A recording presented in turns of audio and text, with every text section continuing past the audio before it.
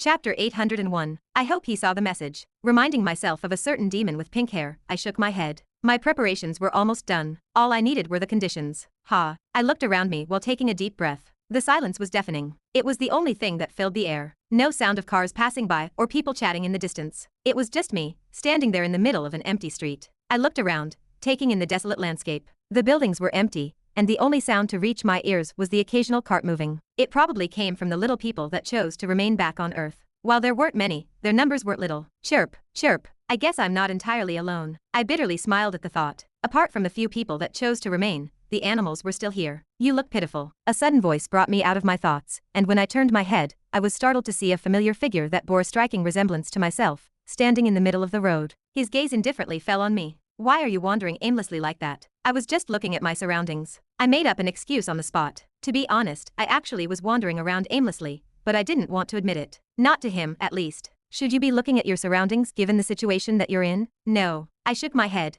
Given that I only had half a year, and I wasn't even close to Jezebeth's level, I probably shouldn't have been roaming around the streets like I was doing now. You think you can beat Jezebeth with your current mentality? Why are you grilling me all of a sudden? From the moment he appeared, he started asking me question after question. What was he doing? When did he suddenly start to care? Shouldn't you be hiding in some corner, muttering how you want to die and that I'm stopping you from doing that? I glanced at his hands and feet, which were no longer bound by chains. Let me tell you this, I am no longer stopping you from achieving what you wanted to achieve. Do whatever you want. I was honestly a bit ticked off. For the past years, he had been manipulating me and cursing me. Many times, I tried to change his mind and help him out, and yet, all he did was spit on me and ignore me. Understanding where he was coming from, I never paid much attention to his behavior, but now that he was finally free and could achieve his long-awaited wish, he suddenly didn't want to. What was this guy up to? He kept his gaze on me, remaining silent. Just as I was about to say something else, he opened his mouth and spoke. You're a petty man. My left eye twitched. I visibly felt it twitch. You do know we're the same person, right? No. He shook his head.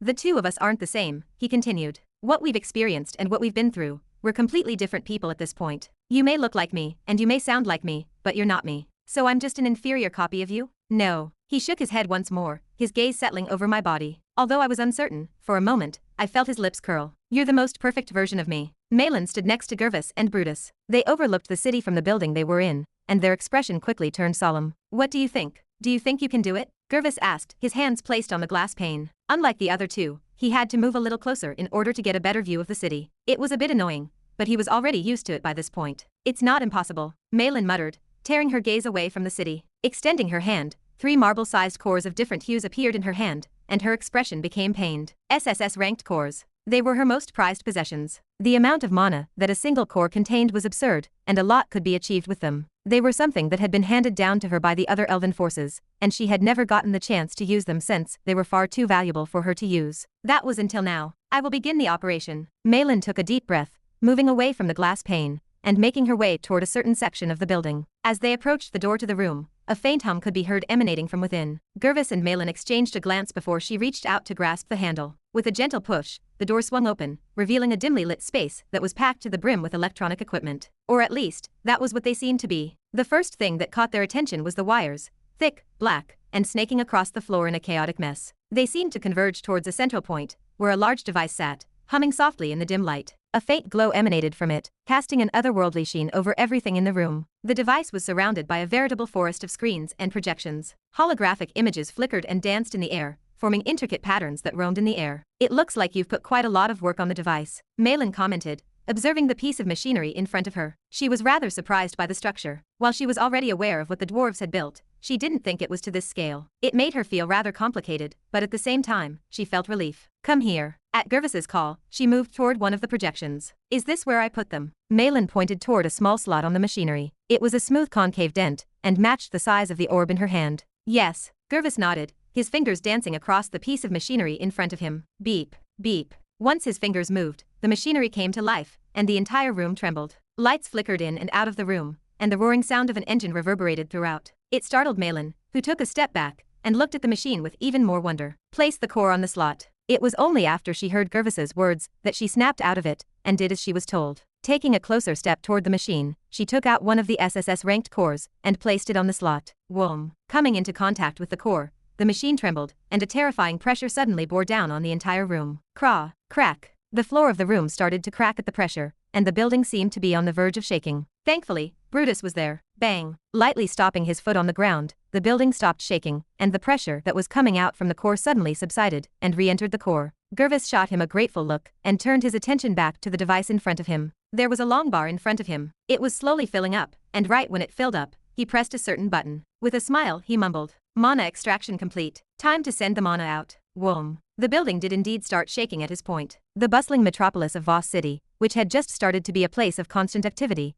with people rushing to and fro as they went about their daily business, underwent strange changes on this day. It started with a faint tremor that rippled through the ground, almost imperceptible at first. But as the seconds ticked by, it grew stronger and stronger, until it felt as though the very earth was shaking beneath their feet. Rumble, rumble. The first sign that something was wrong came when the barrier that encircled the entire city began to wobble. At first, it was just a faint ripple, but soon it was shaking so violently that people were knocked off their feet. The once sturdy barrier was now like a flimsy sheet of paper, barely holding on against the immense pressure that seemed to be bearing down upon it. Aha!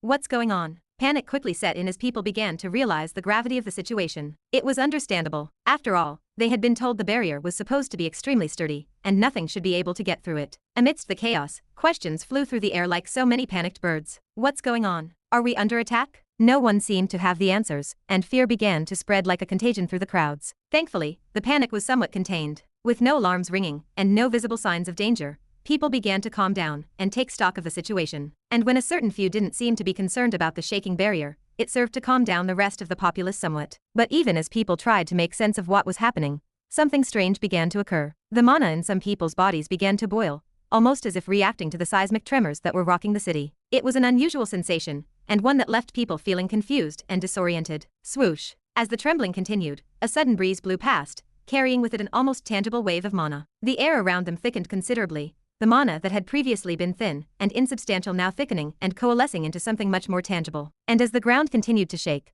it was clear that something truly momentous was happening, something that would change the course of Voss City's history forever. Chapter 802. Time flew by. It was unclear to me how much time had passed, but I was aware that there was not much longer to go before Jezebeth would show up here on Earth. Had it been before, by now, I would have been palpitating with fear over the prospect of Jezebeth coming, but at the moment, I was rather calm. Nervousness stems from one's lack of confidence. If one was not confident in what they were up against, that would be when one would start to feel nervousness. More than anything, I did not have the time to even think about those matters. Your entire body is a mess. I don't understand why you would let so many different types of energies roam inside of your body. I was currently being scolded, if one might call it that. When you made the decision to allow so many energies to enter your body, did the thought more is better cross your mind? No, I shook my head, keeping my head low at the same time. I just wanted to use methods that you would not be able to predict or be familiar with. The room fell into an abrupt silence as a result of my words, and when I looked up, I saw my own love in his eyes. His face was as indifferent as it always had been, but for some reason, he had a look that seemed to be looking down on me. I will have to praise you for that. To my surprise, I was complimented rather than reprimanded. It came as a bit of a surprise to me given that, ever since he began helping me, all he ever did was criticize everything that I did. It brought to mind instances when we had been together in the demon realm. Back then, he used to treat me the same way that he did now. He was a harsh teacher, but he was the best teacher I could ever ask for. There was no one else who understood me better than he did. On more than one occasion,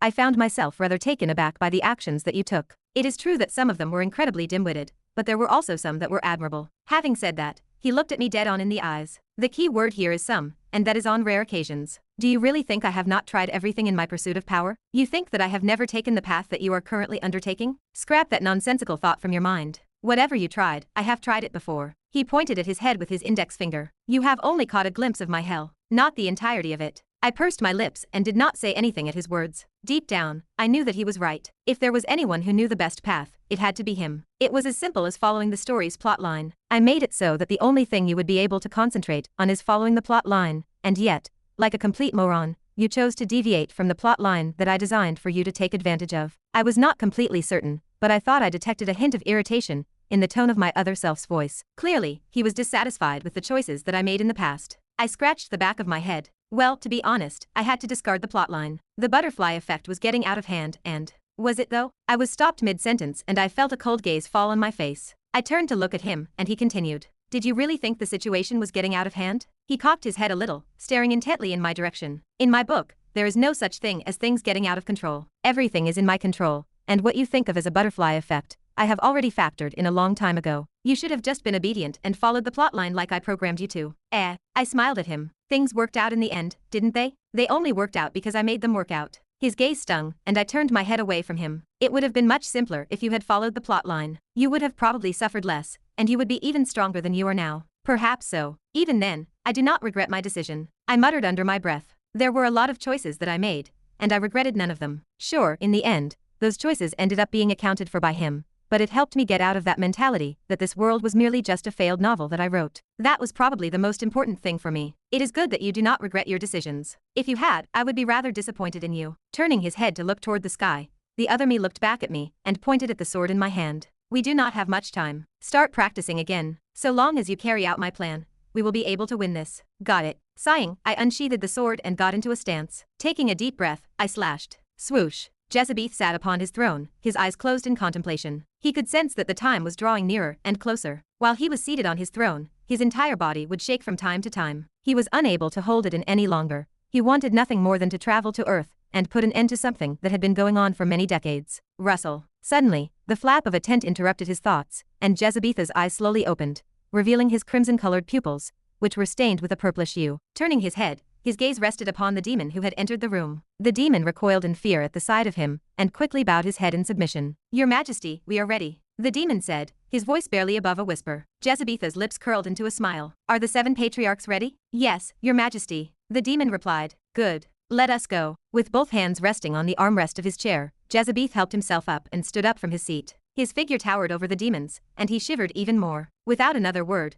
Jezebeth strode out of the tent and onto the field. As he moved, separate components of his armor suddenly materialized from thin air and began to attach themselves to his body. Rustle. There he was greeted with the sight of an army of demons kneeling down in front of him. They numbered in the millions and covered the large plot of land that stood before his very eyes. We greet His Majesty. The demons chanted in unison. Jezebeth nodded in acknowledgement, his eyes scanning the assembled forces. He noted the 7 patriarchs, their presence imposing and formidable, and felt satisfied. They were not as strong as him, but they were strong in their own right. He could also feel a certain something coming out of their bodies, and his confidence soared. It looks like everyone is ready, he said, a small smile tugging on the corners of his mouth. Slowly, his gaze fell on a certain someone beside him. He wore a white mask, and had his gaze directed away from him. Jezebeth smiled at him before turning his attention back to the 7 patriarchs. Get the pillars ready, he ordered. It was a straightforward instruction, but at the precise moment when he uttered those words, the 7 patriarchs' eyes lit up with enthusiasm, and they smiled widely, exposing their sparkling white teeth. Understood, Your Majesty, they replied in unison. Their figures vanished from the spot with a soft beat of their wings.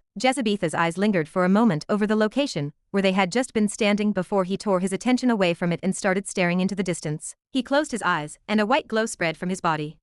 Let us see how far they have gone. After a brief period of time spent with his eyes closed, during which he took in a keen awareness of the world beyond, he eventually opened them once more. It looks like they have almost made it to Earth, he murmured to himself. As he moved his hand forward, a bright white glow suddenly engulfed his entire body and spread outward toward the legion of demons that were present. The area around them quickly became riddled with fissures that rapidly expanded in the air. Crack! The fissure grew wider with each passing second, and in less than a minute, more than 10 distinct portals materialized somewhere inside the expanse of land. They were the height of a mountain and reached all the way up to the sky above. With a satisfied look, Jezebeth opened his mouth and softly spoke. Prepare for war. It is starting, Angelica muttered, staring at the enormous portals before her. Looking around her, she secretly swallowed a mouthful of saliva and did her best to hide her nervousness. At this very moment, there were a number of demons belonging to her clan surrounding her, and they all regarded her with suspicion. It was abundantly clear that she was not particularly welcome. Even so, the fact that they did not take any action against her reflected very highly on the standing her mother had.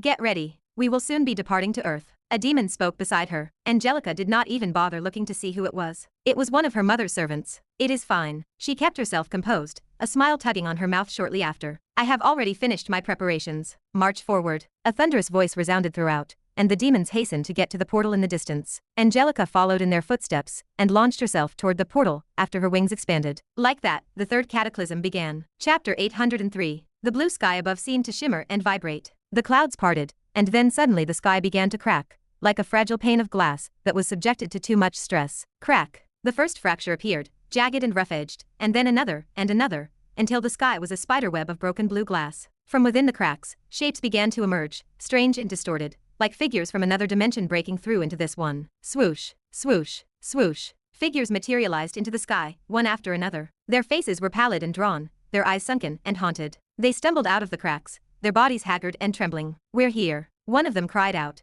a note of relief in his voice. We've made it. Another echoed, sounding more exhausted than triumphant. After their emergence, more and more figures began to materialize from the fissure in the sky, eventually filling the entirety of the sky with their respective numbers. The sky above them had stopped cracking, but it remained a deep, unsettling shade of blue, like a bruise on the face of the world. Swoosh! As the last of the survivors emerged from the portal, they took stock of their surroundings. They were standing on top of what appeared to be a city, albeit one with peculiar building styles. The buildings were long and rectangular in shape, and the majority of their surfaces were covered in glass. Other than that, it was eerily silent. There were no sounds of life or movement, no signs of civilization or activity. Are we in the right place? This is Earth. The survivors gathered together, their faces etched with fatigue and anxiety. They were well aware that they had cheated death by a razor's edge, and that it was only a matter of time before it caught up with them. At the moment, they were merely attempting to cling on to their last hope with the remaining forces on Earth. Soon, the demons were going to come, and only one ending crossed their minds. The survivors could feel it in their bones. A deep,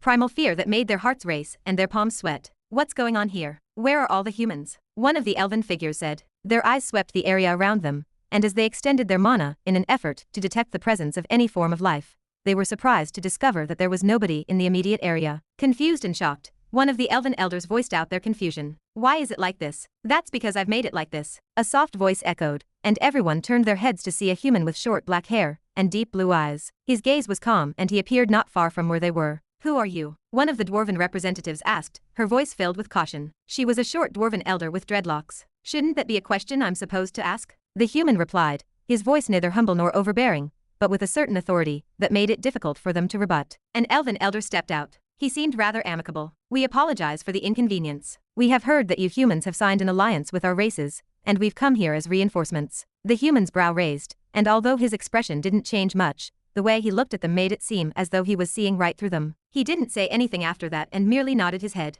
I see, so you're the reinforcements, he said with no sincerity in his words. Perhaps there was, but his expression and voice were rather monotone. It was hard to get a good grasp on him. We're in a rush for time. The demons are coming. Where is everyone? An impatient orc suddenly opened his mouth and glared at the human who was standing off in the distance. They had just escaped from the demon's clutches, and yet, the moment they arrived on Earth, they found out that there was no one, and that they were being looked down upon by a single human. His pride couldn't allow it. Listen up, human. You either tell us where the other humans and members are or what? A soft voice whispered behind his ear, and the orc's entire body turned stiff. He robotically turned his head, and his heart dropped at the sight of the human that had appeared without him even noticing. How? He stammered. He wasn't the only one shocked. The other members of the three races were also in disbelief. No one was able to catch a glimpse of how the human had moved. The human extended his hand and placed it on the orc's shoulder. His cold gaze fell on him, and for a short moment, he didn't say anything. Even so, for the orc, that one short moment felt like an eternity, and his entire body started to tremble. Quite unruly for a bunch of fugitives. His words made the air tense as everyone looked at him with distorted expressions. You think I don't know you're not reinforcements? Look at yourselves.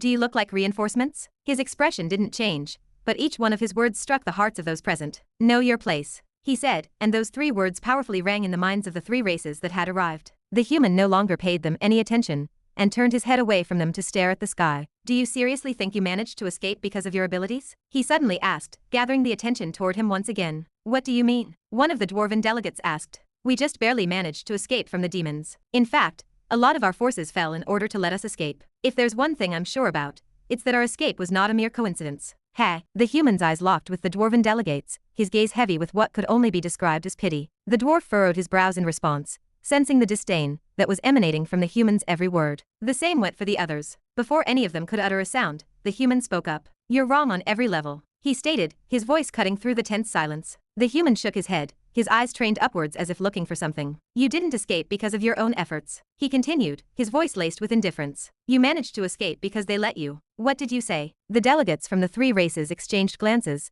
their faces twisting in anger. His words left a bitter taste in their mouths. If that wasn't bad enough, the human wasn't finished yet. I don't even need to look at you to understand why you've lost so miserably. He spat out, his words sharp as a blade. You're a mess. Each and every one of you is selfish and prideful, and while you're trying your best to hide it, I can see that you all carry a certain contempt toward each other. The delegates remained silent, but their eyes betrayed the frustration they felt. It was true that there had been a clear divide between the three races, even before the war had broken out, but they had always thought that they were united in their goal to defeat the demons. The human's voice rose in pitch, his annoyance becoming more palpable by the second. Your commands are a mess, and everything about you is a mess. In short, you guys are nothing but a messy burden that will only lower our chances of survival. What gives you the right to come here, demanding anything? How dare you? Do you know what we've gone through the past few decades? Do you know the only reason Earth is still here is because of us? The delegates were starting to lose their patience, but the human didn't seem to care. Naive. He cut through their words, his words like a whip cracking through the air. Look at how easily they defeated you. Do you really think you're the reason why Earth is still here? In the first place, the reason why you managed to escape is not because of you, but because the demons let you. And the sole reason for that is quite obvious. They want you to weaken us with your disorganization. The human turned his head to the sky, a smirk forming on his lips. Isn't that right, Jezebeth? Rumble, rumble. A deep, thunderous rumble echoed through the air, and the mana around them began to shift and distort. The ground shook beneath their feet as an imposing figure emerged from the sky. The being's figure seemed to blend in with the world around him, and his long white hair fluttered in the wind. His eyes glowed with an otherworldly light, and his presence alone was enough to make everyone tremble. He was none other than Jezebeth, the Demon King. Indeed. Jezebeth spoke, his voice like thunder. As expected of you. You saw right through my intentions. Chapter 804. I've been told that multiple times. Ren replied in a soft voice, his gaze fixed on Jezebeth. The two of them stared at each other for an unknown period of time. This was until Jezebeth finally cracked a smile, and the mood seemed to relax a little. It's been a while since we've last seen each other. How have you been? I've been better. Something annoying happened? You think? Ren cocked his head, his gaze pointing right at him. Oh no. Jezebeth looked dismayed. You couldn't be talking about me, right?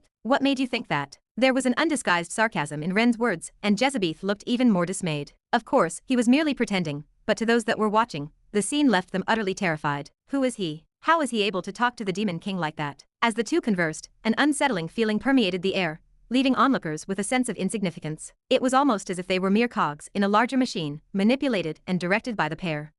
Right then, Jezebeth's brows raised, and he looked around him. Shortly after that, surprise filled his expression, and he looked back toward Ren, stunned. What's this? Why is Earth suddenly so empty? They've gone somewhere. Ren replied without going much into detail. He just quietly stood there looking at Jezebeth. Such behavior caused Jezebeth to furrow his brows as his eyes soon came to a close, and his mind filtered through all the different planets within the universe. Nothing. He was stunned to notice that he did not find a single trace of the human forces. How interesting. His eyes opened up again, and they landed on Ren. Yet again, he had shown him a surprise. How many times has it been by now? He truly was. You've hidden them pretty well, Jezebeth complimented. There weren't many beings that could hide something from him, not even the protectors, and yet the human who stood before him was capable of such a feat. A thought suddenly occurred to Jezebeth. Could it be that you've killed them all? You previously called me smart. Do you think I'd do something that stupid? His sentence was promptly cut off by Ren's voice, and Jezebeth closed his mouth. You're right. Indeed, things wouldn't be fun if things were this simple. The smile returned to his face. Just as he was about to speak, Ren's voice cut through the air. What about you?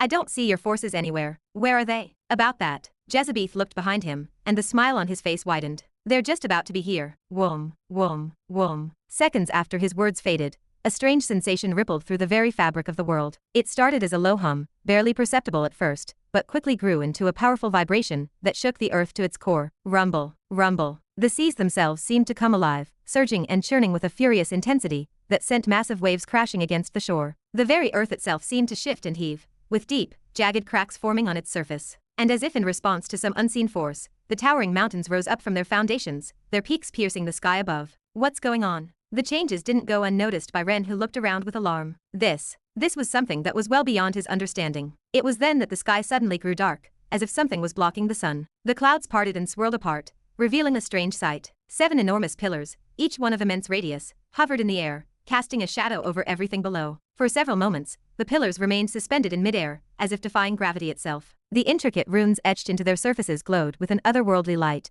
each one containing a unique array of colors that seemed to shift and change with each passing second. Swoosh, swoosh, swoosh, swoosh, swoosh, swoosh, swoosh. Then, without warning, the pillars began to plummet toward the earth, hurtling toward the ground with an unstoppable force. Boom, boom. The impact was deafening, with the earth shaking and quivering with the force of the collision. Everything in their path was leveled and reduced to rubble and dust in an instant. Once the dust began to settle, the pillars remained standing, their intricate runes still glowing with an ethereal light. The air around them shimmered and crackled with demonic energy. A feeling of doom quietly permeated over the surrounding land, and Jezebeth's smile grew at the sight. What do you think? He asked, his gaze landing over on Ren. Unfortunately for him, the sudden situation didn't seem to fluster Ren very much, surprising Jezebeth quite a bit. Judging from the aura he's giving off, he should still be the new Ren, yet, for some reason, he's reminding me of his other self. Is this some sort of trick? Ren's words brought him out of his thoughts, and he smiled at him. I wouldn't call this a trick or anything. He cast his gaze over the 7 pillars that covered the ends of the world. They were his pride and joy, and something he had been saving up for this very moment. You know, you may think you've achieved something by hiding everyone away from me,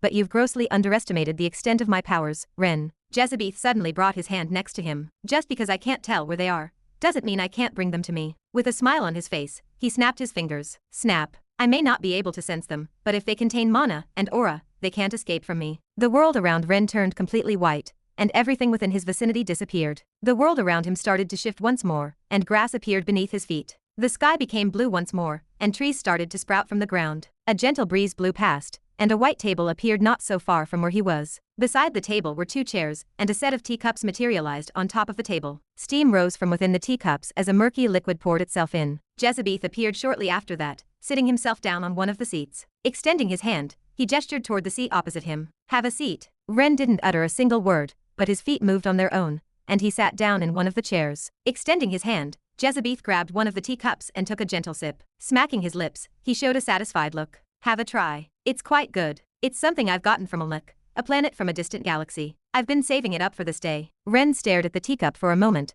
then brought his hand forward and similarly took a sip of the tea. The taste. It wasn't too bad. You know, Jezebeth started to speak, leaning his back against the chair, and fixing his gaze toward the sky. I've had a similar conversation with the other you in the past. I still remember the conversation the 2 of us had back then. It's been stuck with me for quite a while, and it truly is a pity that the 2 of us could never work together since our interests conflicted. Jezebeth paused and took another sip of his tea. That being said, now that the one I'm facing is not him, perhaps I can change your mind. With a smile on his face, Jezebeth's body turned, and he waved his hand in the air. Swoosh, swoosh, swoosh. A succession of rectangular projections emerged in the air, one after the other. Over the course of a few seconds, the number of them increased to well over 100, and Ren's attention shifted to face them. It was much to his surprise that he caught sight of people he was familiar with inside of them. All of them were standing in different environments, some together, some not, and were currently standing in front of a large horde of monsters and demons. This right here is the beginning of the end. Welcome to the world within the pillars. Chapter 805. Things were quiet in Imura, as they had been for quite a while now. The time for the impending war was about to come. Everyone was sure of it, as they had been warned beforehand.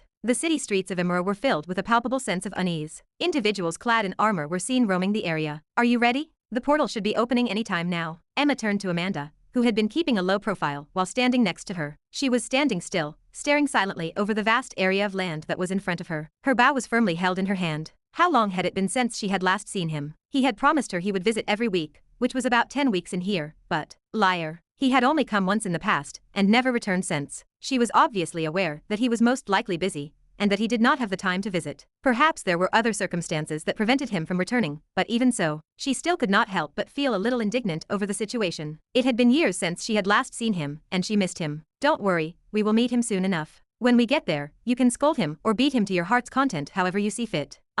Amanda nodded her head at Emma's words. Indeed, she was going to be seeing him soon. She was not sure whether she would beat him, or scold him like Emma was saying. She was certainly not going to let this slide once everything was over. It looks like the 2 of you are ready. Right then, Jin appeared in the distance. He was wearing a black coat, and had his hands in his pockets as he walked calmly toward them. A cigarette was wedged between his lips, and as he inhaled, smoke drifted out into the air. Pinching the cigarette with his fingers, Jin let out a puff, and flicked it away. Are the 2 of you ready? We have prepared as much as we could have. Emma responded while her hand softly caressed the hilts of her short swords that were resting on her hips. I have made quite some progress, but, well, I am not exactly where I want to be. Oh. Jin nodded his head and turned his head to look at Amanda. What about you? Same, she answered, biting her lips. Her progress over the last 5 years has been nothing short of phenomenal. Counting the time she spent in Imura, she was about 28 this year. In that time, she managed to go all the way to S+ rank. Her progress was staggering. She was at the same level as Monica was when she was her age. This was an accomplishment that was once thought to be nearly impossible to achieve. Having said that, the mana at the moment was quite a bit denser than it was back then. This made her progress a lot faster than before. Despite this, she was unquestionably a level above those who were the same age as her. In fact, she felt close to reaching SS-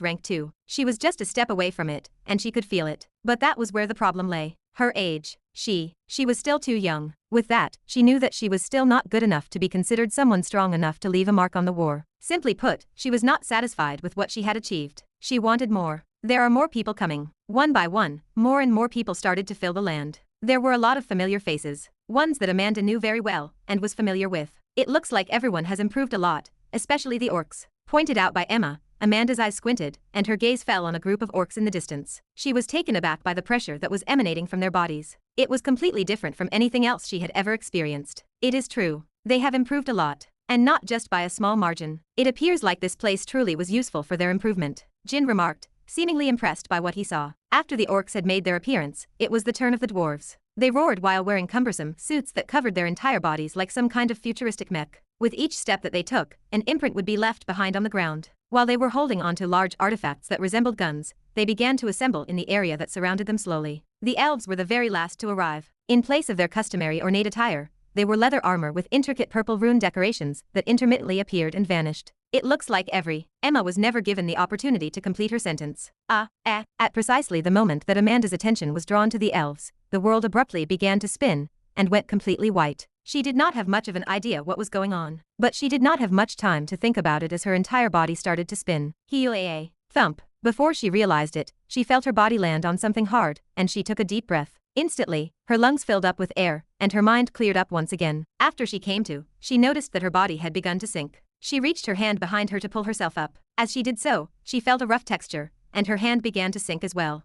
Where am I? When she looked around, she was stunned to see that she was in a desert-like landscape. Sand dunes dominated her peripheral vision, and a blood-red sun hung in the sky above her. The sky was a dark gray color, and the air was very dry. She was surrounded by sand. What is going on? As she looked around her in disbelief, a plethora of questions started to run through her head. Despite all the questions she had, she managed to keep her composure and slowly help herself up. When she looked around, she saw that she was the only one present in the desolate world. Or so she thought. There is someone else over there. She hesitated. With her sharp eyes, she was able to catch a glimpse of a figure in the distance. They had human features and appeared to be wandering around without a destination. They appeared to be a male, but their face was old and wrinkled. Their eyes were sunken in as if they had not eaten anything for a very considerable amount of time. He had both hands on the ground, and his back was hunched as he took hesitant steps forward while wandering around aimlessly. He seemed desperate for help. Could it be a trap? Amanda pondered while she kept her gaze fixed on the person off in the distance. He was not very strong, but she never evaluated someone based on how strong they appeared on the surface. She had learned her lesson the hard way. Answers were what she needed at the moment.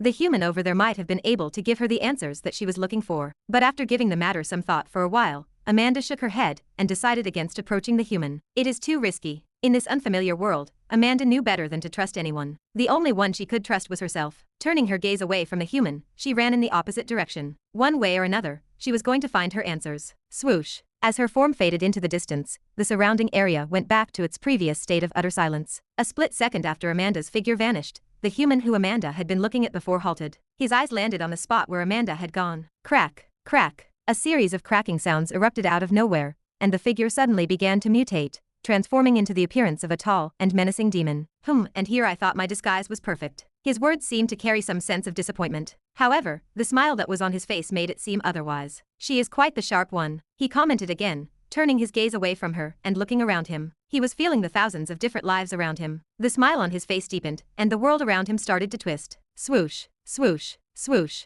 The demon did not even bother to turn around to look at the over 1,000 figures that had suddenly materialized behind him before issuing his command. Go on, he softly said. Have all the fun that you want. With a broad smile, he continued. Welcome them to the Pillar of Wrath. Chapter 806. Ren sat in front of the projections, and as he looked at them, his gaze moved around to the various projections next to him. The words "the Pillar of Wrath" escaped his lips as faint recollections of what had transpired moments before began to resurface within his mind. Slowly but surely, he pieced together the puzzle and came to a sudden understanding. So that's what those things were. Ren found himself confronted with Jezebetha's sly smile as he turned his head. Jezebetha's gaze seemed to be shifting between the projections and Ren as if he was trying to gauge his reaction to the matter. What do you think? Jezebeth asked, his tone light but his eyes serious. Ren frowned, pondering over the situation. It was clear that Jezebeth had a plan, and that he had been working towards it for some time. It looks like you've already gotten an idea of the situation, Jezebeth commented, clearly amused by his hesitation. He then began to explain, his words flowing smoothly. Like I said before, you can hide them from me,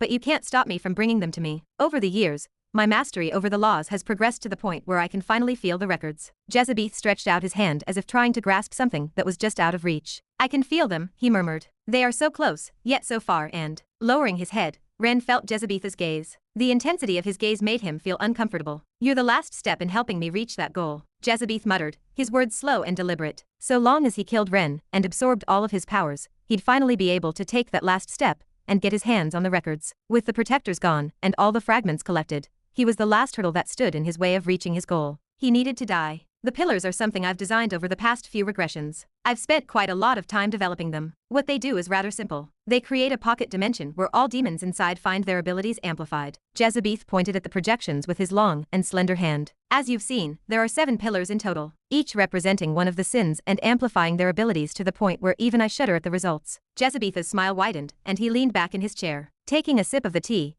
he gazed at Ren with a relaxed expression. How long do you think they'll be able to survive in such a place? 1 hour? 2 hours? 3 hours? A day? A week? Or maybe even a month? Do you really think they have the ability to defeat them? Jezebeth's disappointment was compounded by the fact that Ren's expression did not change as he looked at the projections in front of him. This was not what Jezebeth had in mind when imagining the current situation. You know, he set the teacup down. The more I talk to you, the more I feel like I'm talking to him. I guess, in the time since we last saw each other, he must have done quite a bit in order to make you the way that you are. I have to say, I'm impressed. Jezebeth's eyes suddenly squinted. Even so, I'd like for you to hear my proposal. There was something about Jezebeth's voice that changed all of a sudden. Though faint, an echo lingered in his voice, and the surroundings turned still. With Kevin gone, you no longer need to kill me. If in the past Ren had no choice but to defeat Jezebeth in order to free himself from his unfortunate circumstances, this time around, things were very different. Ren no longer needed to kill Jezebeth in order to liberate himself from his suffering. You should be well aware of what my goal is by now.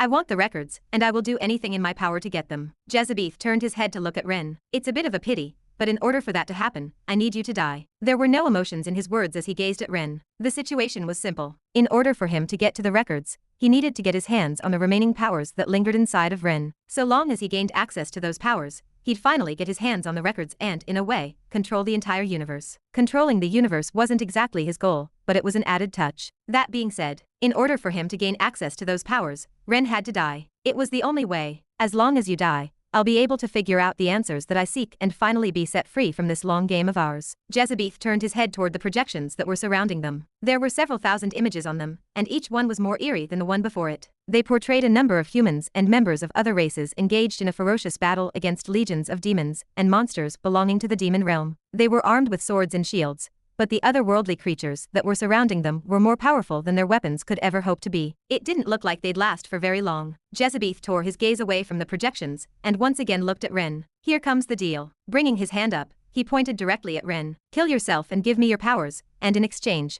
I will end this all at once. Jezebeth smacked his lips together. I won't hurt any of them, not even one of them. If you kill yourself right now, in this very moment, I promise that I won't hurt any of those humans, and in fact, I'll do everything in my power to make their lives as comfortable as possible. Jezebeth's words didn't have much of an effect on Ren. Quietly picking up the teacup from the table, he calmly drank it and cast an indifferent glance in Jezebeth's direction. Not enough. Ren's behavior somewhat astounded Jezebeth, but he wasn't entirely surprised. He had always been like this, and he was somewhat used to it. Even so, he was prepared. It looks like this is not enough to convince you. All of a sudden, Jezebeth turned his head and stretched his hand forward. The world around him started to warp, and all of a sudden, a thin figure emerged from it. Their frame was small, and they were currently wearing a white mask. The thing that initially drew Ren's attention was a pair of striking green eyes. All of a sudden, Ren's shoulder trembled, and Jezebeth didn't miss that. He smiled a little. Why don't you take off your mask and show him who you are? Following Jezebeth's instructions, the figure that stood in front of Ren slowly brought their hands closer to their face. With a deliberate, almost theatrical movement, they removed their mask, revealing the features of a young man with black hair and piercing green eyes. The figure stood there for a moment, silently watching Ren as their gazes met. There was a palpable tension in the air, as if both men were waiting for the other to make a move. Ren's expression, which had previously been unperturbed, finally began to show signs of change. His body trembled all of a sudden, betraying the emotions that he had been trying so hard to conceal. Hi, Ren. Small Snake finally spoke, and Ren's body stopped trembling. He closed his eyes and remained seated where he was, completely motionless. Looks like you're still trying to keep yourself composed. Jezebeth was beyond impressed by the composure Ren was showing before him. From his family and friends who were trapped in the pillars to the one person he had previously believed had died. If Jezebeth had been in Ren's position, he believed he would have been unable to maintain his composure. He was very impressed. But that was just as far as things went. Stretching his hand, Small Snake's body flew in his direction, and his hand grasped at his throat. Small Snake let out a visible groan, and his expression distorted in pain. It seemed like he wanted to say a lot of things at the moment, but Jezebeth prevented him from doing so. Jezebeth looked at Ren, whose eyes were still closed. I don't think I have to spell things out for you. Choose. Kill yourself, or he will die. Not just him, the others will die alongside that stupid decision of yours. His words did not sound like a threat, but rather like a command, and immediately after that, Jezebeth's expression changed from one of leisure to one of utter seriousness. It was a cold gaze that was drastically different from how he usually was. I'm tired of playing these games. It's time the two of us ended this. So choose. Choose how you wish for our game to end. Swoosh, swoosh. As soon as he finished speaking, a strong wind swept through the area, causing the grass and trees to sway violently. Ren's expression was concealed by his hair, which whirled wildly around his face. There's a misunderstanding here. Ren's words suddenly resounded throughout the area around them. The world around him began to lose its color, and the pigmentation that had been present in his hair began to vanish. Ren slowly raised his head and opened his eyes, exposing a pair of crimson pupils as he did so. They were strikingly similar to Jezebetha's pupils. Your misunderstanding began the moment you thought you were speaking to the kind-hearted Ren. Your initial hunch was correct. He turned to look at Small Snake and the projections. What happens to them? It's none of my concern. Chapter 807. Rumble. Rumble. As Ren rose from his seat, the world began to exhibit signs of collapse. His eyes alternated between crimson and dull gray as his black hair gradually turned white. You. What? Jezebeth, also stunned by the abrupt change, rose from his seat and stared at Ren with an expression of bewilderment. Why are you here? How is this? He fumbled over his words as he stared directly at Ren. None of it made sense to him at the moment. He was certain from the moment he sat down with him that he was not conversing with the Ren he knew, but rather with the other version of him. The inferior version of him. He was not supposed to be here. With Kevin gone, nothing prevented him from vanishing without a trace. So why was he still here? What have you done? Where is? It was unusual for Jezebeth to be this flustered, but the sudden situation made it difficult for him to articulate himself appropriately. His mind was flooded with various questions, making it difficult for him to complete a sentence. Aha! But he was not the demon race's leader for nothing. After a brief moment of fluster, he regained his composure, and his gaze grew extremely icy. Answer me this. He looked around him. If you are the one that is here, does that mean that you have absorbed the other version of you? Does he still even exist? Jezebeth made sure to look directly at Ren when asking the question. He wanted to know the answer. No, he needed to know the answer. There was something unsettling about the situation, and he did not like the feeling. Does he still exist? Ren's mouth eventually opened, with a trace of a rare smile appearing on it. You will see soon enough. That was not the answer Jezebeth wanted. Welcome to the Pillar of Gluttony. A majestic voice echoed in the air, stretching endlessly and reaching the ears of all those within its range. What is going on? Where am I? When the people who had just materialized in this world turned their heads toward the sky, the direction from which they perceived the voice to have originated, they did so with expressions of bewilderment on their faces. What is this place, and what is going on? Were we not just in Imra? When did we get here? A fiery orange ball hung low on the horizon, and it cast long shadows that were twisted in all directions across the wasteland. Within the confines of the Pillar of Gluttony was a world that was desolate and uninhabitable, with scorched and cracked ground stretching out for miles in all directions. The atmosphere was thick with a crimson haze that made it difficult to see beyond the horizon, and gave everything an eerie glow. The few trees that were left stood starkly against the sky, their leaves having withered and fallen off for quite some time. Swoosh, swoosh. Groups of demons and monsters emerged from beneath several rocky hills. Their twisted and gnarled forms writhed in the dim light of the red sun, casting eerie shadows across the jagged terrain. Leading the group was a towering demon, its blackened skin rippling with muscles as it wielded a jagged, fiery sword. Its eyes gleamed with a dangerous light, and its snarling maw dripped with saliva as it surveyed the surrounding landscape. Beside the demon, a pack of wretched wolf-like beasts skittered out of the hill, their sharp claws and jagged teeth bared in hunger. Their fur was matted and oily, and their eyes glowed with crimson light as they hungrily scanned the land beneath them. Following them, a group of winged fiends took to the air,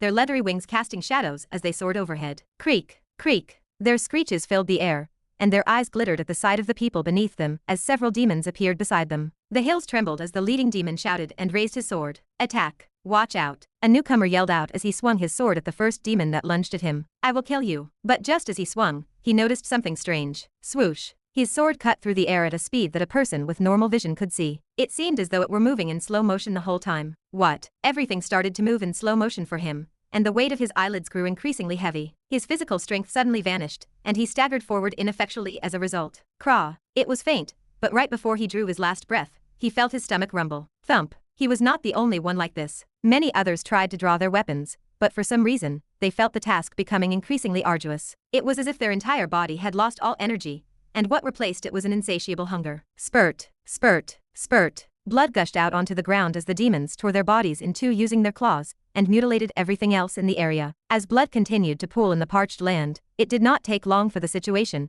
to start turning into a one-sided massacre. Help! Spurt! Cried a panicked voice, only for them to die shortly after, a hand emerging from the other side of their body. Clank! Not all hope was lost, however.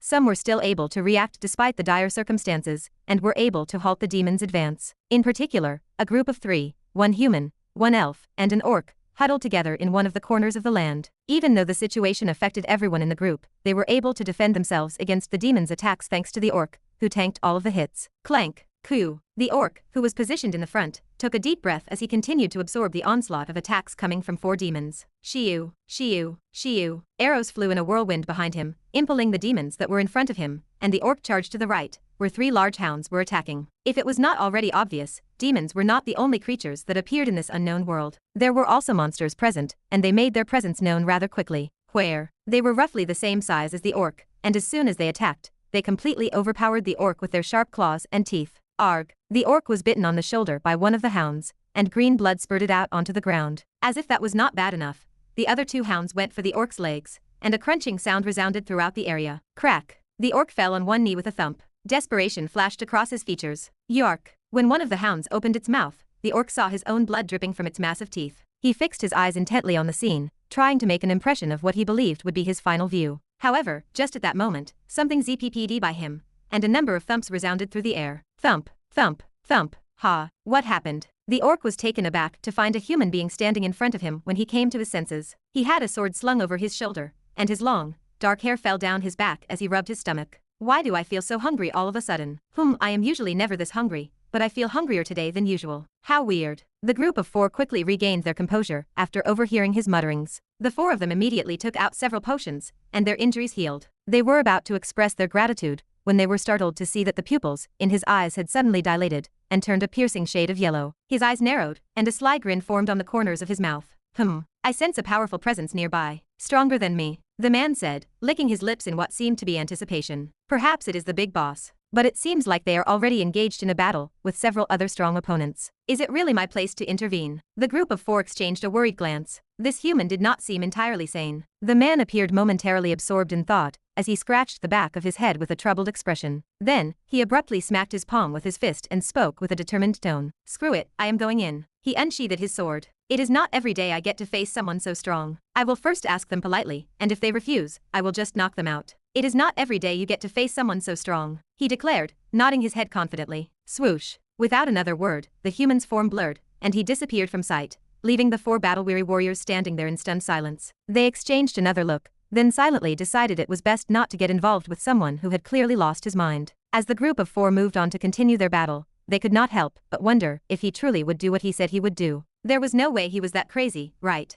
Chapter 808. Ha, ha. Within the confines of a large forest, the echo of 2 rough breaths could be heard. They belonged to none other than Hein and Ava, and they had been running for what seemed like an eternity at that point. Their lungs burned, their legs ached, and their hearts pounded so loudly that it was a wonder the creatures chasing them hadn't heard. Over here, they found themselves in the middle of a thick forest, with the trees towering high above them, and their leaves obscuring the majority of the sunlight. They had a hard time seeing where they were going, but they dared not slow down. This was, no shit, this way. The intense fight that they had only moments before evaded left visible damage on Hein's armor in the form of cracks and dents. Ava's clothes were torn and bloodied, her hair a tangled mess. They were both exhausted, but they knew they couldn't stop yet. Shit. There's too many, Hein muttered, his breath coming out in ragged gasps. Where the fuck are we? Ava cursed under her breath, her legs feeling like they were made of lead. Rustle, rustle. The sound of leaves rustling in the wind froze them in their tracks. They turned to see more than a dozen creatures emerging from the underbrush, their eyes blazing with an insatiable hunger. Ava and Hein's expressions crumbled at that moment. Shit, they're already here. Hurry and run. I'll hold back their first attack, Hein shouted, his voice laced with desperation. Clank, clank, clank. In spite of his anxiety,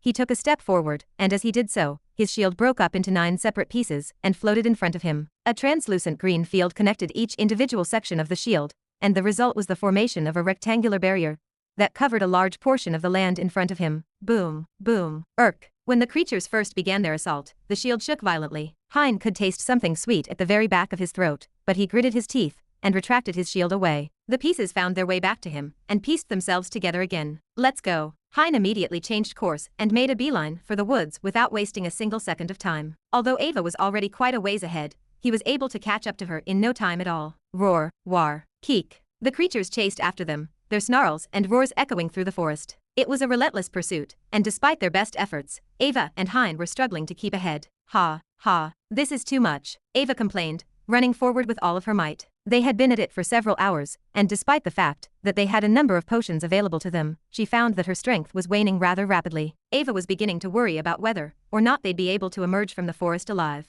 The creatures did not show any sign of stopping their pursuit. Hein, too, was starting to feel the weight of their situation. They had managed to fend off the first wave of attacks, but they knew that more creatures were lurking in the shadows, waiting to strike. That wasn't all. What truly made the situation difficult for them was the strange scent that lingered in the air. For some reason, they found their breaths become heavier and heavier because of it. "We have to keep going," Hein said, his voice low so as not to attract any attention. "We have to get out of the forest. Whatever is here, we have to get away from it. We're fucked if we don't get out of here." Ava nodded, determination written all over her face. Together, they pushed on through the dense forest, their feet pounding against the ground as they ran for their lives. "Ava, can you not use your flute at all? You think I'd hear our—" Ava halted herself in the middle of her sentence, and her feet began to gradually slow down, until they came to a complete stop. Why are you?" The same was true for Hein, who looked ahead and found that his already pale face had become even paler. Licking his lips, which had gone dry, he turned to look at Ava. "We're fucked, aren't we?" Ava smiled and nodded her head as she looked up ahead, where there were at least a dozen and possibly even more demons. She then covertly swallowed her saliva. "Yeah,"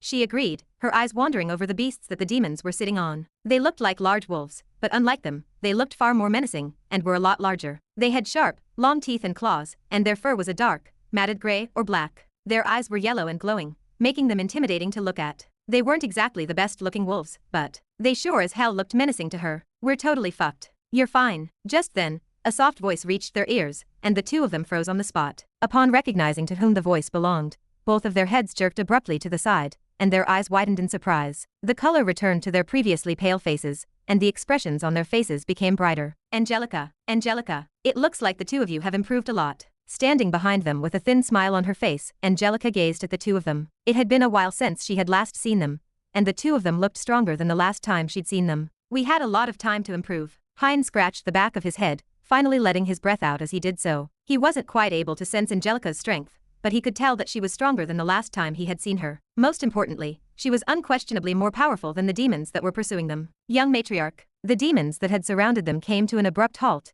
and looked at Angelica, with bewildered expressions on their faces. "Young matriarch." Ava and Hein exchanged looks with one another after hearing Angelica's title. They had a lot of questions in their minds at the moment, but they decided to voice them out later. They were in no condition to talk. "Stay back, you two." But just as the two were getting ready to fight, Angelica quickly intervened and stopped them in their tracks by stepping forward. She stared at the demons that were in front of her, and a perplexed expression briefly crossed her face. Letting out a sigh, she extended her hand forward. Almost instantly, demonic energy erupted from her entire body, and engulfed the space that they were in. "Young matriarch, what are you doing, young matriarch?" The demons were left in a state of shock as a result of Angelica's actions, and just as they were beginning to understand what had just taken place, Angelica bowed her head and apologized. "I'm sorry, but I gave up on that title long ago." Crack. The space around the demons fractured, and before the demons even had a chance to defend themselves, the space swallowed them whole, and their figures vanished entirely. The moment they disappeared, the area fell into a hush, and when Angelica turned her head to look around, she saw Hein and Ava staring at her in disbelief. "You." Hein was the first one to speak, and as he did so, his gaze kept alternating back and forth between her hand and the location where the demons had previously been standing. "When did you get so strong?" The power that she displayed to them at that moment shocked them to the core. After spending 5 years in Imra, they had originally believed that they would be closer to Angelica's power, but that didn't appear to be the case at all. In fact, it seems as though she had surpassed them in every possible way in just a few short years. Just what had happened? "You're thinking too much. I've not improved as much as you think. In fact, your progress is a lot greater than mine." Angelica smiled, taking in their reactions. When she reached out her hand, 2 floating contracts appeared in front of her, and she gave one to Ava and the other to Hein. "Here, take them." "What's this?" "Devil contracts." Angelica replied, her tone clear and direct. Before Hein and Ava could voice their shock, she continued. "I'm sure you're already aware of it, but the place in which you currently find yourself places limitations on your abilities. The world contained within the pillars was almost entirely devoid of mana, and entirely brimming with demonic energy. As a result, it was extremely difficult for beings that couldn't control demonic energy to restore their mana after it had been depleted. It's rather surprising to me that the two of you have been able to hold out this long, but it's obvious from the way the two of you are looking at the moment that you're struggling to keep it together." Their faces and breaths said it all. Had she not arrived in the time that she did, she was afraid the two of them would not have made it, and perhaps even. She didn't dare think of such a scenario. It was fortunate that, due to her position, she was able to observe what was taking place inside the tower, and as a result, she was able to find them rather quickly. "You're inside of what is called the Pillar of Lust, and inside of it, our powers are enhanced. The reason why it seems like I've improved so much is because of the properties of the pillars, and if you two sign the contract, you will no longer be held back by the constraints of the pillar." She lowered her head and stared at the 2 contracts, a smile forming on her cold face. As a matter of fact, the two of you will find your strength increasing once you sign the contract, so. Angelica handed the two of them the contract. Sign them. Chapter 809. What is he planning? When Jezebeth looked at Ren, his eyes narrowed as he tried to comprehend the motivation behind Ren's continued opposition to him. As opposed to before, the very air around him changed, and the world around him started to collapse. It was only thanks to Jezebeth that it remained intact. The tension in the air was palpable, and Jezebeth's crimson eyes flickered dangerously. Is this really your decision? He asked, his voice low and dangerous. Ren's expression remained unchanged, and Jezebeth's frustration grew. Do you understand the consequences of your actions? He threatened, gesturing toward the projections that surrounded them. Each frame held a different individual, and Jezebeth could see humans and members of the three races. Their situation. It wasn't good. In fact, it was terrible, and each second, hundreds if not thousands of individuals died at the hands of the demons. It was a slaughter. If you choose to fight me, by the time our fight is over, everyone will be dead. Your friends, your lover, your family. Everyone will die. Do you really wish for that to happen? Jezebeth expected Ren to flinch, to hesitate, to show some sort of emotion. But Ren just continued to stare at him with that same unnerving gaze. Even now, as we speak, people are dying. Jezebeth continued, his voice rising with his frustration. You don't seem to care about their lives. But what's the point of all of this? If you don't care about them, why do you even bother fighting against me? The question hung in the air, unanswered, and Jezebeth's anger simmered. Why was Ren doing this? Was it to spite him? For what reason? Were all of his preparations for nothing? Why? He bellowed, the sound echoing through the room, and causing the projections to flicker. Why? Finally, Ren spoke. His voice was quiet, but it carried an air of finality that made Jezebeth's face stiffen. The reason is simple, Ren said, his gaze shifting toward the projections. My job is to kill you. As for the others, the space around one of the projections distorted, and Jezebeth realized too late what was happening. Small Snake, who was only a few meters away from him, disappeared, and Jezebeth turned to look at Ren, who was looking at him with a smile on his face. That's a job for another person. His voice gently spread across the space, and Jezebeth felt his entire body tremble. You. Jezebeth's voice trailed off as he looked at Ren, his anger boiling over. To be honest, if he wanted to, he could have probably stopped Small Snake from leaving, but he decided that it wasn't worth it. He could tell from Ren's eyes that he really didn't care whether he lived or died, and keeping him was pointless. The same was true for the people who were dying within the projections. He could tell at a glance that they were of no concern to him at the moment. You really. Jezebeth clenched his teeth,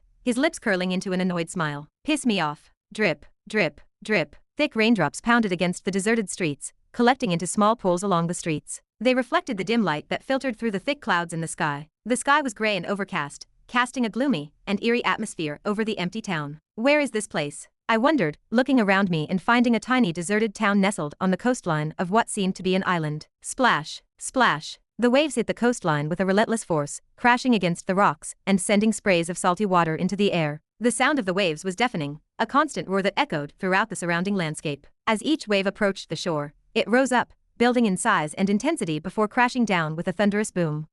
I frowned at the sight in front of me. Upon closer observation, the town in the distance seemed to be made of human architecture, and it looked abandoned and forgotten, with overgrown weeds and moss covering the once well-maintained buildings. I have never seen such a place on Earth. Where in the world is this place? Splash. I took a step forward, my foot splashing against one of the puddles, ripples forming outwardly on the surface of the water. When I looked down at the puddle, I gazed at my reflection. My entire body was dark, almost shadow-like, and while I could see my features, there was no color in me. Suddenly, a screen appeared in front of me, and I looked at it with a mixture of complex emotions. It has been a while since I have last used this skill. Who would have thought it could have been used this way? Skill, Dark Servant. Description. It will grant the user the ability to summon a shadow servant for an extended period of time. Resemblance. 50% between the shadow servant and the user in terms of skill and strength. Cooldown period. 5 days. I tore my gaze away from my status window. Indeed, just before Jezebeth appeared, I switched my body with the other me, and became what I was now. It felt rather uncomfortable moving in this body, but at the same time, I didn't feel any strangeness from it. I practiced fighting with this body several times,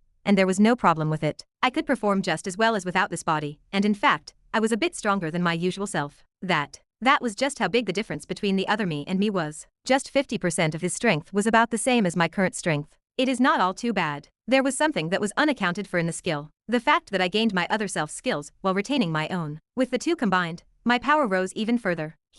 I took a deep breath, scanning the world around me. When I closed my eyes, I expanded my mana outwardly and tried to feel for any life that was in the vicinity. The island was rather big, and it took me quite a lot of mana to get a proper view of the entire island. Only when I got a good feeling of the entire island did I open my eyes and let out a deep breath. If I'm not wrong, this should be the Pillar of Envy. I didn't know much about these pillars, but the conversation between the other me and Jezebeth was transmitted inside of my mind, and I came to understand that this was a world within those enormous pillars that crashed against Earth not too long ago. How troublesome. Out of all pillars, I had to enter the hardest one. Even so, I wasn't discouraged. My task was to help as many people as possible, and reduce the casualties on our side. Beating all the heads of the demon clans was impossible for us yet. There were a couple of things I had set up beforehand, but I wasn't too confident of them working out. Perhaps so, but that didn't really matter in the grand scope of things. I could fight against one head, but I couldn't fight against all 7. Even if I wanted to fight against one of them, by the time our fight was done, almost all of those on our side would have perished. What I need to do right now is stall for as much time as possible, be it by saving people or getting the attention of all the big shot demons in here. I have to stall enough time for the other me to kill Jezebeth. So long as he managed to kill him, everything would come to an end. Everything was in the other me's hands, and I could only pray that he'd be able to beat Jezebeth. He hadn't told me what his plan was, but he reassured me that all I needed to do was save those I wanted to save. He would take care of the rest. The only problem, however, was the fact that I couldn't use the laws. Since our powers were directly connected, if I used the laws, I'd be directly affecting his fight against Jezebeth. In fact, just me being here was severely affecting his fight, as Dark Servant took a lot of mana. Thinking of the situation, I took another deep breath. For now, I'll start with those on this pillar. Once I'm done, I'll go to the other pillars. Taking a step forward, my vision blurred, and my surroundings changed. Chapter 810. Splash, splash. My feet eventually came to a stop on a rocky surface, and as they did so, waves crashed against the firm surface of the rocks, spraying salt water all over me. It was refreshing, and yet it made me more alert. As I looked around, I noticed that there were a few people off in the distance. They were encircled by a number of demons and monsters, and with just one look, I could tell that their situation was quite precarious. I'll give them a hand. When I stretched out my hand, the demons that were surrounding the group instantly disappeared, leaving them stunned. I didn't linger any longer, and quickly moved away from the location, continuing my journey further into the interior of the island. Every time I had the opportunity, I would wipe out all of the demons that were within my line of sight. There were quite a few of them, and the last time I counted them, I discovered that their total number exceeded the tens of thousands. As I made my way through the island, I couldn't help but think about the world. Why was the location like this? Why did the landscape look like something that came from Earth, and why an island? There are a lot of demons, I muttered to myself, closing my eyes and feeling the demons that were within the island. And if that isn't bad enough, I can sense over 1,000 demons that are ranked from count rank and above. The odds were overwhelming. Even I was not confident in handling so many demons, and this was just one pillar. I could only shudder at the number of demons within the other pillars. Despite the overwhelming odds, I refused to give up. This should be a good spot. I stopped on a large patch of land and waved my hand. A white barrier formed around me, sealing everything around me. I've moved far enough. I shouldn't get noticed even if I use this skill now. As I swept my hand in front of me, a map of some sort materialized in front of me. There were a few red dots on it, and on top of each one was a name. It was soul linkage, one of the skills that used to belong to Kevin. I was able to learn about this ability after gaining access to his powers, and I put it to use right away. With soul linkage, I could find out how everyone was doing and where they were. It was an extremely useful skill that would help me locate those who were in danger and provide them with the help they needed. I couldn't use it carelessly because of the possibility that it would attract the attention of one of the heads with how unusual the laws were. As a result, I had to look for an ideal location where I could use it before I could do so. It was also for this reason that I only killed the demons that were within my line of sight. I wanted to check soul linkage as fast as possible. Let's see if there's anyone that's near. I froze mid-sentence as my gaze paused on a few dots on the screen in front of me. Bah, thump, bah, thump. No, why? What? My heart pounded out of my chest, and my body stiffened. What? How? Didn't he say? Bah, thump, bah, thump. I muttered under my breath. I acted before I even realized. Channeling the laws within my body without any restraint for them, my vision blurred and I disappeared into the shadows. No. Get back. A deep voice echoed through the dense forest, bouncing off the trees and rocks as 3 figures emerged from the foliage. Swoosh, swoosh, swoosh. A man, a woman, and a teenage girl ran frantically away from a hulking, menacing figure that was making its way toward them with calculated ease. Ronald, get back here. You're not a match for it. Samantha screamed in terror, her voice cracking with emotion, as she watched her husband take a defensive stance with a sword in his hand. So what? Ronald's face was usually stoic, but now he showed rare signs of emotion, as he pointed his sword at the looming demon. His body stood firmly before his wife and daughter, his eyes blazing with determination. I'll hold them back for now. You try to find a way to contact Ren. As long as you contact him, you'll be fine, just. Ronald's words trailed off as he struggled to catch his breath. The demon in front of him exerted a pressure unlike any other, and he felt troubled by it. His sword arm shook with the effort of holding it steady, and even standing was hard for him at that moment. But even in his weakened state, he was not going to let anything happen to the people he cared about. Not on his watch. At least, this way, I'll prove that I'm not useless. It was ever since Ren's stunning growth that Ronald felt it. His own uselessness. Ever since Ren came to power, he realized just how much of a burden he was to his own son, and it had been eating him up almost every day. Even so, he kept it hidden to himself, and did everything he could to keep his family safe. Just like now, what he was doing. It was for them. He had to do it. It was his duty as a father. Go. No, Ronald. Samantha's voice was barely above a whisper as tears streamed down her face. She had known her husband for quite some time now, and in all those years that the two of them had spent together, his back had never felt so large. Mom. Mom. Nola's voice trembled as she clung to her mother's side, her eyes wide with fear. Samantha's heart clenched at the sight of her daughter's scared expression. She grabbed Nola's hand tightly, knowing that they had to get out of there as soon as possible. Let's go, Nola. We don't have time, we have to run. Samantha's voice was strained with emotion as she tried to remain calm for her daughter's sake.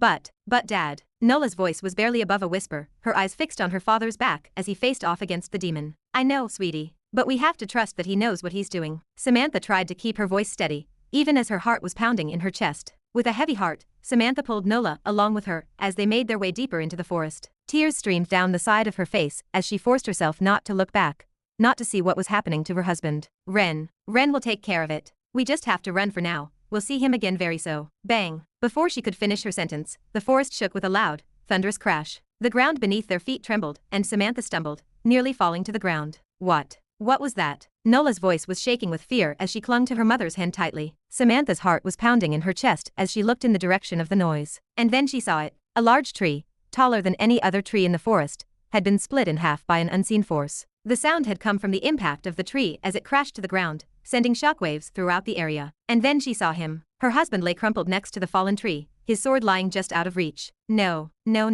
Samantha's heart felt like it was being ripped out of her chest as she fell to her knees. Beside her, Nola was in no better state as tears streamed down her cheeks, her gaze fixed on her father who lay on the ground, lifeless. Dad, she called out. She was met with no response, and her entire body started to shake. What she was experiencing, it wasn't something that she had ever experienced before, and her entire chest ached. A lot of memories came flooding in at that moment, and her eyes blurred. Thump. But she didn't have the time to mourn. Just then, she was awoken by a rough step, and when she turned her head, her gaze fell on the large, burly demon that was responsible for all of this. Her gaze burned with hatred at the sight of the demon, but at the same time, it burned with fear as she fell back and retreated. Mom. Nola called out for her mother, but when she turned her gaze, she found her staring at her own hands and muttering some words. No, you can't leave. She didn't even notice that the demon was upon her, and Nola's heart despaired. No, Mom, no. She screamed, rushing to her side, but she was slow. Unlike her demon, she had only recently started to feel her mana, and thus, by the time the demon raised its hand, she had only taken one step. No. Nola screamed in despair, her gaze fixed on the large hand that was approaching her mother. Her despair grew even further at the sight.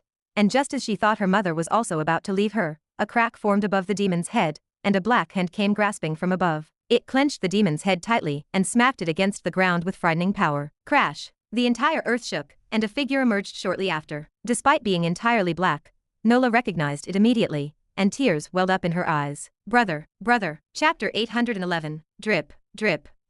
It can't be, no. Oh wah. Incomprehensible mutterings, a loud wail, and the sounds of rain dripping against the ground. All of it reached my ears, and yet at the same time didn't. Standing where I was, my mind was blank. I couldn't think of anything, and the noise around me came from one ear and left from another. I was numb, so numb. Staring at the figure that lay before me, I didn't know how to react. He's dead. I tried to check up on him moments prior, but his heart and breath had stopped. There was nothing I could do at the moment, and it was this sense of helplessness that made me numb. Why? Why did it have to happen again? Why did someone else have to leave me? Especially my father, of all people, the one person I was supposed to protect. I closed my eyes, the rain still trickling down my face. Images of the past flashed in my mind, moments that I had shared with my father. Is this how he felt? At last, I was able to understand the constant agony that the other version of me had to endure on a consistent basis, and I noticed that something was beginning to eat away at my chest.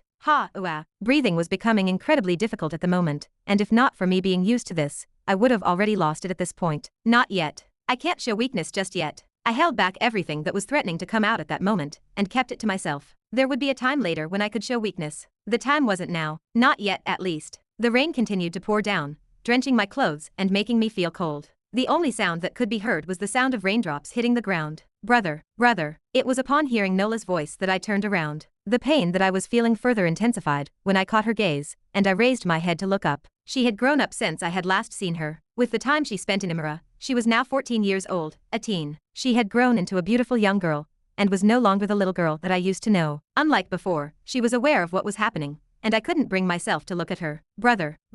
she called out again, but I didn't respond. I didn't want to face her, to see the look of sadness and confusion on her face. Drip, drip, drip. The silence was deafening, the only sound being the raindrops hitting the ground. It was as if the world had stopped for a moment, frozen in time. Hayek, brother, brother, answer me. The rain masked her soft whimpers, and my heart ached at the thought. I really wanted to go to her at the moment and give her a hug, but I stopped myself. Now was not the time. Not yet. I couldn't mourn just yet. Not when I still didn't have the time to mourn Kevin's death. Hugh. I took a deep breath, trying to calm myself down. It was hard, but this wasn't the first time I lost someone important to me. I had already readied myself beforehand, and was somewhat prepared. Even so, it hurt like hell. Nola, Mom. I called out to my family, my voice trembling as I struggled to contain my emotions. The weight of my father's death hung heavily over me, threatening to crush me under its enormity. As I turned to face them, I could feel their eyes upon me, their concern palpable in the air. I knew I had to be strong, to keep it together for my own sake. But when I saw the sadness etched on their faces, my composure wavered.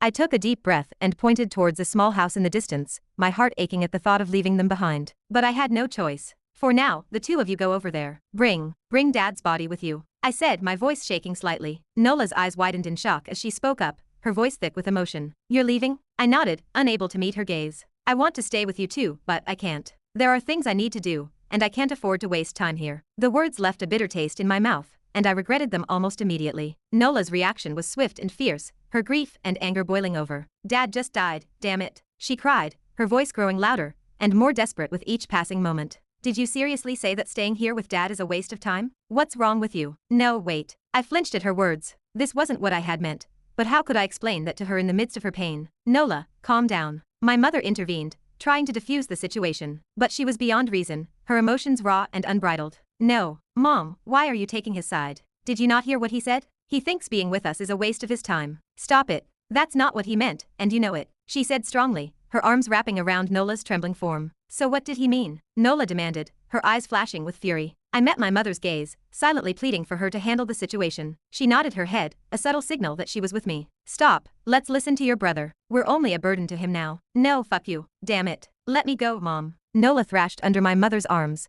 but she was perfectly restrained by her, and she continued to glare at me. Fine, go. Nola finally relented, unable to escape from her mother's grasp. The tears that streamed down from her eyes were masked by the gentle raindrops in the sky. Aye. Nola's body limped over in our mother's arms, and she finally wailed. Oh, why? I averted my gaze from her while simultaneously biting my lower lip and turning my head to look in a particular direction. My vision began to blur, and the next thing I knew, I was floating on top of the vast sea that encircled the island. Silence returned to my surroundings, and when I thought back at what just happened, I started to hyperventilate. Not yet. I had to force myself once again, but unlike before, it proved to be a much harder task. The pain, it was a lot harder to mask than I thought. Fuck. Cursing out loud made the situation a bit better, but it was not enough. I needed to vent. I needed to let out what was built up in me, and slowly, the pain that I was feeling turned into something else. Rage. It was a rage unlike any other, and right then, as if something within me snapped, the world around me turned completely gray, and I felt endlessly calm. Extending my hand in a certain direction, the waves beneath me quaked and the sky rumbled. Rumble, rumble. I quickly brought my hand down as the projection of a massive sword soon materialized on the surface of the sky. Do you see it? Jezebetha's voice loudly echoed within the space the two of them were in. His gaze was currently fixed on a certain projection. Nothing escaped from his grasp, and he was able to see everything that was happening within the pillars. What happened is a consequence of your decision. Jezebeth wanted to see a reaction from Ren, but even as his own father died, he showed no such reaction. It frustrated Jezebeth to no end, and he knew that the man in front of him was not someone who would be influenced by such tricks. It looks like I've severely underestimated how the situation is. He scratched the back of his head, annoyed. Just then, he noticed something trickling down the side of Ren's mouth. It was blood. Jezebetha's eyes widened in surprise at the sight. Oh, a smile finally returned to his face. Perhaps you really are affected. You think too much. Ren responded coldly, unsheathing his sword and pointing it at Jezebeth. Rumble, rumble. The void between them trembled as Ren stepped forward, appearing in front of Jezebeth in a single stride. Turning his attention back to the projections, Ren caught sight of something that elicited a rare smile. Welcome to my world. Whether his words were meant for Jezebeth, only he knew. Pillar of Envy. A particular spot within the pillars served as a slumbering area for the patriarchs. From within that room, they were able to keep an eye on everything that was going on inside the pillar, and if something out of the ordinary occurred, they would immediately take action. It doesn't look like I'll have to make a move. Prince Murdoch, the patriarch of the clan of Envy, muttered something under his breath as he continued to stare at the projections in front of him. He was content with the circumstances at hand, and as he watched the demons slaughter members of the four races, a smile broke out on his face. It was a pleasant sight. What a nice sight. There was nothing that brought him more satisfaction than watching members of his race brutally murder members of the other races. He had only been a child when His Majesty had risen to power, but in those days, he had seen how the situation was back then. It was the complete opposite of now, and the demons were the ones being hunted. He could still remember the time when he was forced to flee because of the other races. They had struggled, clawed their way to where they were now, and were now reaping the benefits of their hard work. Soon, he silently muttered, soon we'll be the only race that remains within the universe. And when that occurred, he would at long last be able to feel a sense of reassurance over his fallen comrades who had fallen at the hands of those who belonged to other races. Rumble, rumble, ha! But just as things appeared to be running smoothly, he was startled by a sudden tremor. The area on top of him was suddenly enveloped in pressure, and his expression changed to reflect the gravity of the situation. Who in the woe? Boom. The ceiling collapsed above him, allowing water to fall into the room above him. While looking up, Prince Murdoch paid no attention to what was going on around him. It was then that he caught sight of a shadowy figure standing in the sky and staring down at him with an expression that he could only describe as complete indifference. I found you, he whispered in a low tone, his voice devoid of any emotion. Chapter 812. Drip, drip. The rain continued to fall steadily, each droplet creating a ripple as it collided with the surface of the water. It was a dreary and ominous atmosphere that surrounded the two figures standing at the edge of the water. Their stillness only added to the sense of foreboding. Prince Murdoch warily stared at the figure before his eyes. He had never encountered anyone like this before. The stranger's appearance was shrouded in darkness, making it difficult for Murdoch to discern any distinguishing features. However, the sheer power emanating from the figure was palpable, sending chills down Murdoch's spine. Despite his wariness, Murdoch stood his ground, his expression stoic as he faced the shadowy figure. He spoke in a measured tone, trying to keep his composure. What are you? His voice was firm, but there was a hint of trepidation underlying his words. The figure remained silent, its dark form seemingly immobile. Not much of a talker, are we? Murdoch continued to scrutinize the figure, trying to glean any information he could from its appearance. The stranger appeared to be human in build, but there was all he could make out. I've never heard of a human as strong as you, nor. Drip. He was interrupted by the subtle sound of a raindrop hitting the water, which resounded through the air unlike any of the other drops around him. Swoosh. In that split second, the shadowy figure vanished from where it was standing. Ah! Murdoch's eyes widened in surprise as he felt a sudden force against his cheek. He stumbled backward,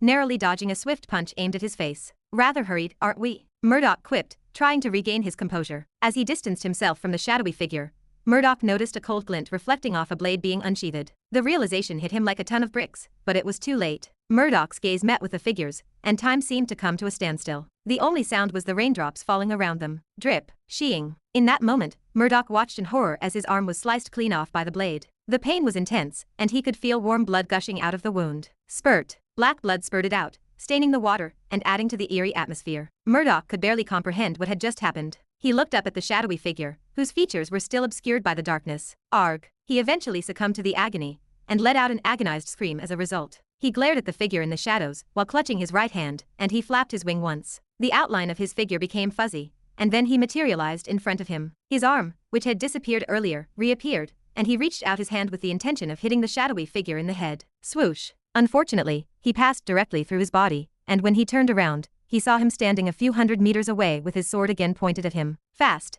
That was all Prince Murdoch could think about at that moment. Staring at the tip of the sword that was pointed at him, he was just about to take a step forward when he suddenly twisted his body. Sheeing. Right then, a silver streak flew past the area that he was previously in, and when he turned his head, he caught a glimpse of the space behind him. It was cracked. So that's how it is, he murmured to himself as he analyzed the movement. All it took was a glimpse for him to understand what had happened, and he instantly calmed down. He had faced many skilled opponents before, and he knew that the key to victory was to remain calm and focused. Your mastery, oh, he started to say, but his expression shifted mid-sentence, and he moved his body to the right, narrowly avoiding the tip of the blade that brushed past his cheek. A smile crept up on his face as he glanced at the passing blade. Now that he understood how it worked, he wasn't as worried as before. However, he knew that he couldn't let his guard down. Sheeing. That said, the attacks were relentless, coming at him from all sides. Just as another blade passed by his body, he flapped his wings and appeared before the shadowy figure. With his hand outstretched, he aimed his claws at his face. Swoosh. Unfortunately for him,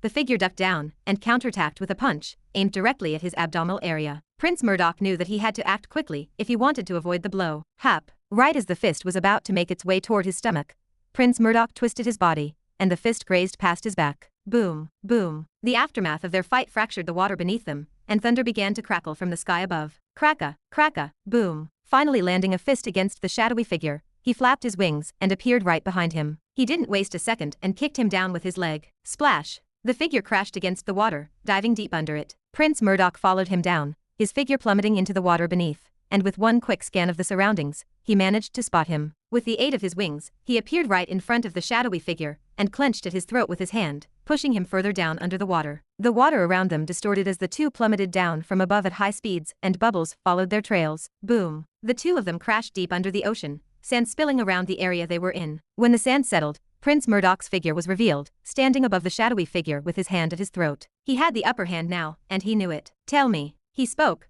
holding tightly onto his neck. He could snap it at any second. Despite the situation he was in, the shadowy figure looked at him with a calm look, seemingly unbothered by the predicament he was in. This left the prince unsettled, but he brushed it toward the back of his head as he had many questions he wanted answered. "Who are you? What race are you from?" "WH. Crush." The prince was in the middle of a sentence when he heard a crunching sound and felt intense pain. When he looked down, he saw that a portion of his hand had been bitten off, and his expression quickly morphed. "Arg!" he screamed, bubbles rising from his mouth, and finally let go of his throat. The shadowy figure quickly appeared behind the prince, and his fist connected against the prince's back. Boom! The impact reverberated through the water as the prince was thrown back, crashing against a couple of rocks in the distance. The rocks shattered upon impact, sending several fish scattering out of the area. The shadowy figure appeared before the prince once more, brandishing a sword in hand and pointing it back at him. "Shit!" the prince muttered under his breath, his pupils dilating as he realized the gravity of the situation. Sheeing! The shadowy figure struck again with a force and speed that took the prince by surprise.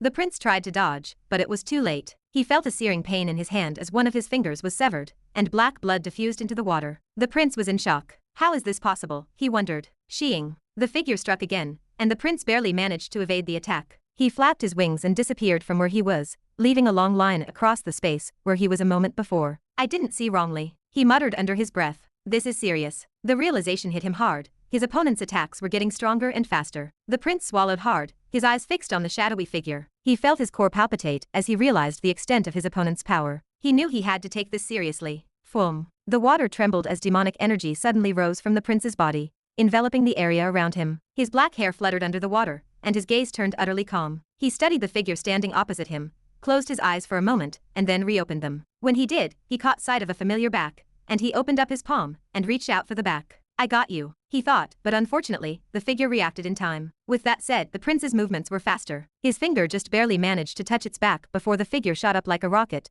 leaving the water behind. The prince closed his eyes again, and when he opened them, he was right above the water, directly on top of the shadowy figure hurtling towards him. He didn't think much after that and raised his hand. In one simple motion, he clawed down, and the shadowy figure split into 3 pieces. Swoosh! The sound of the strike echoed through the air as the pieces fell into the water with a subtle splash. "A pity," muttered the prince, staring at the dissected pieces of the shadowy figure. His breath was steady, and the fight had only lasted for a couple of minutes, but in the short period of time, the prince experienced a sensation that he had never felt in a very long time, with the exception of the times he met with His Majesty. Fear. He had come dangerously close to losing this battle, and if not for that last movement of his, he would have found himself in a precarious situation. Drip, drip. The only sound that remained was the sound of the rain beside him, occasionally muffled by the thunder in the distance. Tearing his gaze away from the water, the prince frowned as he muttered to himself, "I should report this to His Majesty." He was interrupted mid-sentence as he sensed a presence behind him. His head snapped behind, and his eyes opened widely as his pupils constricted. How?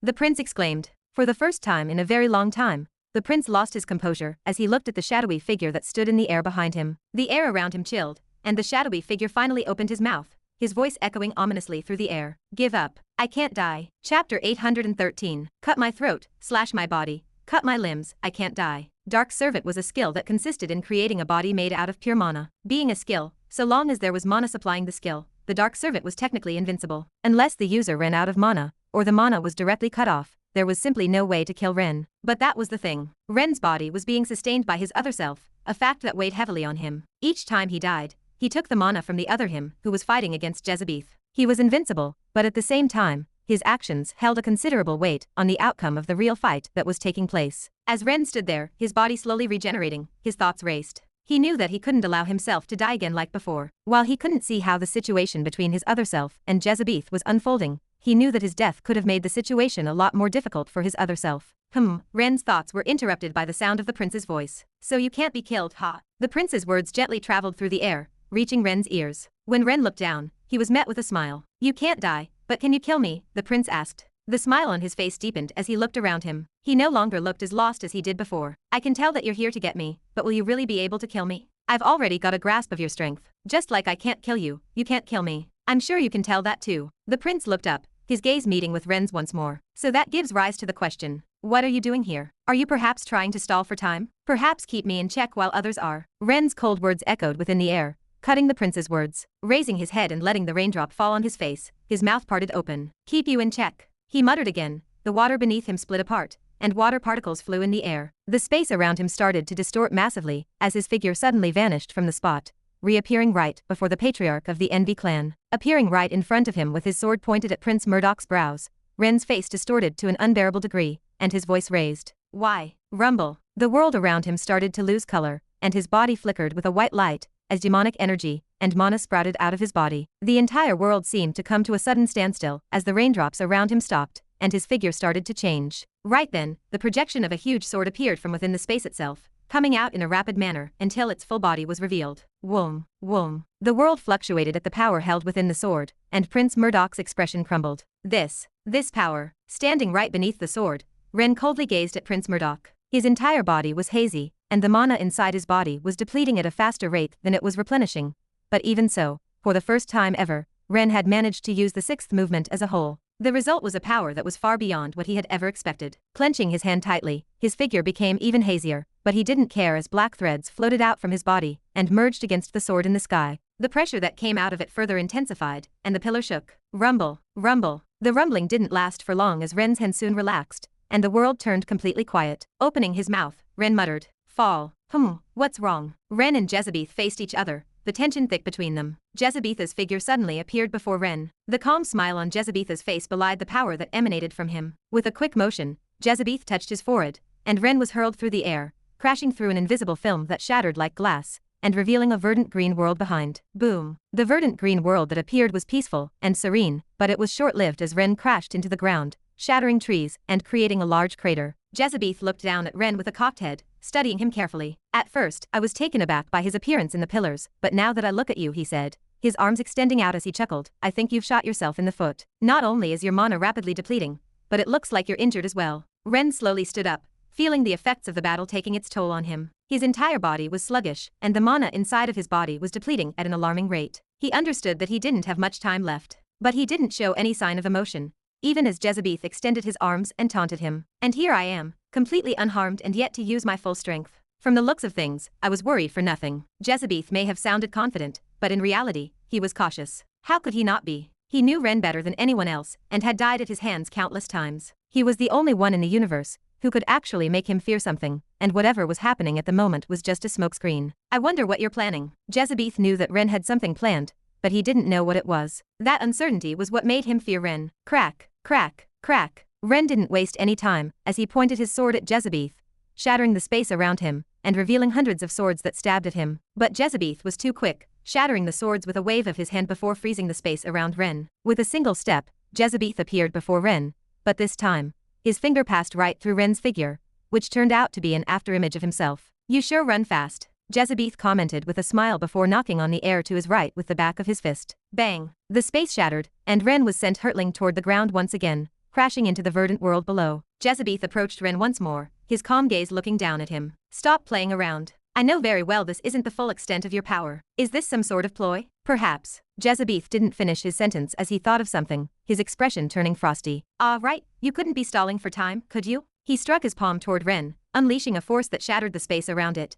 and revealed a different world entirely. The impact of the strike was beyond what the world could take, and the sound of the explosion echoed in the air. Boom. Ren was hit in the abdomen and sent flying once more. This time, the sound of shattering glass filled the air, and invisible shards floated in the space around them. Within the shards were reflections of the verdant green world they were previously in, but behind them lay a whole new world, one that was drastically different from the previous one. The land was covered in red, and magma covered a major part of it, distorting the air with its heat. Boom. Ren crashed next to one of the volcanoes in the world, and Jezebeth stopped to observe him carefully. Despite the beatings he had taken, Ren's figure remained largely unharmed. He had noticed during the last two attacks that just when his attacks were about to land, he'd move his body slightly back in order to reduce the impact of his attacks. What are you planning? Jezebeth thought, his gaze unable to read through Ren's. The quieter he was, and the more advantage he had, the more unsettled Jezebeth became. You. Clenching his teeth, Jezebeth glared at Ren, and he extended his hand forward. A terrifying energy surrounded his entire body at that moment, and he no longer held back. Bending his body back, He appeared in front of Ren and punched with everything he had. Are seriously annoying. Woo-em. His fist flew forward, and right as it was about to hit Ren cleanly in the face, with a swift dodge to the side, he pressed his palm against his forearm, redirecting Jezebetha's fist toward the ground. Boom. The impact was deafening, causing the ground to shake and sending shockwaves through the air. Everything tore apart the moment that his fist hit the ground, and just as Jezebeth was about to attack once more, a knee appeared within his vision. It grew with each passing second and soon hit him cleanly in the nose. Bang. Ah. Jezebeth stumbled back several steps. When he finally stopped, he lowered his head to stare at Ren, who was looking at him from the distance. He wiped his nose with his arm, feeling a wet substance on the back of his hand. A dark liquid stained his skin. It took no time for him to realize what the substance was, and he felt his lips curl at the sight. Good, good. He pressed his foot forward, appearing right before Ren. It looks like you're finally taking things seriously. Chapter 814. Pillar of Envy. Womb. The moment the gigantic sword appeared in the air, the structure of the pillar shook. The waters crashed against each other, and waves the size of skyscrapers started to form. Cracka, cracka. Lightning came pouring down from the sky, and the rain stopped moving. What is this? Prince Murdoch's expression changed dramatically at the sight of the sword, and his entire body started to morph at that moment. His wings expanded, his skin changed, scales forming on top of it, and his entire body became larger. Long gone was the elegant demon from before, as what replaced it was a hulking figure, whose presence towered just like the sword in the sky. Cracka. Lightning came down, and Ren and Prince Murdoch gazed at each other. The world was quiet at that moment, and just as everything seemed peaceful, Ren's mouth parted open. Fall. What is that? It started with a distant rumble, barely noticeable at first. But as it grew louder, those within the island realized that something was terribly wrong. They looked out to sea and saw an enormous wall of water rising higher and higher, heading straight towards them. At that moment, silence swept over the entire world. All of those within the pillar were unable to stop themselves from looking at the commotion, and their gazes paused on the large wall of water that surrounded the entire island. They also noticed the two that were responsible for all of this, and their bodies stiffened right then. Whoom. Suddenly, a massive sword projection materialized in the sky, glowing with an eerie, pulsating light. It hung there, suspended for a few moments, before starting to descend towards the earth with terrifying speed. The sword was enormous, easily as long as a city block, and it blazed with an otherworldly energy that made the air around it crackle with electricity. As it fell, it sliced through clouds and stars alike, leaving a trail of destruction in its wake. Everyone held their breath as they looked at the sky, which had become empty almost instantly. Prince Murdoch had not attacked yet, but his aura had already pressed on everyone's heart like a mountain. Rumble, rumble. When the sword started to fall, the entire pillar shook, and the waves came hurling toward the land like enormous tsunamis. Panic set in as the realization of what was about to happen hit them. Many backed away from the shore, but there was nowhere to go. The wave was too large, too powerful. Splash. Within moments, it crashed onto the shore, sending water and debris flying in all directions. Wherever the water swept, only disaster was left behind as houses and trees disappeared quickly. Move back. Retreat, quickly. Letting go of whatever they were doing, everyone retreated further into the island. Those who could flew in the sky, but such individuals numbered far less than those that couldn't, and the water continued to flood the entire island, slowly submerging it. Drip, drip. Rain continued to pour down from the sky, and anguished cries reverberated through the air. Is this your trump card? Prince Murdoch shouted, turning his gaze away from the island. He could hear the anguished screams of his soldiers, and those from the three races. While he wasn't one to sympathize with the death of his soldiers, he was shocked to find out that the human in front of him was even more ruthless than him. In order to defeat him, he spared nothing, and even put his own people in danger.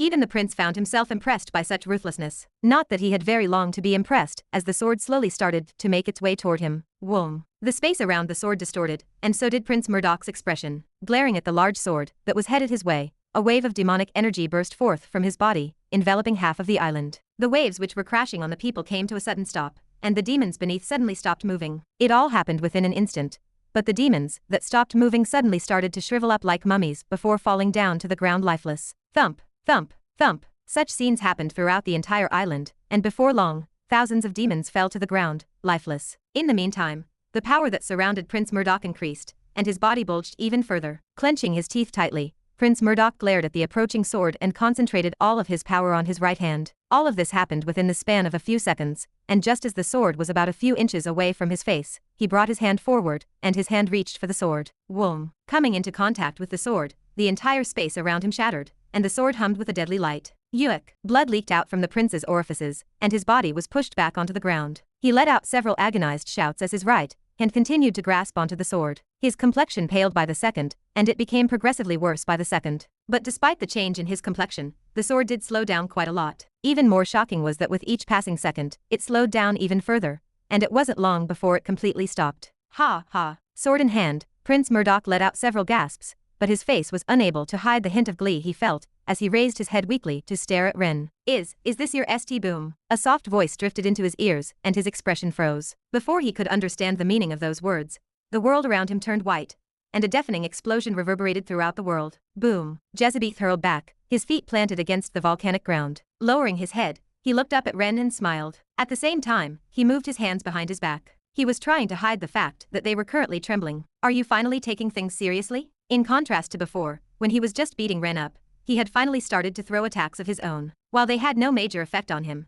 they still did hurt quite a bit. Even so, Jezebeth didn't think for 1 second this was the full extent of his powers. Swoosh! Taking a step forward, he caught sight of Ren's back, and he thrust his palm toward it. It was a quick and precise attack that left Ren with no room to dodge, but just as he thought the attack had landed, he was disappointed to see that it had hit nothing but air. Swoosh! His figure disappeared like the drift of the wind. Turning his head, he caught sight of Ren standing a few meters away from him, and he smiled in annoyance. You sure know how to avoid me. There had been a lot of dodging from Ren in this fight of theirs. You are definitely planning something, aren't you? Stalling for time. Just what is that you are trying to do? His intentions became obvious to Jezebeth, who was used to fighting against him. In their many fights, never had their fights been this one-sided. He knew himself and Ren too well to understand that there was something up about the situation. I don't know why. Piffed. It was an unexpected turn of events that caught Jezebeth off guard. In a big way, his expression loosened for a moment. A moment prior, the tension in the air was thick as Jezebeth readied himself for another attack from Ren. But as he moved to strike, Ren's complexion suddenly changed, and he clutched his hand to his mouth.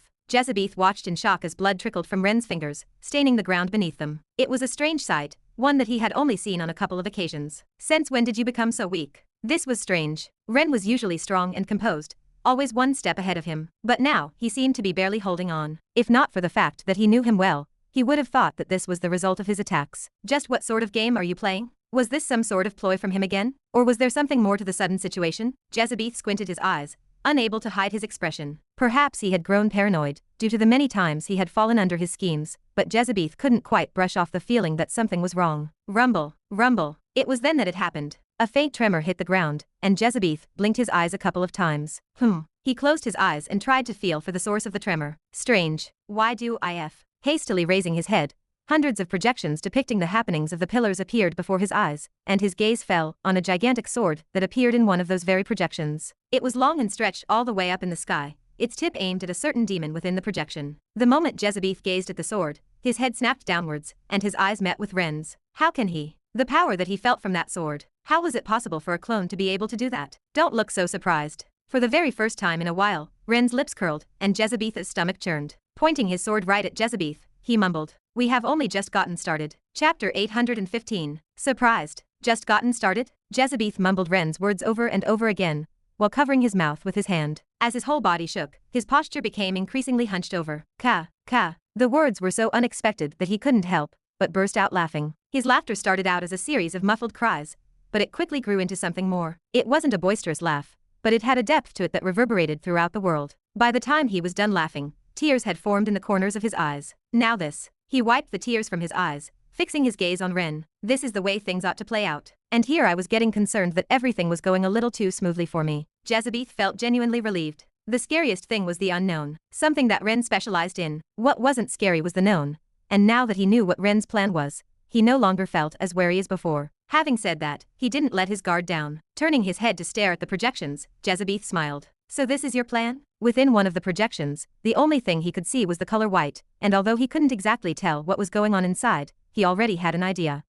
He smiled while pondering. It isn't a bad plan, but, turning his head to look at Ren, he shook his head. Never mind, I'm sure you've already worked everything out in your head. Your years of experience should have prepared you to recognize certain facts by now. I suppose the only thing I can do is try to move things along more quickly. Clenching his fist, the air around Jezebeth trembled. Staring directly at Ren, he punched out. Whoom. It didn't matter where his fist went, the space around it would shatter, and a whole new world would reflect in the broken pieces of space. This time, it was a snow-covered plain with rocky outcrops. Drizzle, drizzle. Water drizzled down from the sky once the whiteness of the world faded. An utter silence encompassed the world, only broken by the muffled drizzle from above. Still alive. A certain voice broke the silence. Slowly descending from the sky, Ren's gaze paused on a small figure laying beneath the ocean floor. Over half of his body was torn, and his eyes were completely white. Stepping onto the surface of the water, he bent his body slightly. He calmly studied the demon beneath, his gaze fixed on his white eyes. He was still alive, but his condition wasn't good. He was barely holding onto his own life. So this is how strong the sixth movement is. Ren inwardly muttered, staring at his hands, which had become transparent. For the first time he could remember, he had finally used the sixth movement,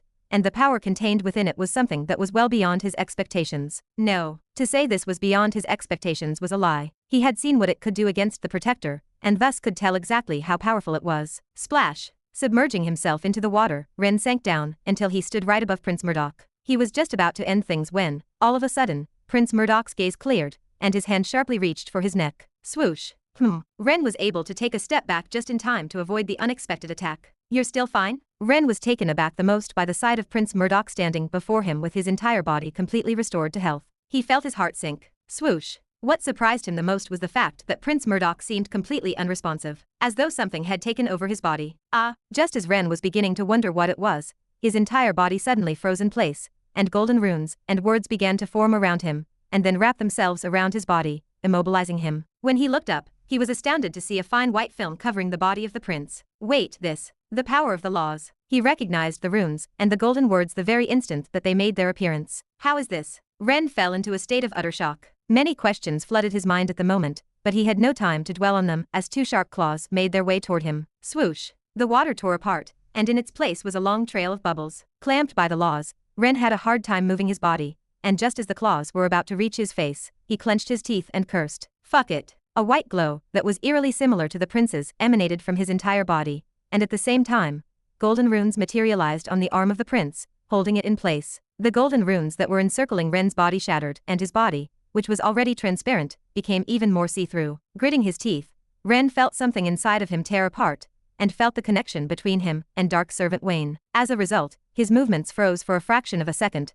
but he was able to maintain his composure and press his palm against the prince's abdomen. As soon as his palm touched the prince's abdomen, golden runes appeared all over his body, and he vanished from the spot, careening off into the distance and crashing into a number of distant rocks. Thump! Ren was just about to follow him when he suddenly noticed that he couldn't move. When he looked down, he was stunned to discover that his legs had completely vanished, and he fell face first against the sand beneath him. Supporting himself with his hands, Ren was just able to support himself. Not yet. He could tell that the connection between him and his other self had significantly weakened as a result of his actions, and he came perilously close to actually passing away, but he was powerless to stop himself. There was something inside of him that had snapped completely, and within his vision, the only thing that existed was the prince. He needed to die.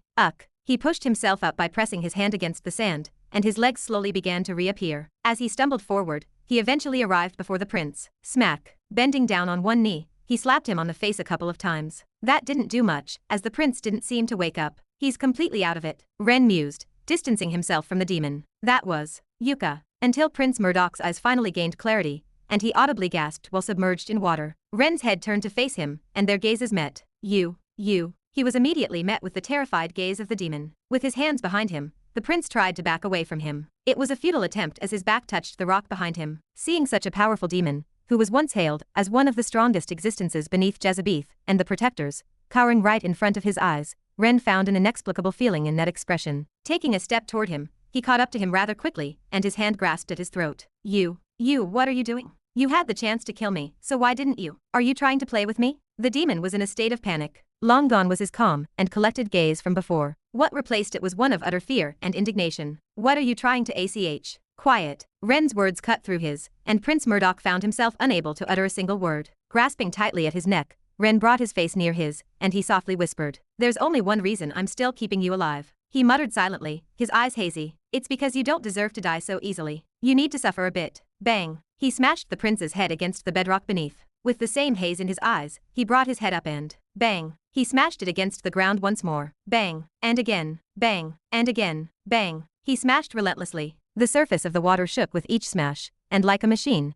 he continued for what seemed like an eternity, only stopping when the prince's face was completely mangled, and he let out soft, pleading whispers. Hugh. Letting out a breath, bubbles flew out of Ren's mouth. Closing his eyes, he gazed upwards toward the surface of the water, and then looked back down at Prince Murdoch. I've wasted too much time already. He clenched his fist hard, so hard that veins protrude from them. Nonetheless, it served no purpose in calming his current mind. He needed more. He needed to vent even more. Thus, he reached out for the prince's core. Spurt. Black blood spilled out into the ocean the moment he removed the core, and after calmly observing it for a good couple of minutes, he clenched his hand. Crack. The orb shattered into thousands of pieces, scattering into the water. In that brief moment, Ren caught his own reflection on one of the shards that belonged to the core. He wasn't able to look at himself for very long as the water he was in started to rumble. Rumble, rumble. No, the structure as a whole was trembling, not just the water. Initially, the trembling was faint, but it grew stronger with each passing second. A couple of seconds later, the entire structure was violently swaying. Ren didn't need to look outside to know what was currently happening.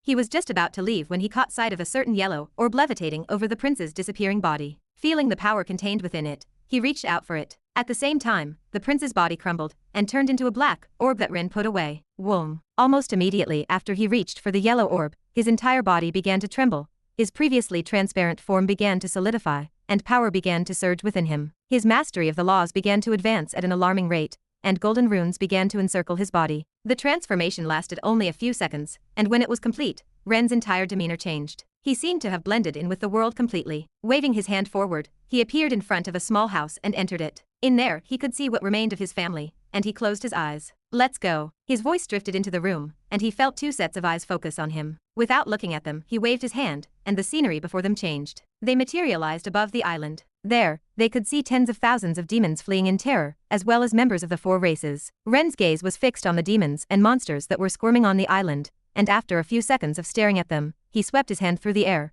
causing a significant portion of them to vanish. Most of the ones that died were just about Baron rank, if not lower. He didn't even need to move to kill them. The same couldn't be said for the more powerful demons who were able to survive the attack. Of course, Ren didn't care. He only killed the weaker ones in order to make things easier for those of the Alliance. Rumble, rumble. The entire structure of the pillar continued to shake. The shaking became progressively worse, and within a minute of it starting, the land started to shake even more violently, and the island soon started to split apart. The island was gradually submerged as water began to make its way onto it in a slow but steady process. The waves carried any debris that was left over from the buildings that had been destroyed due to the battles that had taken place above. Crack. Soon after, cracks began to appear in the sky, and just as the water was about to reach those that had managed to survive, the sky completely shattered into fragments. Crash. Almost immediately, everyone's vision changed, and when Ren's vision returned to normal, he found himself outside of the pillar. He then watched as the structure cracked and crumbled downward in a rapid manner. Boom. A wave of dust flew into the air at that moment as Ren slowly closed his eyes. That's one. He muttered silently. Chapter 816. Swoosh.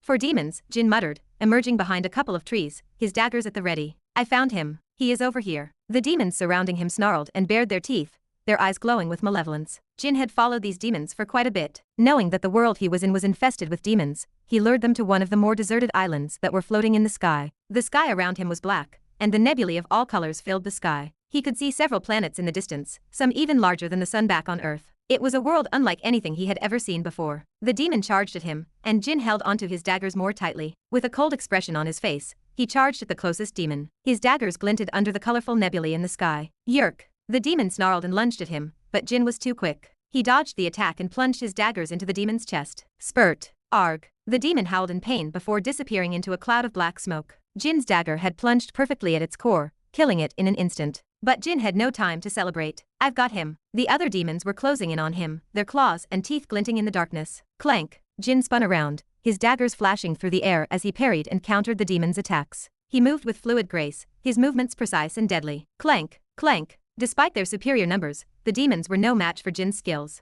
Despite being on the same rank, they were simply no match for him. One by one, they fell to his daggers, disappearing in a puff of smoke as their bodies disintegrated. Thump. Yuck. Finally, the last demon lay dead at Jin's feet. He breathed a sigh of relief, his heart racing with adrenaline. It wasn't a hard fight, but it was definitely a tiring one. Nonetheless, he had won, and that was all that mattered. With a satisfied smile, he sheathed his daggers and walked toward the edge of the floating island. Gazing down at it, and seeing the thousands of islands that littered the world he was in, Jin touched his forehead and muttered, "What am I supposed to do?" Thrust into this unknown world, the only thing he knew was that he was in something called the Pillar of Sloth. He wasn't quite sure what he was, but as he blinked his eyes a couple of times, he found himself rather sleepy. It was good that he was trained in keeping himself awake in situations such as these. Pinching the gap between his thumb and index finger, he flinched a little, but he felt refreshed. I guess all that training paid off. The feeling of sleepiness and tiredness he was currently experiencing wasn't something he was unaccustomed to. There would be times he would force himself to train under such a state, and he had grown used to it over the years of sleepless training. He was by no means comfortable, but he could bear it. Placing his hand in his pants, he fiddled with a small box before he took out a cigarette and placed it in between his lips. Touching the tip of it, the cigarette lit up, and he took a small drag. Now then, where should I go? Swoosh.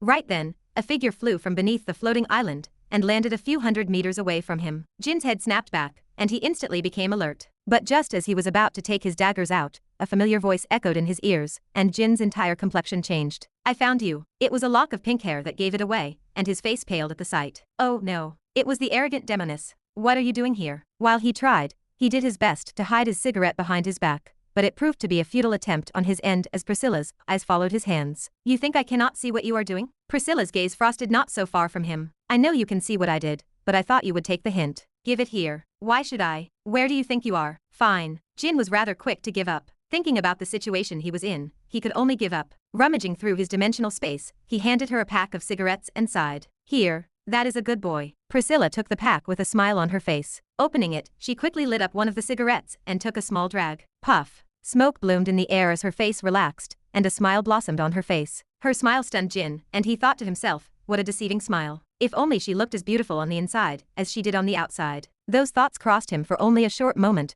before he made them disappear from his body. He didn't have a death wish. Taking a look at her from the side, Jin similarly took a drag before asking, how did you find me? Logically speaking, it shouldn't have been easy. He had moved around the world for a bit, and it was littered with floating islands, some larger than others. The world was vast, and while he did know that this was the Pillar of Sloth, it still didn't make sense to him how she was able to find him. Was she some sort of stalker? Remember the time back in Mankut? Priscilla suddenly spoke, and Jin nodded his head. Yeah. How could he forget? It was only a little while ago that it happened. It also brought a lot of unpleasant memories. Well, remember how I was able to find you back there? Oh. Jin came to a sudden understanding. So you used the same method as back then? I thought it had something to do with the location being in your own area. Yeah, that is true. Priscilla nodded her head, and turning her head, she took out a small box from the air. With a smile on her face, she showed it to Jin. One of the perks of the artifact is that I can find anyone so long as I have something that used to belong to them. Do you remember this? Jin took his eyes away from her hand, or more specifically the box. He of course remembered what the box was, and his expression twitched. How could he forget? I see, so that is how you were able to find me. Arrogant stalking demon. You got that right. Priscilla smiled, squeezing the box in her hand very tightly. I hope you don't think ill of me because of what I did. I do though. She squeezed the box even more tightly, but Jin's expression didn't change. You better take care of those. I am not going to give you any more. Oh shit. Priscilla's face drastically changed when she realized what she had done, and she immediately loosened her grip on the box. Ah, you fuck. This is all your fault. Ah, Jin was stunned. Of course it is your fault. You are the one who pushed my buttons when I clearly came here with good intentions. Do you expect me to think better of you for stalking me? Stalking you? The box had practically disintegrated at this point. Bold of you to assume that. I am only here for the sticks, not you. Oh, Jin nodded. He had already figured it out from the moment her eyes fell on his cigarette when she had arrived. Like I said, I am not giving you any more. What are Priscilla screeched loudly as she looked at her hands. Numerous curses flew out of her mouth, and she glared at Jin. Yo, here. Jin handed her a new pack before she blew her top off. He realized he would rather sacrifice his pack instead of listening to her rants. Well, I guess I can forgive you. Priscilla was quick to change the topic, flicking her cigarette away and replacing it with a new one. Jin's mouth twitched at the sight, but he remained silent. I am not going to lie. Another reason why I came to find you is because you are attracting quite a lot of attention. She eyed him. You have gotten considerably stronger ever since the last time that I met you. I have done my fair share of training, Jin casually replied, flicking his cigarette away. He hadn't spent his 5 years in Imra for nothing. He had trained relentlessly every day and managed to improve himself in every single aspect in that time. It was only recently that it happened, but he had managed to break through to SS- rank, and was now able to deal with almost every single demon that came his way. The only ones that he could not handle were the prince-ranked demons, but they were not something he planned on fighting against. Frowning, he looked at Priscilla. You didn't come here just to tell me that, did you? No. Priscilla shook her head, turning her head left and right. She moved closer to Jin and waved her hand in the air. The air around the two of them started to twist, and the scenery in front of them changed. Before Jin knew it, he was standing on a large patch of land that seemed to expand over thousands of kilometers. Boom. Almost immediately after they arrived, the sound of an explosion rang in the air. When Jin turned his attention in the direction of where the sound came from, he was shocked to see a large scale war taking place. The land was torn, and the air was twisted with mana and demonic energy. He could see corpses everywhere, and the magical residue of the attacks still lingered in the air. He turned to look at Priscilla. Why did you bring me here? I need something from you. Priscilla answered truthfully, taking out another cigarette and taking a quick drag. Her voice turned softer. We may not exactly be on the same side, but that doesn't mean that we can't use each other to achieve the same goal. She slowly turned her head to look at Jin, and their eyes met. Help me kill the Pillar Master. Chapter 817. Help you kill the Pillar Master? Jin asked, utterly dumbfounded by Priscilla's words. Did she want him to die that much? Although he wasn't fully aware of what a Pillar Master was, just by the name he already had some ideas. Is it because I don't want to give you the cigarettes? Does it warrant such hate? That's not it. Priscilla rolled her eyes. I didn't say you should kill the Pillar Master. You're far from strong enough to be able to kill them. This much was obvious. Jin was barely in the Duke realm, and she was also stronger than him. Furthermore, the Pillar Master was someone who had already reached the peak of Prince rank. There was no way he'd even come close to doing any damage to them. What I'm counting on is for you to buy some time. Ha! Jin looked even more dumbfounded. Before he could say anything else, Priscilla pointed at the battle in the distance. I don't need you to do anything to the Pillar Master. What I need you to do at the moment is join the battle over there. Following Priscilla's finger, Jin looked at the battle that was happening on the island. He caught sight of a few familiar figures, of which was a large orc he had gotten to know quite well in Imura, and several other thousands of troops. Brutus. He was barely holding on at the moment with several prince-ranked demons attacking him from all sides. At a glance, it was clear that the demons were at an advantage. With the aid of monsters and beasts, it was almost a massacre. They were just barely holding on at the moment, and the only reason why they were still alive was because of Brutus. Join the battle over there, and make sure you stall for as long as possible. So long as you don't lose, it'll all be alright. Frowning, Jin mused for a while. What do you get out of this? Last I recall, I don't remember you saying that you want to join Ren's side. You also explicitly said you weren't on our side. Yet. Priscilla cut in. Turning her head to look at Jin, she smiled slyly. I'm not on your side yet. What is that supposed to mean? Who knows? Priscilla mysteriously smiled, her gaze fixed on the fight that was happening in the distance. Just what is she thinking? Jin thought as he stared at her from the side. The more time he spent with her, the more Jin realized that the arrogant stalking demoness was not as simple as she looked. Tearing her gaze away from the fight, she looked back at him. Let's say we're waiting for a little something. So long as he keeps his end of the deal, we might just come to your side.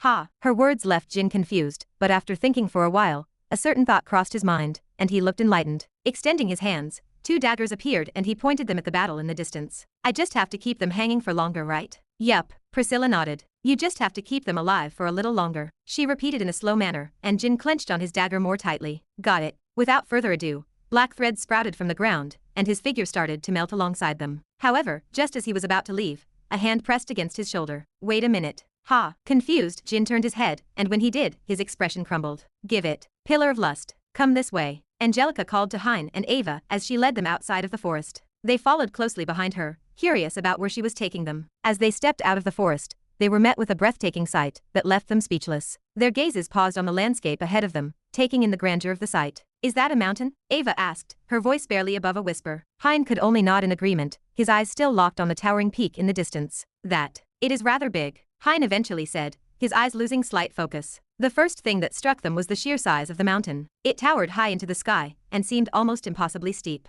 The slopes were covered in dense forests, misty clouds, and glistening ice and snow, depending on which part of the mountain they looked at. The sun was just beginning to set behind the mountain, casting a warm golden glow over the landscape. The colors of the mountain shifted and changed with the light, from deep greens and blues to warm oranges and yellows. As they stood there, taking in the sight before them, a sense of peace and wonder washed over them. It was a sight that they never thought was possible, and if not for Angelica's voice, they would have spent more time admiring it. Don't look at the mountain for too long, Angelica said, breaking the silence. If you look at it for too long, you might never know how you died. They tore their gazes away from the mountain, their eyes opening up in shock. Even so, the image of the majestic peak remained etched in their minds. Only once Angelica's voice sounded again did such thoughts disappear. The mountain is a trap. Its main job is to hypnotize people into going there where they'll eventually get ambushed and killed. Hein and Ava's hearts grew cold the moment she said those words, and they quickly snapped out of it. They hurriedly lowered their heads and calmed their minds down. Don't worry though. Angelica looked back at them with a smile. Since you've already signed a contract, you shouldn't be in too much trouble. You wouldn't have been able to snap out of it with just my voice had you not signed it. Plus, they won't attack you even if you were to go to the mountain. Couldn't you have told us that earlier? Ava complained immediately, glaring at Angelica. Secretly, she sighed in relief. What's the fun in that? Angelica teased, her lips curling upwards.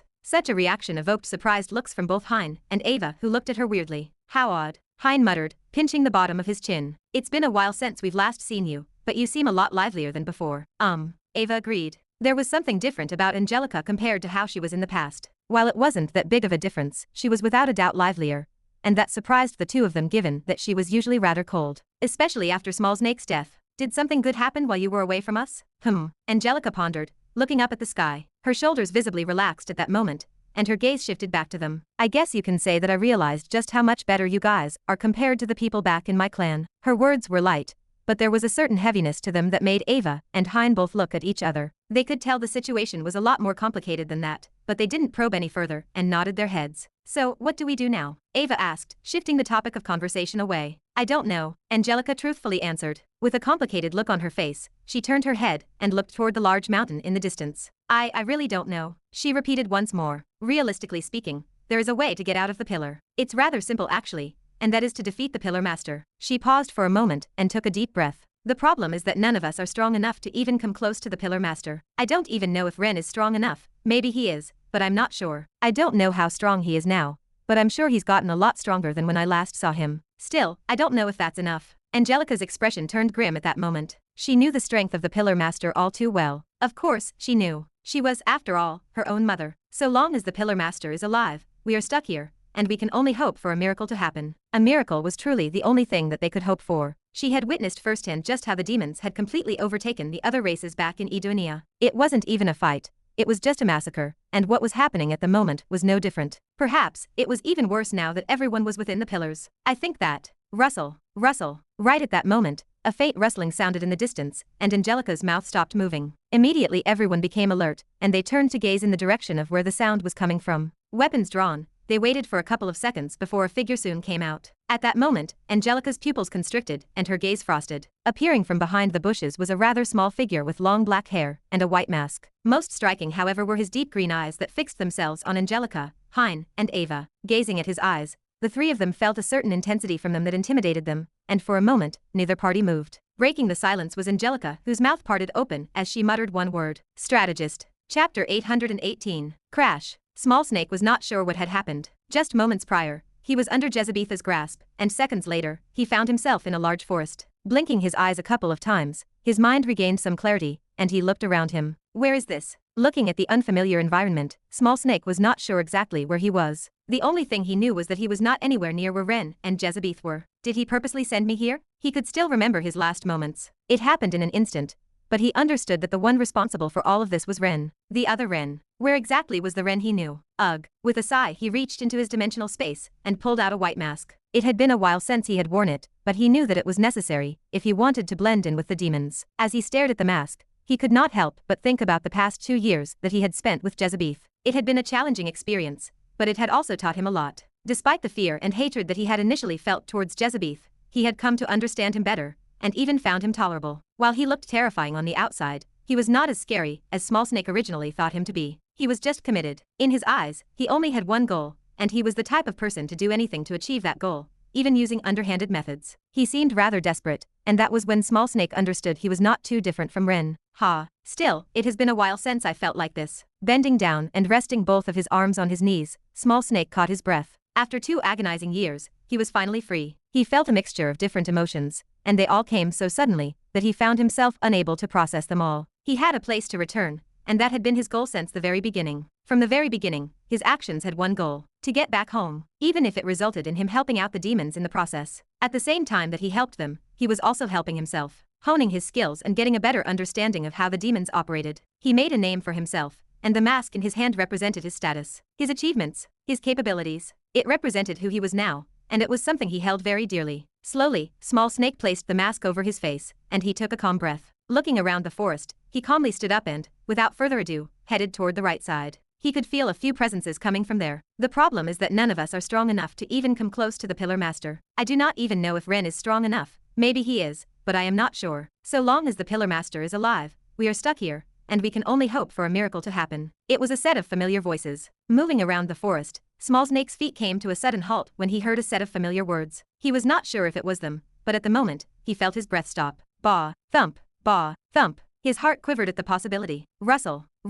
Coming out of the forest, his gaze was immediately drawn toward a group of 3, and his entire body stiffened. He recognized them immediately. They looked exactly as they had since he had last seen them. No, upon closer look, he realized they looked more mature than he had last seen them. The sight of them left him rather empty. 2 years suddenly felt a lot longer than he thought. It really is them. A wave of memories flooded his mind at that very moment, and his body trembled. He had longed for this very moment for a very long time. He had dreamed many times and replayed this moment in his mind just as many times. There were many things that he wanted to say at this very moment, but as he stared at them, he found himself unable to utter a single one of the things he wanted to say to them. He was just stuck there, unable to utter a single thing, and soon, his eyes met with the rest. Contrary to his expectations, he was met with Angelica's hostile gaze as her icy words echoed through the air. Strategist. Angelica stepped in front of Hein and Ava, her eyes warily staring at the man in front of them. Even though the two of them seemed to be confused as to who the person in front of them was, Angelica knew him all too well, and how frightening he was. Standing in front of him, he seemed completely harmless. He reminded her of a certain someone, and the idea made her hate him even more. Don't let his looks fool you, Angelica. She had to remind herself several times that he was someone else. Someone far more dangerous and cruel. Her sharp gaze surveyed the surroundings, looking for any demons. Every time she had the opportunity to see him, he was always accompanied by multiple guards. The majority of them were powerful, and she feared that such guards were currently roaming around them. Although she was strong, she was not arrogant to the point where she believed herself to be the strongest. She was still far from reaching the top. It looks like everything is clear. Calming herself down, Angelica's body relaxed, and so did her expression. After a thorough check, she was under the impression that he was alone. There is no need to engage in a fight with him yet. I will see how this plays out. Though she did not think for 1 second she could fool him,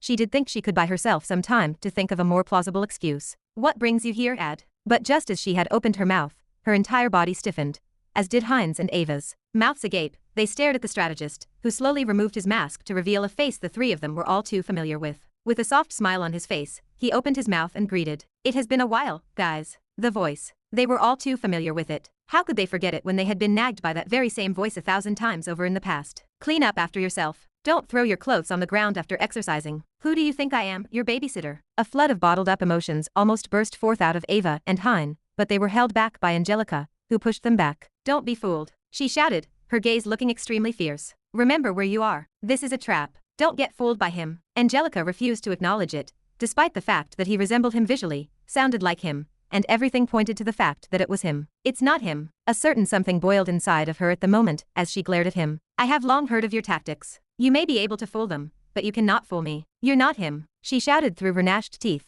and a terrifying presence burst out of her body, enveloping Small Snake's body, and sending him crashing against one of the nearby trees. Crash! The tree shattered apart, and Small Snake's body staggered against the ground before crashing against a large tree in the distance. Angelica's attack was so fast and abrupt that he did not even have time to react. Not that he would have been able to react in the first place. Angelica, wait. Her actions startled Ava and Hein, who tried to hold her back at that very moment. Let go, she coldly uttered, her gaze extremely frosty. Avon and Hein were taken aback by Angelica's sudden shift in demeanor as they unconsciously let go of her. In the many years that they had known her, this was the first time that they had seen such spine-chilling coldness from her. Her voice turned softer after she realized the tone she was speaking in. Like I said, don't be fooled by what you're seeing. You are dealing with someone extremely dangerous. Don't let your guard down. He is most likely trying to lower our guards with his tricks. He is a very dangerous person. She knew better than anyone just how crafty this so-called strategist was. She had only seen him a few times, but she had heard stories about him, so she knew it was impossible for him to be Small Snake. He was cruel and merciless, killing thousands and sacrificing others for his plans.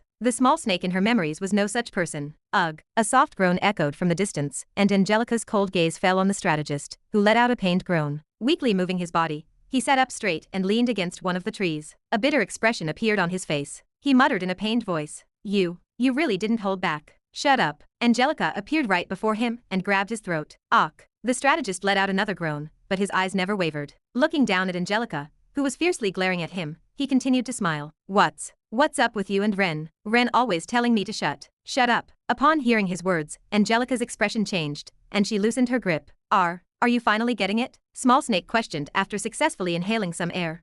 He gasped for air. It's me. No. Angelica shook her head, refusing to believe him. Biting her lips, she looked back at him and studied his face. He looked exactly how she remembered him. Perhaps his hair was a little longer, but it was him. But how? How was this possible? She refused to believe this. Prove it. Prove to me that you're him. Prove. Yes, Angelica softly nodded. What's your name? Small Snake blinked his eyes a couple of times, and his gaze turned soft. Brian, he quietly muttered. My name is Brian. Drip. Angelica. It was subtle, but as soon as he uttered his name aloud, a wave of emotion swept over the stone-cold demoness, and a warm tear rolled down her cheek. For the first time in a very long time, Angelica let her emotions get the best of her. Chapter 819. It's not your fault, Ren. My mother's words echoed in my mind as I surveyed my surroundings. I had returned to Ashton City, and I wasn't alone. All those who had been in the tower with me were also brought out, along with others. Ren, it's not, my mother began to say once more, as if I hadn't heard her the first time. I know. I interrupted her, my mind numb and thoughts scattered. Despite everything that had happened, I remained rational and surprisingly calm, unlike what I expected. Everything became clear to me, what I had to do and what I had to achieve. I know it's not my fault, I said calmly, looking at my mother. From behind her, I glanced at Nola, who averted her gaze from me. I could tell that she was no longer mad at me, and had calmed down considerably. Still, in light of what happened, the mood between the two of us was rather awkward, and she seemed to be struggling to find the right words to say to me. Her attempts didn't escape my eyes, but I chose to ignore them. For now. I closed my eyes, then opened them again, and directed my focus toward the nearest pillar. Until this moment, I hadn't had the chance to really take in the tower's details. It was majestic, its intricate patterns and designs radiating a sense of mystery and wonder. It made me wonder just how exactly Jezebeth had been able to build such a structure, but the thoughts disappeared as fast as they came. It's a pity I can't teleport directly into them. There was something blocking me from using soul linkage. I tried teleporting inside the pillars, but it proved to be a fruitless endeavor. It seemed as though I was still not adept enough in my control over the laws to surpass whatever was blocking me from entering the pillars. If you know it's not your fault then. My thoughts were interrupted by my mother's words. I'm going to make those responsible pay, I declared calmly, maintaining eye contact with her. Before she even had the chance to say any more words, I waved my hand, and they both disappeared from my sight,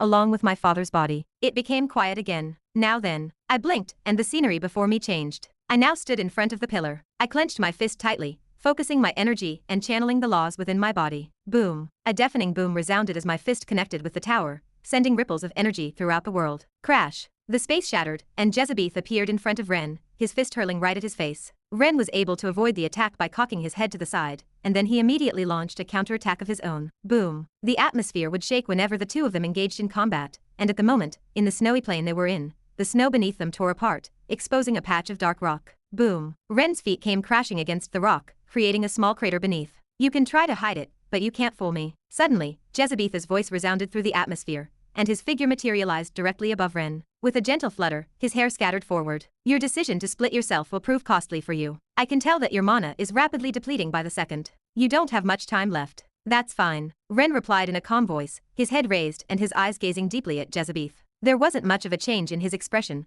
but there was something about it that left Jezebeth restless. It felt as if everything was under his control. Is there more to what he's already shown me? He wouldn't be surprised if he did, and just as he was about to say something, his entire body stiffened, and a small projection appeared in front of his eyes, depicting the happenings of one of the pillars. This. As he turned his head to look at Ren, the expression on his face changed into one of complete and utter shock. Finally, Ren's lips curled. Surprised, Ren murmured as he cleaned his tattered and torn clothes. You didn't think for a second that he was capable enough of getting rid of your little babies? Let alone absorb the power that you tried giving them? Ren's words pierced Jezebeth's mind, and he secretly clenched his fist. Rumble, rumble. The entire world started to tremble at that moment, and Jezebeth's gaze started to twist. This response amused Ren as he suddenly materialized in front of him. What was it again? He asked, his calm voice echoing throughout the space. You called him soft-hearted, but looking at you, you're not that different from him, aren't you? Boom. Jezebeth's entire body jerked backward when Ren's fist connected with his chest. You pose yourself as this ultimate ruler, but in reality, you're nothing but a soft-hearted demon that wants an answer to some philosophical question that would probably go along the lines of, you were a mistake that was never meant to happen. You shouldn't have ever been born. You're like cancer that has grown too powerful to control. Each and every one of Ren's words echoed loudly within Jezebeth's head as he clenched his fist more tightly. While he wanted to refute Ren's words, for some reason, he couldn't.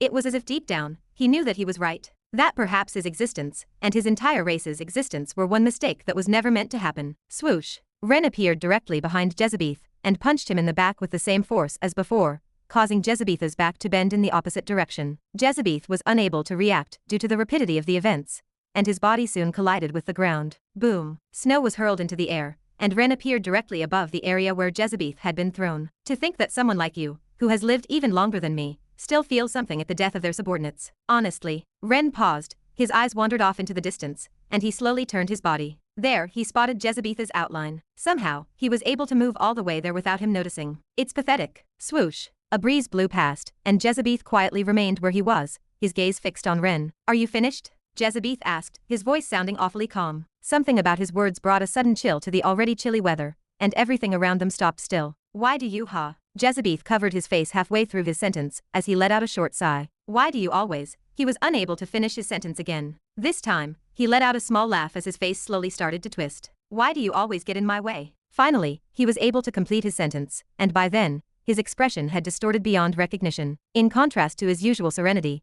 his expression was unusually twisted, and the world trembled before his power. Rumble, rumble. Why do you resist me? I put everything, and I mean everything, into this, and yet you, who doesn't even care about whether you live or die, still try to block my way. Jezebeth cocked his head. Why? He clenched his teeth. I am so close. Every time I'm so close to achieving my objective, someone is there to thwart me. Why? Why is it this way? Raising his head, He frigidly glared at Ren and shouted, "Why, Womb." At that instant, his power erupted from out of his body, and the mountains in the distance shook. Avalanches formed, and a white mist covered the entire plain. I just want answers. I'm not asking for much. I spent millions of years just for this one moment, and yet, when I'm closer than I have ever been in my life, it suddenly happens that it wasn't as close as I previously thought. Jezebeth could see the end of the long tunnel he had walked through. It was within arm's reach, but when he extended his hand to reach the tunnel, he discovered that the tunnel suddenly grew longer and the distance, which he had previously believed to be insignificant, became infinitely longer. The feeling, it left an awful taste in his mouth, and he couldn't stomach it. His long repressed emotions burst out at that moment, and he let everything out. You say that I'm soft-hearted, maybe so, but it's because I'm not a coward. He raised his head to stare directly at Ren. I don't run from the pain, from failure, and from everything that is against me because, trust me, what you've been through, I've been through it as well. His words echoed loudly throughout the entire plain. He had to scratch and claw his way to where he was right now. The power he had, and everything that he had achieved. He didn't magically become powerful out of nowhere. No, he had to put up a fight to get where he was, and the price he paid for it wasn't a simple one. He had lost everything. Everything that he had ever cared for in the process of getting to where he was. Ren may have gone through a lot, but so had he. His race had been on the verge of extinction, and if not for him, they would have long since been erased. He watched his parents die in front of his very eyes, and instead of mourning their loss, or simply erasing his pain by removing his own emotions like a certain someone, he carried that weight to fuel himself forward. The difference between the two of us, Ren, is that I don't run away from pain. I embrace it and let it fuel me. I'm no coward like you. Rumble, rumble. The world quaked even more fiercely at his words as Jezebeth stared at Ren, who was quietly looking back at him. Soon, Ren's mouth parted open, and a few words echoed quietly through the space. Tell me something that I don't know. I've long since known that I'm a coward, a failure, and funnily enough, it has never made my nights worse. There were other things keeping me from sleeping, and as you say, I may be a coward, but, pressing his finger onto the space in front of him, a ripple formed in the air in front of him. I'm a very strong one. Boom. Chapter 820. Pillar of Wrath. How long had it been since she had gotten stranded over here? Staring at the massive dunes ahead of her, she smacked her dry lips. She had lost count. The desert was scorched by the red sun hanging in the sky, and her feet sank into the sand beneath her. Yuk. Swoosh. On occasion, scorpions twice her size would ambush her from beneath the ground, launching themselves at her at high speeds. Shio, Shio. If not for her fast reactions, she would have found herself in a difficult situation more times than she could count. Thump, thump. As she twisted her body and pulled on her bowstring, the enormous scorpions lifelessly fell in front of her. I have lost count of the number of scorpions I have killed so far, Amanda pondered while staring at the scorpion's corpse at her feet. It was entirely clad in red armor, which glistened beneath the red sun that hung in the sky. By her estimates, their power was comparable to that of a marquis-ranked demon, and its large pincer dripped a black liquid that liquefied the sand when it touched it. Tis. Amanda drew a small bottle from her bag, and placed it beneath the pincer to collect the liquid that was leaking from it. This might be useful for later. She had already collected several samples along the way, and she would repeat the procedure each time she killed a scorpion. To her delight, the poison was quite effective against the demons. She had already tested it on multiple demons, and was ecstatic with the results. It was just that she did not feel comfortable carrying that much poison with her, especially since the bottle she would put it in would sizzle at the touch. Clank. Amanda tucked away her flask, which was now half filled with a black, viscous substance, with a satisfied expression. While she wasn't comfortable with the idea of carrying that much poison with her, as long as it was in her dimensional space, she felt that it wasn't a big deal. She just didn't want it to explode on her the moment she took it out. Now then, she turned her gaze to stare into the distance. Her delicate brows furrowed, and she pondered over her next location. She was honestly clueless at the moment. She was merely just going along on her own whims, and was just going around the desert, in hopes of finding someone she was familiar with. But that proved to be a harder task than she had anticipated, as those that she did meet were either dead or demons. It was truly a bothersome sight. She may be used to seeing dead bodies by now, but it was still an uncomfortable sight. Immediately thereafter, Amanda's ears perked up, and she stopped abruptly. She wasn't sure at first, but she believed she had felt a muffled explosion sound emanating from her right side. Boom. She wasn't wrong. It was quiet, but she could still sense the muffled sound of the explosion, and her eyes jumped up with a little excitement. Finally, sound meant that there were people fighting in the distance, which meant that there was a chance that she would find someone she knew. Without wasting a second, she drew her bow, planted her foot in the sand, and dashed across the sand at incredible speeds. Swoosh. It took her only a few seconds to cover hundreds of kilometers, and after what seemed like a minute of running, she arrived in front of a rather large dune. Boom, boom. Upon her arrival, she was certain that something was happening. The muffled sounds transformed into the full-fledged sound of explosions ripping through the air above her. What in the? When Amanda reached the top of the dune, she was astounded by the view that greeted her. Boom. Arg. Quook. It was a bloody sight. Two parties engaged in a conflict that was bloodier than anything she had ever witnessed, with limbs flying everywhere, and red and black intertwined on the surface of the sand, staining it with their colors. Boom. The explosions were as loud as ever, and Amanda's gaze fell on the plot of land in the faraway distance. She unknowingly swallowed a mouthful of saliva as she gazed over the horizon, where tens of thousands upon tens of thousands of red armors glistened beneath the red sun that hung in the sky. She recognized those armors in an instant, but if that wasn't enough, "Ach! Help! Help!" Screams of terror and agony echoed through the air as thousands of scorpions covered the land, and thousands of demons roamed the sky. If Amanda had one way to describe the current situation, it would have to be a complete and utter disaster. She was able to see thousands of forces that belonged to the Alliance. They were steadily losing ground by the second, and they were engaged in a fierce battle to prevent themselves from retreating even further. The situation was nothing short of precarious. "Aren't they?" Amanda's eyes narrowed, and she focused her gaze on a group of individuals in the distance. She was able to identify them without any difficulty, and her demeanor abruptly became very solemn. "I need to help them. Their situation, it was anything but good." Although they still seemed to be able to hold on for a while, she knew that they needed help urgently. Thus, without further ado, she took a deep breath and clenched her bow tightly. Even though she was still quite far away from where the main battle was taking place, the distance was sufficient for her. She grabbed onto her bow, curved her back in the opposite direction, and pulled on the string as she did so. While she was channeling her mana, a potent hue emanated from her body. "There's someone over here. Get her." This hue caught the attention of several demons, who were located a safe distance away, but she did not pay any attention to them. Her attention was fixed on what lay in front of her, and as she pulled the string further back, her eyes became perfectly focused on the targets. Hue. Exhaling, she let go of the string. Thunk. And with a noise that was eerily similar to bones cracking, the string became taut, and a translucent blue arrow shot through the air. Swoosh. The speed of the arrow was neither fast nor slow. It was about average, with the majority of the demons below being able to detect it. There were some demons below that tried to interfere with the path of the arrow, and some of them even tried to intercept it. However, those who belonged to the four races used whatever means they had available to stop them. They could tell at a glance that that was no regular arrow. It took a few seconds for the arrow to reach its highest point, and just as it was about to fall back down onto the ground, Amanda's eyes widened, and her mouth parted open as a faint word escaped from her lips. Split. The arrow stopped moving in midair almost as soon as the word left her mouth, and shortly after that, a terrifying glow engulfed the entire world from above. Shio, Shio, Shio, Shio, Shio. Like rain, thousands upon thousands of arrows streaked down from above at terrifying speeds. The demons became vigilant, but it was already far too late. As soon as they became aware of what was happening, the arrows came hurtling down in a series of whistles, impaling hundreds of demons at once, and killing a significant portion of them in the process. Aka, Hook, Kehi. Screams of agony reverberated through the air as demons fell to the ground with resounding thumps. Clink, clink, clink. It was unfortunate that the same could not be said for scorpions. Unlike the demons, their body armor was able to deflect some of the arrows that were falling upon them. In spite of their armor, however, a number of scorpions sustained severe wounds during the sudden rain of arrows, and their march slowed considerably, allowing the members of the Alliance to catch their breath. The battle, which seemed so one-sided moments prior, suddenly changed, and it was all thanks to one single arrow. While they had not gained the upper hand, or even the score, they had gained significant breathing room. Retreat. Organize yourselves. Use this chance to reorganize the positions. Quick. Those of the four races quickly retreated and formed solid formations after seizing that brief opportunity. In the meantime, Amanda had already left the spot she was previously standing on when she shot the arrow. She knew all too well that she had attracted a lot of attention,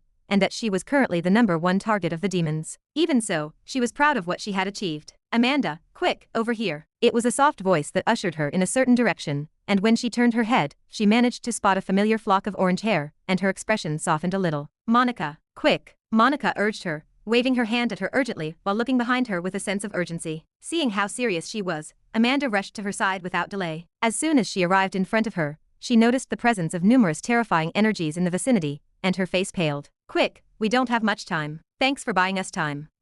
Amanda followed Monica from behind, and that was also when she spotted Donna and Douglas not so far from her. The two of them seemed to be waiting for them, and when they showed up, Donna immediately greeted her. "It's good that you're here. We need your help. Tell me what I need to do." Amanda nodded her head seriously, her expression as cold as a rock. "Just support us," Monica answered, her gaze fixed on the distance. "We're currently trying to hold the main forces of the demons back and stop them from getting to the others. We were struggling a bit before, but with your help, we should be able to last for longer." See.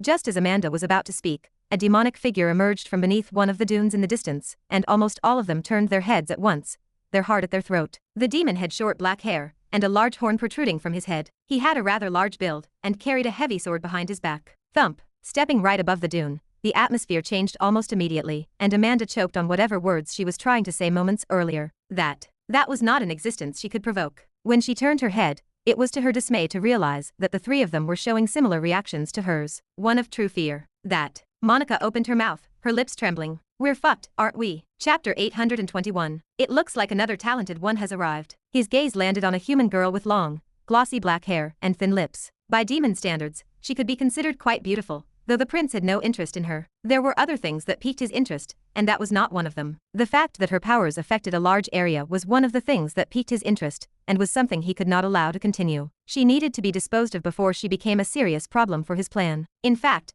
everyone who belonged in the group she was in needs to be taken care of. Let's see. His eyes swept over the three women before pausing on the elderly man. He was the strongest of the group by far. His strength was comparable to that of a young prince, and he posed the greatest threat. He was not a significant threat to him, but he could still affect his plans, so he had to be dealt with first. Swoosh. Prince Konjak was a decisive individual. The moment he figured out what he needed to do, he set himself into motion. Taking a step forward, he appeared right before the group. Humans. He called out in a soft voice. His sudden appearance startled them, but not significantly. They appeared to have somewhat anticipated his imminent arrival. This was good. There is no need to panic. I mean no harm, as of yet. The prince's voice was amicable. With a calm smile on his face, he addressed the four people in front of him. If possible, I would like to avoid killing you all. You are all incredibly talented in your own right, and it would be a shame to kill you all. So I am here to propose an offer officially. 1. I am sure you will not be able to refuse. Bringing his hand forward, 3 contracts appeared in his hand. I am certain I do not have to explain to you all what these are, so how about it? Will you join my side? I really do not want to kill such talented people. While he brought the contract forward, the others gazed at the contracts before turning to face him. The shortest of them, the woman with orange hair, spoke with a frown on her face. I don't think you've done the proper math. She turned to look behind her. There are 4 of us, but only 3 contracts. Do you seriously believe you will be able to recruit all of us if you cannot even count? About that. The prince smiled. It wasn't a mistake. What? There's no mistake in the number of contracts that I'm offering. The prince repeated himself, his gaze falling on the elderly man. In the end, I've decided to offer 3 contracts to the 3 of you, excluding him. He is already past his prime, and has reached his limit. I have no use for a person whose limit only amounts to this much. There are many other demons with more talent than him that I can recruit. Demons lived for a very long time, much more than humans did, and the human in front of him seemed to at most have 50 years left in his lifespan. It wasn't short, but it certainly wasn't very much by demon standards. Furthermore, he had reached the peak of what his powers could reach. Simply put, he wasn't worth nurturing or bringing to his side. He had many other subordinates that were of his caliber, if not even better than he was. Don't worry, humans. Seeing a noticeable change in the humans' expressions, the prince spoke up. I won't kill him. I can tell you care for him, so I'll keep him alive. Though he's useless, he's still quite strong. Perhaps I'll have him serve as some instructor or cleaner for. Boom. Before the prince could finish his sentence, he was attacked by a terrifying force. The force was powerful, shattering everything nearby, but the prince effortlessly repelled it by raising his hand to block it. In the corner of his eyes, he could see a faint reflection of himself on the blade that had struck him. Hasty, aren't we? The prince's gaze fell on the human girl with orange hair. Her expression was menacing, and a strong surge of mana emanated from her sword, which was held by the prince's 2 fingers. You're not bad, the prince commented, feeling the power contained within the sword. However, flick. With one flick of his finger, the sword shut up, and he appeared before the orange-haired girl. With his hand pressed against her abdomen, he mumbled, I don't like it when I'm interrupted. Boom. Her body flew off into the distance, colliding with one of the closest dunes with a muffled thud, and sand flew into the air. Since he hadn't gone all out, she was most probably still alive. Whoom, whoom. Oh my. Immediately after her body was flung, the prince was confronted by a series of formidable forces, which he also handled with ease. Waving his hand, an arrow, a whip, and a complex spell stopped in front of him. The prince's brows furrowed as he shifted his gaze toward the perpetrators, while observing each of the attacks in front of him. Shiyu. He was about to speak when the space behind him began to tremble, and the arrow that had been floating in front of him vanished, only to reappear behind him. Just as he was about to react to the unexpected situation, a figure appeared next to him. It was the orange-haired girl whom he had thrown not too long ago. Swoosh. Her blade slashed through the air at a rate considerably faster than she had previously demonstrated. Upon seeing her, the prince frowned and veered off to the side, narrowly escaping the arrow that had appeared beside him. Although it didn't pose a threat to him, catching the arrow dead-on would still hurt. Your struggle is meaningless. Touching the side of the blade that was heading his way, the blade's direction changed, and the orange-haired girl stumbled forward. Twomp. Ock. The prince took advantage of the opportunity and kicked her in the stomach, sending her flying through the air. Just as he believed it was over, he felt a gentle force beside him, and an amethyst hue surrounded him. Stop it. That hue stopped dead in its tracks before it could even touch him. His eyes wandered toward the woman with purple eyes, and he shook his head. I don't understand. I offered you a good deal. Why won't you take it? The deal was rather good. In exchange for sparing them, they were going to work for him. In his life, he had never mistreated his subordinates and had given them a lot of benefits. What these humans in front of him were doing was, to say the least, stupid. And the prince didn't like stupid subordinates. His earlier enthusiasm for them quickly dissipated, and his eye flashed with ferocity. You know what? Never mind. I'm no longer interested in taking the lot of you as my subordinates. The devil contracts that floated in the air beside him dispersed into thousands of particles, and the prince's terrifying power began to emerge. He brought his hand forward and opened his palm. The very air around him came to a sudden standstill, and demonic energy burst out of his body, encircling the entire area around them. Since that's the case, I no longer have the need to keep you alive. Say goodbye to. Ha! Rumble, rumble. Cutting the prince off, the entire pillar began to shake violently. Not only slightly, but the entirety of the structure shook, and as a consequence, several dunes dispersed in all directions. What's going on? The prince was obviously startled by the situation, as evidenced by the serious expression on his face as he looked skyward. For something like this to happen, is it His Majesty? No, but he can directly go in. Just who in the world? He didn't have to wait for long to get an answer. Craw, crack. The sky above cracked at that moment, and within seconds of that happening, a glass-shattering sound spread throughout every inch of the world, revealing a large fissure that covered the entire sky. At that moment, everyone stopped whatever they were doing and raised their heads to look at the sky, toward the large fissure that had appeared above. What's happening? What? What is that? It was only natural that panic and shock spread across the world. What lay beyond the fissure was a far-off blue sky, which stood in stark contrast to the sky that existed within the world that was contained within the pillar. That, however, wasn't what drew the attention of those beneath. Look, there's someone coming out from the fissure. Indeed, what appeared to be a hazy black figure emerged from within the gap in the sky, slowly floating in the air as if it were levitating. Because of his presence, the entire atmosphere of the world shifted, and many people found that they were unable to breathe or look up at the sky at that particular moment. There was something eerie about the figure, something unexplainable and extremely chilling. He didn't do anything unusual. He just floated there in the air and did nothing but look down at the world. But for some reason, anyone who looked at him could only feel the onset of their own death. He didn't seem too different from death itself. Who do I have the pleasure of meeting? In front of the figure, Prince Konjak materialized out of thin air. He was unafraid, in contrast to the other people there. Even though the hazy figure gave off a frightening amount of energy, the prince had complete faith in his own physical prowess. He didn't think he would lose. Is there anything that you wish from me? Prince Konjak asked politely. His expression was one of happiness, and he appeared calm and collected in general. It was obvious that this was merely a pretense, as his body was tense. It was indeed true that he held some confidence in his strength, but that didn't mean he would come out of the fight unscathed. There was a high chance he could get crippled as a result of the fight, and if he could, he'd love to avoid such a scenario at all costs. Are you someone sent by his ma? I'm not. The figure eventually spoke, and his quiet voice reverberated throughout the area where the two of them were. Rumble. A tremor ran through the sky, and out of nowhere, a sword materialized in his hand. Tip pointed at the prince. The figure opened his mouth again. I only need one thing, he said, his cold voice drifting in the space like soft whispers. For you to die. Sheeing. As his words faded, the world around Prince Konjak began to turn upside down. Soon after, he caught a glimpse of what appeared to be his body, and he wondered to himself, is that my body? Chapter 822. It all happened so fast that Prince Konjak was unable to react in time. Before he knew it, the world turned upside down, and he caught a glimpse of his body. At first, he was confused, but he soon came to a sudden understanding of what had transpired, and his body quickly shattered into the air. Ha ha. As he vigorously gulped for air, the region directly below his neck began to wiggle, and a new body materialized. The transformation took place almost instantly, and Prince Konjak had no trouble getting around in his new body once it was complete. That was close. Clenching and unclenching his fist several times, Prince Konjak finally sighed in relief. Everything seemed to be working properly. It is good that he didn't hit my core. Had that been the case, he probably wouldn't still be alive. You lived. A voice laced with what seemed to be pity drifted in the air, and Prince Konjak raised his head. His expression twisted at the sight of the figure above him, and he channeled all of his demonic energy. Count yourself unlucky, Prince Konjak muttered as the demonic energy around him became tangible. In a matter of seconds, a domain of demonic energy formed around his body. Once it expanded and reached a certain range, at the clench of the prince's fist, the domain contracted, entering the prince's body. His body began to expand at an alarming rate, and his figure began to tower over the landscape, casting a shadow on the ground below. You had one chance to kill me. His tone became more profound,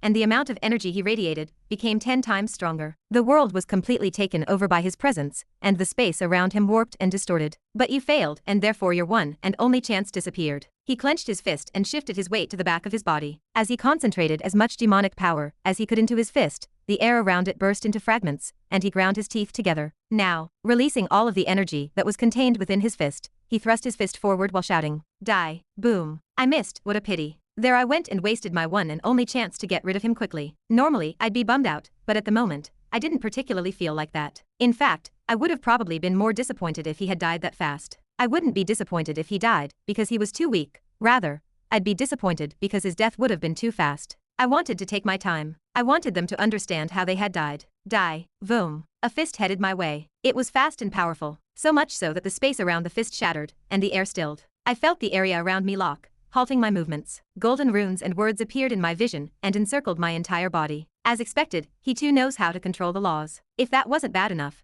the fist was extremely fast. Even with Eyes of Chronos active, the fist that was thrown at me moved at an unfathomable speed, and as it approached, it grew steadily larger in the field of my vision. I knew from a single glance that if the fist made contact with me, I would die, but I did not feel fear. Staring at the fist, I waited for it to arrive before my very eyes before finally making a move. Channeling the laws within my body, the golden runes and words floating around me shattered, and I brought my hand forward. Pack. The fist made contact with my palm, and a loud smacking sound reverberated through the air as pressurized wind waves spread outward from the point of contact between my palm and his fist. My hair fluttered lightly.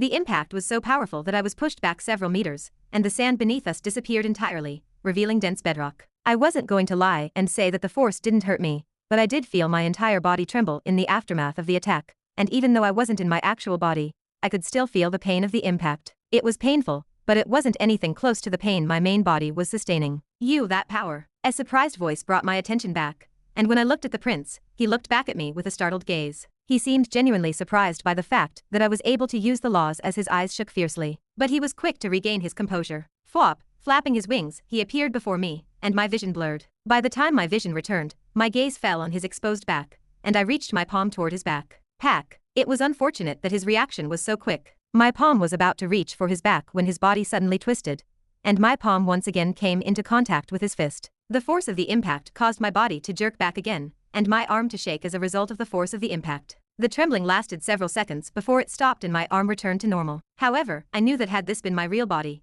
my bones would have shattered by now. It was a good thing that I wasn't in my physical body, but at the same time, I knew that my actions were undermining my other self. Every time I healed, an enormous amount of mana would be consumed. I couldn't let this continue. Boom. Once more, a fist came hurling in my direction. This time, unlike the previous times, I didn't counterattack, and instead retreated. My entire body shook as I pressed my foot against the air, and when the shaking stopped, I found myself several hundred meters away from where I had been. After that, I unsheathed my sword from the sheath and aimed it at the prince while pointing it forward. Almost instantly, the area around the prince began to shatter, and a number of sword streaks appeared all around him. Arg. Unfortunately, my attacks disintegrated as soon as they touched his body. Despite this, I was not unhappy with the outcome. This was just the start. Pressing my foot against the air once more, I distanced myself once more and pointed my sword his way. The process was the same as before, but unlike before, the sword streaks were faster and more powerful than the previous ones. Arg. While they didn't reach him once more, they managed to come closer than in the previous attacks. Pressing my foot again, my vision blurred, and I arrived before the prince's back. Pointing my sword at him, the space around him shattered once more, and more sword streaks headed in his direction. The attacks were relentless, and they grew by the second. The mana inside of my body drained rapidly with each attack, but at the same time, I started gaining more ground.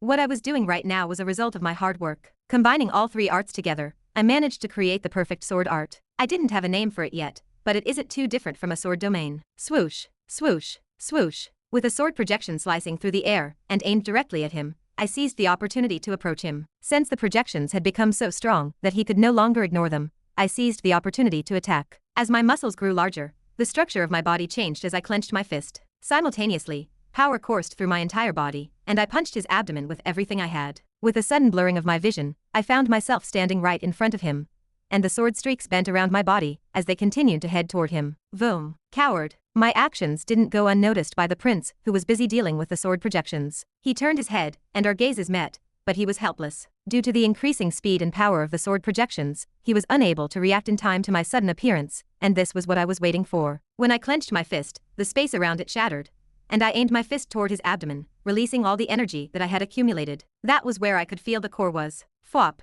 However, just as my fist was about to come into contact with his abdominal area, a pair of wings appeared out of nowhere, blocking my fist. Boom. I felt my fist connect with his wings, and the prince's body flew back, slamming into several black dunes in the distance. I stared at my fist as sand flew up into the air in the aftermath of the attack. He blocked that. I was a bit surprised by the fact that he had managed to block my attack, but at the same time, it made me understand why he was one of the 7 heads of the clans. He was, without a doubt, strong. Boom. The powerful force that suddenly came from behind me was the best evidence of that. It seems like that wasn't enough to hurt him properly. Twisting my body, I clenched my fist once more and punched out in the direction of where the force was coming from. Boom. The sky twisted around us, and my entire body shook. As soon as my eyes landed on the demon in front of me, I assumed a gloomy expression. His expression was calm, and a strange flame circulated around his entire body. Unlike before, his eyes had become entirely crimson, and the power emanating from his body was unlike anything he had ever shown before. He's even stronger. Suddenly, a tremendous amount of pressure began to bear down on me from all sides, and that's when I became certain. Without a doubt, he had gotten stronger. Chapter 823. Boom. My entire being writhed in agony as my back collided with the ground. I previously thought that falling into the sand wouldn't hurt, but I was dead wrong on that assumption. It hurt like hell. That's right.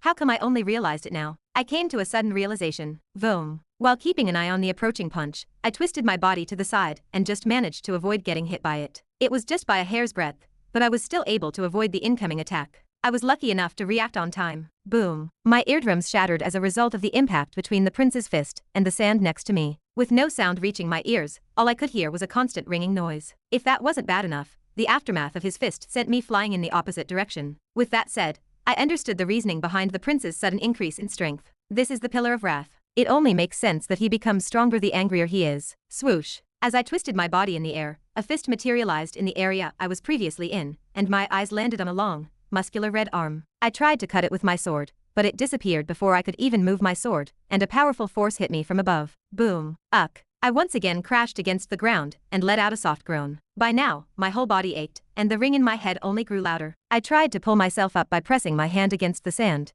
but just as I moved, something grabbed the back of my head and pushed me down against the sand. Bang. Uck. From the moment the prince changed, the fight had been one-sided. I tried fighting back, but no matter what I did, he was already before me. He was relentless. He kept attacking me before I even had the chance to breathe or properly distance myself. As if that weren't bad enough, he grew more powerful with each attack, and the injuries in my body started to accumulate. Inevitably, the mana within my body drained at astounding rates, and my body began to lose color. Boom. Narrowly avoiding his fist and rolling to the side, I pressed my hands against the sand from above my head and pushed my body up. Twisting my body, I kicked toward the back of his neck. Pack. Just as my kick was about to connect with his neck, he raised his hand, and it struck his forearm. Bang. The moment my leg connected, the sand around us shattered, and pressurized wind waves spread outward from the point of contact. My hair fluttered, and in that split second, our eyes met. Compared to the first time that I had seen him, he was different. His entire body was now red, and a tangible, dark red hue of demonic energy circulated around him. It was denser and thicker than it had ever been. His crimson eyes shone with a menacing hue that spread out from them,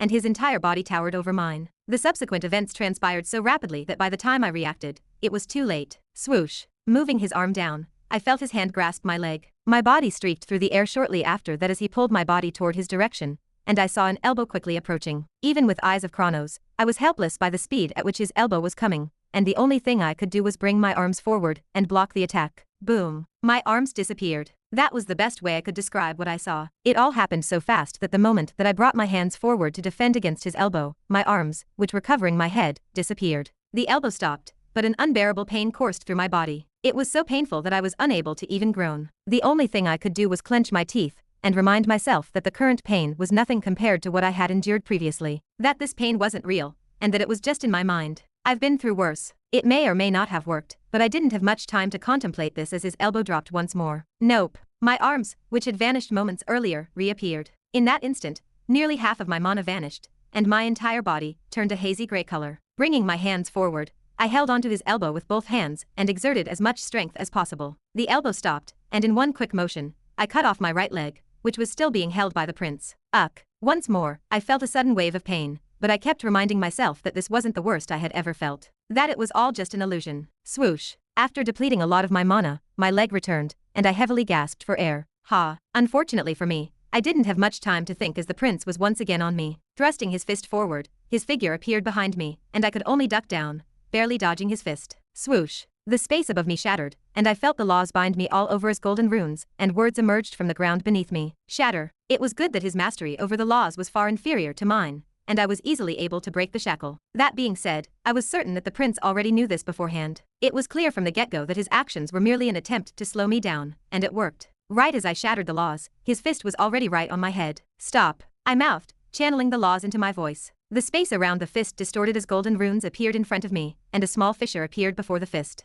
That wasn't the only fissure that appeared, another also appeared behind him. The fist, which was previously headed my way, warped and reappeared from the fissure that had appeared behind him, crashing directly at his back. Boom. The prince's entire body shot away from where I was, and finally, I was able to take a breather. Ha, ha. Sweat trickled down the side of my face at that moment as I rested my hands against my knees. Shit. I was trying my best to refrain from using the laws, but I had no choice this time. Had I not used the laws, I would have probably lost. Fuck. Cursing once more, I turned my head to stare at the Prince of Wrath. He had just gotten up, and he seemed to be relatively fine, but I knew from a glance that wasn't the case. The attack had an effect on him. I am afraid that I will have to use the laws this time. Things will become quite troublesome if I don't. It became quite obvious to me that he was stronger than me. Perhaps if the two of us were outside the pillar, I would have had an easier time. Within the pillar, demons were immeasurably more powerful than they were in normal circumstances. That much was already obvious. Perhaps we were on equal terms when outside, but inside, we weren't.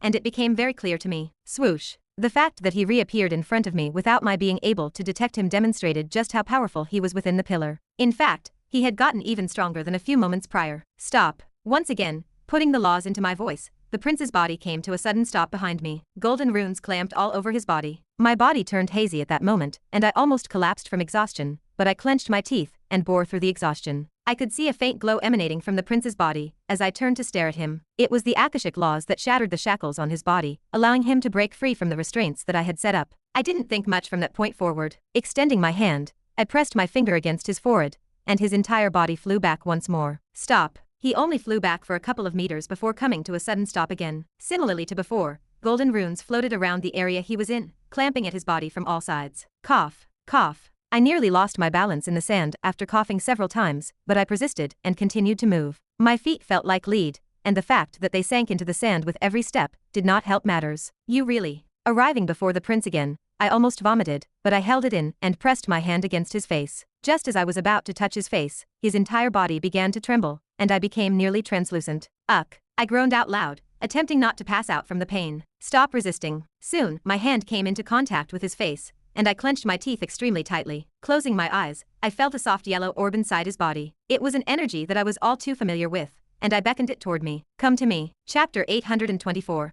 Is that Ren? Overhearing Donna's shocked mutter, Amanda turned her head and stared at the fight that was happening above them. Boom. Dunes shattered, and the very air the two were in showed signs of cracking. It was clear as day that the two of them were on a completely different level than anybody else present. Since when did he become so strong? Amanda couldn't blame them for looking so shocked. She, too, was shocked by Ren's power. She had originally thought she had a grasp of what his power was, but it seemed like she had underestimated him severely. And here I thought I could catch up to him in the past 5 years. She had trained hard, extremely hard in the past few years. It was all with the goal of getting closer to him in strength. She thought that she had somewhat bridged the gap that existed between the two of them, but she had grossly underestimated just how monstrous Ren was. But why does he look like that? There was something odd about Ren's appearance. He was completely black, and his expression was somewhat dull. She couldn't quite understand what was going on with him, but seeing how he was handling that monster of a demon, she assumed that he was using some sort of skill, one that she wasn't aware of. Boom. Ren. Amanda was startled by the sight of him crashing against a nearby dune. With sand spilling in the air, her vision of him became obscured. She immediately became worried, and just as she was about to rush up to him, she stopped herself and bit her lips. No, I can't.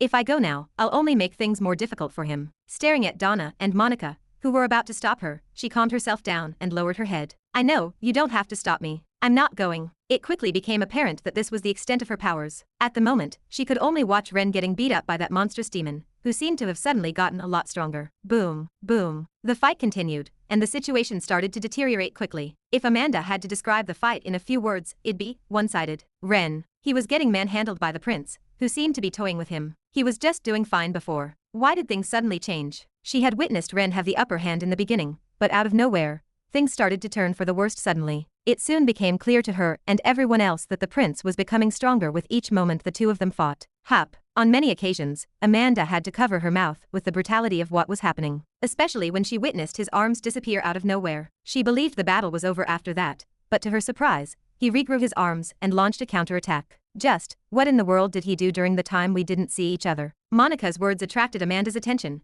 and her head subconsciously nodded. Indeed. What had happened during the time when they hadn't seen each other? Hey, look. Monica's words reverberated in the air once more, but Amanda didn't need to be told why she spoke. She understood shortly after. With Ren's hand against the demon's head, a sudden change happened in the fight.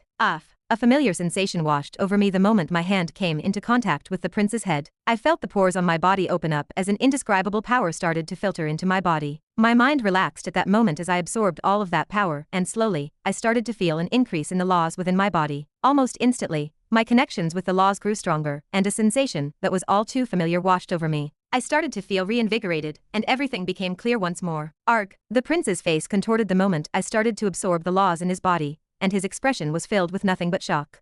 How? I didn't let him continue his sentence as I continued to absorb the laws within him. Despite that, the flames that were revolving around the prince's body started to increase, as the air around us distorted. Feeling the heat radiating from his body, my brows creased, but I endured the pain, and continued to absorb the Akashic laws within his body. Stay put. As I injected the power of the laws into my own body, the space around the prince warped and distorted, and his body froze perfectly still. I took that chance to increase my grip on his head further and further push the laws toward me. When I touched his head with my hand, the laws began to flow into me more easily than they ever had before, and within a few seconds of making contact, I had taken in the majority of the laws that were contained within his body. That should just about do. Seeing that I couldn't contain his body anymore, I quickly let go, and the prince's body disappeared from my vision, reappearing a couple of 100 meters away from me. Ha ha, you. He looked at me, both startled and incensed. Touching his body all over, he glared at me.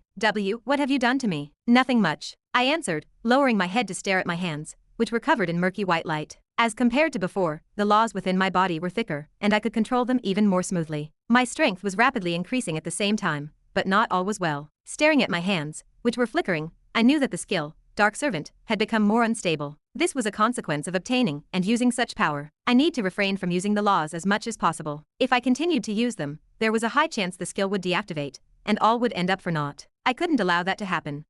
How are you able to control the same power as His Majesty? Overhearing the demon's words, I raised my head and looked up at him. Seeing the confused look on his face, I shook my head. If I were to explain it to you, it would take too long, so, squinting my eyes, I brought my sword forward and pointed it at him. Let's finish this. Boom. The space around the prince shattered as a sword projection, double the size of what it usually was, appeared from within the space itself, hurling at the demon at incredible speeds. The prince, unlike in the past, was no longer able to cope with it, and displayed a defensive posture by crossing his arms. Bang! After coming into contact with the sword, his entire body took off in the opposite direction. Not bad, I mumbled, staring at the sword projection. It was clear that the power of my attack had increased, and now I was no longer at a disadvantage. Staring at the prince, whose body crashed against one of the distant dunes, I brought my sword forward and pointed it once again in his direction. The space around him shattered, and several similar-sized swords appeared from the space itself. Crumble. Bringing my sword down, the projections quickly impaled the area where the prince was, and I heard a muffled cry in the distance. Good. Seeing that I had done some damage, I pressed my foot against the sand, and my vision blurred. Before I knew it, I was standing right above the dune, and the prince's body came into my sight. How should I put it? He sustained more injuries than I thought. His entire body was riddled with holes, and his expression was extremely distorted. Despite that, he still seemed to be alive, and in fact, his power seemed to have increased even further, which made me furrow my brows even more deeply. Just what is the limit of his strength? It was annoying that his strength kept increasing the more we fought, and that made things rather difficult for me to deal with. How should I handle this? I briefly glanced at a few people in the distance, and my brows furrowed even further. Is that the only way? Swoosh.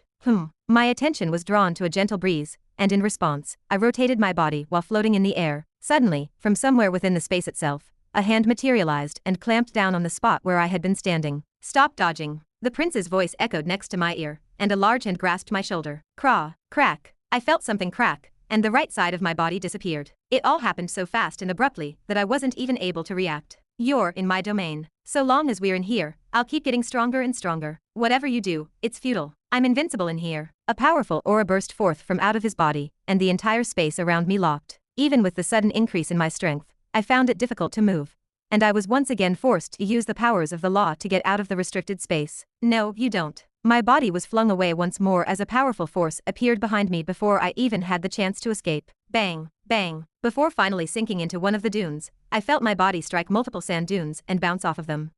Every part of my body ached at the moment, and when I looked up, I caught sight of the prince's body levitating in the air. The red sun hung right behind him, enveloping him entirely, and he looked like some sort of deity.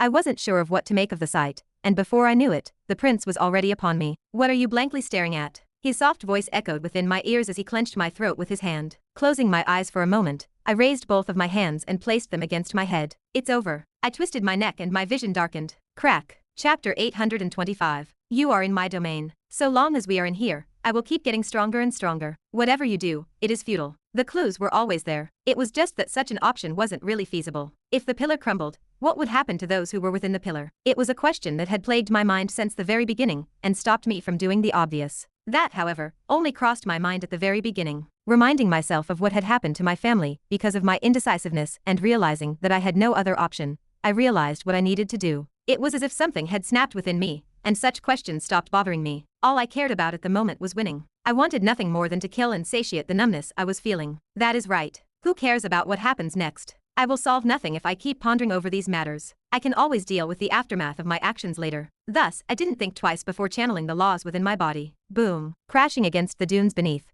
I injected the laws beneath the ground as golden runes, and words sank into the sand beneath before moving to another dune and repeating the process. Stop dodging. A hand came and grasped at my throat. When I looked up, I saw the Prince of Wrath staring menacingly at me with his crimson pupils. His power was a lot higher than it was before, and it only kept increasing as the fight went on. I was no longer his match, but that was of no concern to me. I think that is enough. Crack. Raising both of my hands, I twisted my neck, and my vision grew dark. A sharp pain spread across my neck, sizzling down my back like a web of electricity. My mana, along with the laws, depleted rapidly, and the tightness that I felt in my throat disappeared. I wasn't exactly sure what had happened next. I couldn't really see or feel anything. It was just dark and silent, eerily silent. I wasn't sure how long it had been like that, but the sensation didn't last very long at all. My vision quickly returned, and I found that I was standing in the clouds. The normal sky. The one that belonged to Earth. What remained of the pillar and the surrounding debris were scattered beneath me. They dispersed themselves across the land, wreaking havoc on the ecosystems that were buried below. It wasn't a pretty sight,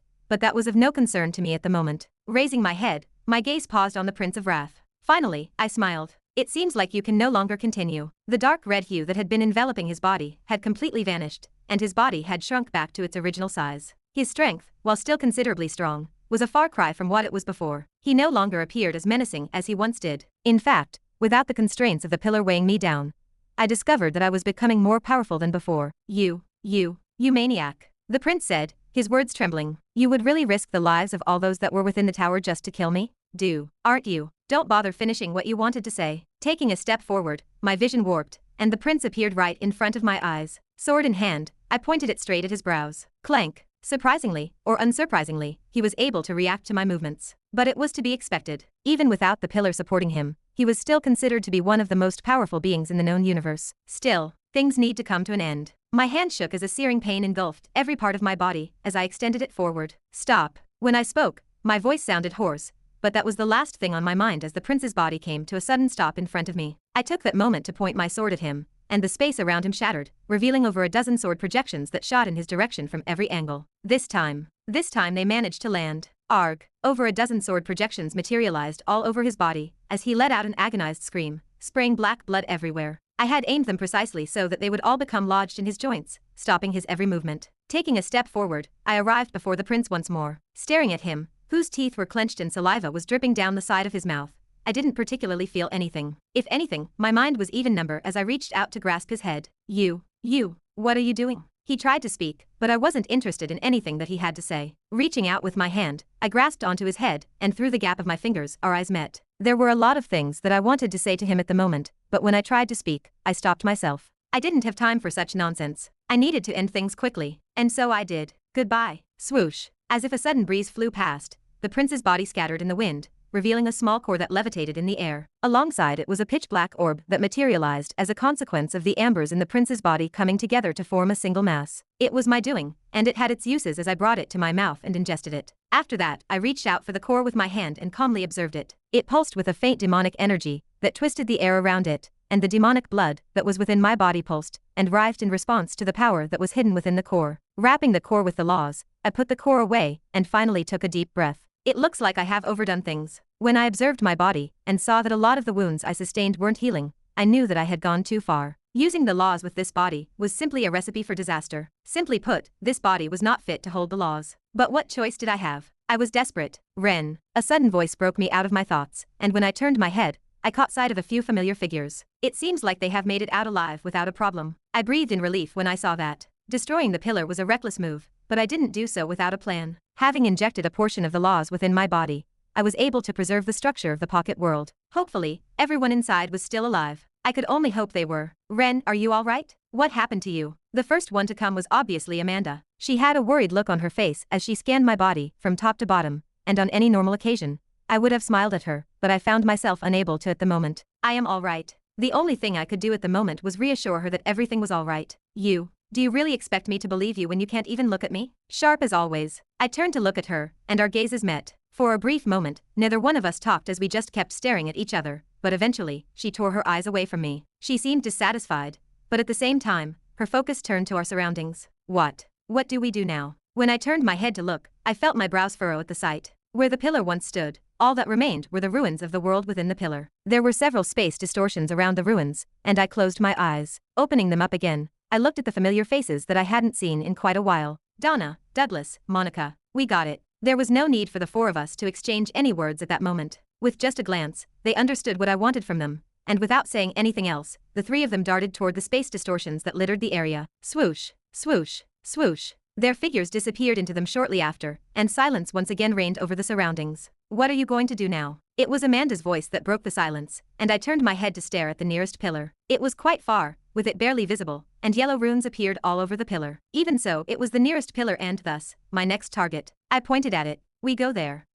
Amanda seemed rather surprised by my words. I could tell by her facial expression that she had not anticipated my invitation to accompany me. Reality was that I actually didn't want her to come with me, but I knew her well enough to know just how stubborn she was. Without a doubt, she was going to insist on bringing her with me, and a lot of time would be wasted trying to convince her otherwise. Thus, I just decided to bring her along with me, and avoid a lot of trouble. Plus, she has improved quite a lot. It is fair to say that she can help me out when the situation arises. Why? You don't want to go? No. I want to, Amanda answered, flustered. I felt a sudden itch when staring at her expression, but that disappeared as quickly as it came. Turning my attention back toward the distant pillar, I squinted my eyes. If I am not wrong, I carefully studied the runes surrounding the pillar. Our next target is the Pillar of Sloth. Chapter 826. Pillar of Sloth. Sheeing. Silently coming from beneath the ground, Jin appeared behind a demon. With his daggers crossed behind the demon's neck, a head rolled on the ground. Thump. Thin black threads emerged from the ground, enveloping the entire head before crushing it into a pulp and revealing a black core. After the core was uncovered,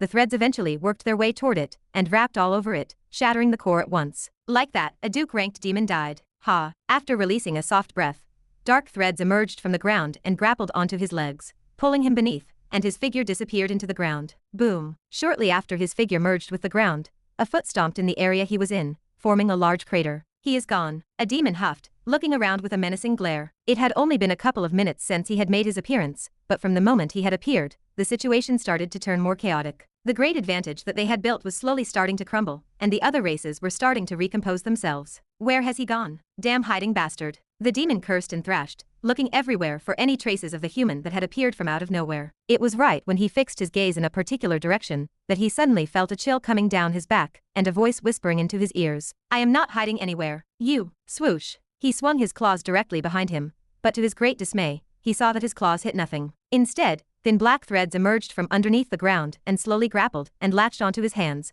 halting his movement.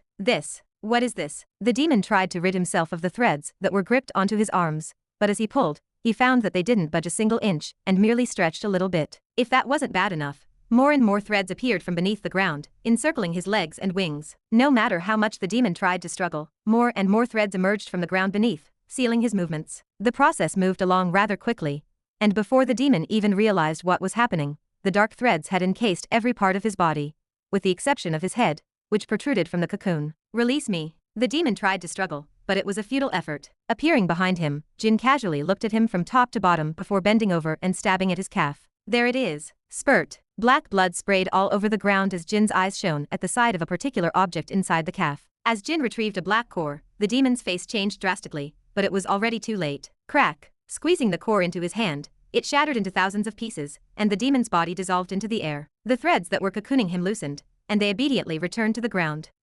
Having dealt with another powerful demon, Jin took a deep breath. It really isn't easy to deal with such strong demons. While he made it look easy, it was anything but easy. Nearly half of his mana was depleted, and he had only killed one of the numerous powerful demons roaming the battlefield. There was still a lot of work that he needed to do. Gulp. Drinking a potion, his figure once again melted against the ground, and he headed for his next target. The pillar master of the Sloth clan was Prince Letbia. He was a demon with long pinkish hair, a trait belonging to the higher demons within the clan, and his features were extremely pleasant to the eyes. Behind him were several demons, all of whom were prince-ranked.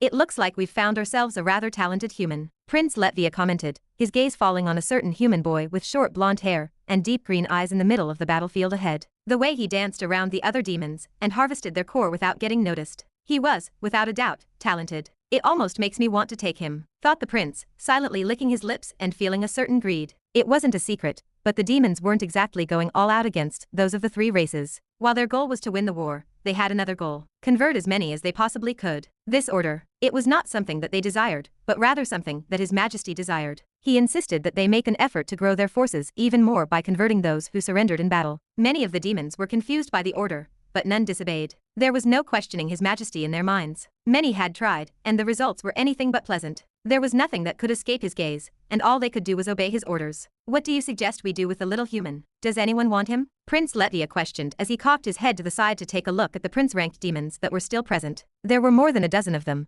and for some time they had been standing off in the distance and watching the battleground. They had been playing a certain game from the very beginning, one that consisted of choosing a certain target to bring over to their side. While they did enjoy killing, they had all agreed that letting such talented individuals rot would be a waste, especially when they could be useful if there was a conflict with another clan. They'd make good cannon fodder, or perhaps even main soldiers. Eventually, his gaze fell on a particular demon. Out of all the demons, he seemed to be the one who showed some interest. Are you interested? I indeed am, the demon answered, his voice sounding extremely calm. Such behavior pleased the prince, who nodded his head. What's your name? Va Yang. The demon answered curtly, stepping forward a couple of steps and stopping right in front of Prince Letvia. Va Yang is it? The prince looked down and heavily scrutinized him. This was the first time seeing him, and he seemed to be rather talented. His age and the rank he had achieved were testaments to that. Even though this was the first time he had actually seen him, he was familiar with the demon's name. He had made quite a name for himself in Kamankut, and it had even reached his ears, especially lately when he heard about the situation over there,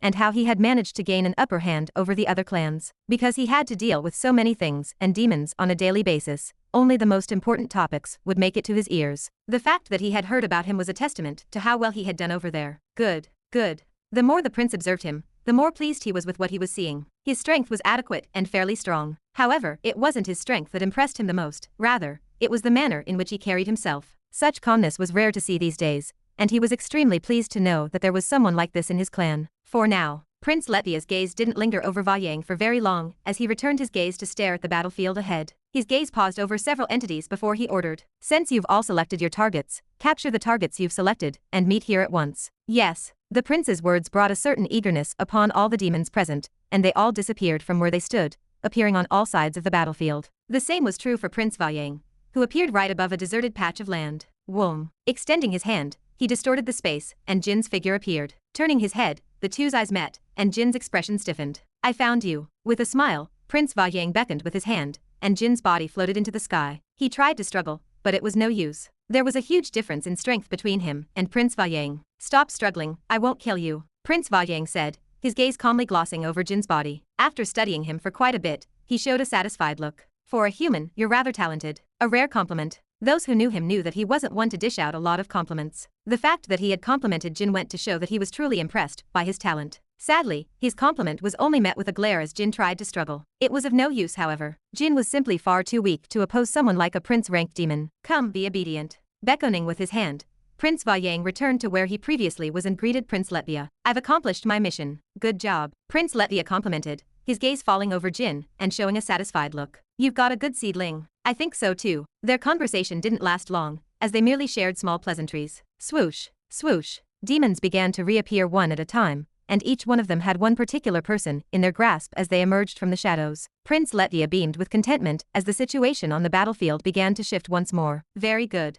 He nodded his head and turned to look at his subordinates behind him, more specifically, the people they brought, and he nodded his head once more. He couldn't be more satisfied with the choices that they brought. They had all chosen good seedlings. Now then, he returned his gaze toward his subordinates. "Since you've all taken your share, it's time you get them to J." The prince's words were cut short. Rumble, rumble. The pillar began to tremble all of a sudden, and the prince's expression crumbled. What's going on? Chapter 827. Is this enough? Rumble, rumble. The cosmos began violently trembling, and the nebulae visible in the space above the islands began to warp and enlarge at an accelerated rate. Everyone within the pillar became startled at the unexpected development, and they immediately stopped whatever they were doing and looked up toward the source of the chaos. What is happening? The most concerned was Prince Letvia, who looked up with a serious expression. Unlike the others, he was the most familiar with the structure of the pillar, and for it to shake this much, it was obvious that someone was breaching it from the outside. How is it possible for someone to be outside? Didn't His Majesty? A sudden thought crossed the prince, and his pupils constricted. He quickly shook his head, dispelling such a thought from his mind. No, it is impossible. There must be another explanation. Perhaps His Majesty had made a mistake. If that was even possible? However, the more the prince contemplated it,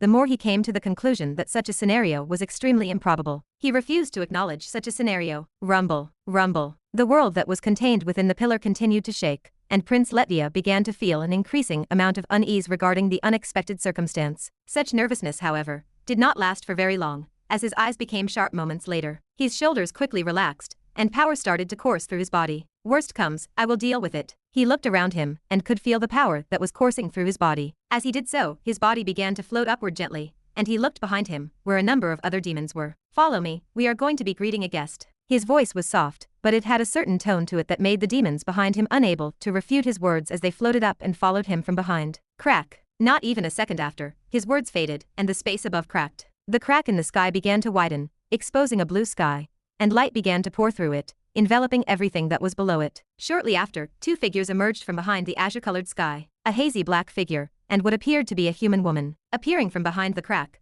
they immediately attracted the attention of all those within, and everyone's gaze fell on them. Who do we have the honor of meeting? Meeting them, Prince Letvia placed his hand over his chest, and bowed ever so slightly. His polite actions attracted the attention of those around him, as they turned to look at the two guests with renowned interest. Even without taking into account the fact that they were able to create a crack in the pillar, the fact that the prince was treating them with such respect indicated that they were not typical people. It was unfortunate that the new party did not answer, as their gaze wandered around the world. Wherever his eyes paused, the area would come to a sudden standstill as a tangible pressure enveloped the area. If it was not clear before, it became certain now. Whoever or whatever the hazy figure was, they carried an immense amount of power that was out of their reach. Strange. While this was happening, the prince was also observing them. The first thing he noticed was that the human woman was weak. She seemed to have the power of a duke-ranked demon, perhaps even less. The same could not be said for the hazy figure. Unlike her, he actually felt a threat coming from him, and his expression stiffened at the thought as something crossed his mind. If he appeared from the outside, wouldn't that mean? It cannot be that. No, no, how is this possible? There is no way His Majesty would be unaware of such an existence. It is simply impossible. He once again forced himself to dispel such dangerous thoughts from his mind. Is there anything that I can help you with?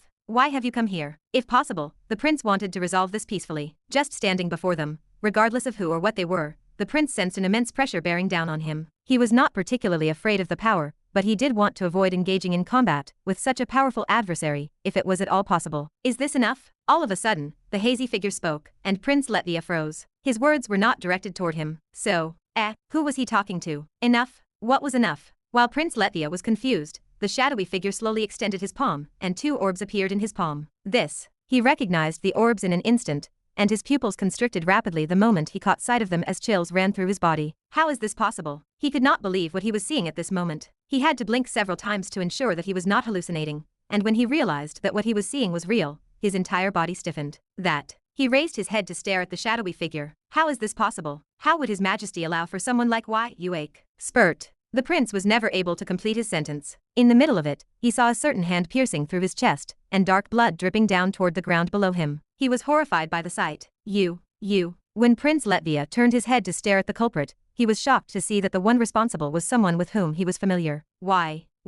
Too bad for the prince. The culprit's gaze had never been directed at him, but at the shadowy figure that stood in the sky. Or, more specifically, the orbs in his hand. That's more than enough. It was there that the prince understood what had happened, and his entire expression started to distort. Traitor. If there was one thing the demons hated more than anything, it was someone who betrayed their own race, and a powerful force started to come out of his body.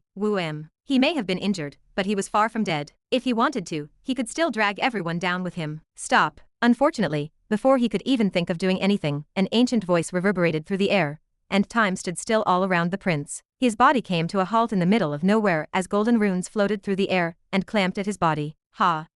Unable to move, the prince was shocked to realize that the power entrapping him was something he was familiar with. One he had just recently gotten his hands on, and something he deemed the pinnacle of all powers. How? Once again, more questions emerged in his mind as the situation turned once more. Sadly, they were questions he would never get to know the answers of. Be glad that you did not suffer like the others did. A hand reached out for his face, grasping his head entirely. Prince Letvia wanted to resist, but under the restraint he was under, he was helpless. Given time and without injuries, he would have been able to escape, but alas, the situation made it impossible for him to do so.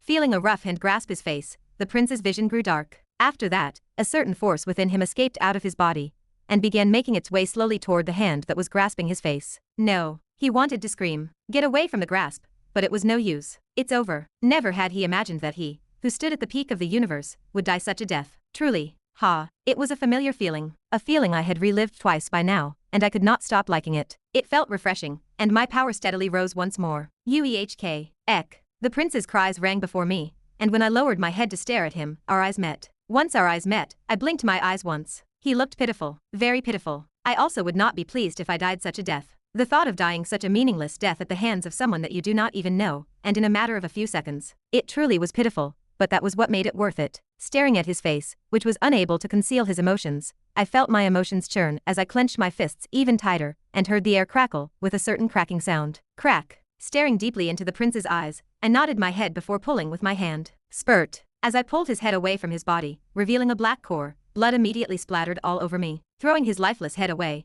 I immediately grasped his core and squeezed it. Crack. The prince's body immediately faded after that, and silence reigned over the area around me. 2 orbs appeared before me, one yellow and one black, forming from the residue of the prince's body. I wasted no time and absorbed them both, relishing in the sensations they brought upon me. Taking in the sights around me, I took a deep breath before shifting my attention back toward Prince Valyang. His hand continued to drip with the blood of the prince as he looked at me with a calm expression. You've made the right decision. It looks like I have. Prince Valyang answered with a smile, his gaze lingering over where Prince Letvia had previously been standing. It took defeating 2 pillar masters to convince him to join my side, but it was worth it. Thanks to his help, I was able to deal with one of the pillars a lot more easily than I anticipated. There were still 4 more to go, but at the very least, I knew that I could carry one for a little longer. This was good. Now then, I shifted my attention toward the other demons that were remaining. They stood where they were in utter shock, seemingly unable to understand what had happened. Perhaps they did but refused to acknowledge it. That did not matter to me. Extending my hand forward, I channeled all of my mana. Rumble.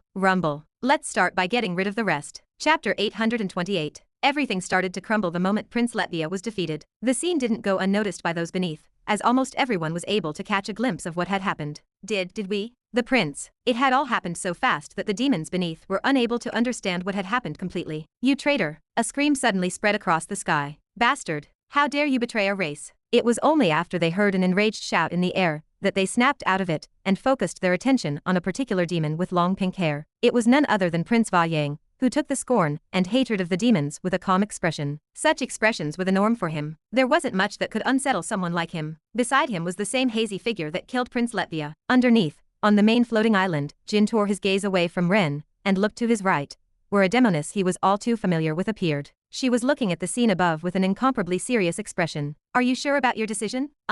Priscilla nodded her head, tearing her gaze away from the scene and shifting her attention to Jin. It certainly wasn't easy, but a bitter smile spread across her features. We didn't have much of a choice. Thinking back at what had happened a while ago, she could only bitterly shake her head. It truly was not much of a choice from their end. Aside from what had happened with them in Kamankut, their positions were awfully obvious within the Sloth clan, and while they didn't dislike their position, they still wanted more. They were ambitious and had always dreamed of reaching a higher position. Since a chance presented itself, they chose to take it. They were not so foolish as to take the risk without first having some evidence to show them that it was a risk that would be worth taking. It was for this very reason that they had demanded that the human show proof before coming to the decision to join his side. The 2 cores belonging to the Pillar Masters. That was enough proof for them to take the gamble and join his side. Now then, she secretly sighed to herself, staring once again at the shadowy figure in the sky. We've placed our bets. We can now only hope that our gamble pays off. You've made a good choice. A voice brought Priscilla out of her thoughts, and when she turned her head, her gaze fell on 2 emerald-colored eyes. Oh, is this your way of comforting me? No, why would I? Jin took a step back, seemingly almost disgusted by her comment. For a moment, Priscilla thought about all sorts of things,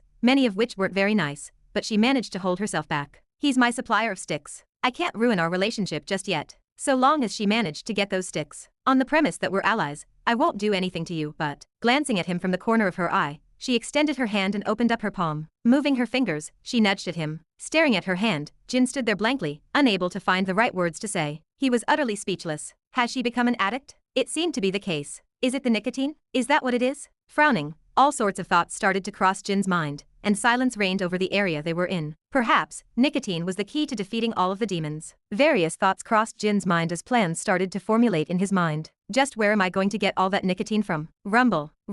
His thoughts, however, were broken by the sudden shaking of the pillar as the world around them started to crumble. As the floating islands around them began to collapse, water began to seep into the area beneath them. The ground beneath them began to fracture, and the island began to rock back and forth in the space all around them. What's happening? What's going on? Jin and Priscilla were both confused, and when they looked up, they were shocked to see massive cracks forming all over the cosmic skies of the world. Crack, crack. Behind the cracks, light filtered through. Once the cracks became larger, an azure-colored sky became more visible to the two of them, and soon, everything came crashing down at once. Crash. After hearing a sound that was reminiscent of a glass breaking, the world around them began to disintegrate, and they saw only white. Their bodies, which were standing on the island, suddenly lightened, and the two of them felt their bodies disappear into thin air. While they weren't completely aware of what was going on, if there was one thing they understood, it was that the Pillar of Sloth had crumbled. Clank, clank, clank. The world around me crumbled and returned to how it was supposed to be. Clouds littered the sky, and light filtered through from the sun in the sky. What do we do now? It was Amanda's voice that brought me out of my thoughts,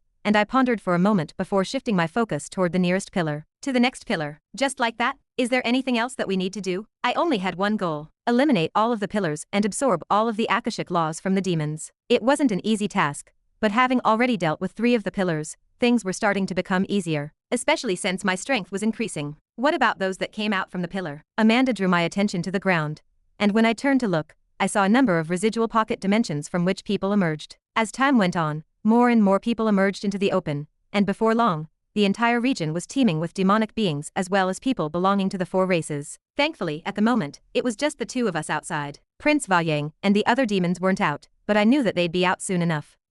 Observing those that were coming out, I turned to look toward my left, and it was then that I noticed that there were several fights ongoing in the distance. Is this from the other pillars? Indeed, if I thought about it, apart from killing the leaders, I hadn't dealt with the remaining demons. It wasn't that I didn't want to, but I had no time for them. Such a thing was troublesome. Oh wait. It was at that moment that I realized something, and turned my head to look at Amanda. She looked back at me, and I nodded my head. That might work. What might work? Here. I didn't answer her and extended my hand toward her, opening up my palm. I focused on the laws within my body, and closed my eyes. Visualizing an image inside of my mind, I opened my eyes again, and gathered all of the energy toward my palm, where slowly an orb floated. What's this? Just watch. As I kept my attention fixed on the orb I held in my hand, within a very short period of time, its form began to shift and change. My body ached and flickered at the fact that I was using the laws, but I endured the pain, and continued to channel it. Eventually, the orb extended into a thin line of moderate thickness. This is. Amanda seemed to finally be getting an idea of what I was making as her eyes opened wide, and I clenched my fist.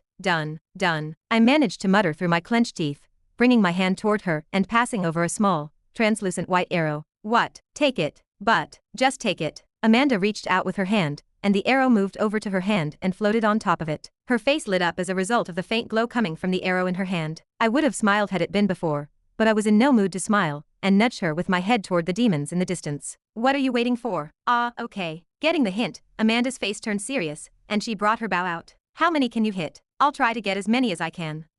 Just shoot the arrow, and let's leave after that. For those that survive, I'm sure allies can deal with them. The sad reality was that I couldn't save everyone. I could only do my best to help them as much as I could, and this was part of that help. Whether they lived or died, it was something that wasn't within my immediate concern at the moment. Perhaps it would have been previously, but after what I saw, I no longer cared as much. What mattered at the moment was victory. Creak. Amanda's back slowly arched as she placed the arrow on the string, and as she did so, a tremendous amount of power began to radiate from her body. Her sudden burst of power attracted the attention of the demons that were coming out from below, but it was too late. Right when the string of her bow touched the corner of her mouth, Amanda let go of the string, and the arrow disappeared from the bow. Shio. The sky above tore, and all of a sudden, the surroundings turned quiet. When I turned my head to look around me, I was met with over a dozen demons. They had probably just noticed us after coming out of the pocket dimension, and all of them were of the prince and duke rank. The power they radiated was extremely powerful, but Shio, Shio, Shio, Shio, Shio. It suddenly started to rain. Chapter 829. I don't see anything. The mist is far too thick. Ryan muttered as he extended his hand,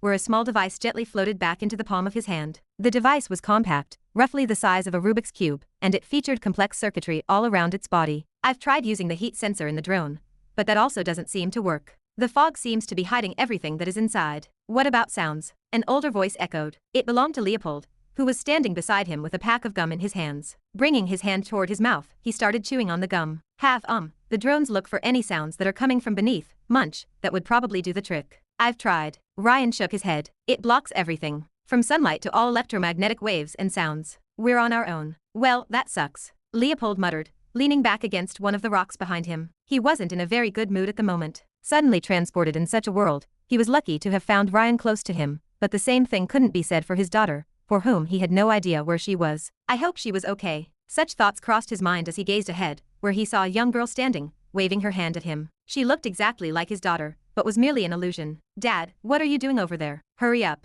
She sounded just like her too. I was glad Ryan was with me. He could only shudder at the thought of what would have happened had Ryan not been here with him. It was thanks to him that he was able to realize that it was all an illusion, and if not for him, he would have probably fallen into whatever trap was being laid out. Right now, he could only hope that she was fine, even if he knew that the situation they were in was rather dire. So, what do we do now? Leopold asked, raising his head slightly to look at Ryan, who seemed to be in deep thought. And indeed, he was, as he looked through his devices and eventually settled for a small flag. What's that? Wait. Moving around the flag, Ryan touched the pole, and it suddenly started to flutter. Almost immediately after that, the mist that had been surrounding them began to recede, even if only very slightly. I guess that works. A smile finally appeared on Ryan's face as he picked up the flag. Moving toward Leopold, he waved it at him. Come closer to me. So long as you're close to the flag, you won't have to worry about the fog around us. This should make our lives a lot easier. You're right. Leopold sighed in relief and moved toward where Ryan was. As soon as he came within range of the flag, the image of his daughter vanished, and he let out a sigh of relief. It was starting to get to him. It looks like you were right. Of course I am. Ryan rolled his eyes.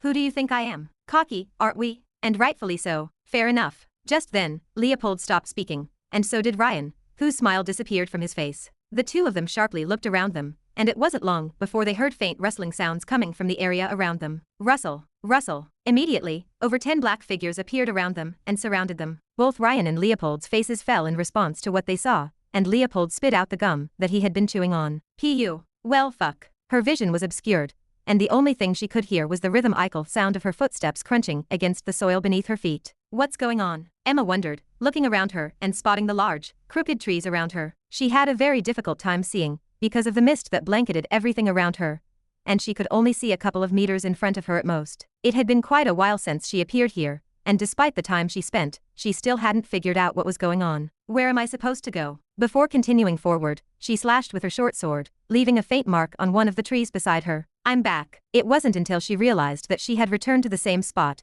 as before that she finally came to a stop. The most convincing piece of evidence for that was the cut on the tree that was beside her. Frustrated, she stomped her foot on the ground. Damn it, what is this place? She never got to finish that sentence. Just as she was about to finish it, her pupils constricted and her back bent backward. Swoosh! A black claw appeared in the area she previously was in, and in one swift movement, Emma juggled her short swords in her hand and crossed them right on the demon's head that had appeared out of nowhere. I got you. A smile crept up on her face as she looked at the demon above her. Finally, after who knows how long, she managed to trick the demon into coming out. Ever since she arrived at the spot, she had the distinct impression that someone was following her around and watching her every movement. It was faint, but she believed that her hunch was correct. Since she wasn't certain of where they were because of the fog, she decided to play along and lure them to her. It was a risky move, but one that paid out massively. If you answer my questions, I won't kill you. Her words were so icy that they sent shivers down the back of the demon, which slowly nodded its head in response. Good. Emma brought the short swords closer to the demon's neck. A faint pulse indicated that the core was right next to the blade of her short sword. One movement from her,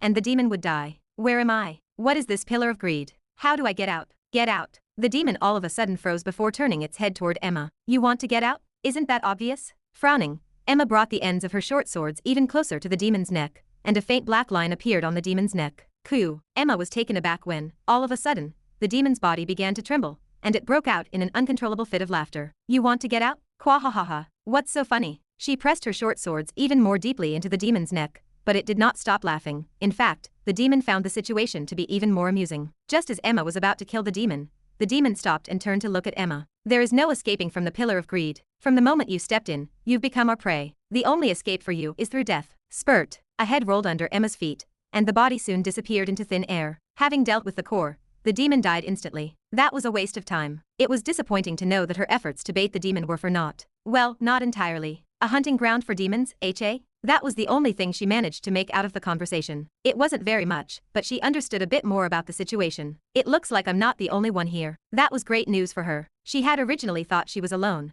but from the looks of things, it wasn't the case. Good, if I can find someone that I know, then the chances of surviving are higher. 2 was always better than 1, or at least for her. Turning her head to look left and right, she pressed her foot against the ground and darted off into the distance. With a goal in mind, she knew exactly what she needed to do. The world within the Pillar of Greed was vast. Emma didn't know for how long she ran, but as she moved around the fog, in hopes of finding a clearer patch of land, she ended up stumbling into what seemed to be a large waterfall. Splash! Splash! With the fog covering her vision, she couldn't see it properly, but she could hear it all right. It was unquestionably a waterfall due to the extremely loud sound of water being thrown back and forth in the distance. From the sound, it didn't seem too far from her. Without a second thought, she headed for it. The waterfall can serve as a good checking point given the fog. With no sight, the only thing they could rely on was hearing, and the waterfall was the perfect stop. Therefore, she didn't hesitate and just ran for the waterfall.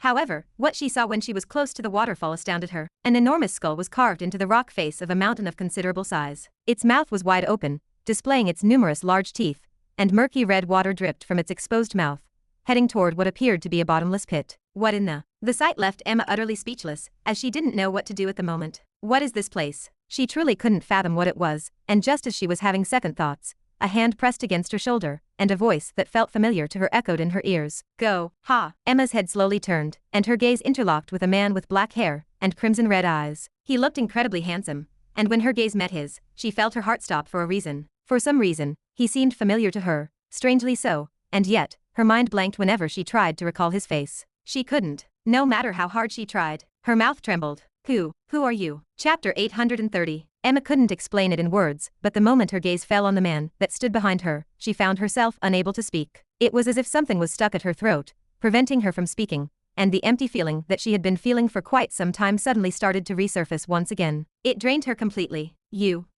Who are you? She stumbled several steps back, staring at the smiling figure that seemed all too familiar to her, yet, at the same time, distant. No matter how hard she tried, she couldn't recall him at all. It was just blank. Her mind was completely blank. Just what is happening? Who is he? Why do I feel this way? Her mind was a total mess, and she could barely think properly. The more she glanced at the figure, the more her mind became a mess, and she continued to step back. It wasn't out of fear, but due to the weird feeling that was eating at her chest. Aha! Something trickled down the side of her cheeks as she held onto her head with both hands. Emma, calm down. It's me. Don't. He tried to reach out for her, but he was quickly stopped by Emma, who slapped his hand away from her. She glared at him fiercely. Don't take a single step toward me. Stay where you are. At this point, she was at the point where she was practically screaming, and the pain in her head was starting to grow worse. She didn't know what was going on at that moment, but sudden images started to flash within her mind, and her head started to throb even more fiercely. Her hand reached for her shirt, and she gripped it tightly. Just what is happening? The longer the situation dragged on, the more she found herself wavering. No. Clenching her teeth, Emma gripped her short swords at her hips and, in one swift motion, pointed them toward the man that was standing opposite her. Mana started to flow out of her body as power started to radiate from her. Glancing at the fog that was surrounding her, she had a sudden idea. I get it now. It was the only explanation that she could think of at the moment. That was the only thing that could explain her sudden panic attack and reaction to the unfamiliar man that she had never seen before in her life. You must be a manifestation of whatever this fog is. She didn't speak further after that. With both short swords in hand, she pressed her foot against the ground, and her figure appeared before the man. She was quick. It took no time for her to arrive before him, and she slashed with her short swords. Swoosh! A pity that her weapon completely passed through the man, who kept smiling at her. I knew it, Emma shouted, feeling relieved that her swords had passed through the man. Without a doubt, it proved her assumption, and she managed to calm down. It is an illusion, she reassured herself. Yet, for some reason, deep down, she felt a little disappointed at the thought. Why did you swing at me? Let us relax for a second, he said while looking down at her, his smile looking extremely sincere. It was such a gaze that made the empty feeling in Emma's heart grow, and she clenched her teeth. Shut up, she shouted, swinging her other short sword. Even though he was only a projection, the very fact that he was there unnerved her. He had to disappear. For her own sake. Swoosh. Yet again, it passed through his body, but Emma didn't care. Swoosh, swoosh, swoosh. One swing after another, she kept on swinging. Her attacks would keep passing through his body, and he seemed relatively unharmed by whatever she was doing, but Emma just couldn't stop herself. She needed to vent at the moment, and each of her swings started to become progressively faster and stronger. Boom. So much so that the land beneath them tore apart, and the fog moved away for a brief moment. The thing that prompted Emma to stop was the fact that the figure remained where it was despite the disappearance of the fog, and her feet came to a sudden halt. Her breath was extremely labored, and sweat trickled down the side of her face, but her gaze never wavered away from the figure, as she continued to look at him. Who are you? There were many things that she wanted to ask at that moment, but that was all she could manage to utter. She didn't know what to do at the moment, and all she could do was stare at him. Stare at him in hopes of him knowing something. Something that could explain the emptiness that she had been feeling for the past few years. She had believed that she had been able to subdue it, but at this very moment, it re-emerged more powerfully than it had ever been, and she desired nothing more than to understand why this was the case. Just what was this emptiness, and why did it grow stronger at the sight of him? My name is Kevin. It was just a name. Yet, the moment he uttered those words, as if something within her snapped, a flood of memories started to resurface within her mind, and her mind blanked entirely for a moment. Thud. She soon fell to her knees, and a blank look appeared on her face. What? How? Her words were incomprehensible, and she appeared to have a look on her face that suggested she had just seen a ghost. Her mind. It wasn't in the right state, as she kept repeating herself. Kevin? How? Memories continued to flood her mind, and something within her seemed to come close to snapping. Swoosh. It was right then that Kevin appeared right behind her. She didn't seem to notice him as her face remained blank, seemingly completely lost. Who would have thought? Kevin's voice suddenly changed to a raspy one, and his figure started to fade, revealing the features of an elderly demon, with a long white goatee and a tuxedo. The cane, which he held in his right hand and used to assist him in maintaining his balance, sank into the earth beneath. His gaze was currently drawn toward Emma, and his eyes flashed with interest. Who would have thought? He muttered, his voice as soft as a whisper. Who would have thought that her body contained traces of the power that His Majesty had given me? While handing over the body of a young human girl with brown hair that reached her shoulders, Prince Solbacon issued an order to one of the demons that stood next to him. Take special care of her. Understood. A lanky demon came up behind the prince and grabbed the girl out of his hands before whisking her away from his line of sight. Staring at her figure, the prince's head cocked a little. I need to report this to His Majesty later. The fact that she had traces of the power that His Majesty had given him was a cause for concern. It wasn't exactly powerful, but there were traces of it, and that was also when he realized that her memories had been tampered with. He wasn't too sure who was responsible for the seal, but what concerned him the most was the power that was used to seal her memories. From what he could tell, the individual who had been responsible for placing the seal on her body was extremely strong. Perhaps even stronger than him, but even knowing that, the prince wasn't scared. I too can control the powers. With his hands behind his back, the prince set his cane to the side and moved forward. Tap, tap. His calm steps echoed within the cave, and after walking for a couple of minutes, he stood by the edge of a large opening. With a bright light in the distance, he moved forward, and he was able to see what lay beyond the light. Not bad. A smile appeared on his face the moment he was able to see what was going on as he stood above a large cave opening. What attracted his attention was the large rune in the middle of the cavern that emitted a bright red light, and several people had been strategically positioned within the rune at various points. They were sitting in a cross-legged position, and their entire bodies had a husky appearance, as if they had been sucked out of everything in their bodies. Over here. Place them over here. We've captured another one. Through an opening beneath the cave, demons continued to move forward. They carried humans, orcs, elves, and dwarves, and replaced them on the large rune in the middle of the cave that glowed brighter with each passing second. It looks like everything is proceeding smoothly. The prince was more than satisfied with what he was seeing. If there was a reason why he wasn't scared of the entity responsible for placing a seal on the human girl, it was because of the rune in the middle. So long as he managed to absorb the power that was building up within it, he feared no one. Not even His Majesty. That was of course on the premise that he was within the pillar, and had a grudge against His Majesty, which he didn't. He held nothing but respect and admiration for him. Good. Nodding to himself a couple of times, the prince tore his gaze away from the rune, and made his way back to where he came from. He had seen enough. It should take no longer than a couple of hours at most, by then. He couldn't stop himself from smiling at that point. Chapter 831. The color blue dominated the world within the Pillar of Pride. A hazy, dark blue mist covered the entire landscape, with small peaks sprouting from beneath the mist. The world seemed tranquil, but within the blue mist, all sorts of colorful lights flashed from within. They carried different hues, and they flashed continuously. It wasn't until the mist suddenly split apart, to reveal several figures, that the tranquility that lay within the world broke apart. Arg! A loud shout reverberated through the air, and a powerful wave of mana burst forth from Octavius's hand. It directly shot toward a demon in front of him, and shortly after, the demon's figure disintegrated into nothing. Silence returned to the world after that, and just as Octavius felt himself relax, an urgent voice rang from behind him. Behind you. Boom. He didn't have enough time to react, and before he knew it, a powerful force blasted past his back, and he found himself hurling forward, eventually crashing against the hard ground beneath. Octavius groaned in pain, using both hands to help himself up. Sheeing.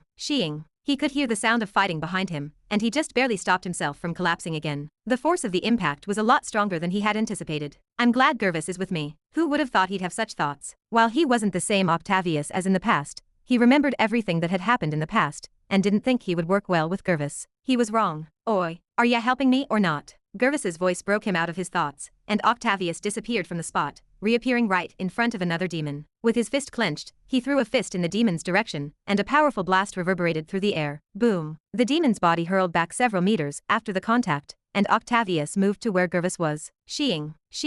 Wearing his armor, Gervis was currently dealing with 2 prince-ranked demons at once, and even though he seemed to be having a hard time, Octavius could tell he wasn't disadvantaged in the least. With his large gun-like device and powerful shield that activated whenever a demon appeared, he wasn't prone to sneak attacks, making things a lot easier for him. His maneuverability was a bit questionable, but it wasn't anything to be worried about, considering the defensive mechanism installed in his suit. Boom! Arriving before one of the demons hounding Gervis, Octavius thrust his fist forward, and just by a few inches, he managed to hit the demon in the abdominal area. Yeek! Sensing the demon scattering away with an agonized scream, Octavius retrieved his fist. Octavius! At the same time, the demon crumbled into dust, Gervis' eyes sharpened, and the ray gun in his hand flickered with a green light as a powerful wave of mana sprouted in the air. It was a process that took several seconds, and under normal circumstances, it would have been difficult to pull off this move. However, he wasn't alone in this endeavor. Clank!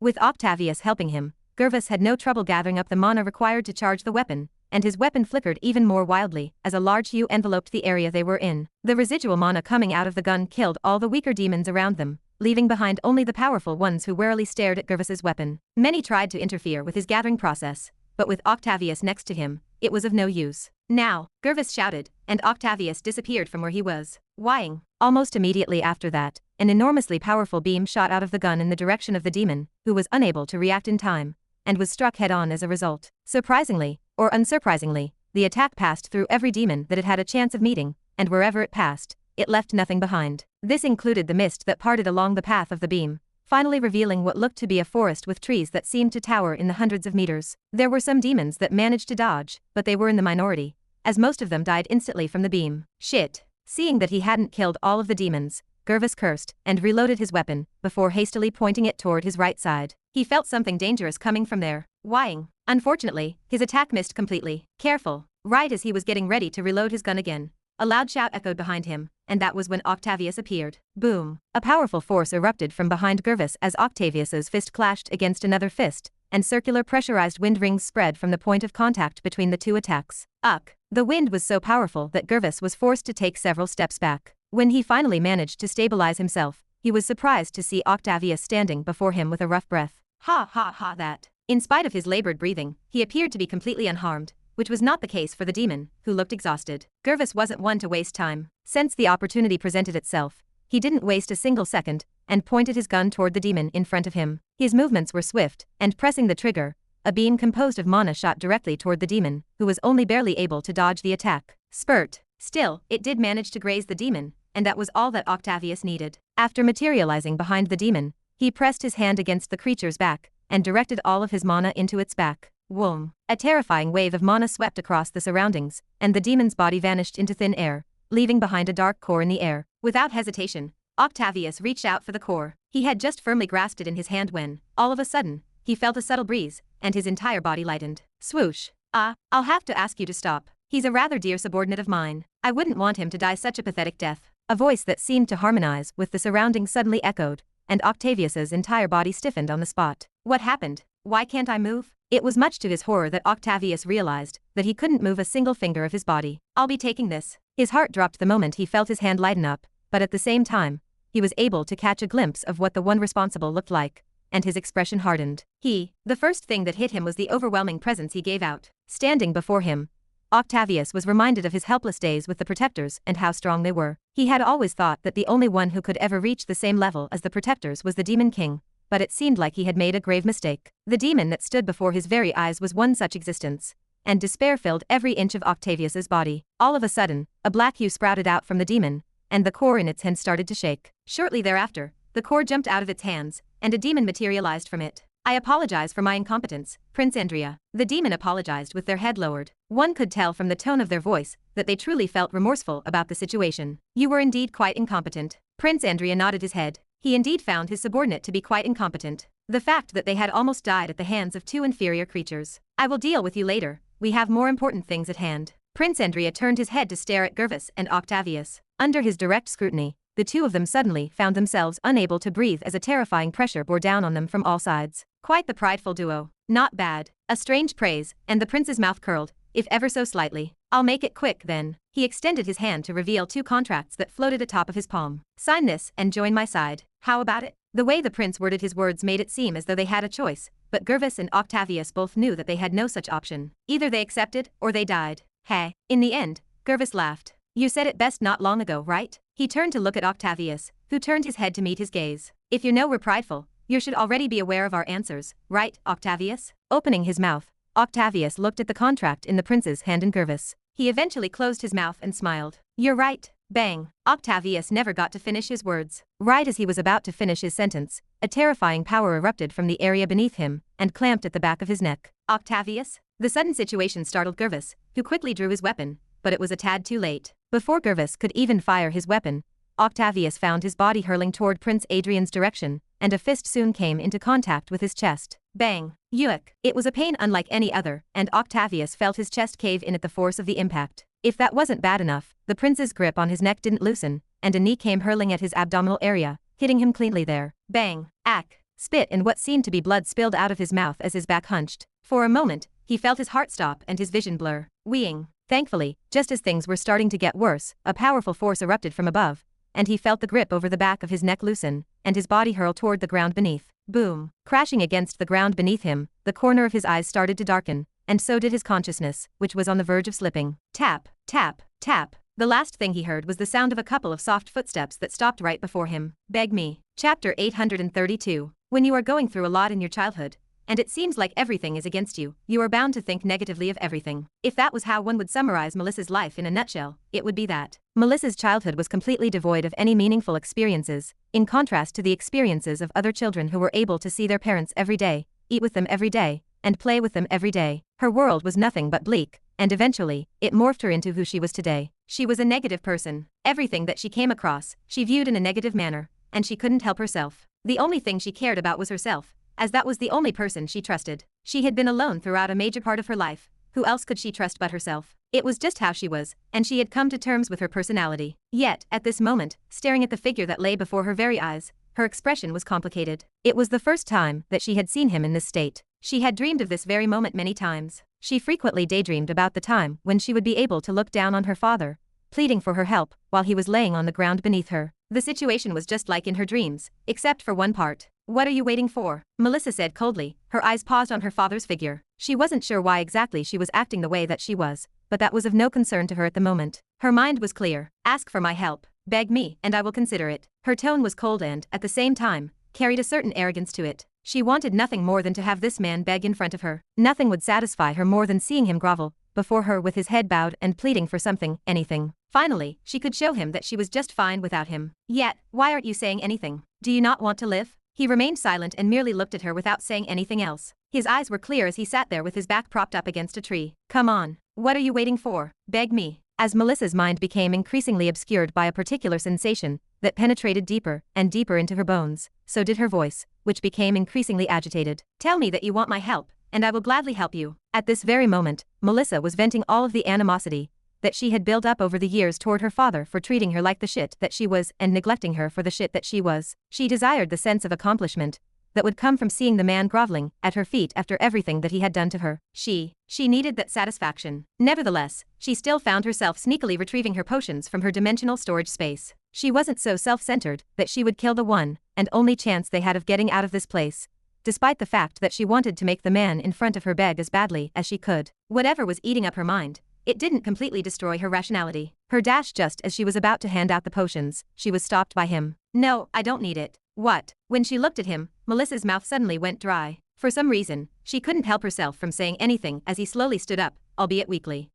He seemed to be struggling quite a lot, but for some reason, he stubbornly forced himself to stand. Let me dash no. Melissa offered to help, but he flat out refused. This pissed her off, but in the end, she remained quiet. His gaze made it hard for her to say anything. Her mouth would go dry whenever she tried to speak. What is it? What are you trying to do? She eventually managed to ask, her arms crossed in front of her. From the corner of her eyes, she could see lights flashing above, and thus she didn't understand why he was still wasting her time. Thump. Ha. What happened next utterly stumped her, as her entire body stiffened. What are you doing? Melissa was left completely flustered for the very first time, in a very long time, as she fumbled her way through finding the right words to say. But when she turned her head, she soon stopped struggling. With his head resting against her shoulder, Octavia stared right at her. He looked in utter peace at the moment, and for the first time in a very long time, she felt true emotions in his eyes. Before she could open her mouth to say anything, Octavius closed his eyes, and his figure disappeared. As much as you think I didn't, I've always been proud of what you've achieved, even when it looked like I didn't care. His words were like lightning bolts to Melissa's ears as her figure froze on the spot. When she snapped out of it, she realized he was long gone,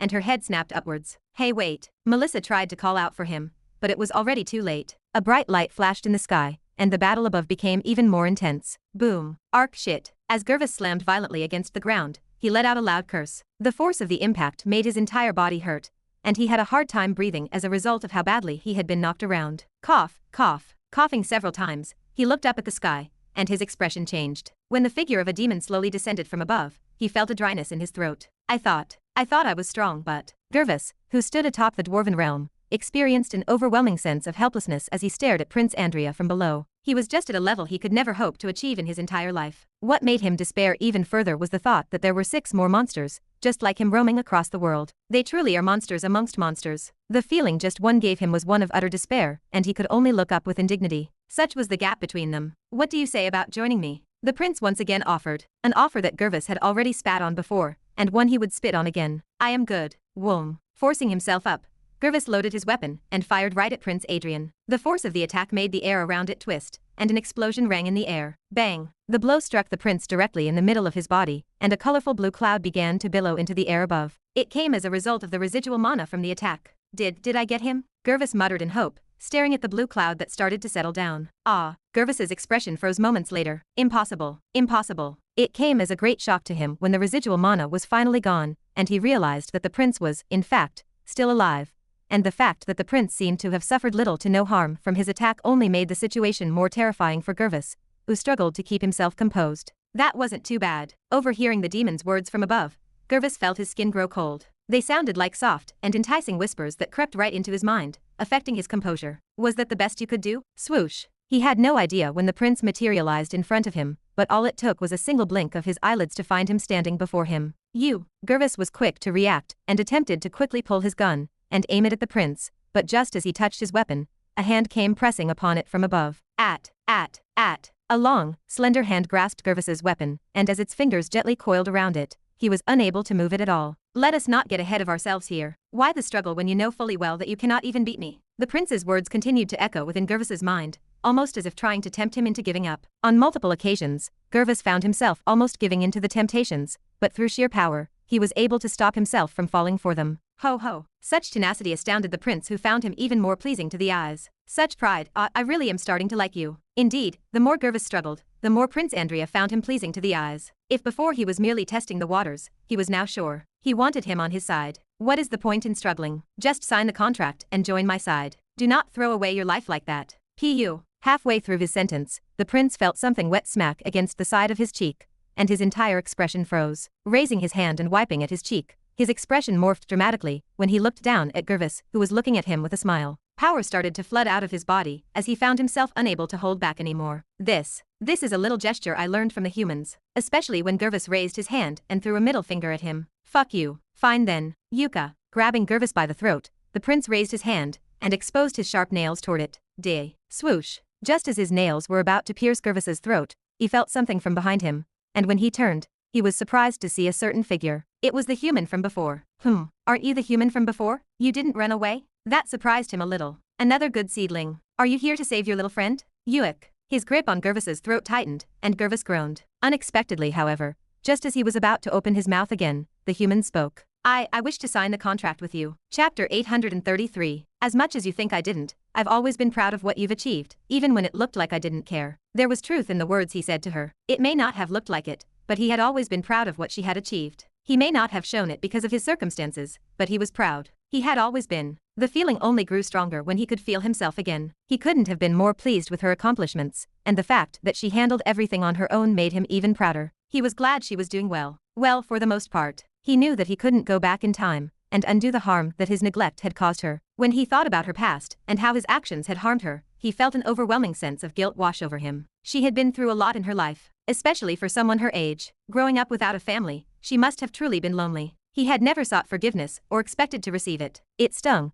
and now that he knew how to feel emotions again, his life was filled with nothing but pain. Strangely enough, he didn't hate it. Compared to the times when he felt nothing but numbness, this was much better. He at least felt something. It hurt, but at the same time, he felt better than ever. His mind had never been clearer, and staring at the prince before him, he had already made up his mind. When he looked down, he could still see her looking up at him from below, and he found himself smiling. Yeah, this is how it should be.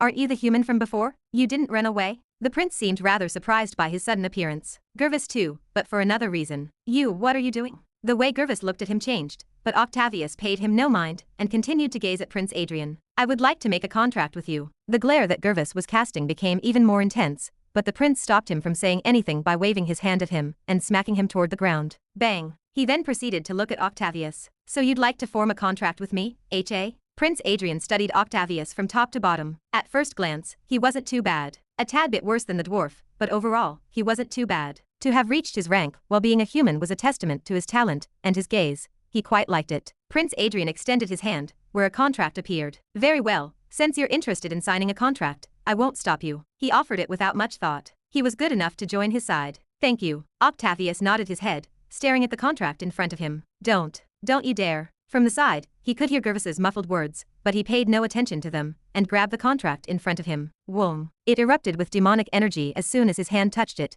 engulfing him from head to toe. Despite the fact that he had not yet signed the contract, he was already able to sense the force that emanated from it. It was very powerful, more powerful than he could have ever conceived of being. Go on, sign it. The prince's words echoed close to him, sounding like soft whispers and tempting him even further. Octavius fixed his eyes on the contract in front of him for a moment before putting it down and turning his attention to Prince Adrian. He smiled softly at him. Ryip, and with one swift movement, he tore the contract in half, completely freezing the atmosphere. The prince's expression froze with the atmosphere, and he looked at Octavius in utter bafflement. That was when Octavius chose to speak. I didn't say I wanted to sign the contract, because I wanted to sign the contract. I only said it because I wanted to get close enough to you to do this. Octavius extended his hand and revealed a white orb. Golden runes emanated from the orb as they rotated like satellites around it in a clockwise motion. Wait, that power. The prince's expression changed drastically the moment the orb appeared, and Octavius smiled. Yes, it's exactly what you think it is. Crack. After he shattered the orb that he was holding in his hand, the entire world became white,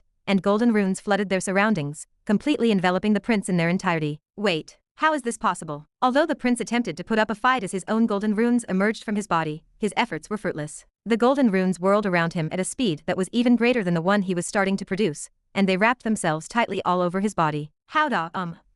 His entire figure froze on the spot, and the surroundings turned quiet from that point on. The golden runes kept wrapping and circling around his body, stopping him from doing anything. Still, if one paid close attention, the golden runes around his body dimmed considerably with each passing second. It was clear that even though the prince was trapped, his predicament would not last for very long.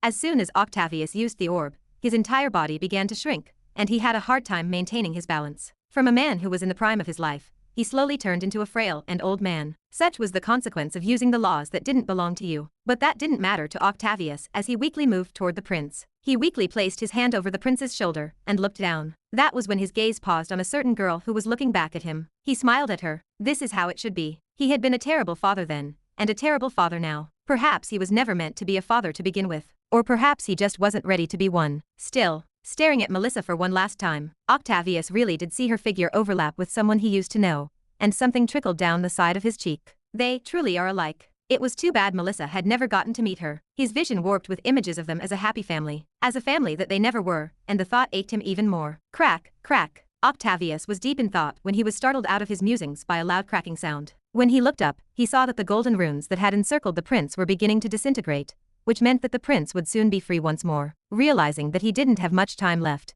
he looked at Melissa once more, engraving her face into his mind before silently nodding at her. Goodbye. I love you. He was only able to utter the first word. He found himself unable to say the last three. He didn't feel like he had the right to say such words to her, and shortly after that, the world turned completely dark. Not before hearing the sound of his own body exploding. Boom. Earth. Kill. Charge out and kill all those bastards. As the demons charged out from the pocket spaces that remained over the broken pillars, the sky darkened, and a sound like thunder rumbled through the air. Rumble. Rumble. Arc. Ak. Shio. Shio. Shio. Suddenly, a shower of arrows began to rain down from the skies, striking the demonic horde with deadly precision. Each arrow contained a certain golden rune, and their tips glimmered with an otherworldly light. The demons howled in fury as they were struck down one by one, but their numbers seemed endless. Even as the arrows continued to rain down upon them, the demons fought on, driven by their large numbers and their hunger for victory. The members of the alliance who were standing on the ground looked up in awe and wonder at the incredible scene that was playing out in front of their eyes. When they saw how the arrows were bending away from them,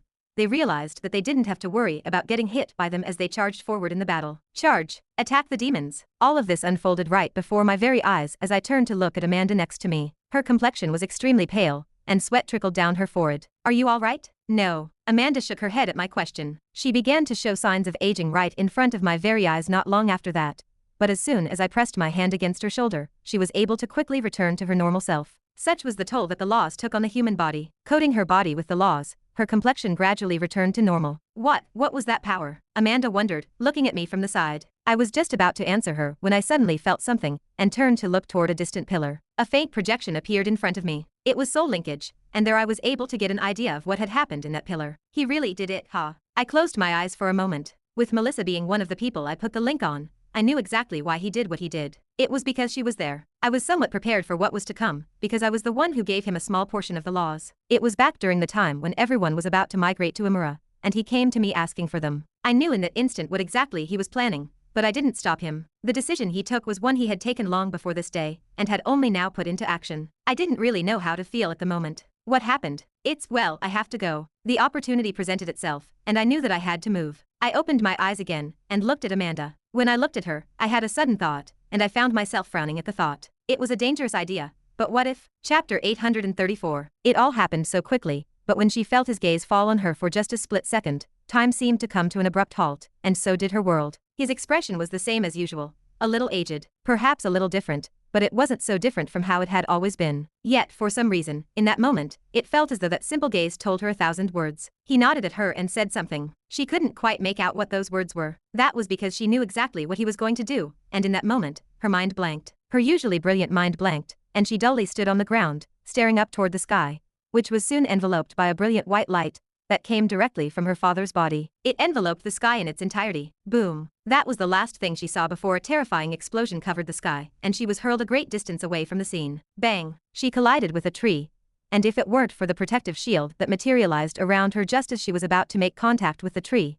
she likely would have sustained significant injuries. Ugh. With a groan, she forced herself to look up, and that was when she realized that the mist that had blanketed the sky previously had completely disappeared. Her mind, which seemed stained with something moments prior, seemed to clear up, but none of that concerned her at the moment. What she was concerned about was something else, and she hastily looked around in the sky for any signs of him. But no matter how hard she looked, she couldn't find him. In fact, she couldn't see anything, and her legs started to go numb. That was until a hand pressed against her shoulder, and a familiar voice reached her ear. He is gone. What?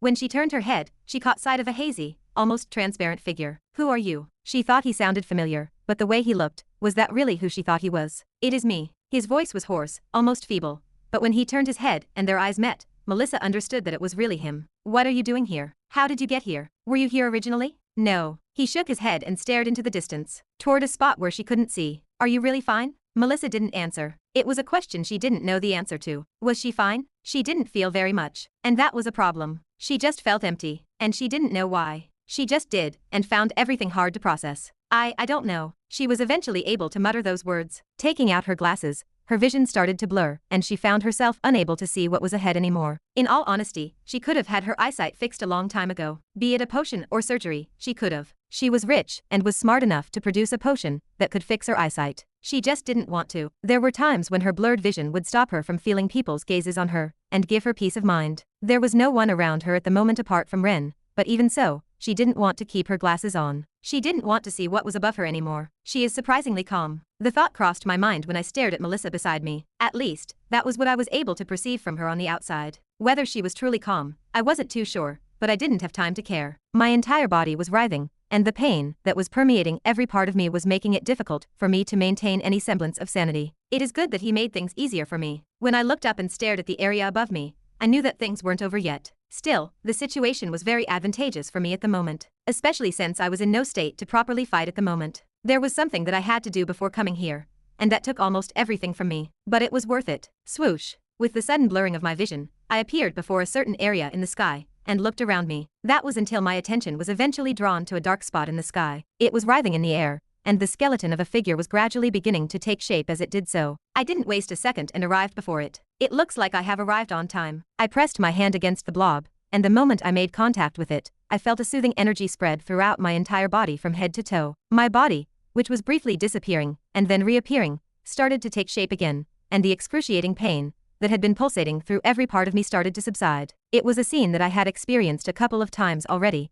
and my comprehension of the laws started to increase at the same time. The more I was able to comprehend, the more I found myself able to use Kevin's old powers. It was also thanks to that I was able to get into the pillar without destroying it from the outside. It still took a little toll on me, but it was a necessary struggle. Who are you? While I was enjoying the warm sensation, I heard a certain voice, and when I looked down, I saw that the blob had transformed into a demon. His expression was anything but friendly, and the power that radiated from his body was also nothing to scoff at. With that being said, should you really be talking to me when you're in that state? I placed the palm of my hand against the demon's shoulder, and immediately he froze in place. Golden runes whirled all around the area where the prince and I were standing, and wrapped themselves tightly around his body. My breath left my body, and I found myself struggling to keep my composure. In spite of this, I cast my gaze off into the horizon, and nodded my head. Whoom. A blue light headed our way, and enveloped the entirety of my vision. A powerful force soon enveloped the area that the demon and I were in, and everything turned silent. I wasn't sure for how long things were like that, but when my sight returned, I found myself standing in the middle of the air with two black orbs levitating in front of me. It took a while for it to sink in,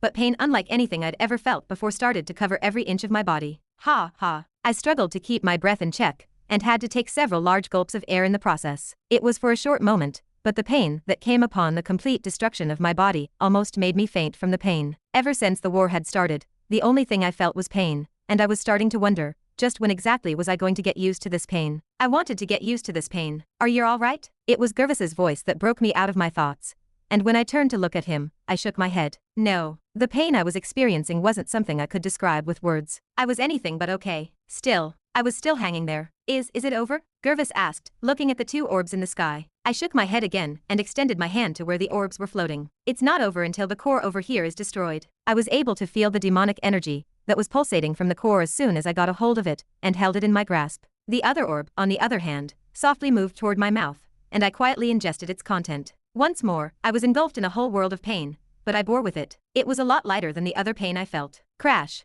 Only once I finally managed to ingest all of the contents within the orb did I finally clench my hand and smash the core in my hand. Rumble, rumble. The entire pillar began to shake almost instantly after that, and the world contained within it showed signs of collapse. I turned to look at Gervis for a brief moment before looking down at Melissa below. Do me a favor and bring her out with you, L.A. I had to stop myself mid-sentence. All of a sudden, a projection appeared right before my very eyes, and all it took was one glance to understand what had happened. My heart sank. I'm sorry. Wait, wah. Those were the only two words I was able to utter before waving my hand and disappearing from the spot. Chapter 835. It was dark and damp. A musty smell of damp earth and rocks filled Ryan's nostrils as his eyes slowly opened up. Blinking a couple of times, he noticed that he couldn't quite see very far. The dim lighting around him made it difficult to see beyond a few meters. When he reached out with his hand, he felt a rough and uneven surface. A cave. That was the first thought that crossed his mind as he felt the sides of the walls. Drip, drip. The sound of dripping water echoed in all directions in the space he was in, further reaffirming his original assumption.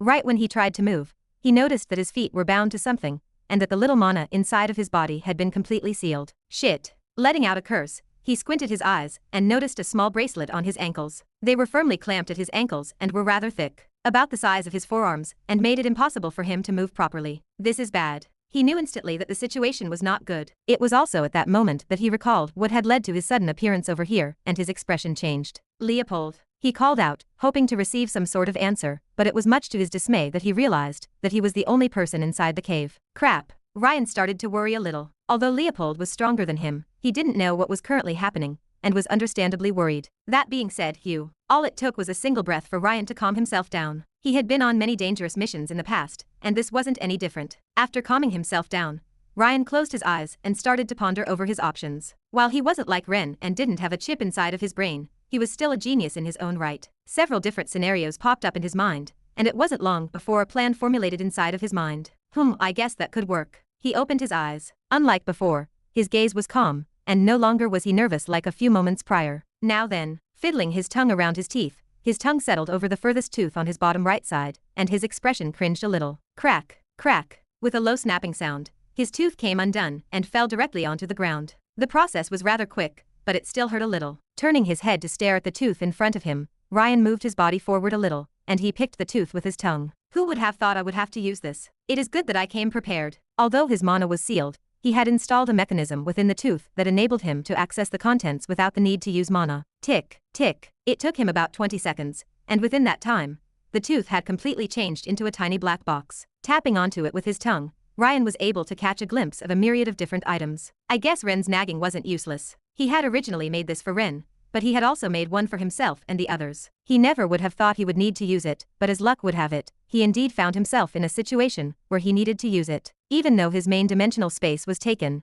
and he was stripped of all his possessions, he wasn't necessarily as hopeless as he would have been. Click. Easier than I thought. After disabling the bracelet that was on his ankle using one of the items in his dimensional space and making sure that it didn't trigger the alarm, Ryan finally let out a sigh of relief. That was nerve-wracking. As composed as he was, he had been nervous the entire time. One wrong move, and everything would go up in the air. Since he valued his life, during the process he found himself sweating more than he had ever done during an intense workout. Thankfully, everything worked out, and nothing happened. That was what mattered the most, and he pressed his hands against the ground, helping himself up. I wonder how they designed the bracelet. Taking the bracelet out, Ryan started to study it. He understood that knowing the mechanism behind it was extremely important for his next course of action, and so he spared no second to study it. I wonder what this circuit does. Is this the one that connects to the mana disruptor, or is it something else? And so, even though time was tight, Ryan spent the next couple of hours just staring blankly at the bracelet in his hands. He imprinted every circuit within his mind, and he forced himself to understand everything that was going on inside of the artifact. Once he was done stretching his body, he took out a small artifact from his dimensional space. It was the same shotgun-like artifact that belonged to Leopold. He may or may not have stolen it from him. Not that it mattered since he had several spare ones. What a waste of a core. Retrieving a small core from his dimensional space, he placed it over the artifact and activated it. A gentle glow formed on the artifact in his hand. This will do. Given the disparity in strength between him and Leopold, it was a given that he had to use a core to supplement the use of the artifact. He would never be able to make use of the artifact if it were not for the core. This way, with his mana restored, he could now see better within the darkness, and that was when he noticed a small opening that was sealed by an iron door. Approaching it carefully, Ryan peeked through the small gap above, and that was when he caught sight of two demons standing guard. They look rather strong. He could not exactly tell, but they were certainly stronger than him. Not as strong as Leopold though. He could at least say this much. That is good. Had they been stronger than him, then the situation would have been a lot more difficult. Ryan shifted his focus to the iron door while sticking his tongue out, and bent over to place a small device over the top of it. The device's 8 legs appeared to be clamping down on the metallic door in a manner that was eerily reminiscent of a spider. Click, click. Pressing the buttons and trying to make the least sound possible, the gadget activated, and the 8 legs clamped harder on the metallic door. Each of the legs emitted a minuscule red light from its base, and this light began to revolve around the device in a clockwise direction. A small red circle formed on the ironed door shortly after, and once the legs rotated twice, Ryan put the gadget away. Looks like they haven't noticed. Since the machine was designed to be extremely quiet and unnoticeable, Ryan was able to create a small opening on the door without being noticed by the demons. So long as he gave it a light knock, it would fall, and an opening would appear. Standing up, he looked toward the 2 guards from the opening above, and he knocked at the door once. He didn't bother ducking down, and just stared at them from the small opening above. Talk. Who? Even though it was a soft knock, it was enough to immediately draw the attention of the 2 demons who were standing guard. Both of their heads snapped around to look in his direction. What was that? Hey, look. They soon took notice of Ryan, whose eyes were fixed on the 2 demons. He can move? How is this possible? Did the band malfunction? The demons seemed rather shocked by the fact that Ryan was able to move and get to where they were, but that shock didn't last for long as the 2 approached the opening. How did you G? The demon never got to finish that sentence. Clank. Right as the 2 approached the door, Ryan knocked on the area where the gadget had previously been placed, and a piece of the door fell. In that split second, he positioned the shotgun so that it covered the gap that had appeared and pulled the trigger on it with his left hand. Bang. Ack. Irk. The power that the shotgun held proved to be a little too much for the 2 demons, who were blasted into pieces as multiple holes appeared on their bodies. Oh wow. Even Ryan was astounded by the shot's power, but he didn't let it affect him, and pushed the door open to let himself out. Clank. Shortly after that, he moved toward the 2 demons and retrieved another gadget from his dimensional space. The gadget was merely a small pen that he used to scan the bodies of the 2 demons before retrieving their cores. I hope this works. Click. Clicking on the top of the pen, Ryan felt a small vibration coming from the pen. It continued to vibrate for the next couple of seconds before stopping, and when it did, a small light burst forth from the top, enveloping Ryan completely and changing his whole structure. In a matter of seconds, his skin turned dark and his body became taller. 2 horns emerged from the top of his head, and shortly after that,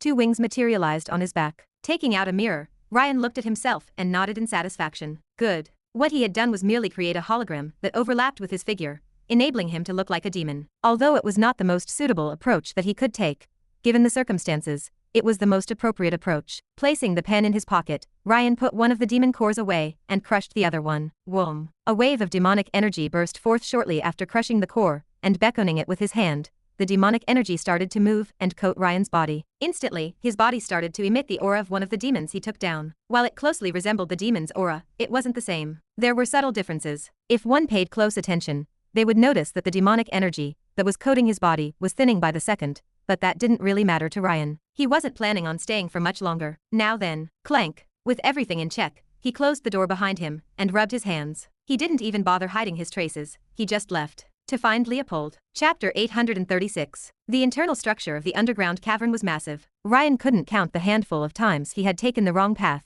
and headed toward a dead end. It was starting to get to him. Not this one either. Staring at what seemed to be like the 10th dead end, Ryan sighed in frustration and glanced at his phone. There was a single red dot displayed on the screen, and that was where Ryan was currently headed. That was where Leopold was being held, and while he knew the exact direction of where he was, finding him was starting to prove to be a more difficult task than he had anticipated. In a maze, just knowing where someone wasn't enough. If only he was somewhere more open. The fact that he was inside a massive underground network made it hard for Ryan to find the correct path, but he wasn't completely hopeless. When he reached a new area, his phone would trace his steps so that he could see exactly where he was going and the places he had been in the past. Although he did run into a lot of dead ends, this helped him stay on track and stopped him from going to the same places twice. He was steadily making progress, but still, ugh. Ryan groaned out loud. This is so frustrating. Time was of the essence, and he was wasting a lot of time finding the right path. When he looked at his body, the demonic energy that had been encircling him had practically disappeared, and he no longer felt like a demon. If he were to meet a demon, he would instantly be found out.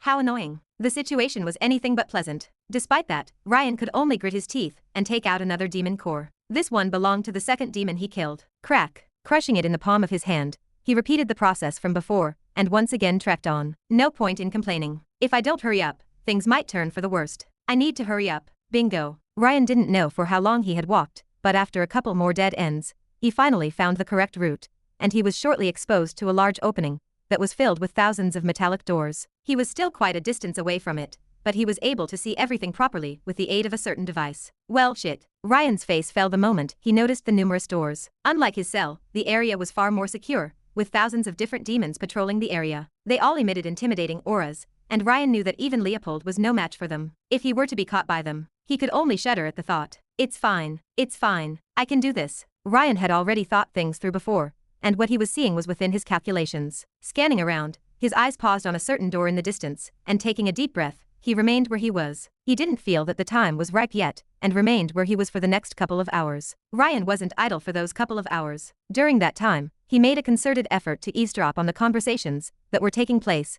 and to assimilate all of the information that he was learning from those around him. The endeavor proved extremely useful as he started to get a better idea of how the system over here worked and what exactly was going on. While he wasn't aware of the reason they were gathering prisoners, he knew that none of them were going to be kept there for long, as he would see demons routinely approaching the cell doors and taking out the prisoners. The rest of what he heard was rather useless, but that didn't concern him, as he had heard enough. He was prepared to make a move. I still have some demonic energy covering me, so I should be fine. After confirming that the demonic energy that surrounded his body was still stable, he nodded his head with an unwavering determination. He was ready. Tap. The moment his foot stepped into the area, he felt countless eyes fall on him, and his entire back was drenched. Even so, with a stoic face, he continued to move toward where Leopold was being held. He ignored the gazes and continued forward. This seems to be work. Stop there for a second. A loud voice interrupted his thoughts, and Ryan's body froze on the spot. When he turned his head, he almost fell to his knees. Towering over him was a large demon with a bulky build and a mustache. His presence was overwhelming, and Ryan had a hard time keeping himself from passing out under his enormous presence. He understood at that moment that he wasn't dealing with just any regular demon, but someone that seemed to be high up in position. Yes, he asked, his composure almost faltering. What are you doing over here? A direct question, one which Ryan already had an answer to. I'm coming here from another sector, and I need to meet one of the sources that we've recently placed. Sources was one of the terminologies that Ryan picked up while listening in on the demons for the past hour. While he wasn't sure of what they meant, he knew that the term referred to those that were taken in by the demons. Which one? Under the scrutinizing gaze of the demon, Ryan could only lower his head and point toward Leopold's cell. Door 9862. Last I recall, that is where a human resides. Is that the right place? Lifting his head, Ryan cautiously nodded, trying not to seem too eager. Yes, that is exactly where I need to be.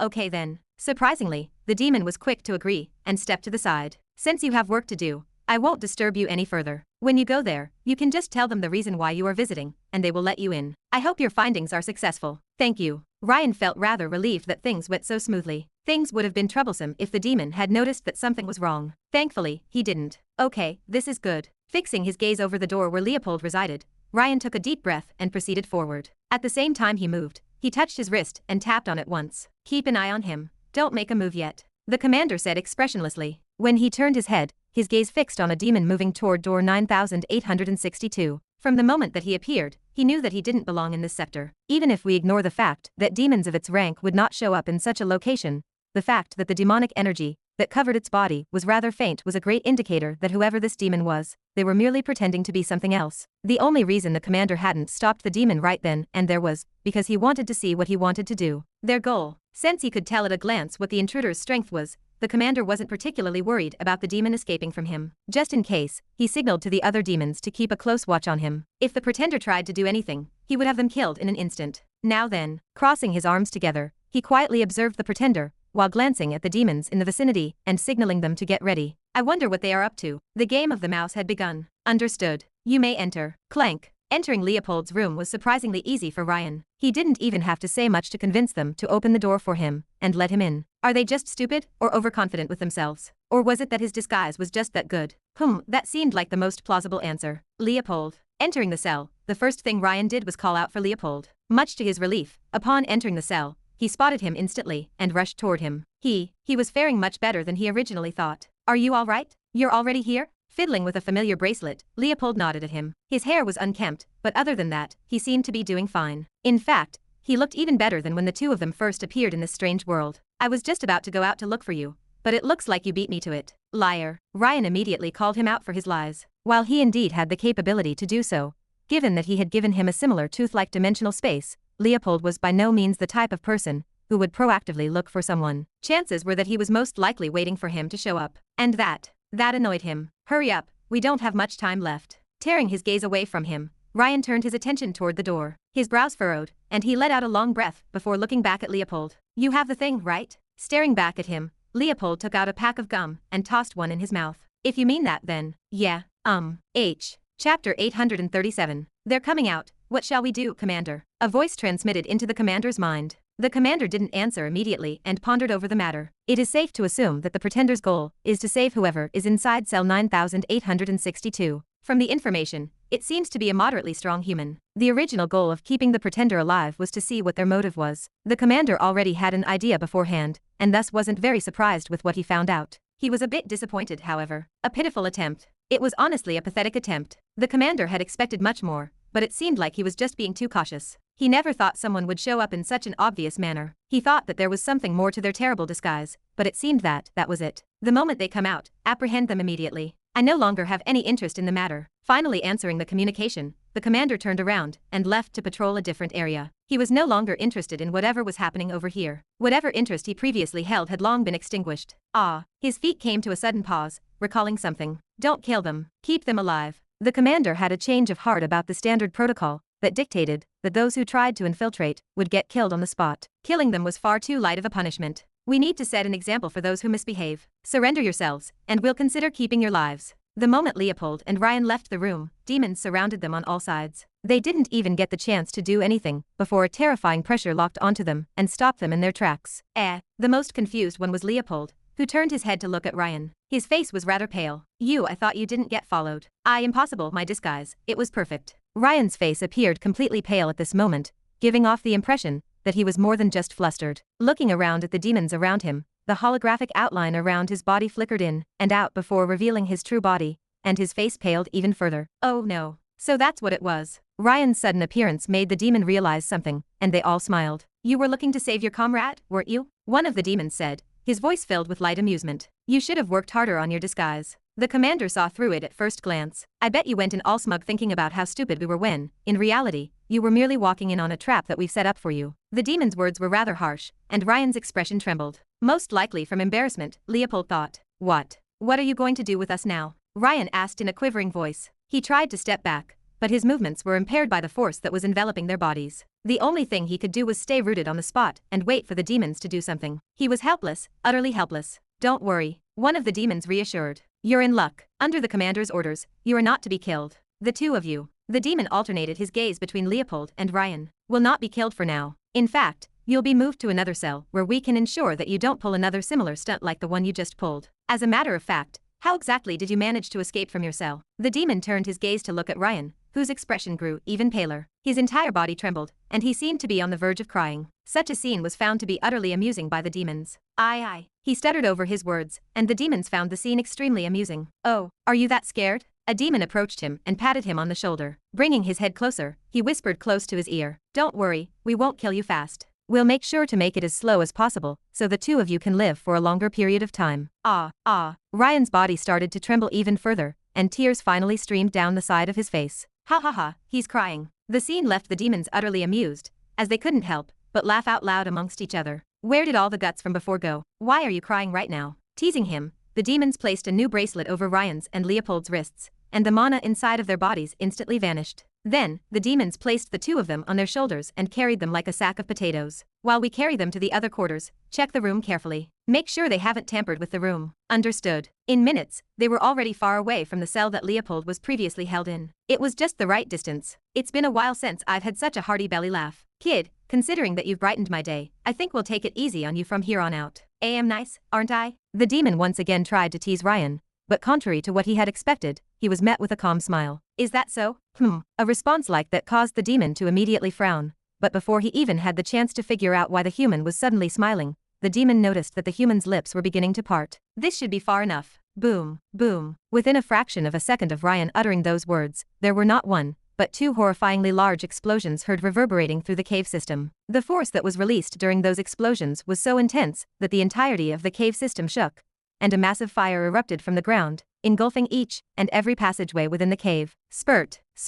Ryan and Leopold both reacted at the same time to the explosions. They suddenly produced a couple of daggers from nowhere and stabbed the demon that was carrying them in the neck. Arg! With an agonized scream, the demon that held Ryan fell to the ground and covered its neck with both hands. Black blood leaked down from the gap between his fingers, and he let out a terrifying wail. While this happened, Ryan and Leopold dashed toward the remaining demons and pointed their guns at them. They both shot at the same time. Bang, bang, arc. In contrast to Leopold, Ryan needed to use a sizable core before each use of the gun. Upon destroying the core, the weapon would go off, and a demon would fall. He was a lot slower than Leopold at killing the demons around them, but he was still doing a good job, and by the time 5 seconds had passed, almost all of the demons had their cores shattered. Ha, that was tough. With both hands on his knees, Ryan tried to catch his breath. This had proven to be a lot more difficult than he had anticipated. "My plan has worked." From the very beginning, Ryan knew that there was no way that they wouldn't find out about his disguise. There were simply too many flaws in the disguise, and he knew better than to expect anything from it. Having said that, the fact that the disguise was terrible did not mean that it was completely useless. After evaluating all of his options, Ryan decided to use the situation to his advantage. Since his goal from the very beginning was to get to Leopold, he didn't care if he was found out in the process. Like Ren had told him before, the more predictable you seem, the more predictable their movements are. His words didn't make much sense to him back then, but now he fully understood them. If I move in an obvious and predictable manner, then I can narrow down what move my opponent will make and start planning from there. Since Ryan had made it obvious that he was a demon in disguise, he knew that the demons would let him go for a little bit in hopes of understanding what he was plotting, and as soon as they realized his purpose, they made their move and closed down on him. It was on purpose that he allowed himself to be captured by the demons. His tears were merely a distraction designed to prevent the demons from interrogating him about the circumstances leading up to the situation. Like how he had managed to get all the way there. "Looks like the traps we set up worked beautifully."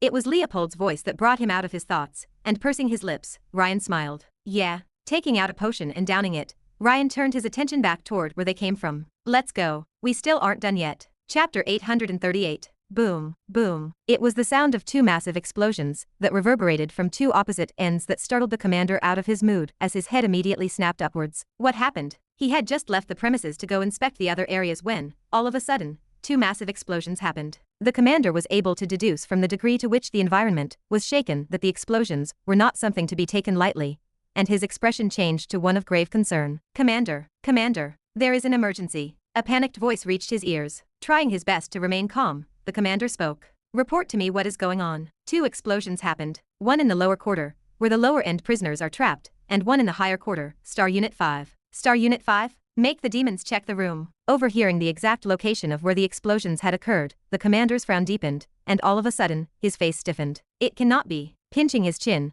his foot unknowingly began to tap against the ground, and he quickly tried to contact the soldiers that were in charge of carrying the 2 prisoners. Star Unit 5, Delta Squad, please communicate with me. Star Unit 5, Delta Squad, please communicate with me. One quick word is enough. I need confirmation of your vitality status. Star Unit 5, Delta Squad, please communicate with me. It was much to his disappointment that none of them answered, and the commander knew that something was wrong. Communicating with all available squads within Star Unit 5. Communicating with all available squads within Star Unit 5. Communicating with all available squads within Star Unit 5. Star Unit 5, Alpha Squad reporting. Star Unit 5, Beta Squad reporting. Star Unit 5, Gamma Squad reporting. Star Unit 5, Delta Squad reporting. Repeating the same command 3 times, he received several replies back, and he quickly issued an order. The targets are the 2 human prisoners from before. Go chase after them. I will be assisting you. There is no need for that. All of a sudden, a gentle voice rang in his ears, and the commander's body stiffened. When he turned his head, the commander was shocked to see someone he was all too familiar with, and he immediately felt terrified. Your Highness. Thump. Without wasting a single second, he flopped to the ground and lowered his head. He didn't dare look up, afraid of the impending consequences. Stand up. Prince Salbacon gestured with his hand, and the commander felt a force envelope his body, lifting his body up from the ground. Throughout the entire time, the commander couldn't move a single muscle in his body. Tell me. Prince Salbacon looked him straight in the eyes. What exactly is going on at the moment? Hey, where are we going? That is the wrong way. No, it is not. Ryan shouted, running forward with everything that he had. The explosions have just gone off, and there shouldn't be many that survived them. Even if they did, they are probably injured or stunned by what happened. This is a good opportunity. Ryan's plan didn't just consist of setting up 2 explosions. If that were really the case, then it was a terrible plan. Sure, he'd be able to take some of the focus away from him for a short moment, but once everything settled down, a hunt would ensue, and he was sure he'd be caught in an instant. He knew this from the get-go, and thus knew that such a simple plan wasn't feasible. If he wanted to escape with Leopold, he had to think of another plan. Thankfully, he was prepared. Over there, returning to the spot where Leopold was previously held, Ryan's attention focused on the many doors around him. Just like he predicted, there were barely any demons around, and with Leopold behind him, Ryan wasn't worried about his safety just yet. Click, click. Arriving before one of the doors, Ryan placed the spider-like gadget over the door and activated it. Whoom. A tiny red circle materialized on the door, and with a light tap, a gap appeared on the door where he could insert his hand and open the door. Entering the cell, Ryan immediately spotted a figure on the floor, and he rushed toward them. Without wasting a single second, he located the bracelet that was on their wrist and tore it apart. Shortly after that, he took out a potion and placed it on the ground. Wait, don't tell me. Right when he turned around, he found a baffled Leopold standing behind him. Ryan grinned at him. It is exactly what you are thinking. He reassured him. Tearing his eyes away from Leopold, Ryan rushed toward the door and moved to the next door beside them. Continuing in this manner, he repeated the same process, which resulted in the gradual and steady release of an increasing number of prisoners who had been confined within the cave system. All she could see was darkness, and it enveloped every part of her vision. Moving her body, she found that it was extremely heavy. Blinking her eyes a couple of times, she tried to move, but found herself unable to. Whatever was binding her body, it made it impossible for her to move. Thump. She didn't struggle for long, and soon leaned back against the hard ground. Her mind was an utter mess. She began to experience flashbacks of images and memories, and the more she recalled, the more disorganized her thoughts became.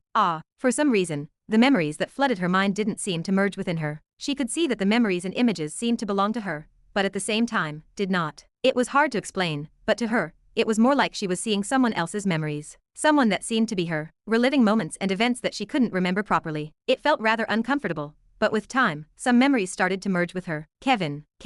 She was eventually able to mutter a single name, but once she did, she found an inexplicable pain piercing right at her chest, and her eyes became moist. Who is he? Why does he keep appearing in my memories? And why do I miss him so much? Emma was on the verge of losing it. The more she thought about him, the more her chest would tighten. She wanted it to stop but couldn't. One after another, memories started to resurface in her mind, and her chest clenched even more tightly. She didn't like the feeling at all. Ugh. Letting out a groan, she moved her body to the side, but just as she did, she felt a sudden tremor on the ground. Rumble. It was faint and almost imperceptible, and the only reason she even felt it was because she was quite highly ranked herself. Had it been someone else, they would have probably not noticed it. Her mind, which was previously a mess, started to clear up a little as she finally managed to find something to distract her. Extending her hand, she placed it against the ground and tried to feel for another tremor. She didn't have to wait for very long. Rumble. Something is happening outside. Once again feeling a slight tremor on the ground, Emma realized that something was happening somewhere outside of where she was confined. Are the demons fighting against the Alliance? That was the only explanation she could think of. Although her mind was messed up due to the memories that continued to flood her mind, she was still able to think properly, and she soon also recalled how she had ended up here. It was a fake. She also recalled what had happened moments prior to appearing over here, and her expression once again became complicated. Kevin. For some reason, this name seemed to trigger something within her. Even before she was abducted, someone who called themselves Kevin and resembled the person in her memories appeared in front of her and messed up her emotions. Whatever the unbearable feeling she was experiencing, Emma understood one thing. That was so long as she understood who Kevin was, everything would stop. Why did he appear in those memories, and why did his face evoke such emotions in her? So long as she understood that, her mind would once again become clear, and she would return to normal. At first, she wanted to avoid finding out the answers to the questions. Run away from it. But with time, she understood that she couldn't run away from it. Regardless of what she did, it would keep haunting her from behind and keep chasing her, clawing at whatever sanity she had left. For her own sake, she needed to find the answer. Boom. The muffled sound of an explosion in the distance awoke Emma from her thoughts, and when she turned her head, she noticed that the explosions were becoming more and more frequent, quietly moving in her direction. Bang! She didn't have to wait long for the explosions to reach her side. Shortly thereafter, a loud explosion rang out in the area she was in, and light immediately began to penetrate into the area she was in. The sudden burst of light made her squint in pain, but despite the pain, she was able to catch a glimpse of a particular figure, and her eyes opened slightly. You. She called out with her voice, and the figure stopped before her. Though she couldn't see well, she could tell that their eyes had met, and that was when Emma got a better look at the figure. Surprisingly, she seemed to have seen them before, and her mouth parted open. Aren't you? Chapter 839. Everything was going smoothly. Going in and out of the cells, Ryan managed to help as many prisoners as possible. Furthermore, with Leopold backing him up from behind, he was able to move rather freely. Not only that, but the prisoners that he had rescued proved to also be a big help, as they instantly spread chaos within the cave system. Did you really have to take all my potions as well? Rushing toward another cell, Ryan overheard Leopold's grumble. If he could, he would have rolled his eyes at him. You think I have a choice? I've already used all of mine. Boom, boom. The muffled sound of explosions rang everywhere, and just as Ryan opened up another cell to free another prisoner, he was surprised to see a familiar figure. You're Emma. He recognized her in an instant. It wasn't very hard. There weren't many people out there that were as pretty as her, and furthermore, with her being one of the few people that were close to Ren, he naturally did some research on her. Currently, she was lying down on the ground with a pale expression. Her lips seemed to be quivering, and her gaze seemed to be fixed on him. She didn't look to be in the best of conditions, but at least, her mind seemed clear. Judging from her expression, she seemed to have recognized him too. Bang! Ryan, hurry up. It was Leopold's voice that broke him out of his thoughts, and Ryan snapped out of it and got to work. Ah, right, sorry. Bending over, he looked at the bracelet that was on her ankle, and made quick work of it. Click. Removing it wasn't hard. He already had a general understanding of how the mechanism worked thanks to the hours he had put in before escaping, and he was thus able to remove it rather quickly. Here, drink this. He handed Emma one of his potions, and she quietly took it. Moments after ingesting the potions, Emma's complexion cleared up, and she was soon able to stand up without a problem. Thank you. Don't worry about it. Ryan waved his hand at her and looked back at Leopold. Bang, bang. He was currently shooting one demon after another as sweat trickled down the side of his face. He was just barely holding on at the moment. Do you have any spare weapons? Right at that moment, he heard Emma's words, and when he turned his head to look at her, his eyes lit up. That's right, she's with us right now. Unlike the two of them, Emma was a bona fide S+ ranker. If there was anyone who could fight the demons outside, it'd be her. Without wasting a single second, Ryan looked through his dimensional space and retrieved a sword from it. It wasn't exactly her weapon of choice, as he knew she used short swords, but that was all he had prepared. Here, I have a sword. A sword? Frowning, Emma took the sword and casually swung it in the air. Swoosh, swoosh. Her movements were quick, and with each swing, the air would tear apart, and a faint whistling sound would emerge. Next time, I should just pack all the weapons I can find. Hopefully, he'd never have to use the secret dimensional space again. But, no one really knew what lay ahead in the future, so it was best to be prepared. This'll do, I guess. Satisfied with the sword, Emma shifted her attention toward the demons that were attacking Leopold, and her figure soon disappeared from the spot. Shortly after, she appeared before the demons and slashed her sword once. Thump. Heads came rolling down, and everything ended in a matter of seconds. Not bad. Ryan was able to overhear Emma's mutterings as she slashed her sword to the ground, causing the blood that had been coating it to splatter all over the ground. Leopold, standing next to her, looked at her with his mouth wide open. Alternating his gaze between his firearm and her sword, he lowered his firearm and tossed a few gums in his mouth. I'm too old for this shit. Once again, Ryan was able to overhear their mutterings, and he shook his head. So, what do we do now? I'm not too sure. Ryan answered Emma. Quite frankly, his goal was to create as much chaos as possible so that the two of them could escape. However, now that Emma was with them, he was no longer as worried as before. She was strong, extremely strong. So much so that he no longer feared for their safety as much as before, and could take things a lot more calmly. Well, perhaps it's best if we don't take things lightly. It was best to be as cautious as possible, as the incident he had caused may have attracted the attention of demons of a higher rank. No, the incident without a doubt had attracted the attention of the higher-ranked demons. It was crucial that they be careful.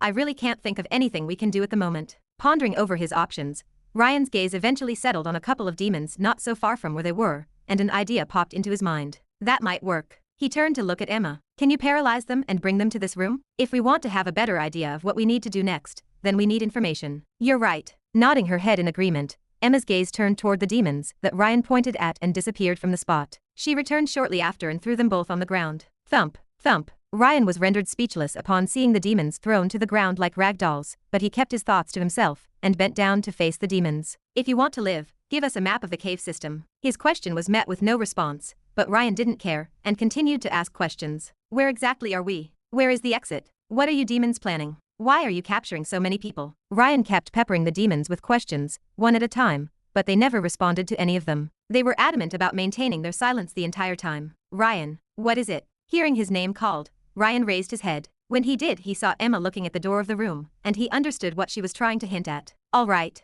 Supporting himself with his hands over his knees, Ryan slowly sat up and let out a long sigh. Things could have been so much easier if the two of you had answered our questions, but I guess I should have seen this coming. Extending his hand, 3 bracelets appeared in his hand, and he handed them to Emma and Leopold before putting them on himself. Wear this for now and seal your mana. I've got a better idea. Click, click. Leopold and Emma fully trusted Ryan and did as he told them. Nodding at them, he took their weapons back and put them in his dimensional space before turning his attention back toward the demons in front of him. Now then, he smiled, taking a couple of syringes from his dimensional space. Who would have thought I'd ever get to use these? While he did develop them out of interest, he never really thought he'd use them in his life. Funny how life can be sometimes. He had once offered the serum to Ren, but he rejected it and told him to use it for himself. Who would have thought they'd come in handy so soon? What are you doing? You'll see. Walking toward the demons, Ryan bent down and placed the syringe by their necks. Because Emma had done a considerable job taking care of them, Ryan was able to inject them with the serum without any problem. Yuka, ack. The moment Ryan injected the serum into their bodies,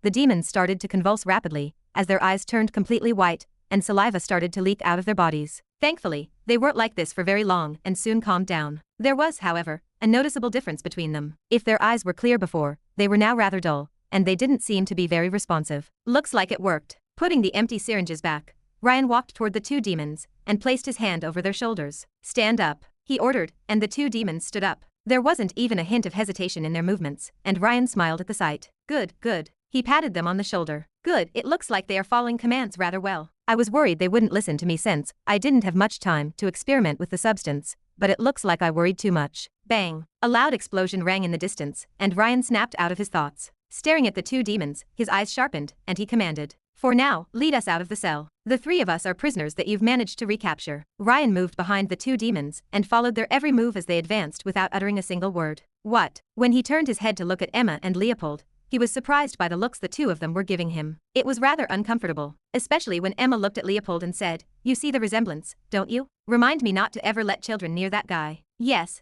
I will. Their conversation was just as confusing. Chapter 840. Lead us toward the exit. Ryan issued the command to the demons, his voice calm and collected despite the chaos that surrounded them. It was an unusual situation, to say the least. The demons, previously doing everything in their power to resist him, were moving in unison as they followed his orders to the word. They were no different than puppets at the moment. Bang! The muffled sound of explosions rang in the distance as screams echoed everywhere. In the midst of the madness that had overtaken the underground system, it seemed that no one was paying them any attention. This was good. Everything is moving smoothly. Their current situation was rather delicate, and just one single mistake would cost them their lives. Having exhausted all of his means, Ryan could only hope that everything flowed smoothly. Yeah, it is going to work. I should have already accounted for everything. As they moved forward, Ryan found himself growing increasingly confident in his plan. He had expected the demons to be suspicious of their group, but it seemed that his strategy was working even better than he had hoped. Emma's presence was proving to be an unexpected boon. The demons seemed to be more focused on the chaos around them than on the group of humans that were following them. It wasn't long before they found themselves moving through a labyrinth of tunnels. Ryan couldn't help but feel a sense of awe at the sheer scale of the underground system. He had always known that it was vast, but seeing it firsthand was a different experience altogether. Swoosh,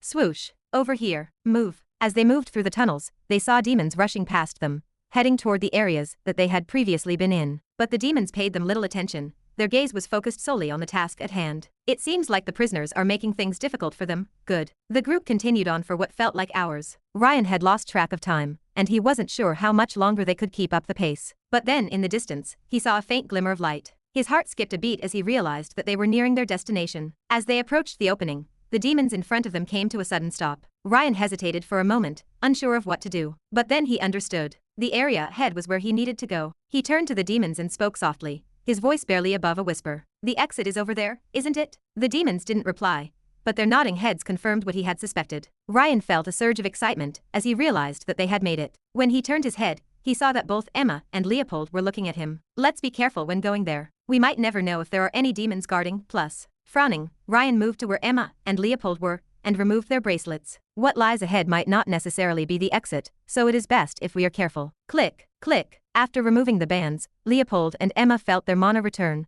and Ryan returned their weapons to them. At the same time, he handed them a couple of tools to conceal their presence, so that they wouldn't be found out later on. The process was rather fast, and they soon turned to face the glimmering light in the distance. There was an apparent nervousness in their gazes at the moment. Even though they were strong, they knew that they were far from being the strongest in their surroundings. They still had to tread carefully. "Let's go." Extending his hand and crushing the cores of the two demons that had brought them here, the demons disappeared into dust, and Ryan followed Emma from behind. Each step was light, and the closer they got to the opening, the more nervous Ryan became. "It is going to be fine. I have been through worse." He could practically feel his own heartbeat out of his chest at the moment, and soon, they all passed through the light. What the? The moment they passed through the opening, everyone was shocked by what they were seeing. They had emerged into a large, cavernous space with a high ceiling that seemed to stretch up into the darkness. The walls were rough and jagged, and the floor was littered with debris. But the most disturbing thing was the rune that had been intricately set up in the center of the room. It was massive, stretching for several meters in every direction, and it glowed with an eerie, pulsating light. Sitting around the rune were several members of the Alliance, and the three of them could vividly see the mana in their bodies get sucked dry out of them,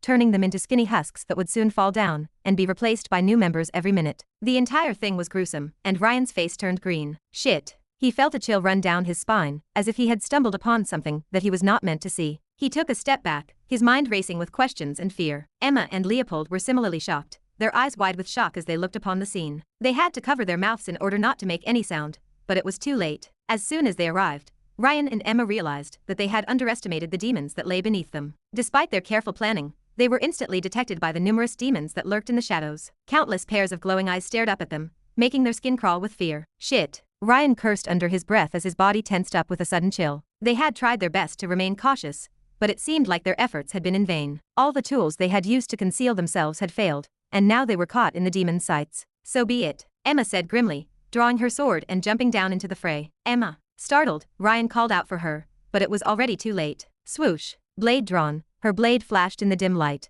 and Ryan watched as she jumped down and began hacking at the runes beneath them, with each blow releasing a burst of mana. Boom. Arg, catch her. Caught off guard, a few of the demons fell to her blade, but it wasn't long before she was surrounded on all sides. Spurt. "Since we're screwed anyway, we might as well do as much damage as possible," Emma shouted from beneath as she continued to slash at the runes. Ryan knew that he needed to help her, but he also knew that he wasn't strong enough. He watched in horror as several powerful demons approached her, realizing that she was no match for them. "Shit, I need to do something." Ryan's heart pounded in his chest as he watched Emma struggle against the demons. She fought valiantly, but it was all for naught. She was easily overpowered and eventually crashed against the wall beneath them. Bang. Ugh. Ryan started to bite his nails out of nervousness and rummaged through his dimensional space for anything that could help. Aye. That's enough. But before he could do anything, he felt a hand press against his shoulder, and his entire body froze on the spot. The same was true for the demons below, who stopped in their tracks. "You guys have caused quite a problem for me," a soft voice boomed out, and Ryan felt something claw into his body. When he turned his head,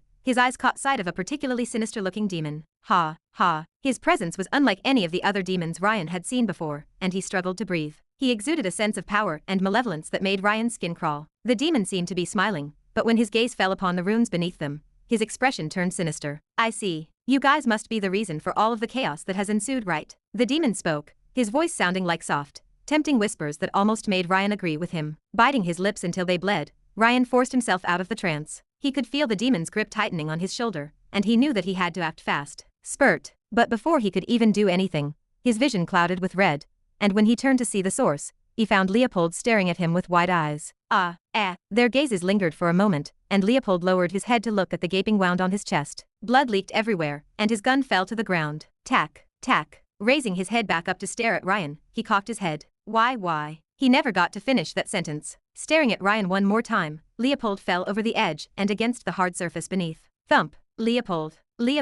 Watching Leopold fall to the ground, Ryan shouted at the top of his lungs, but it was already too late. Human child. A soft whisper reached Ryan's mind. You need to understand that there are consequences one has to pay for their actions. What? Ryan was barely able to think at that moment. He was still reeling from the shock of watching Leopold's death. The image of Leopold's body falling down the edge kept replaying in his mind, and he felt a sense of overwhelming blankness. Indeed, it was then that he heard a soft, chilling voice that broke through the fog in his mind. A hand appeared from the space itself and grabbed onto the head of the demon beside Ryan, crushing him against the wall. Boom. The impact was deafening, and a black foot slowly stepped out of the void to reveal a familiar figure. Ryan's eyes widened in shock as he realized who it was, but his words stopped the moment he heard his voice, and his entire body trembled. A bone-chilling coldness pervaded every part of his body, as he felt a primal fear he never felt before in his life. Unknowingly, he took a step back, away from the figure he knew. One should indeed pay for their actions. Chapter 841. In most cases, the protagonist of a story would appear right at the moment when something terrible was about to occur to their loved ones or friends, and just in the nick of time, he'd save them. It always ended up like that. So why? Bang. Why did that never happen to me? Bang. Why was it that I always arrived a tad bit too late? Bang. Just a fraction. If only I had arrived a couple of seconds earlier.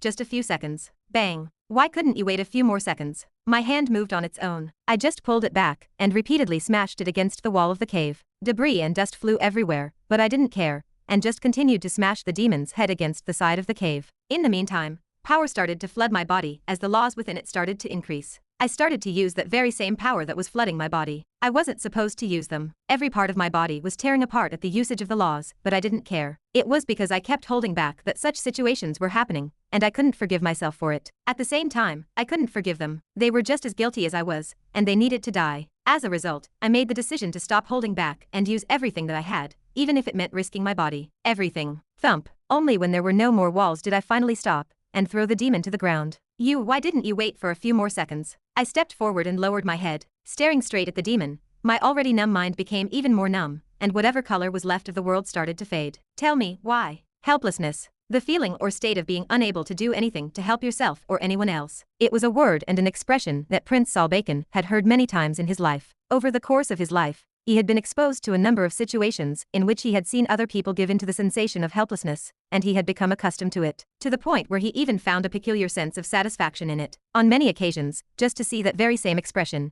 he did everything within his power to make their lives miserable, and make them beg him for forgiveness. The funny thing was, they had never done anything wrong to him. He simply delighted in seeing the various expressions on their faces, and soon became addicted to receiving such reactions from his prey. Yes, their prey, as they were nothing but his prey. There was a reason why he didn't kill the human child immediately, and it was precisely so that he could see that very expression on his face. Oh, and he did get that look. In that brief moment, shivers ran down the prince's spine as he gazed at the young boy who showed such an expression. I want more. I want to see more. That one brief instance was enough to make the prince want to kill the young boy's other companion, but, indeed, bang, out of nowhere, a dark figure materialized in front of the prince, their extended hand lashing out and grasping his face. Bang. The prince felt his head crash against something hard, and he groaned in pain, disoriented. Yuck. One should indeed pay for their actions. The figure spoke, their voice cold and dull. Panic surged through the prince as he realized he was at the mercy of an unknown assailant, and he tried to resist. Euphoith. Bang. His head was slammed against the solid rock of the cave once more, the pain searing through him. The rock was extremely dense, and the force of the impact knocked the wind out of him. The prince's heart raced as he tried to struggle, but the grip on his face only tightened, and he felt a strange suction force drawing the energy from his body, draining the power that his majesty had bestowed upon him. Impossible. The prince gasped, his mind racing with questions. How can this bastard possess such power? Did his majesty bestow similar powers upon someone else? The prince's fear deepened as he felt the foreign energy within his body dissipating alarmingly with each successive blow. No. Bang. Another impact against the cave wall, and the prince's panic intensified. He was helpless, unable to break free from the assailant's grip, or prevent the loss of his powers. His head throbbed with pain, and he struggled to maintain his composure. Bang. The prince's head was slammed against the wall once more, but this time, the grip on his face loosened, and he stumbled to the hard ground, coughing and gasping for breath. Coop. Cough. Caw. The assailant's presence loomed over him, and he raised his head slowly, his gaze meeting theirs. Ha.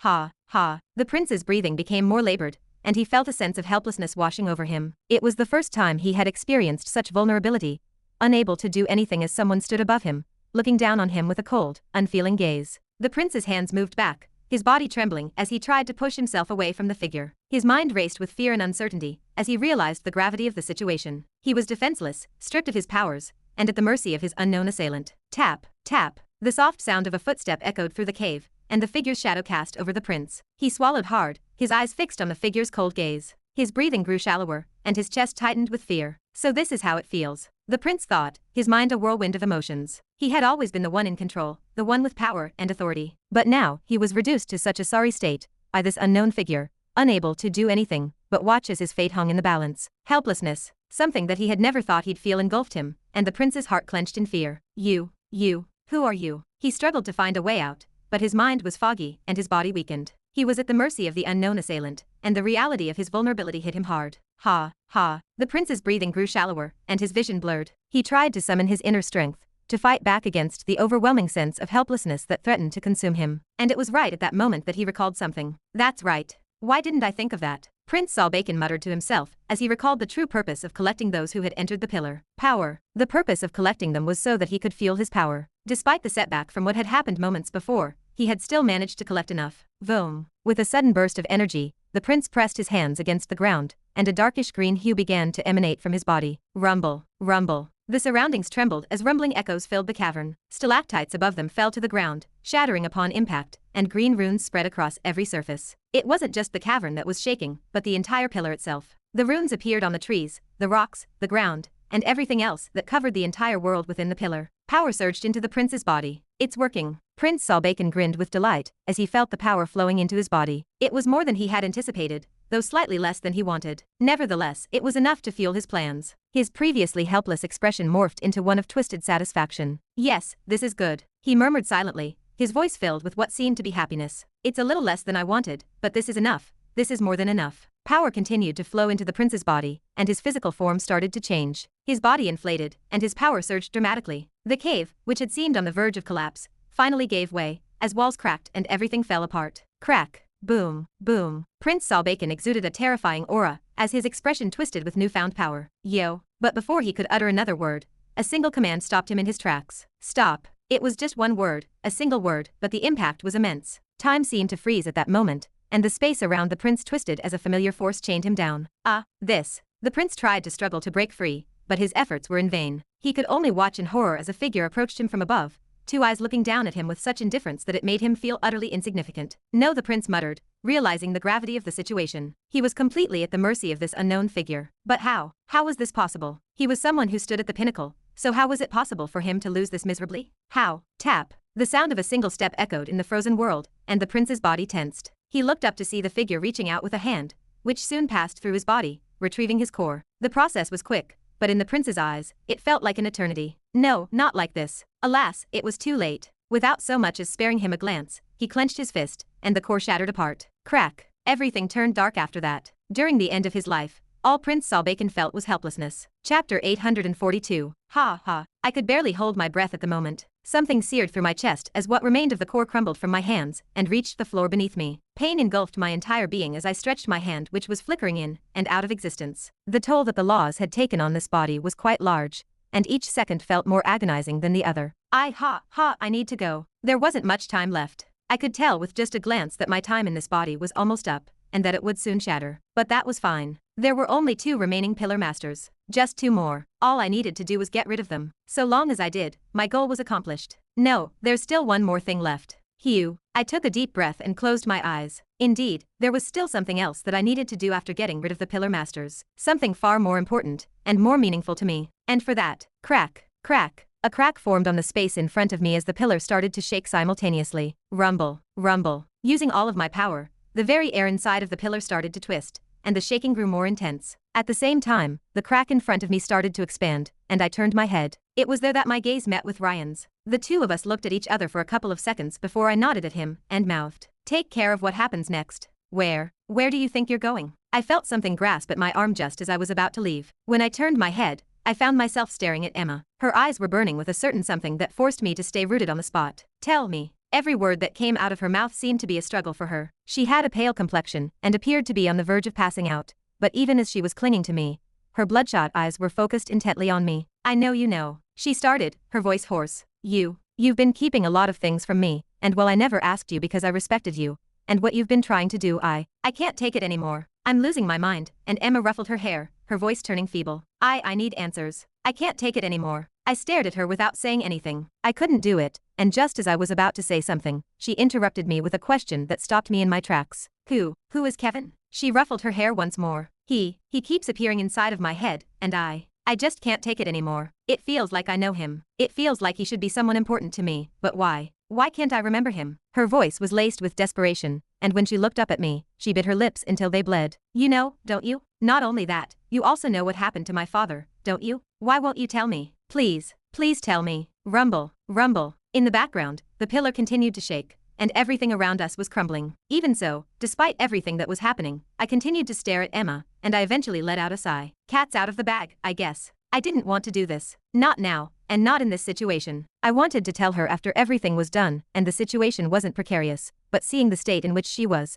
I knew that such an option didn't exist. "Stay still." When I extended my finger forward and pressed it against her brows, I could feel the strength leaving my body, but I bore through it and imparted everything that she needed to know. Done. The process didn't take too long, and I didn't linger to see her reaction. Stepping into the crack beside me, my vision blurred. I hope I didn't make a mistake. "Take care of what happens next." Those were the words that Ryan managed to interpret from Ren before he left. His mind was still in a mess, but he was somewhat able to calm himself down. Rumble, rumble. The pillar continued to shake, and everything around him started to crumble and fall apart. Without saying anything, Ryan turned his head, and his gaze paused on two figures on the ground. They were Emma, who passed out shortly after Ren left, and Leopold, respectively. Unlike Emma, the area around Leopold was covered in a pool of red. The blood had since stopped, but Ryan just couldn't bring himself to look at the scene for too long. Boom. The ceiling started to fall apart, and the demons around them went into panic. Without saying much else, Ryan picked up Emma, and then walked to where Leopold was. With each step he took, his heart grew heavier. This was the second person he had lost who was close to him. The pain that he once thought he wouldn't experience again started to resurface,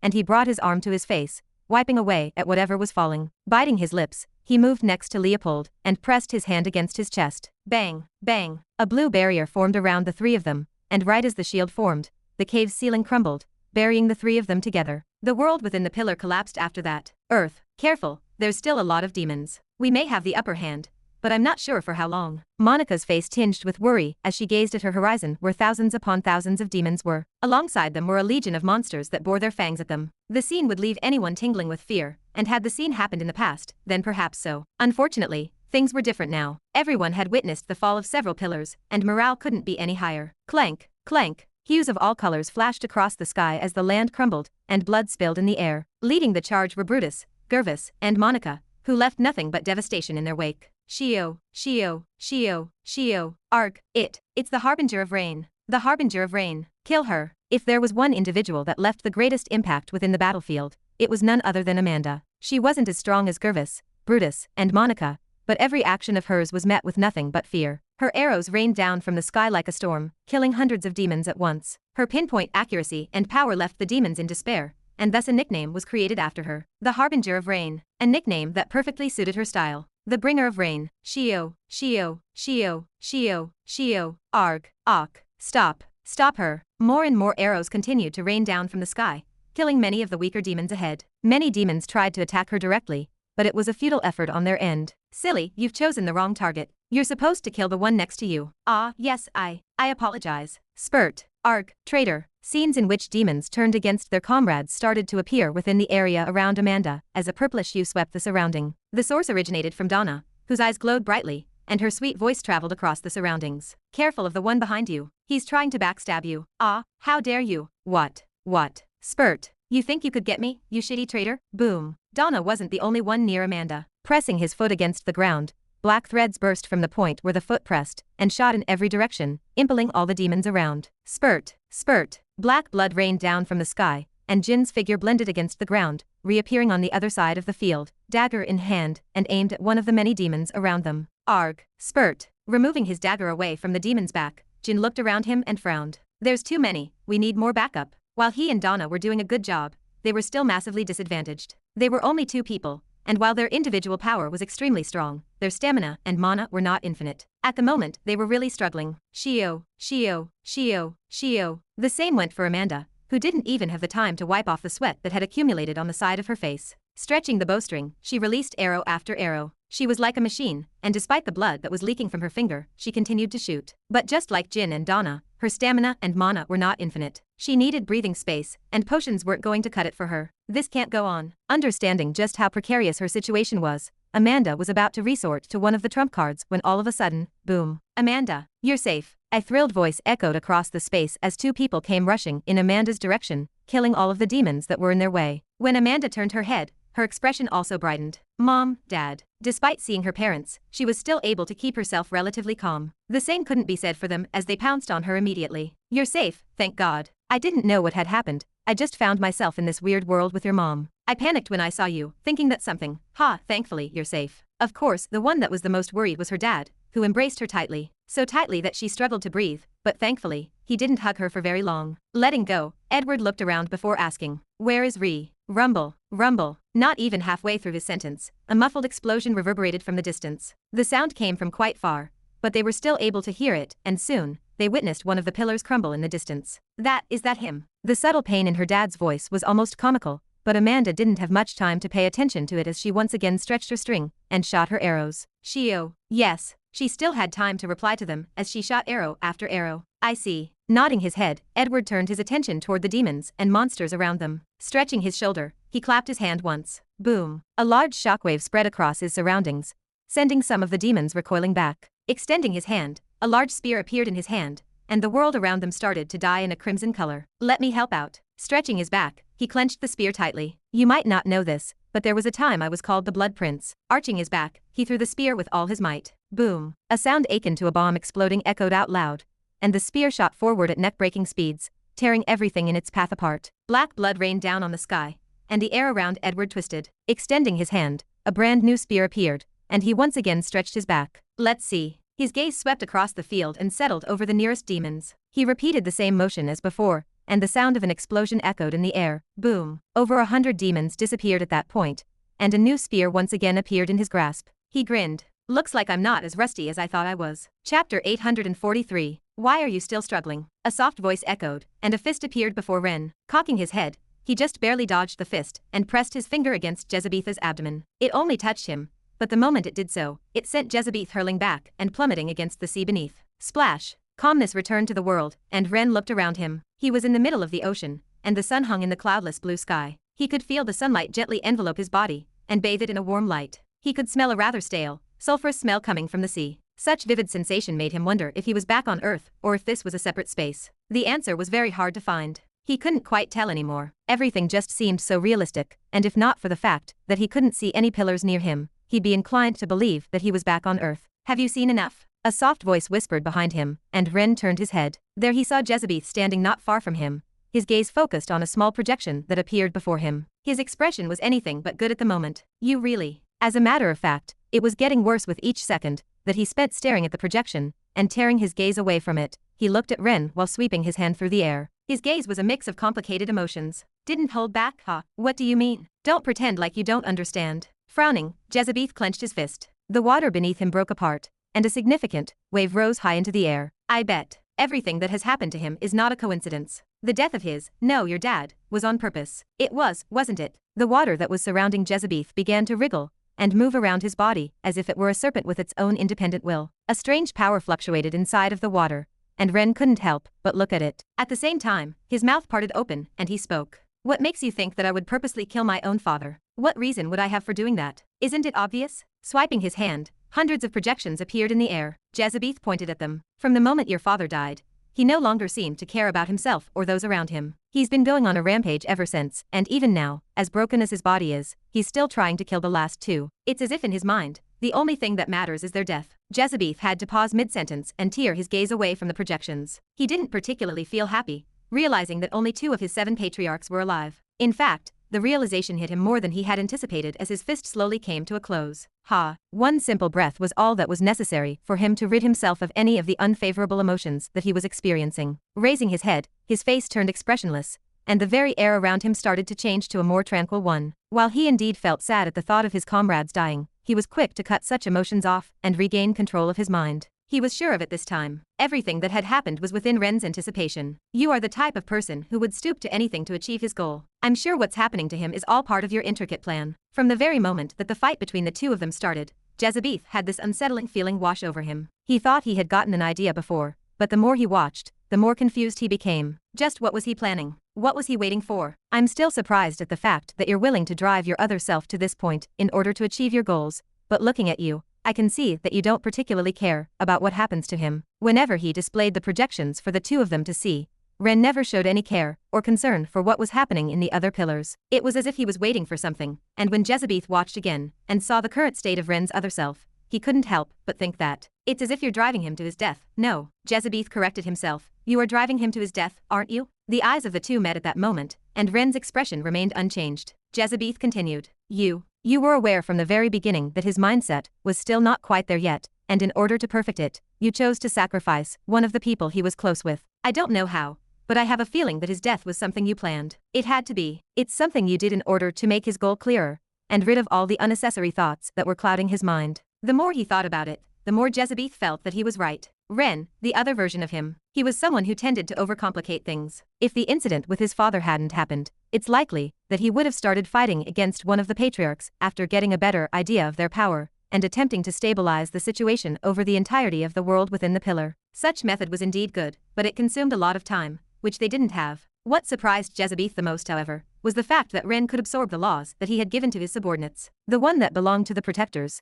And it was at that moment that everything clicked in his mind. It's clear that you knew that it was impossible for him to kill all of the 7 patriarchs unless he was this way. Your goal is to absorb everything that he managed to collect. You drove him into a corner so that he'd reach this point, and that's enough. Ren spoke, cutting Jezebeth off in the middle of his sentence. With his gaze fixed on him, Ren quietly stared at him for a good couple of seconds and eventually nodded his head. What are you nodding for? Are my words correct? Partially. Ren didn't deny it. Indeed, some of the things that Jezebeth had pointed out were indeed true. That being said, not all of them were true, and he didn't bother correcting him. There was no point in correcting him. I figured you'd come to this conclusion after a while. I'm a bit disappointed that you figured it out a bit later than I thought you would, but you didn't let me down in the end. Haha, Jezebeth laughed lightly. That attitude of yours. It used to piss me off a lot in the past. Funny thing is, it still does. That's a pity. Indeed. With a light smile, Jezebeth raised his hand and pointed at Ren. After that, the water snake that had been winding itself around his body suddenly twisted and launched itself in Ren's direction at an incredible rate of speed. Staring at the incoming attack, Ren extended his hand and prepared to defend against it. But just as he had started to channel his mana, the space around him cracked. Crack, crack. 4 identical cracks appeared on his right and left sides. Clank, clank, clank. Chains burst out of the cracks and immediately clamped against his wrist, completely incapacitating him. Because of how quickly everything transpired, Ren did not even have enough time to react. However, even if he had, he still would not have been able to easily shatter the chains, as he could see the laws that were imbued in them. Boom. As the water serpent slammed into his chest, his figure was catapulted into the water below. Splash. His vision was clouded with bubbles, and just as his back touched the ocean floor, a hand grabbed him around the neck. It glowed in white, and the chains that were binding his body tightened all of a sudden. Pain coursed through every part of Ren's body as they pulled at his limbs from all sides. Despite that, there was not much of a change in Ren's expression. Such pain was trivial to him, let alone losing his arms and legs. He wouldn't have even cared if his entire body was burned to a crisp. Still holding on, arg. Ren took a bite out of Jezebeth's hand, and as he did so, a sweet flavor that seemed vaguely familiar entered his mouth. I guess I can learn a thing or two from him. Thinking of how his other self had dealt with the Prince of Envy, Ren imitated him and bit into Jezebeth's hand. He was doubtful at first, but it seemed to work out better than he had imagined. Crunch. He could feel Jezebeth's bones shattering upon closing his mouth, and by channeling the laws inside of his body, he was able to somewhat loosen the chains that were binding his body. Bang. Ren was finally able to move his body in the appropriate manner, and he punched Jezebeth in the stomach area. This was despite the fact that the chains were still clamped on his body. Unfortunately, his attack was blocked by Jezebeth, who raised his knee and counterattacked with a fist of his own. Boom. The attack landed directly on Ren's face, and his body was sent crashing down to the ocean floor, where it collided with a glass film that shattered when he touched it. Crash. At this point, the environment around Ren underwent yet another transformation. Bang. Crashing against the ground,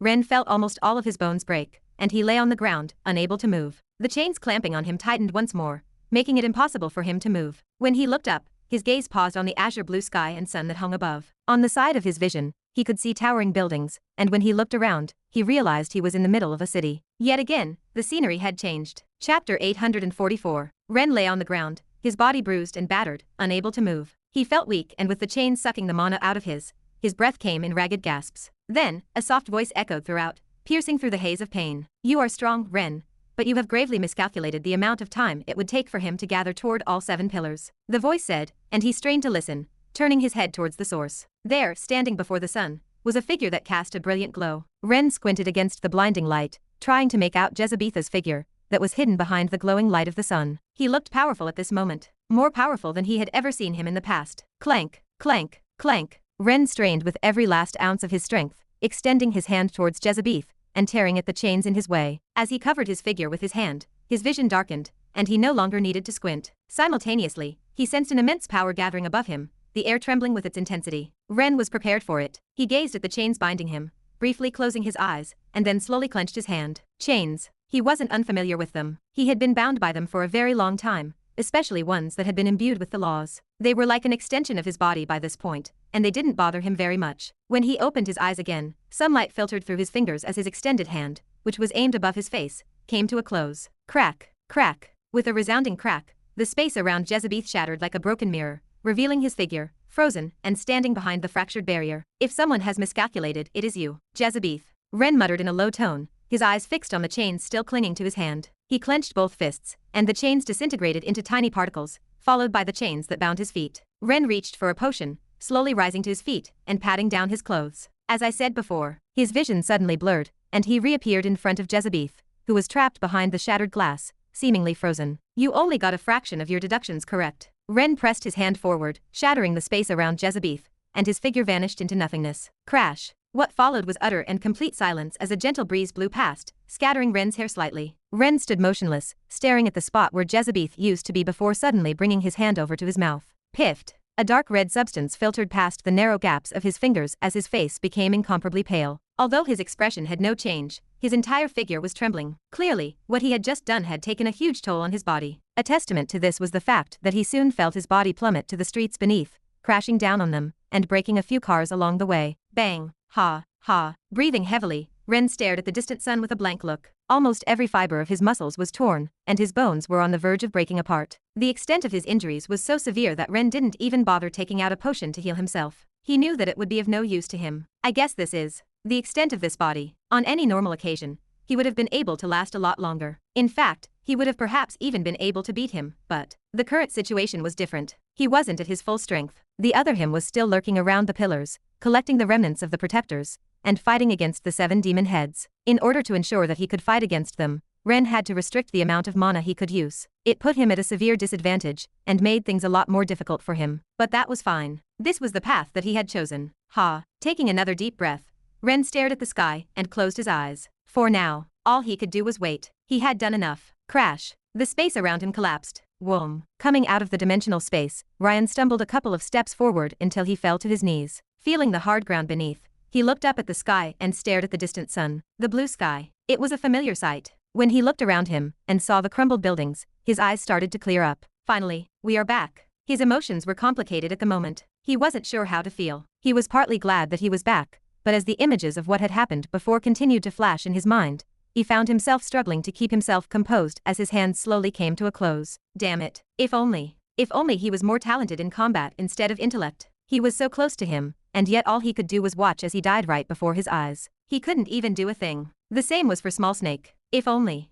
Ha. Now is not the time. Taking one big breath, Ryan forced himself to calm down. He was no longer a teenager. He could no longer dwell on such matters as he did in the past. He had to keep himself focused on the goal at hand. Morning came later. Rumble. Rumble. Hearing the muffled rumbling coming from the distance, he was reminded of what he needed to do, and he quickly sobered up. Nothing has changed. The only thing that changed was the location of where the war was taking place. I need to get into contact with the others. Taking out his phone, Ryan was just about to send a message to the others and verify who was there when, all of a sudden, he stopped. Whoom. Thump. Thump. Overhearing 2 thumps from behind, Ryan turned his head to see Emma appear from the dimensional crack. She had awakened not too long after the pillar had collapsed, and despite his offer to assist her, she had declined his help. Next to her was Leopold's body. Help me. Emma tiredly called out for him as she heavily gulped for air, her face extremely pale. Ah, yes. Helping himself up, Ryan moved toward Emma and offered her a couple of potions. Drink these, it should help you heal up. Handing over the potions, he didn't even bother looking at Emma. She was lying next to Leopold's body,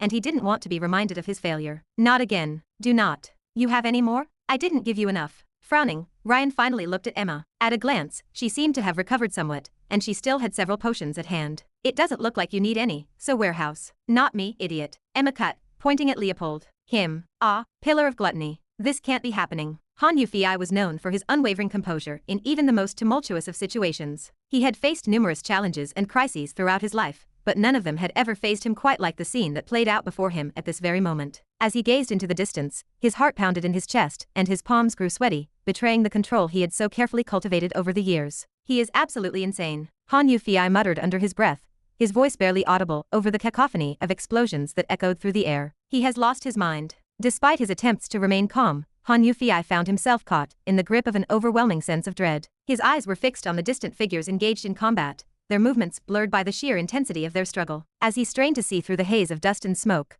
Han Yufei's gaze fell upon the pillar master of gluttony, a fearsome demoness whose immense power sent shockwaves rippling through the earth itself. Boom, boom. Despite her plump and seemingly innocuous appearance, there was no mistaking the lethal force that radiated from her being. As she unleashed a barrage of devastating attacks, the very land beneath her feet trembled and cracked, unable to withstand the full force of her fury. Rumble, rumble. Han Yufei could see the devastation wrought by her power. The shattered remains of the land and trees were strewn about like so much debris. For a moment, Han Yufei felt a pang of despair. How could anyone hope to stand against such a force? And yet, at the very moment, two such figures were fighting against her. They were none other than Malin, the Elven Queen, and Liam. Yes, Liam. What the fuck is he doing? The realization hit him like a ton of bricks, and Han Yufei lost his composure. He knew Liam very well by now, and if there was something he understood, it was that he was a total maniac. At a glance, he could tell that he had chosen to deliberately challenge the Pillar Master, even if he was weaker than her. Damn it, Liam. Boom. Uck. Another explosion shook the ground beneath his feet, sending Han Yufei stumbling backward. He struggled to maintain his balance, his mind racing with thoughts regarding Liam's safety. But when he looked up and saw several powerful demons appear nearby, he knew that he had to worry about something else. Fuck it. He cursed, throwing one last glance at Liam, while taking out his broadsword. I will cover for you just this time. Clenching onto his broadsword, his entire figure doubled in size, and his power suddenly exploded. Without wasting a single second, the ground cracked underneath his foot, and he slashed with his sword once. Swoosh. Chapter 845. Oof. Liam felt his arm go numb as something struck them. He was barely able to react in time, and he felt himself being thrown toward the ground at an alarmingly rapid rate. The speed at which he was traveling was terrifying. Boom. Just before he touched the ground, lightning crackled around him, and he was just barely able to twist his body and position himself in a way that helped him land on his feet rather than on his back. Bang. The ground began to crack beneath him, and rocks began to fly past him. That was close, he thought, looking up at the bulky figure that the Pillar Master of the House of Gluttony was. After only a few encounters with her, he realized that he was no match for her. Without a doubt, she was one of the most powerful individuals he had ever faced. Even so, bringing his hand toward his shirt, Liam clenched it and felt the beat of his heart. Bah, thump, bah, thump. It was beating wildly. Cracka, cracka. As lightning exploded all around him, he could feel excitement coursing through his entire body, and his grip on his sword became increasingly firm. Boom. Another explosion went off above him, and the Elven Queen suddenly materialized directly above the Pillar Master. She had a complicated magic circle materialize on the top of her palm at the same time. It glowed a green hue. The surroundings started to twist, and long and thick vines erupted out of the magic circle, flooding the surroundings. The momentum carried all the way toward Princess Adiphagia, who gazed at it with a serious expression. She, too, couldn't take it lightly. The attack was strong, and even Liam felt troubled by it. But just as he thought the attack would land, Princess Adiphagia suddenly opened her mouth. Whoom. As if there were a powerful vacuum inside of her mouth, the vines abruptly changed their direction and headed directly for her mouth as she swallowed them all at once. The scene left Liam stunned. The sight was most definitely not the most pleasing to look at. He was only able to concentrate on the scene for a short period of time before he became aware that the power that emanated from the princess's body was beginning to increase. Not bad, the princess muttered, her gaze turning toward Liam. Not good. Cracka, cracka. Immediately, Liam's expression changed as the lightning around him crackled even more fiercely, and he took 2 steps to the side. Boom. He had just moved when, all of a sudden, the area where he had been standing exploded into smithereens, leaving nothing behind. Cold sweat trickled down Liam's face as he gazed in the direction of where he previously stood before looking up at the princess, who was looking back at him with cold eyes. You were able to dodge that? Her voice, though soft, echoed powerfully in Liam's ear. Upon hearing her voice, Liam's expression changed, and he pressed his hand against his sword, ready to attack. Wait. A figure suddenly materialized beside him, and put her hand on his shoulder just as he was about to make a move. It was Malin. Don't attack. Because of his eyes, Liam was aware in advance who it was that had arrived beside him, and as a result, he was not surprised by her sudden appearance. Turning his head, he asked, "Why?" "Because you're not strong enough." When the Elven Queen extended her hand in front of her, a magical circle materialized once more. This time, it was a lot more complicated than the previous one, and the power that gathered toward it was immense. Unsurprisingly, the princess maintained her position in the air, where she was, and opened her mouth as if she were waiting for the oncoming assault. Such a reaction didn't go unnoticed by Liam. "What are you doing?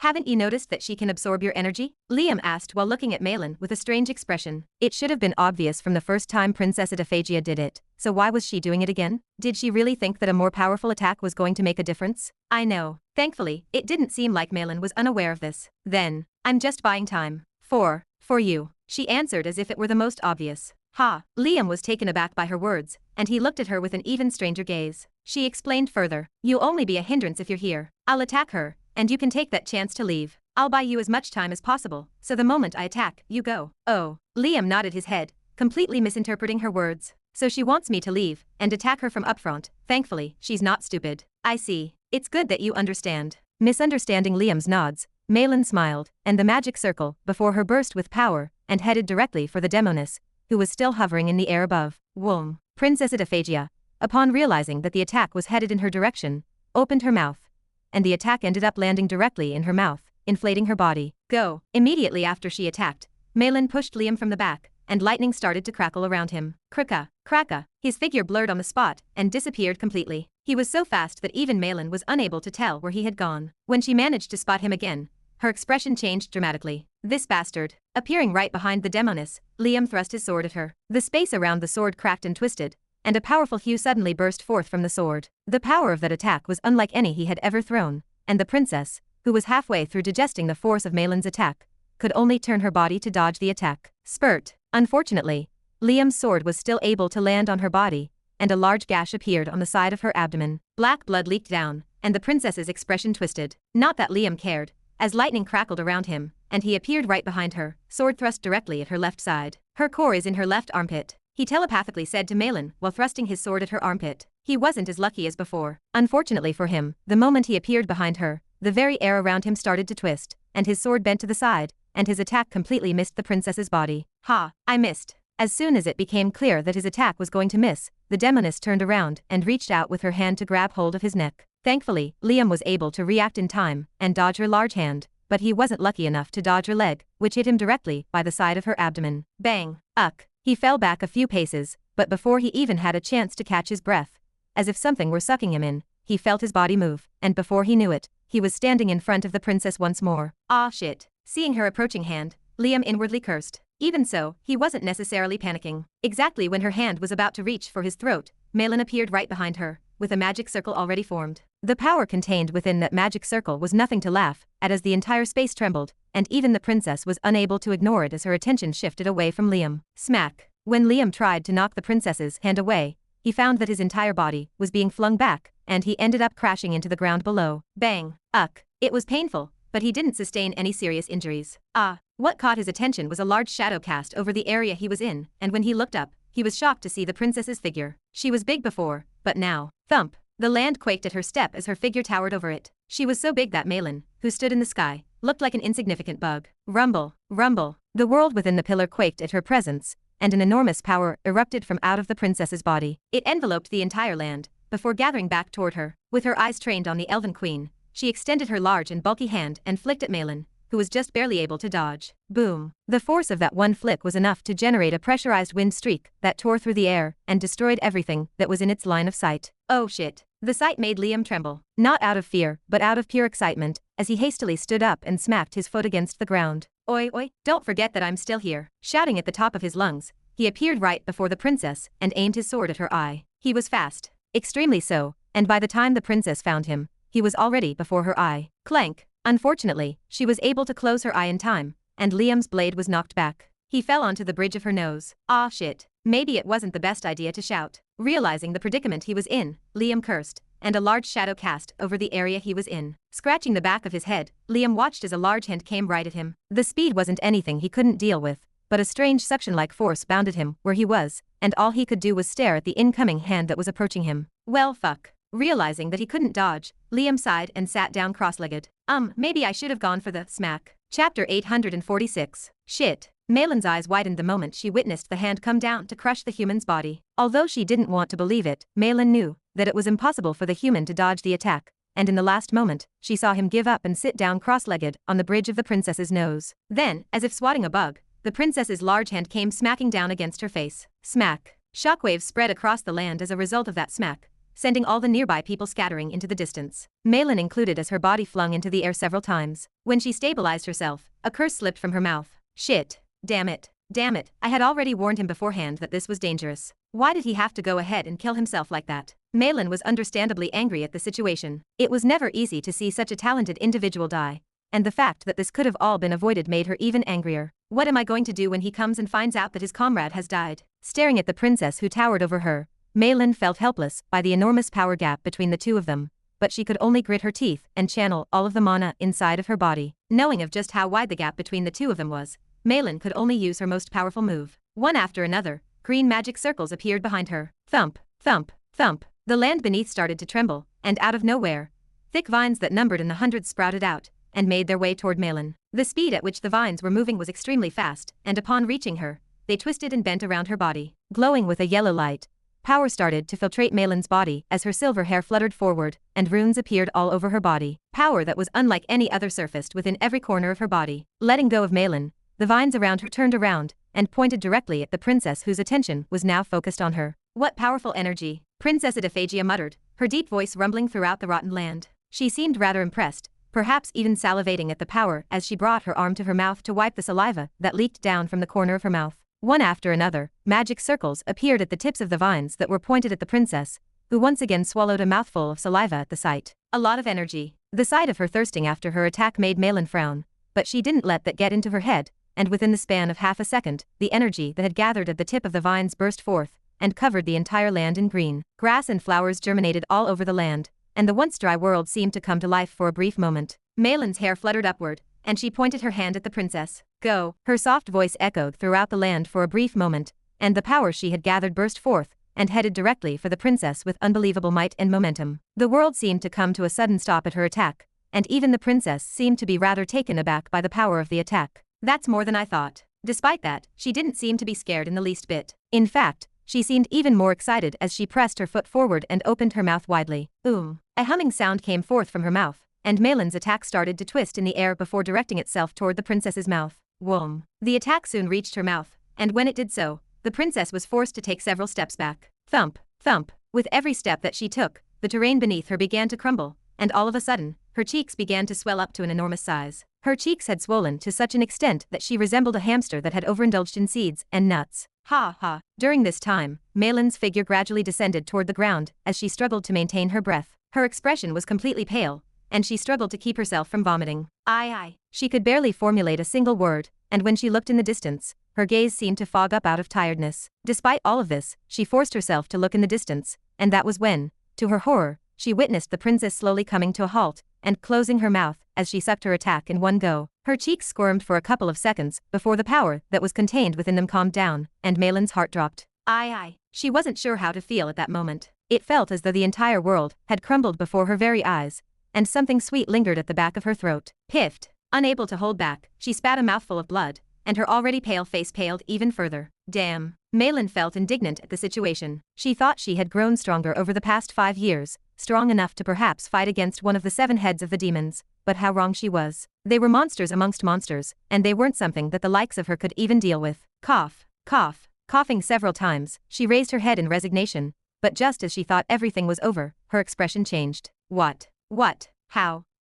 Her expression was unable to betray the utter shock she was feeling at the moment. With her gaze directed at the princess, she watched as a figure appeared right next to her open eye and thrust his sword at it. It all happened so fast that she barely had time to process it, but she didn't need to. Moments after witnessing the scene, black blood spurted into the air as a muffled wail echoed in the air. The princess's head flayed from left to right as the figure that stood atop her eyes clung onto the bridge of her nose with dear life. The power that she was trying to suppress inside of her mouth once again became wild, and her cheeks trembled. Instantly, the situation reversed, and Malin found herself staring at the scene in the distance with her mouth wide open. How is he still alive? That works too, I guess. Clinging on the bridge of the princess's nose, Liam found his vision blocked by his hair, which fluttered in front of him and hindered his sight. He didn't particularly mind since he didn't need his sight, but at the same time, he felt that it was a pity that he couldn't see the expression that the princess was making. Ah, how sad. It was a gamble, but it paid off in the end. Just before the hand was about to smack him, he used the move that he had been trying to perfect over the course of the last 5 years. Crackle, crackle, crackle. Liam was able to directly phase through objects as if he were a ghost by vibrating every inch of his body. The move was extremely risky since just a single mistake could cost him his life, but at the same time, it worked perfectly, and he was able to pass through her hand and narrowly avoid death. Furthermore, he would have died anyway, so he didn't really have an option and just took the risk of using the move. It's good that it worked out in the end. After giving the Demoness the impression that he had died, he didn't attack immediately and bided his time for the right time to attack. When he saw Malin's attack, he understood when that moment was, and he struck right when the opportunity was ripe. In the end, his gamble paid off, and the princess found herself in a rather unfavorable situation. Rumble, rumble. The princess continued to thrash around in pain as she covered her eye with her hand. Because he was right on the top of the bridge of her nose, she couldn't see him, and thus was able to avoid getting smacked again by her. Of course, he knew that he didn't have that much time left. But now what? He had pretty much exhausted all of his means, and for the first time, he was unsure of what to do. Sure, he had dealt significant damage to her, and if she lost completely control of the energy in her mouth, she'd get heavily injured, but that was where the problem lay. How was he supposed to make the energy inside her mouth go crazy? What was he supposed to do next? Is this your doing? All of a sudden, a voice reached Liam's ears, and when he turned his head, he was surprised to see Ren standing next to him, completely unfazed by what was happening around them. Well, he sounded like Ren, and his outline looked like Ren, but he was a bit weird. Opening his mouth, Liam tried to say something, but he eventually nodded his head and smiled. Oh, hey Ren, how have you been? I guess Liam now knew what he had to do next. Chapter 847. Coming into the Pillar of Gluttony, I expected things to be rather serious, but I was surprised to see that the situation wasn't as dire as I expected it to be. In fact, the situation was a lot more advantageous than I thought it to be. Is this your doing? I turned to look at Liam, who was hanging on the bridge of the princess's nose. He seemed battered and tired, but the moment our eyes met, his expression relaxed a little. Oh, hey Ren, how have you been? You did a good job. Ignoring his light-hearted greeting, I lowered my head to stare at the cheeks of the princess, which were currently inflated. I could feel a certain energy from within, and when I turned my gaze away, I locked my eyes on a certain figure in the distance. It must be her doing. There was only one person who was capable of producing such pure and powerful energy. Although Liam was strong, he wasn't at this level just yet. It could only be her. I see. I think I understand what is going on. Rumble, rumble. At the same time I realized what was happening, the princess thrashed around and destroyed everything that her feet stepped onto. Gradually, however, she was able to somewhat stabilize the injury that she sustained in her eye, and the energy inside of her started to calm down. We can't be having that. If there was anything that I couldn't allow, it was that, and as my vision blurred, my feet touched something soft. I was standing right on top of her cheek, and the moment I appeared over there, I felt two eyes lock on me. When I turned my head, our gazes met, and I lowered my hand and pressed it against her cheek. Her expression changed drastically at that point, but it was already too late. Exerting a lot of the mana inside of her, her cheeks started to inflate even further, and the energy that she was trying to keep in check became even wilder. Rumble, rumble, Her thrashing increased, and it became hard for me to keep myself steady as a result. A large shadow cast behind me, and I knew exactly what she was trying to do. Thus, frowning, I opened my mouth and imbued my voice with the laws. Stop. Her body stopped at my words, and her expression changed once more. Golden runes and words clamped her hand above me and covered every inch of her body. She seemed to be saying something, but I honestly couldn't understand a single word that she said. Not that I cared, as I continued to imbue her cheeks with mana. Within a matter of seconds, her cheeks swelled even further, and their size grew to such an extent that her entire face became red. The cheeks were puffed up to such an extent that I could see the skin on her cheeks tearing. Don't move. Whenever she was about to free herself from my restraints, I would speak again. Whenever I did so, my body would start to flicker in and out of existence, and accompanying it was an agonizing pain. But I resisted through the pain, and continued to inject mana into her cheeks. As I continued to inject more of the laws that were contained within my body into hers, the golden runes that surrounded her body began to flicker continuously. Her muffled screams rang throughout, but I paid them no attention, and continued to work. With time, the tear around her cheek deepened, and blood started to leak down her cheeks. When I looked back, I was met with two eyes that were glaring hatred in my direction. I stared at them for a short moment and savored the gaze before pressing my foot against her cheek, and finding myself standing right in front of Liam once again. Let's go. I reached out my hand, which Liam gladly took, and pressed my foot against her skin once more. We appeared quite a fair distance away from her, and when I looked around and saw that the place was safe, I snapped my fingers. Bong! It was an explosion unlike any other. The moment I snapped my fingers, the princess's body inflated rapidly, and her cheeks finally burst apart. Black blood rained from the sky, and pieces of flesh fell all over the land. At the same time, a wave of concentrated energy burst out from that direction, shredding everything that was within its path. Extending my hand and erecting a barrier around the two of us, we were able to avoid getting injured from the residual energy. I frowned when I felt the energy. It was quite overbearing, and if not for my strength, I would have difficulty handling it. I can't believe she was able to suppress this much energy inside of her. She wasn't one of the 7 clan heads without a reason. She was indeed extremely powerful. Stay here for now. I'll finish up things. Dropping off Liam, my vision blurred once more, and what appeared in my vision was an enormous crater that seemed to stretch very deeply. Frowning, I flicked my finger, and a small light entered the hole. Shortly after, my brows relaxed, and I nodded my head. As expected, she didn't die just yet. Motioning with my fingers, a body burst out from the hole, and I clapped my hands once. Clap! A small barrier erected around the body once I clapped my hands. Just in case, I tapped onto the barrier, and a small white ripple formed, creating a second layer. Just in case. Gazing at the body before me, I relaxed when I saw that the princess had fainted. While her cheeks had burst, they were slowly healing as her flesh wiggled and overlapped against each other. The sight was quite gruesome. Her eyelids trembled, and I could tell that she was about to wake up. Noticing this, I knew that I couldn't waste any time and stretched my hand, which passed through the 2 layers and reached out for her face. I'll make this quick. Closing my eyes, I felt the laws that were contained within her body and channeled them toward me. Almost instantly, a wave of warmth entered my body, and I found myself relaxing as the laws within my body started to increase. The feeling was pleasant, almost intoxicating. If not for the fact that I had felt this sensation before, I would have fallen into a deeper sense of depravity, but I held my focus and transferred all of her laws into my body. Yuig. At the same time that I retrieved all of the laws, I felt a sharp pain course through all parts of my body, and I almost fainted from the pain right then and there. The fact that I wasn't able to suppress the pain was a testament to how painful it was, and I almost cried out from the pain. It took every last bit of me to suppress my scream, as I gritted my teeth with everything I had, and my body flickered wildly at that point. Craw, crack. Unsurprisingly, cracks started to appear on all parts of my body, and the pain became even more unbearable. My body was failing. No, not yet. Not now. I knew exactly what was happening to me at the moment. This was a consequence of using the laws too much with this unfit body. I had been warned beforehand about the consequences of using the laws with this body, but I chose to ignore such warnings. I was now paying the consequences of ignoring such words, but not once did I start regretting my decision to use the laws. I just did what I had to do, and even if the pain was unbearable, I calmly accepted it, knowing that there was something else eating up at me that made the pain that I was bearing somewhat bearable. Hugh, not yet. Taking a deep breath, I shifted my attention back toward the princess and extended my hand once more. Reaching out for my hand, I could see that it was trembling rather fiercely at that. I was struggling quite a bit at the moment, but clenching my teeth, I moved my hand toward her left armpit. I could feel the core over there, but just as I was about to reach her armpit, her eyes fluttered open, and our 2 eyes met. My heart, which had somewhat steadied, suddenly started to beat wildly, and I swallowed a mouthful of saliva. I stood no chance against her at my current state. My lips went dry as our gazes met, and her eyes, which were somewhat blurry, started to regain some clarity. Now, spurt. Clenching my teeth, I used all of my remaining strength and pierced right at the left armpit area. At the same time that happened,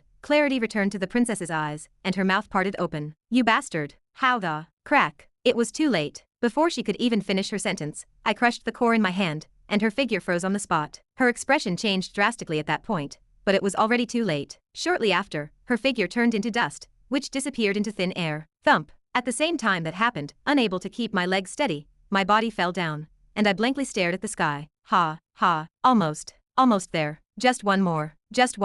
Chapter 848. Deep within the vast expanse of the cosmos, a place isolated by the nothingness of space, there was a sudden stir. The surroundings trembled and quaked as if struggling to contain a force beyond measure. And then, with a sudden shattering of the void, a crack appeared. Craw, crack. Jezebeth emerged from behind the fissure, his form wreathed in a hue of otherworldly energy. He gazed out at the myriad stars that peppered the infinite expanse, his expression one of both wonder and seriousness. Taking in the sights around him, Jezebeth's eyes widened in confusion as he beheld the countless stars twinkling in the distance. He stood there for a moment, taking in the beauty of it all, unsure of what had happened, before his expression changed, and his demeanor became more serious. So that's how it is, he muttered under his breath, a glint of understanding in his eyes. In an instant, scenes started to replay inside his mind, and excitement rose from deep within him. He pressed his hand against his chest, feeling his core pulsating faster, as he reveled in his realization. I am sure of it. He is on his last breath. Whatever happened to him was a last-ditch attempt by Ren to buy himself time, and delay whatever he was planning. A pity that he no longer had time. He felt it during the last moments. He was done for. The laws within Ren's body were almost faint,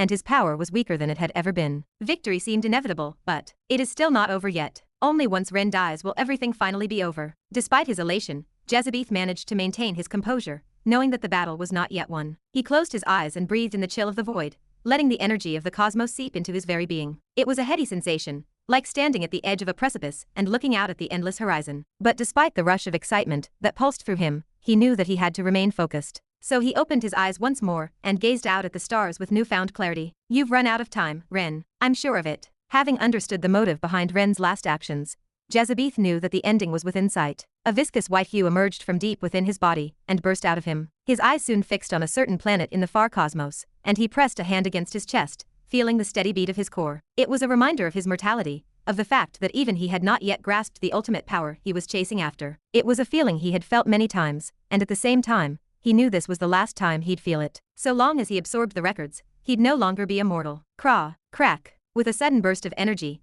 another crack appeared in the space before him. Without hesitation, Jezebeth stepped forward, his form engulfed in a pulsing aura of laws. He vanished through the tier, leaving behind nothing but the faint echo of his voice. You can't delay the inevitable. So that's your choice, Angelica. A soft, yet alluring voice whispered throughout. Sitting upon her throne inside a large hall, her beauty was a striking contrast to the ominous atmosphere around the hall. Her skin was the color of moonlit silver, with dark, swirling patterns that seemed to shift and move like smoke. Her hair, a deep black, cascaded down her back in loose waves. Her eyes were the color of molten gold, and they glinted with an otherworldly fire. I can't say I didn't see this coming. What she saw, she had long seen coming. It wasn't surprising to her. What surprised her was something different. So the strategist is a human, huh? The fire within her eyes glinted a different shade as she fell into her own thoughts, and leaned back against her throne that was carved from black obsidian, and it seemed to pulse with an ominous energy. The hall around her was vast and cavernous, with towering pillars that disappeared into the shadows above. The air was thick with the scent of incense, and the distant echoes of the demons within the hall. As she sat upon her throne, the demoness radiated a quiet power. Her long, slender fingers rested on the armrests of her throne, and her gaze was fixed on some distant point beyond the walls of the hall. Her lips were set in a faint smile, as if she had witnessed something that brought amusement to herself. Despite her beauty, there was a coldness to her that chilled the very air around her. Her presence was both alluring and terrifying, drawing anyone to her with a magnetic pull that they could not resist. And yet, those who gazed into her eyes could see the darkness that lurked within, a darkness that threatened to consume all those who dared to draw too close. She was none other than Lilith von Doya, the pillar master of the House of Lust, and Angelica's mother. It really is a pity. Tearing her gaze away from the distance, she closed her eyes, and silence returned to the grand halls. Raising her hand, she snapped her fingers. Bring her to me. It's really nice to have you back, Small Snake. Hein could barely keep his emotions in check as he looked at Small Snake in front of him. Although he had changed over the years, he still looked like the Small Snake he knew. Just wait until Ryan finds out that you're still alive. He'll probably be the most excited. While everyone missed Small Snake, the one he was closest to was Ryan. He was also the one who had been hit the hardest by his death, and while he did not show it, he was still heavily impacted by it. He was still young back then. Ryan, muttering under his breath, Small Snake lowered his head and touched his chin. How is he doing? He's doing great. He's grown a lot during the time that you weren't here. In fact, almost everyone has grown a lot during the time that you weren't with us. Funnily enough, Leopold stopped smoking. We can continue our talk later. Perhaps because he was excited about suddenly finding out that Small Snake was still alive again, Hein started to talk a lot. He had to be stopped by Angelica, whose words coldly cut through his. When he turned his head to look at her, he could see that her expression was as cold as it had always been, but he could also tell that it was merely an act. She was probably holding herself back from showing her emotions. We don't have time to catch up at the moment. Although I've tried my best to keep them from prying onto us, I can tell that we've been spotted. The air instantly froze at her words, and everyone turned to look at her. We've been spotted? What do you mean by that? It's as I said, Ava. Turning her head to stare into the distance, her lips twitched, and she lowered her head. We've been surrounded. Rustle. Shortly after her words faded, over 10 powerful auras exploded out from the bushes, surrounding them. Hein and the others were immediately startled by their sudden appearance and drew their weapons. Don't resist. It's no use. Only after hearing Angelica's words did they lower their weapons. They didn't need to be reminded by Angelica to understand that they were unevenly matched at the moment. One wrong move, and they could very well be meeting their ends. Young miss. The atmosphere froze once more at the words that came out of one of the demons' mouths. Ava and Hein already had an idea, and thus weren't shocked. But the same couldn't be said for Small Snake, who was taken aback by the situation. I'll explain later. Angelica only left a couple of words before taking a step forward. What are you doing here? We've come under Her Highness's orders to bring you back. Just me? No. The demon shook his head and cast a glance in their direction. Angelica smirked at the sight. I figured she'd be like that. There was clear disappointment in Angelica's expression as she heard those words, but she seemed to have already expected such an answer, and was quick to recover her usually cold expression. All right. She nodded her head and looked at the demons around her. Bring us to her. She stopped halfway through and glared at those surrounding her. May I remind you not to overstep your boundaries? If you so much as harm a hair on them, I'll make sure you guys pay a price adequate to your actions. Her words didn't bring much of a change in the expressions of the demons, but when Hein paid closer attention, he noticed that their stances straightened up a little. Just how high up is her mother? That was the same question that arose in the minds of everyone present. None dared to ask, as they remained silent throughout the entire time. Follow us, we will escort you to Her Highness. Okay. Following that, they trailed behind Angelica as she followed the demons in front of her. They were reluctant to do so, but seeing that they had no other choice, they could only obediently follow Angelica. It was the only thing that they could do. That is a bit grand. Hein couldn't believe his eyes as he stared at the colossal mountain that lay ahead of him. He had assumed that they would fly to their destination, given the fact that every one of them was above marquis rank, and thus could fly. However, much to his surprise, they were made to walk all the way toward the towering peak that loomed in the distance. As they trudged along, Hein couldn't help but marvel at the sheer size of the mountain. Its peak disappeared into the clouds, and its slopes were covered in a thick blanket of snow. The air grew colder with each step they took, and Hein wrapped his cloak tighter around himself, shivering slightly in the biting chill. Each of his breaths grew misty, and his shoes sank under the tall snow. After what felt like hours of walking, they finally reached the foot of the mountain. Hein's breath hitched as he looked up and saw a magnificent structure etched into the side of the mountain. It was unlike anything he had ever seen before. The structure stood tall and majestic, with intricate carvings and sculptures adorning its walls. The stone used to build it seemed to shimmer with an otherworldly glow, and Hein couldn't help but be in awe of its grandeur. The walls of the structure were adorned with large sculptures of fearsome demons, their eyes seeming to follow Hein's every move. Hein noticed several demons standing atop the walls, keeping a watchful eye on their surroundings. Their imposing presence sent a shiver down his spine. Several of them were above his strength, and he wondered if he could fend them off if they fought. Probably not. The demons wore elaborate armor, and their eyes glowed with an eerie red hue, making them appear even more menacing. As they approached the entrance of the structure, Hein couldn't help but feel a sense of trepidation mixed with curiosity. He wondered what lay inside this mysterious mountain fortress. The doors were massive, made of solid iron, and adorned with intricate engravings that seemed to glow a mysterious hue. Open the door. Clank. The demons accompanying Hein raised their hands, and the doors creaked open slowly, revealing a grand hall inside.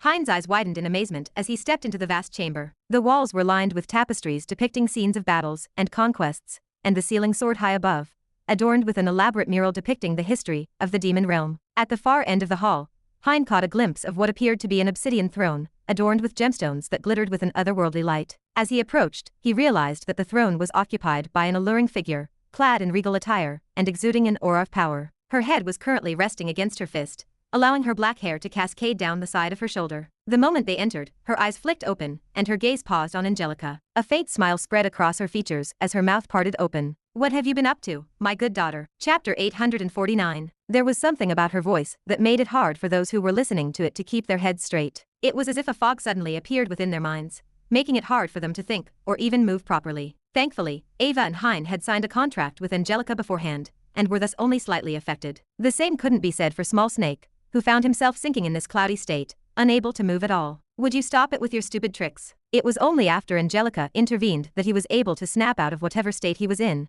and the moment he snapped out of it, cold sweat ran down his back. That was dangerous. I guess I can now understand why everyone reacted like that. This wasn't the first time that he had come into contact with the patriarch of the Lust clan, but before, he had always been with Jezebeth, and thus never experienced such a sensation from her. He had always been confused as to why, whenever she appeared, those around her would glare at her, while some demons by her side would cock their heads from side to side like buffoons. Only now did he understand. Oh my, is that how you speak to your mother? There was a look of sadness on the princess's face as she looked at Angelica. If not for the fact that he had seen a couple of her antics back when he was with Jezebeth, Small Snake would have fallen for her acting. Still, he was utterly shocked by the sudden revelation regarding Angelica's mother. She is the daughter of a princess-ranked entity, one of the 7 heads at that. Small Snake wasn't too sure how to react at the moment. The sudden piece of news left him utterly dumbfounded, and he couldn't help but cast a few glances at the mother-daughter pair. And just when I thought I saw everything, well, they did both look beautiful. So there was a bit of resemblance. I exerted a lot of my force to have you come to me, and the moment that you see me, you start shouting at me. I feel rather sad, Angelica. Lowering her head, she looked pitiful, and many of the demons around her started to show signs of concern. Even Small Snake felt a slight impulse, but he pinched his arms and forced himself out of such a state. Keep focus. Keep focus. They were at a disadvantage at the moment, be it in power or numbers. Even if they wanted to, they'd be unable to escape, and it made Small Snake wonder just what Angelica was planning. He had a few means of his own to get out of the situation, if it went for the worst, but he chose to keep them under wraps and let everything play out in front of him. Are you still in the mood to play around? Once again, Angelica's words were merciless and cut right at her mother's words. The princess didn't seem offended by her actions and smiled even more seductively. Rebellious, aren't we? Quite. At least you acknowledge it. A lot better than a certain someone. My. When did you start learning to speak this way to your mother? From the moment that you kicked me out. That was because of your mistake. It had nothing to do with us. Angelica laughed while covering her forehead with her hand. I knew you would say that. It was clear to everyone present that the relationship between Angelica and her mother was anything but good. Angelica didn't even bother hiding her disgust for her mother, as her words were laced with venom. In the end, it's always my fault, and never your fault, right? Wasn't that obvious enough? Princess Lilith spoke, her gaze lingering over everyone present. There was something about her gaze that unsettled Small Snake, but as weak as he was, he could only take it. Soon her gaze fell on him, and Small Snake felt his skin crawl. I am rather surprised that you are here. I did not know that you were acquainted with my daughter. In fact, from the looks of things, you guys are a lot closer than I anticipated. We have worked together in the past. We have known each other for a few years. Angelica replied before Small Snake could. Seeing that Angelica had spoken for him, Small Snake closed his mouth and remained quiet. It was good that she spoke for him. He did not really want to talk at the moment. Oh, you two have known each other for a few years? I take it that he was also working for the same human you are working for, right? Angelica didn't respond to the question, but her silence was enough confirmation for her mother, who nodded her head slightly. She looked back at Small Snake. For His Majesty to also covet his subordinates. I assume that this human is rather talented. Brushing her hair behind her ear, she sat up properly on the throne and crossed her legs. Her gaze fell on Ava and Hein. I suppose they are also his subordinates. With a squint of her eyes, Ava and Hein's bodies froze on the spot, and their eyes widened. What are you doing? They only recovered after Angelica spoke, and broke off whatever was clawing at them. That did not seem to please her mother, who suddenly frowned. The air in the hall changed drastically at that point. You've been acting rather impudent for a while, my good daughter. Her words were soft, but the moment they came out, the entire room froze. A formless pressure spread throughout every inch of the room, and Small Snake found himself unable to move at all. How many times has it been now? The same went for the others that went stiff on the spot. The only one that was fine was Angelica, but even she seemed to be struggling at the moment as her face paled and sweat trickled down her forehead. She continued to glare at her mother. I've been acting impudent? She managed to utter a few words through her gnashed teeth. What is funnier is the fact that you still have the gall to call yourself my Mo. Smack. It all happened so fast, and Small Snake wasn't able to see what had happened, but halfway through her sentence, Small Snake heard a low smacking sound, and Angelica's body appeared on one of the pillars of the hall. Bang! Appearing on the spot where Angelica had been, Small Snake caught sight of Princess Lilith, and his pupils dilated, especially when his gaze fell on Angelica. Cough. Coughing several times, she looked up and smirked at her mother. You didn't hold back, did you, mother? Angelica's speech became more drawn out as she approached the final word, as if she wanted to emphasize its significance even more. It was obvious that she was trying to taunt her mother, and she was successful in doing so. Swoosh. Appearing right in front of her, the princess looked down on her from above with her cold eyes. You've been quite rebellious since you've returned. I let you be since I figured you'd come around, but it seems like some harsh disciplining may be required. Grabbing Angelica by her hair, the princess flung her toward the next pillar. Bang! Angelica's body slammed into the pillar as she struggled to resist the strength of her mother, and she let out a painful groan as she did so. Swoosh! She didn't even have time to recover before her mother appeared before her once again and smacked her head against the pillar. Bang! Don't resent me too much, she said, smacking her face with her palm. I'm only doing what's best for you, my good D.P.U. Fuck you, bitch. A sudden spit that was mixed with black blood flew to the princess's face, and her entire expression froze at that moment. It wasn't just her that froze. Practically everyone in the room felt something dreadful slowly rise from the princess' body, moving her fingers to her cheek and sliding them off. The princess looked at her finger, and her expression, which seemed unusually calm, started to distort heavily. Rumble. The entire room started to tremble, and before long, the princess' gaze fell on Angelica. The way she looked at her was no longer the same as it was before. I see how it is. She nodded her head repeatedly, seemingly coming to a sudden understanding. I get it now. She nodded once more. I don't know what went through my mind. Since when did I ever have a daughter? Spurt. Chapter 850. Feeling something stab her in the abdominal area, Angelica let out a sharp wail. The pain was unbearable, and when she looked up, she was met with two mercilessly cold eyes that seemed to disregard her completely. Such a gaze. They weren't something she was unfamiliar with. This was how she had been looked at throughout her entire life. Yes, this is how it should be. It was only now that she felt comfortable looking back at her mother. What she was seeing was the mother she grew up seeing. You've finally shown your real self. Still talking? Feeling something pull at her hair, Angelica felt her body rise from the spot, and her expression distorted out of pain. Still, she tried her best to keep her gaze locked on her mother. The only reason you even bothered caring about me is because everyone else died, right? In reality, Angelica wasn't the only one that her mother had given birth to. She used to have 7 other siblings, all of whom were more talented than her. The key word was used to. They were no longer here. The only reason you even cared about me in the first place is because I'm the only one left, right? Her words seemed to have struck a chord with her mother, as Angelica suddenly found herself smacked against one of the pillars once again. Bang! She felt the wind get knocked out of her, and an intense pain radiated to her chest. Even so, she didn't let it show on her face as she continued. You're desperate. You're clearly aware that the other elders are trying to covet your position, and without a suck. Bang! She was once again smacked against the pillar. This time, with more force, the pillar crumbled down. Rumble. Dust rose within the sturdy halls, and Angelica finally felt her mother let go of her. When everything settled, Angelica struggled to raise her head, but when she did, she was met with 2 eyes that seemed to disregard her completely,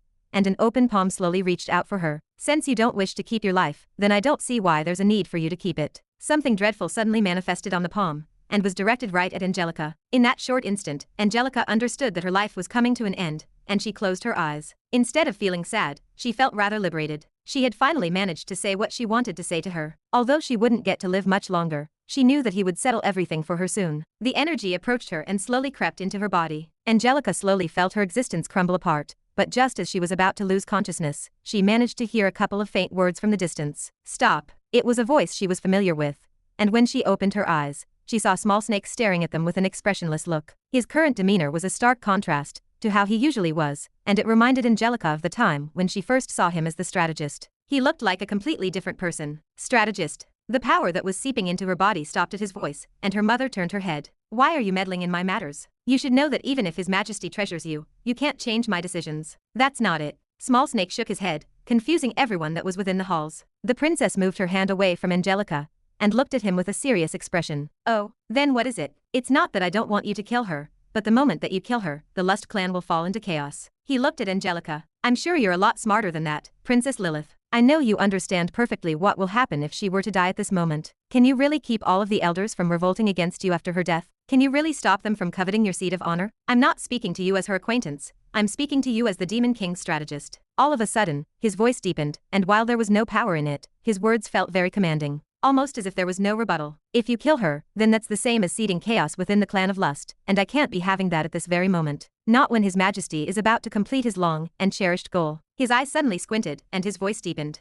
What do you think will happen when His Majesty comes to learn of your actions later? Is that a threat? Princess Lilith's gaze turned ferocious at his words. The room started to tremble as power seeped out of her body, and she headed toward Small Snake. But even under such pressure, he didn't waver in the slightest and stared at her with a calm gaze. At the moment, in Angelica's and everyone else's eyes, he looked powerful. It is a threat, he said as his hair fell on top of his face. I thought that was obvious enough. Ha. One could tell at a glance that the princess was beyond furious at the moment. Her expressions kept changing, and the power that radiated out of her body undulated with a certain ferocity that made it difficult for those within to withstand. She eventually managed to calm herself down and nod her head. Very well. Taking a deep breath, all of the power that was radiating from her body calmed down, and the entire hall quieted down. Since the strategist has spoken, I'll do as they've asked, but... The hall quieted down at her, and everyone held their breath. Turning her head, Princess Lilith looked at Angelica. I'll let her live, but on the condition that her core gets crippled, and she births at least one successor for my lineage. She turned to look at Small Snake and smiled.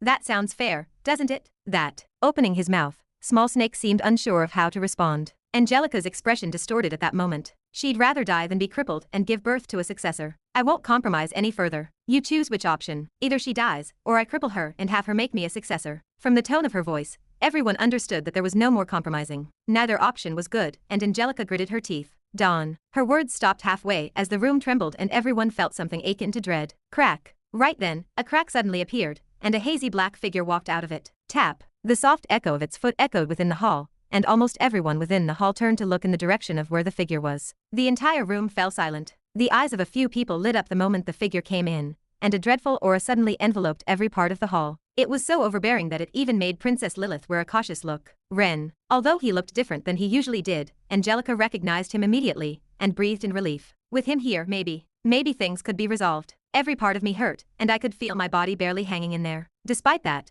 I transported myself directly to where Angelica and the others were. I couldn't allow another situation to occur, and thus, even if it broke my body, I chose to teleport myself to them. I'll let her live, but on the condition that her core gets crippled, and she births at least one successor for my lineage. Coming into the room, I heard faint voices. That sounds fair, doesn't it? I won't compromise any further. You choose which option. Either she dies, or I cripple her and have her make me a successor. The content of the words being spoken gave me an idea of what was happening, and scanning the entire room, my gaze eventually paused on a certain demoness. She was beautiful, devastatingly so, but I wasn't entranced by her beauty. What attracted my attention was the power that radiated from her body. I knew who she was in an instant, and my mouth parted open. How about we choose option 3? And that is? The princess asked, power radiating from her body. She was surprisingly calm when faced with my sudden appearance. Not that it mattered. She had to at least have this certain level of composure to be one of the 7 heads. In response to her, I pointed at her, and the space around her started to constrict. Golden runes and words materialized all over her and clamped at her from all sides. The golden runes and words were significantly larger and more numerous than they had been during the first battle I had with Prince Murdoch, and they proved to be harder to remove than back then. My body started to tear at that point, but I bore through the pain and clenched my teeth. I couldn't permit myself to exhibit any sign of weakness. Not yet. You die and I take everyone with me. The laws within my body escaped, and the world around us started to code in white. Ah, what's this? Right after the space around Princess Lilith started to constrict, her entire body turned rigid. Her entire expression changed the moment she felt her space restricted, and with one look, I could tell she was even more shocked by the power that was binding her. How? Such a reaction. It wasn't the first time I saw it. Rather, all 6 other demons showed similar looks when I exposed the laws within my body. Since you won, I was just about to attack when, all of a sudden, the words that were about to come out of my mouth stopped. What? A certain figure caught my attention, and I felt my lips quiver. No, it can't be. I must be seeing things. I blinked my eyes once, but he was still there. I blinked again. He was still there. I blinked once again, and he was still there. No matter how many times I blinked, he was still there, and our gazes met. I wasn't sure how to react at the moment. The numbness I felt just moments prior started to disappear, and when I turned to look at Angelica, Ava, and Hein, I knew that I wasn't seeing things. I hoped I wasn't, and as my lips pursed, I took a deep breath and called out, "Small snake." Time seemed to have suddenly frozen, and what broke it was his sudden smile, as he nodded his head. Yes. Chapter 851. So similar, yet so different. Wheesh. Coming out of the pocket dimension, Liam and Han Yufei were rather disoriented. The sudden change in environment confused them for a moment, and the fact that they hadn't been back on Earth for over 5 years didn't help with the situation. Are we back? It looks like it. The familiar city streets, the pillars in the faraway distance, the serene blue sky, they were truly back. Not that they had seen the pillars before. Liam sighed in relief, but he didn't get to enjoy the relief for very long. All of a sudden, the ground trembled, and one of the skyscrapers near them collapsed. Boom. Something crashed against several of the buildings as they collapsed. They were taken aback when, after turning their heads to look at the structures, they noticed a familiar figure off in the distance. Liam was able to identify them in an instant, as evidenced by the sudden yellow glow that emanated from his eyes, and he quickly disappeared from the spot. Hey, wait for me. Appearing right above the skyscraper, Liam could hear Han Yufei's voice in the far distance, but he didn't particularly care, and cocked his head. Do you need help? Bang. Crashing against the wall, Emma looked up and glared at Liam. What do you talk? Kwong. Crossing her daggers, she barely managed to block the demon's claw. Groaning, she nudged her head several times, as if trying to tell Liam to get on with it. Cracka, cracka. Good thing that Liam got the message, and lightning crackled around him. The demon that was on top of Emma immediately froze on the spot, and Liam appeared behind it. He slashed his hand across the demon's thigh as his eyes took on a yellowish tinge, and began to shine even more brightly than before. That's where he felt the core was. Hyuk. That was about it for the demon. Just one move from Liam was all it took, and its entire body turned to dust. Thank, Ha-you. Catching her breath, Emma sighed in relief. Upon closer observation, Liam realized that Emma's complexion was rather bad. Her face was pale, and her head was covered in sweat. Thinking about the demon that he had just defeated,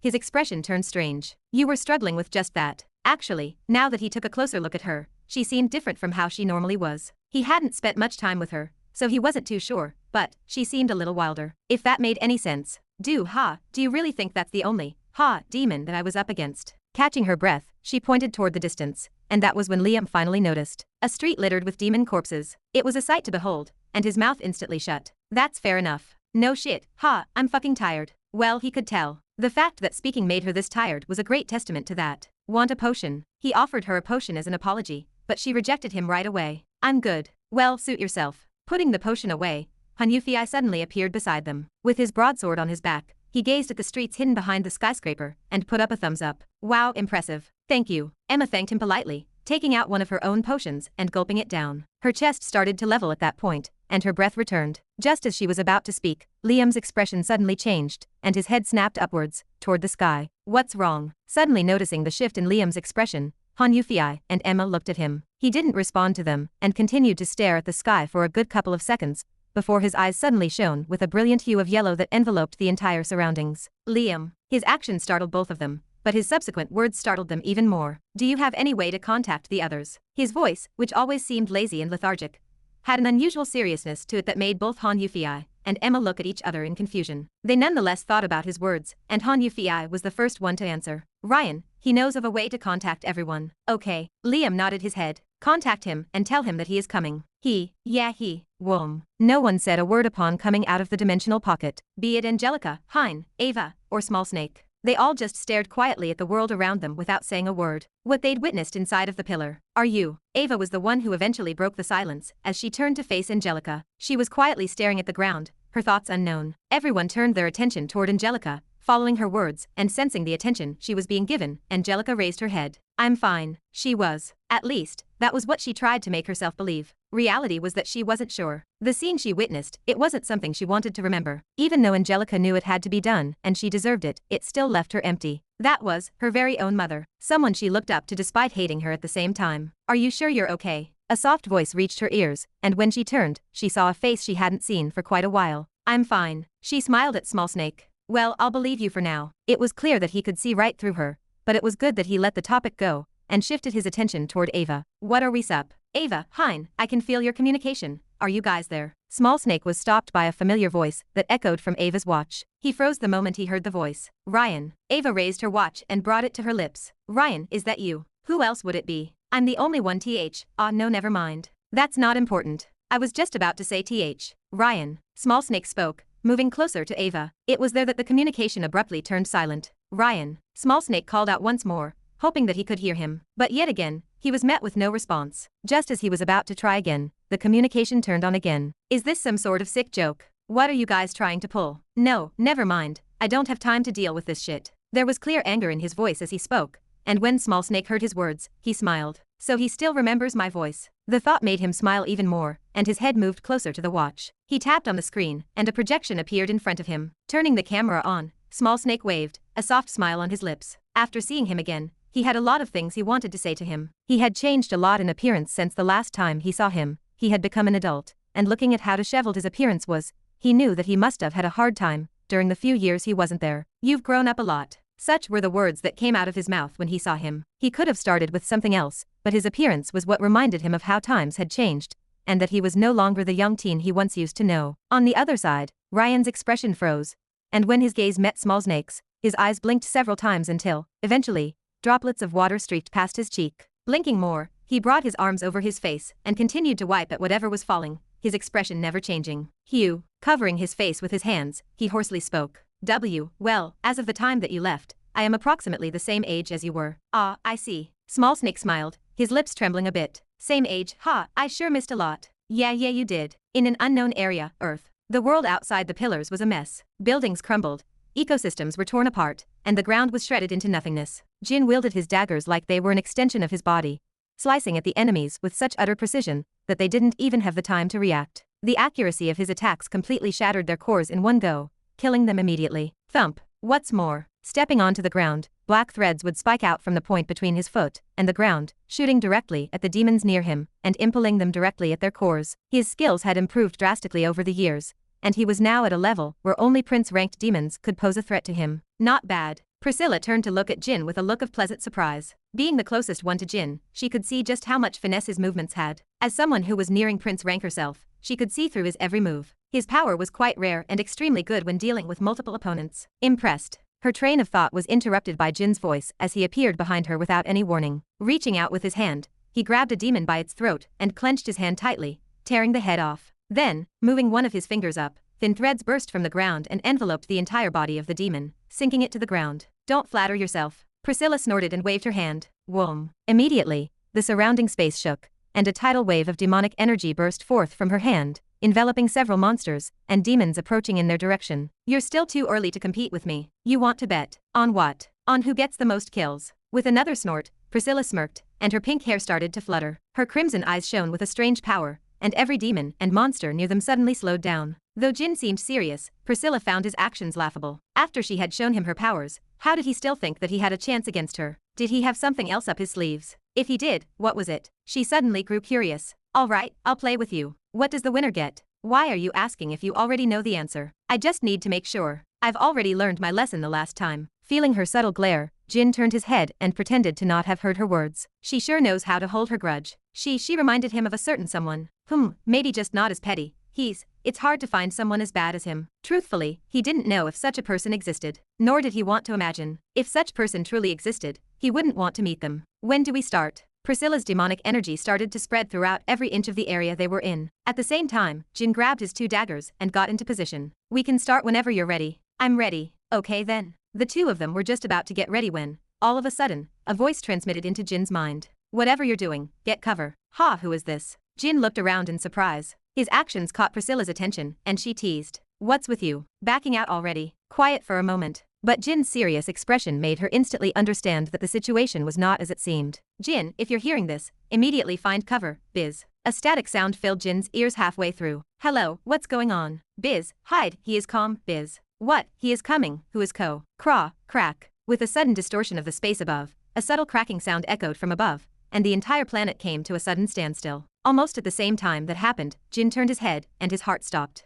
The same went for many of the humans and Alliance members fighting, as despair suddenly clouded their minds. A gentle voice transmitted into the ears of everyone present as a figure stood in the skies. You tried your best to delay the inevitable, but, with long white hair that fluttered in the wind, and 2 crimson-red eyes that looked down upon everything beneath, a figure unlike any other stood above the skies, and as if ink had dropped on paper, the skies began to gradually turn red. I am here. Chapter 852. As the sun shone high in the sky, illuminating all that was beneath, a foreboding crack split the sky. Craw, crack. It began as a hairline fracture, but quickly widened, tearing apart the fabric of reality with an eerie, otherworldly glow. Gasps of awe and fear echoed through the land as the crack expanded, and a terrifying energy swept throughout the earth. What is going on? Something is coming? The fights that were happening beneath stalled, and everyone looked up in utter nervousness and fear. From the depths of the fissure, an imposing figure emerged, stepping out onto earth with an air of absolute authority. Appearing in the sky, Jezebeth exuded an aura of pure darkness, his eyes burning with a malevolent crimson glow that pierced through the world like fiery embers. His skin was ashen, marred with sinister runes that seemed to pulse with demonic energy. His sharp,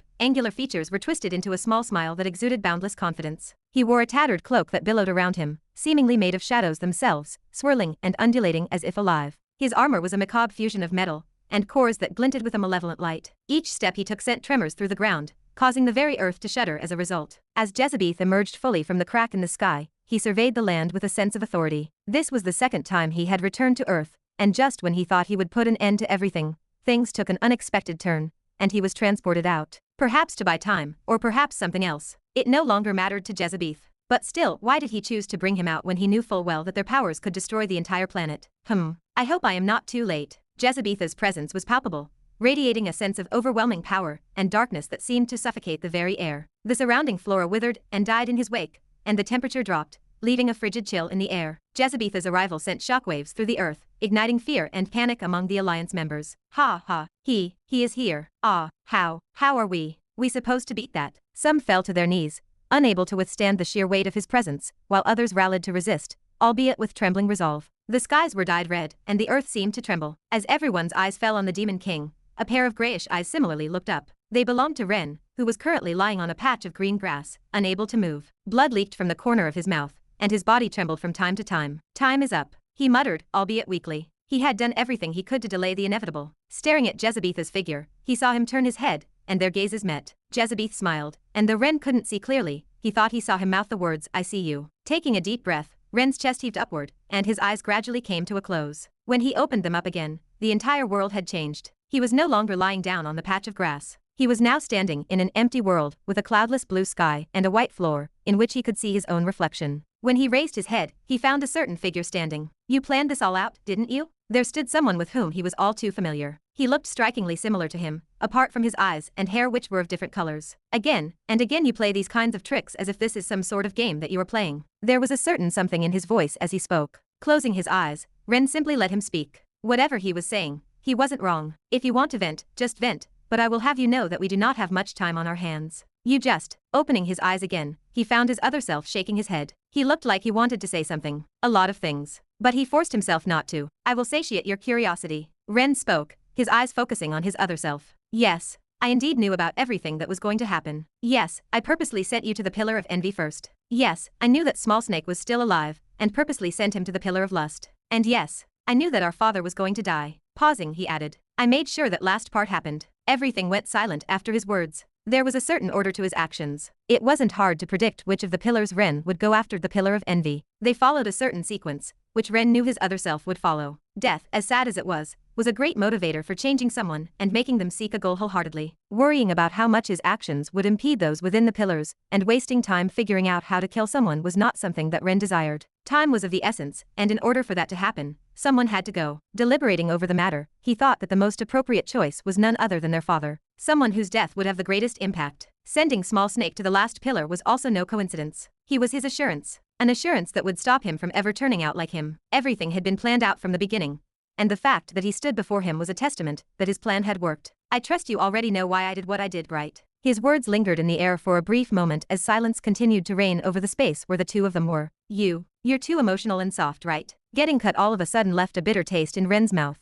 But he nodded his head. At least you're self-aware. I get it. Surprisingly, he seemed to have accepted the circumstances. When Ren looked at him, he could see an unsettling tranquility in him. It was odd but, at the same time, pleasing to see. Are you mad? About what? About the things that I did. While Ren didn't feel sorry about what he did find his tranquility odd. His next words brought about even more confusion. Why would I be? Didn't I? I've already figured you out. Ren was once again cut off. The bitter taste in his mouth grew, but he once again let it slide. What he said attracted his attention more. You figured me out?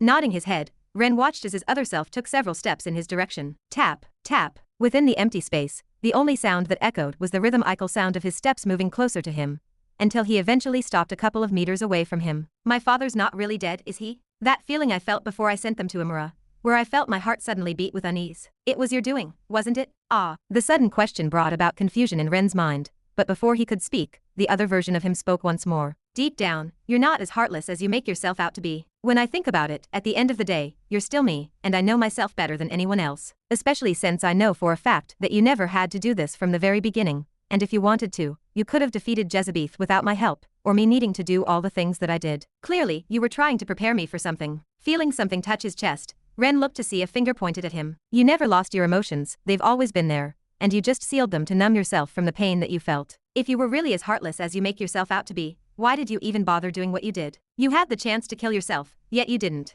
Something triggered what you sealed, and hence why you've helped. Everything you did was for something. Perhaps I wasn't ready for whatever you were planning, and you had me absorb all of the laws hidden within the 7 heads in order to get ready for whatever you were planning, but knowing myself very well, I know you'd never let our father die. For the very first time in quite a long time, Ren found himself unable to speak, and he eventually lowered his head. Slowly, his lips curled, and he shook his head. You really what?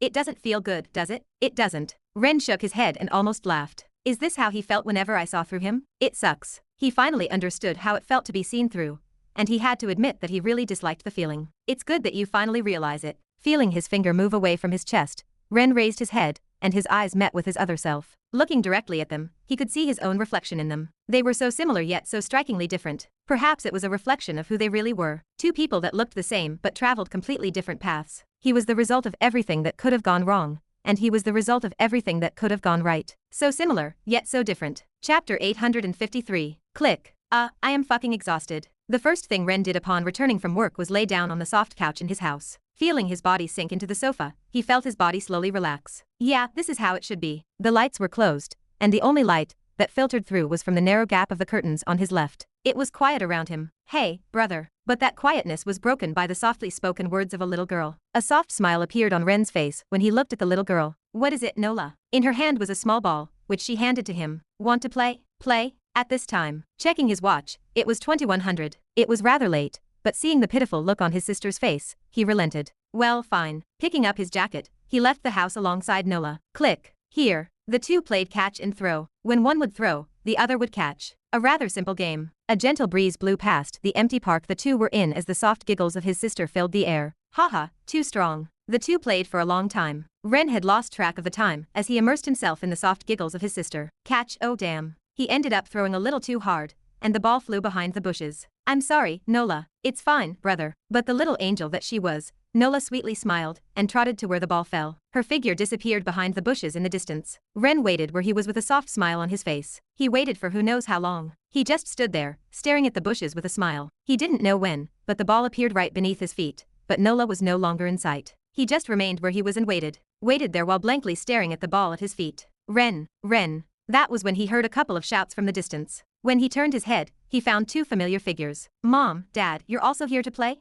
Play. Samantha's eyes started to water, and Ronald placed his hand over her shoulder. For God's sake, Ren, it's been 10 years already. You need to start moving on. You can't just continue coming outside every day after work to stare emptily at a ball. With tears dropping from her eyes, Samantha's entire body trembled. Her eyes were swollen red, and she looked to be in pain. It's time to move on, please. For you and for everyone, you need to move. Move on. You can't be like this. No but, Tuck. Ren weakly kicked the ball ahead of him. Would you believe me if I told you she's the one asking me to come and play with her? Well, he shrugged his shoulders. What would you know? You died alongside her. When he turned his head, everything turned quiet as their figures disappeared. Before he knew it, he was standing in the empty park by himself. Tuck. He kicked the ball once more before turning around and heading back home. I'll see you again tomorrow. I still remember the first time that I realized that I could travel back in time. I was excited at first, recalling the faces of my parents as they died in front of my very eyes and being helpless to help them. I felt something tight pierce my chest. I was never born talented, and even after regressing, I was no different. Still, what you couldn't achieve with talent, you could achieve with money. That was what I thought back then. It was a naive thought of mine. Even when I became the richest man in the world, the only thing that I chanced upon was the sight of my parents' deaths. But that was okay. Dying once more, I realized that I had once again retained my memories from my previous life. How great.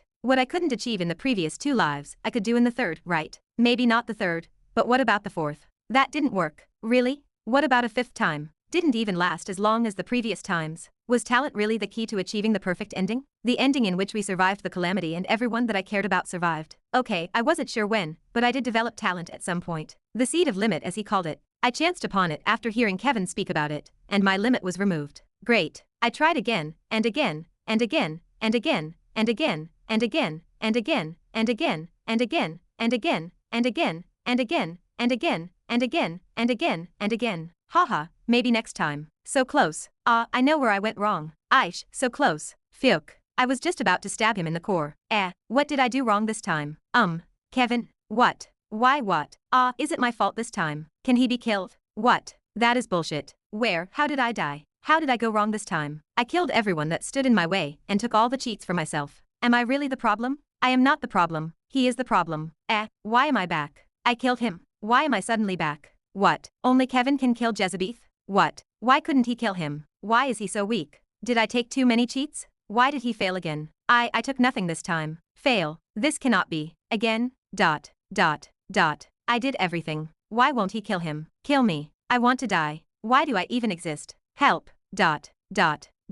Who am I? At a certain point, I lost track of who I was. Ren Dover, Samantha Dover, Nola Dover, Ronald Dover, Amanda Stern, Jen Horton, Emma Rochefield, Melissa Hall. Names I was familiar with yet started to fade from my mind. I was losing track of myself, and I didn't want that. I wanted to cling to whatever was left of them so that I wouldn't lose sight of myself, but the more I died and the more I witnessed what I saw, the more my mind numbed. I felt my emotions slip, myself slip, and I started to change. I was horrified by what I had become, but at the same time, I embraced who I was. If it helped me get out of this hell, then so be it. And so I sealed everything away. My emotions and what made me. I just wanted it to end. I lost count of the times I killed those with whom I was once close with. I became something, an existence that even the Demon King feared, but that was never what I wanted. By now, I just wanted to die, see the end of it. The tunnel looked endless, and I saw no light in it. I tasted death so many times that I became familiar with it. The brief moment when I died and regressed became one of the most peaceful and enjoyable moments of my life. Sometimes I'd just kill myself to relieve such moments. Too bad they were far too short for me to properly enjoy. It seemed like I was fated to suffer for eternity,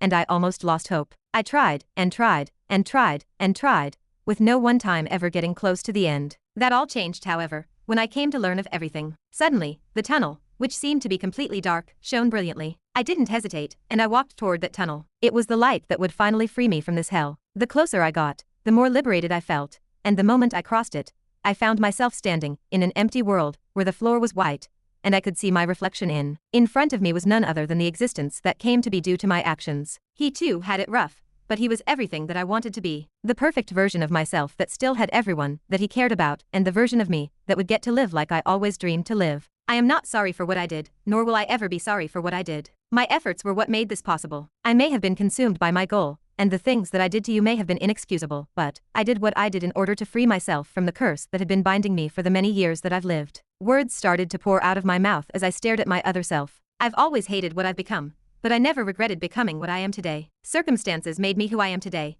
and I embraced what I've become. I wouldn't know what I'd do if I hated myself when I already hated everything and everyone around me. I would have perhaps completely lost it by then and crumbled completely. On many occasions, I was close, but somehow I always retained myself, if just barely. Once again, my feet moved on their own, and I soon found myself standing close to my other self. Raising my hand, I placed my finger over his chest like he had done to me moments before. I don't regret any of the actions that I took. I'm not sorry, I will never be sorry, and I will never ever regret my actions. I made sure to emphasize this part. Regret only came to those who felt sad or disappointed with their actions. I didn't feel sad or disappointed with anything that I did. I was content with what I did. He was the perfect evidence of it all. I did what I did because circumstances made me this way, but all the things I've come to regret in the past, I no longer do. Call me crazy, but perhaps this was all meant to be. Perhaps this endless torture that I went through, perhaps it was all for this moment and for that. A sudden glow spread from my finger and enveloped the other version of me. Closing my eyes, my body started to become lighter, and when I opened them again, I came to realize that my hand had become translucent,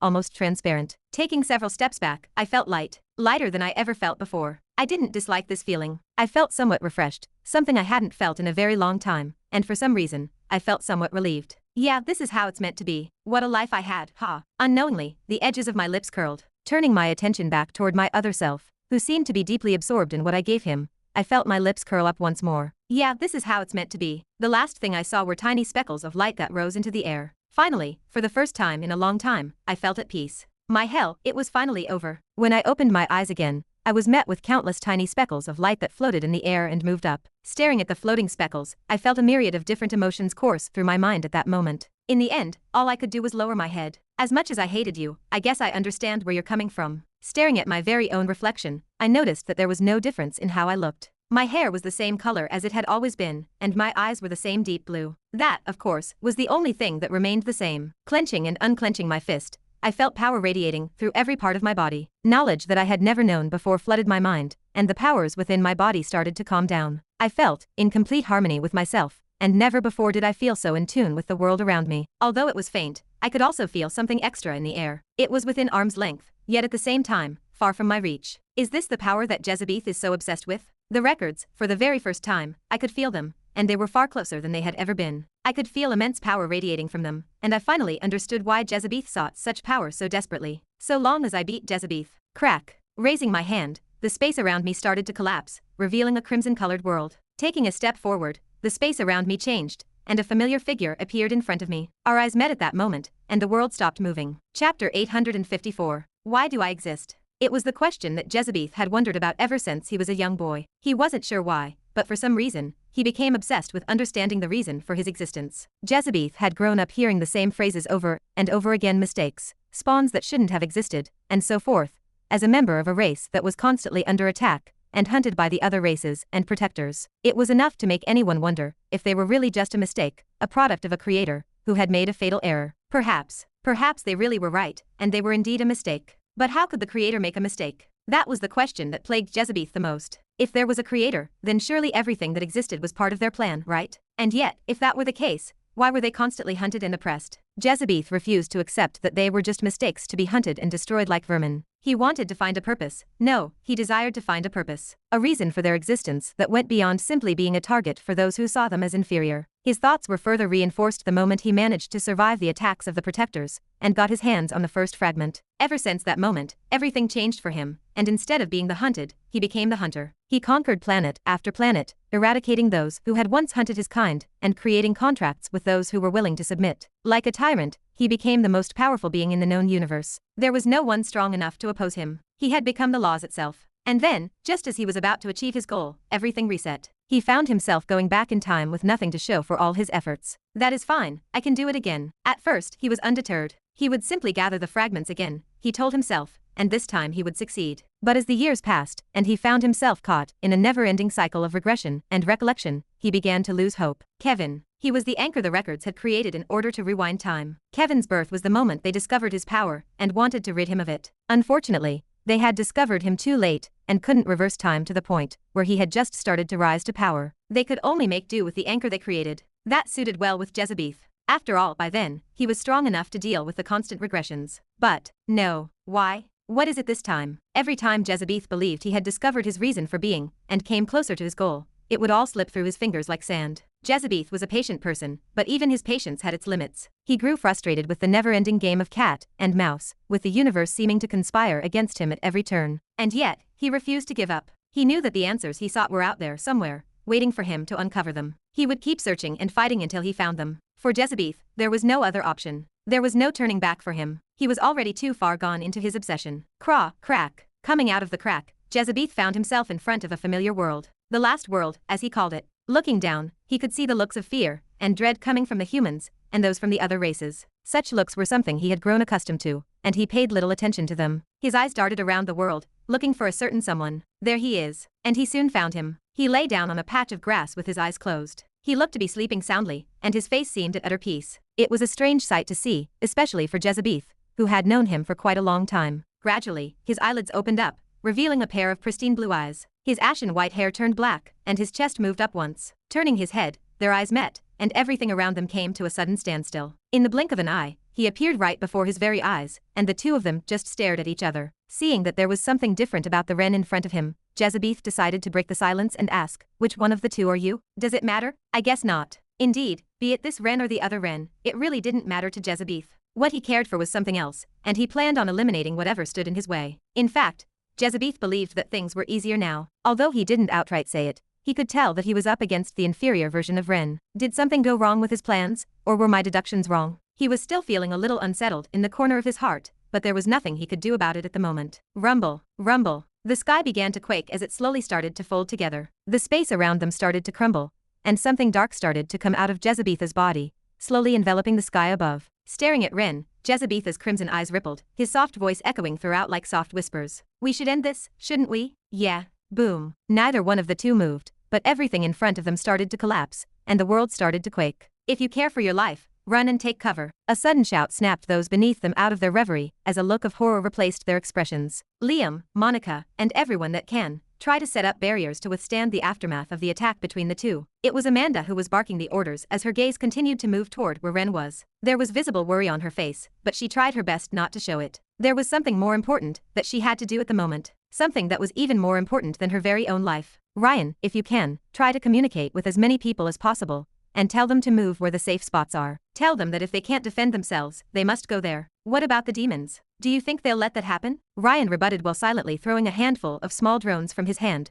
which soon scattered in the air and transmitted his message. "Don't you think that the demons will try to use this chance to attack us? Sticking together, I don't think it's a very good idea. Do you think they even have time to worry about others when they'll be annihilated by the aftermath of their fight?" It seemed like Ryan was still unaware of the scale of the battle that was about to take place. She didn't blame him for it, but at the same time, she was frustrated by it. Still, she didn't show it and just rebutted him calmly. "You'll see once they start, the thing they'll be worried about the most is their life, not ours." Amanda could only feel dread at the thought of their fight, but she was quick to dispel such thoughts. Reminding Ryan once again to do as she said, she looked around and looked for the highest point she could find. Her eyes soon paused on a tall skyscraper that was still somehow intact. Without wasting a single second, she rushed toward it, and within seconds she was already upon it. Hap. Arriving at the building, her feet pressed against the side of the building, and she walked up the building, her legs jumping from window to window. She was extremely agile, and in a matter of seconds, she was already right at the top of the building. This is good enough. It was a great vantage point, and when she looked up, she could see Ren's features more clearly. Unlike before, he looked normal, how he always looked, and he stood facing the Demon King face to face. They seemed to be exchanging a few words amongst each other, but she was too far away to even hear what they were saying. Not that she cared. "Hugh." Amanda took a few deep breaths, retrieved her bow, and then closed her eyes. While she pulled against the string of her bow, there was no arrow to be seen, and the bow remained empty throughout the entire process. However, a certain power began to radiate out of her body, and begin to take on an almost otherworldly appearance. Her right eye shone with a red light, and faint blue circles appeared behind her. Taking another breath, her presence completely disappeared, and her gaze locked onto Jezebeth's figure. Right as she locked her gaze on him, the world around them started to collapse, and boom. The world started to quake. Chapter 855. Boom. I don't quite remember what happened after the world around me collapsed, and an explosion sounded. I just felt something press against my body, and at the same time, my body was thrown a great distance away from where I had been. Everything happened so fast that I barely had time to process it. That being said, I was in no pain. It didn't hurt, and sensing something on my right, I turned my head and swiped my finger in the air. Crack! A fissure formed in the space next to me, revealing a white hand behind it. But just as it was about to open, the space twisted, and the tear moved forward several meters away. The hand did come out, but it clenched at nothing but the air. Touching my sword, the space right next to the hand distorted, and a sword projection appeared. It tore through the air and aimed at the exposed hand. Unfortunately, I was just a tad bit too late, as the hand had already vanished before my sword could get to it. Swoosh! A subtle breeze blew past in the air, and I turned my head to look to my right. I felt something over there, but I couldn't quite tell what it was. Ah, I see. Channeling the laws within my body, and waving my hand once, the space in front of me folded like a piece of paper, and a beam passed through to the two ends of the fold. It was quite the bizarre sight, but the more familiar I became with the laws, the more I realized how endless the possibilities were. It felt as though I could control everything. You're quite good at handling the laws. I've never seen him use them before, so how did you manage to pick up on them so fast? A gentle voice tickled my ear, and my head snapped backward. Jezebetha's head peeked from the crack, his crimson eyes glistening with brilliant light. Almost immediately after that, I felt my body freeze, and Jezebeth stepped out into the open. Emerging from the crack, my vision suddenly filled with more than 1,000 different holographic representations of him. The chip is useless. I tried to anticipate what he would do next by analyzing his muscle movements and determining where his eyes were looking with the help of the chip in my head. However, it quickly became apparent to me that the chip was incapable of dealing with the entity in front of me. The same was true for practically all my other skills. Monarch Indifference, the one, Memory Manipulation, Dark Servant, Eyes of Chronos. Nothing worked anymore. All I could rely on at the moment were my abilities and comprehension of the laws. Don't struggle. Let this be the end of my torment. A finger moved through the air and drew near the space between my eyebrows. It looked slow, but I knew better that it was moving at speeds that one couldn't fathom. I'm sorry, but I'll have to disappoint. Breaking the restrictions on my body wasn't hard. Clank, clank, clank. As scales began to form all over my body and cover half of my face, I felt something grow behind my back, and all of a sudden, demonic energy erupted from within my body. In light of the fact that the energy that was wreaking havoc on my body and containing me in place was demonic energy, directly exposing the demonic energy within my body, I was able to free myself from the restraints and move back, narrowly escaping his finger in the process. The rush of demonic energy was so sudden and powerful that it stunned Jezebeth, leaving him at a loss for words. Did you? He looked at me from top to bottom, his lips curling faintly as he tried to comprehend what he was seeing. To go this far, I don't know whether to call you stupid or be impressed with your actions. Jezebetha's crimson eyes shone with a brilliant hue, and the blood in my body started to boil. I felt an immense pressure bearing down on every inch of my body, causing the edges of my vision to turn black. Yuick. The pain was unbearable, and I let out a groan as I tried to endure it. Swoosh. He appeared right in front of me. I couldn't sense it before since he managed to hide it well, but now that I see you in front of me, I'm starting to wonder what exactly went through your head when you decided to ingest demonic blood into your body. Are you not aware of the fact that I can suppress just about any bloodline that exists? I struggled to say the words, but I managed to answer him. I know, I said, my voice barely above a whisper. I knew what he was trying to say, but I had done it out of necessity, out of a hunger for pure power. It was a risky decision, but it was one that I didn't regret. Jezebeth lifted an eyebrow in surprise as he stared at me. You see, I said, as I lifted my head up and looked him straight in the eye. The fragments weren't the only things that I took from the 7 heads when I killed them. I had taken their blood as well. I knew something like this would have happened had I not done so. I pressed both of my hands together, and the space above and beneath Jezebeth started to fold and tremble. Suddenly, 2 projections depicting 2 large palms appeared out of thin air, threatening to squeeze Jezebeth on the spot. Wong. The sudden attack took Jezebeth aback, and he squeezed his fist, forming a barrier around him. My palms were opened, and the projections immediately followed suit, imitating my every action. While focusing on the barrier that surrounded him, I gently twisted my hands apart and made a squeezing motion. In response to the movements I made, the projections pressed against his barrier from the top to the bottom. Crack, crack. As a result of the projections' intense pressure, cracks started to appear on the barrier that was surrounding Jezebeth. Ach! I clenched my teeth and suppressed my groan as best I could. The pain was excruciating, and I poured everything I had into those projections that were squeezing at the barrier revolving around him. Mana, demonic energy. I poured everything into them, and for a moment I thought that it was working, but soon, I noticed that the cracks that had formed around the barrier were starting to heal themselves, and I clenched my teeth even harder. Still not enough. Fine. Suddenly, complex runes of golden color appeared on the fingers of the projections, and I felt my entire body tremble with pain that was unlike any other. But I bore it and poured everything I had into the projections. Crack after crack started to form around the barrier, expanding with each passing moment. Yuick. Crack, crack, crack. Finally, the cracks revolving around the barrier expanded, and I could see Jezebetha's expression within the barrier change. But it was already too late. Crash, crash. The barrier shattered into thousands of shards that spread across the sky, and the two projections came crashing down on Jezebetha's figure. Almost immediately after that, a nebula of residual energy floated across the sky, expanding rapidly toward my surroundings. Ha, ha. I was having trouble breathing, and I could feel a lot of my energy leaving my body at that very moment, but as I stared at the location where Jezebeth had been, I felt hope. Hope that perhaps I had been able to accomplish something. That hope, however, did not last for long. The moment the residual energy dissipated and the sky cleared up, my heart sank. There, standing in the sky, was none other than Jezebeth, who looked no different than he did before. His eyes were calm, his complexion was the same, and his clothes and armor were completely untouched. The way he looked almost made it seem as though nothing had happened, and something clamped at my throat as my heart sank. What? How? I was in denial. I had poured almost everything that I had into that moment, and yet, despite everything that I had done, he was still completely unharmed. How was I supposed to accept that? But just as I was about to despair over the situation, I suddenly noticed a subtle trickle down the side of his mouth.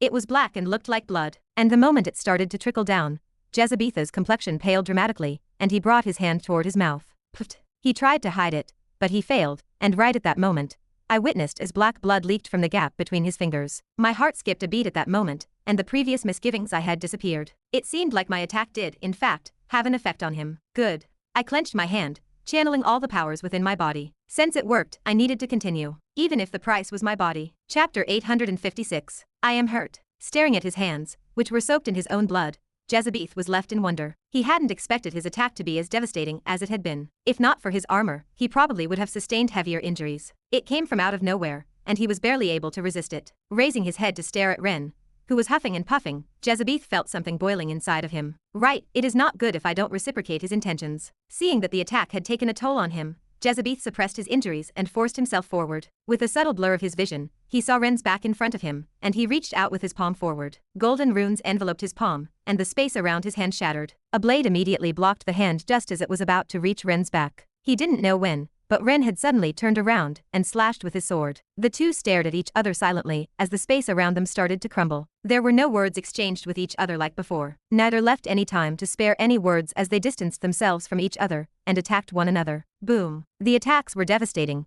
shattering the space around them and creating large waves in the air that spread throughout the entire sky. Everything beneath them tore apart, and the land disintegrated at their every exchange. Neither of the two held any advantage. While Jezebeth was indeed injured from the previous strike, Ren had exhausted himself in the process, evening things out. Shing. A bright glow of terrifying pressure suddenly headed Jezebetha's way. It was fast, extremely so. In a matter of seconds, it was upon him, and just as it was about to graze his nose, Jezebeth placed his palm against the side of the glow, and the glow shattered into a fine dust. Swoosh. Sensing something behind him, Jezebetha's body twisted as he kicked, and his foot hit something soft. Umph. Overhearing something, Jezebeth knew that his hit had landed, and when he came to, he saw Ren's figure hurl away from him in the sky. He didn't waste a single second of that moment. Locking his eyes on Ren's figure, Jezebeth pressed his finger forward, and a gigantic crack formed a couple of meters ahead of Ren. A large projection of his finger appeared from within the crack, and as if it had been timed just right, it moved down and directly pressed against Ren's moving figure. Boom. The attack landed squarely on Ren's body, and he spat a mouthful of blood as his body continued to hurl away from Jezebeth. Ren's body took the full force of the attack,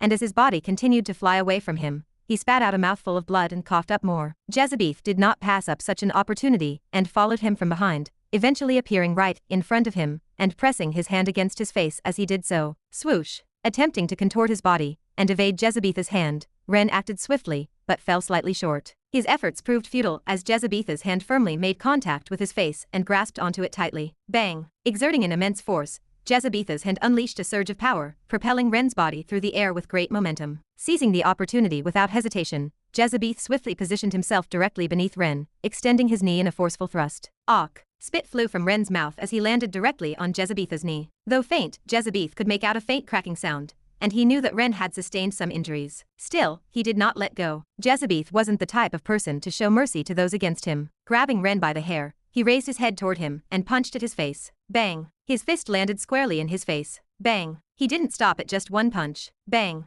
Jezebetha's fist was encased in a white and black glow, as he continued to punch Ren's face with all of his strength, while simultaneously driving his fist further forward. Bang. It wasn't long before his fist was coated in Ren's blood as it dripped down from his fist. The warm, viscous fluid trickled down, forming streams that traced intricate patterns along his fingers, carrying with it the evidence of the fierce impact. A metallic scent filled the air, mingling with the intensity of the moment, as Jezebetha's resolute gaze remained fixed upon the sight. The sight of Ren's blood became a stark reminder of all the struggle he had to go through just to get to this point, etching a lasting impression upon Jezebetha's conscience even as the battle raged on. Extending his hand forward and staring at Ren's limping figure in front of him, Jezebeth tried to reach out with his hand to absorb the laws in his body. Just as he tried, as Jezebetha's hand inched closer, a sudden rift materialized in the surrounding space, originating from the vicinity of his arm. Within the crevice, a spectral manifestation of a sword took shape, its gleaming presence amplifying the already charged atmosphere. Wing. Jezebeth was left with no other option, so he let go of Ren's body as it descended from the sky. Not satisfied with what he did,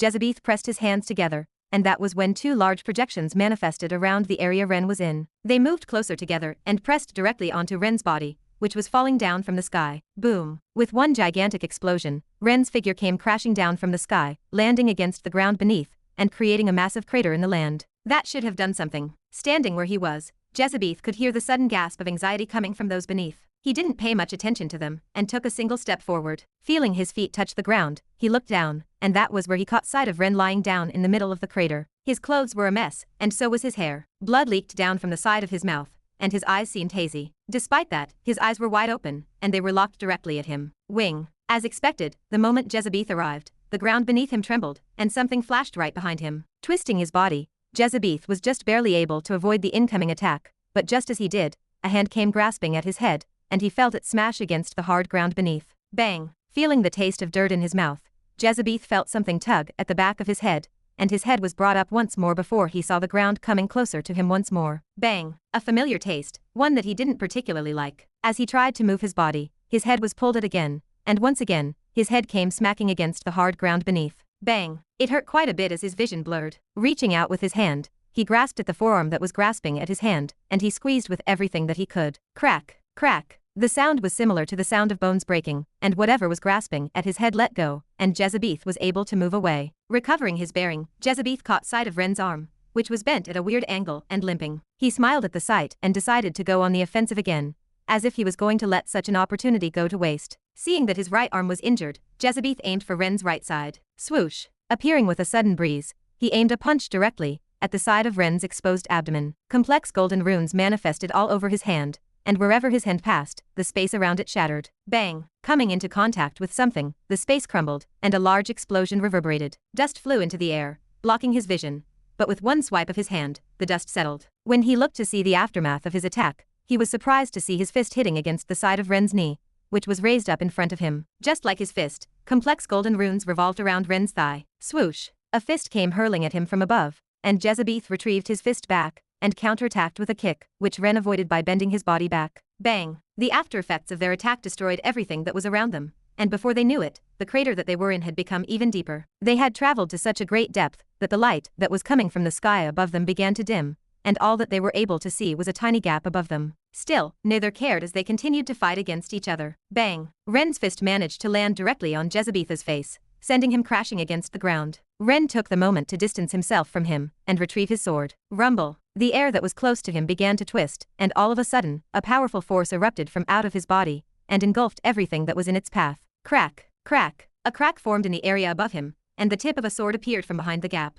Almost immediately after the tip appeared, the ground began to crack, and the air started to shatter. Despite the fact that Ren's complexion began to gradually pale at the sight of the sword, and the mana that was contained within his body began to drain at a rapid rate, he did not give up and continued to call forth the sword. Uck! He gritted his teeth, and his expression started to distort. Even so, his efforts began to pay off, and the sword quickly began to appear from behind the chasm, revealing its body in all of its glory. The moment the sword appeared, the area surrounding them came to a sudden standstill, and the world around them started to lose color. Creak! Ren could hear his bones creaking under the immense pressure that the sword was producing, but he didn't care. He fixed his eyes on Jezebeth, who was staring at the sword in front of him with deep apprehension. Go! Opening his palm, he pointed his finger at Jezebeth, and the sword moved toward him. Rumble! The surroundings shook massively, and the earth around them collapsed. Wherever the sword passed, it would leave nothing but destruction behind. Yet, amidst the cacophony and devastation, Jezebeth maintained an unwavering composure, fixating his gaze upon the approaching sword with an eerie calmness. In a gesture that defied the imminent danger,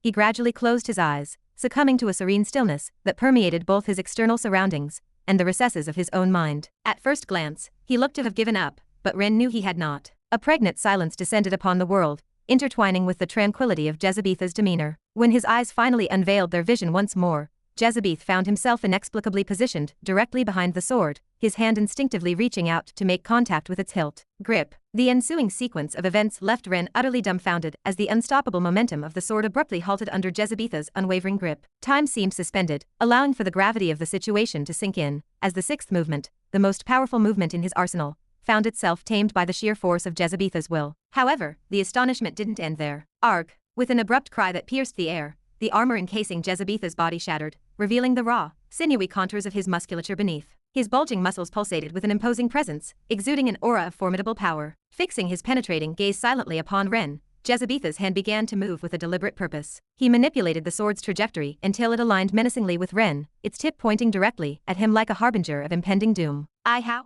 Staring at the tip of his own sword, Ren was left utterly shocked, and his face turned white. Unfortunately for Ren, he did not have the luxury of continuing to dwell on the matter for too long. As he clenched his teeth, power began to erupt from his body as veins began to protrude along the sides of his neck. The sword shattered into hundreds of pieces, and he puked up blood. He had no choice but to cancel his own move. Piffed. He stumbled a couple of steps back as a result, and it was right then that he felt something head his way. Out of pure instinct, he moved his hand away from his mouth and punched forward. Bang! His fist landed squarely against another, and he was pushed several steps back. He felt his blood boil at the collision, but he bore through the pain and pushed himself forward. He thrust a kick forward. Bang! His kick once again connected with something, and the surroundings crumbled apart. Bang! This went on for quite a while until, eventually, Jezebeth opened his mouth and muttered. Seal. Chains burst from beneath the ground and coiled around Ren's body like snakes. They came from above him, the side of the crater, and beneath the ground, coiling around every part of his body and trapping him like a cocoon. A faint white glow manifested around his body, as complex golden runes covered his entire body. The chains that were surrounding him showed signs of cracking, but they didn't break immediately, and that was what Jezebeth was looking for. Taking advantage of that moment,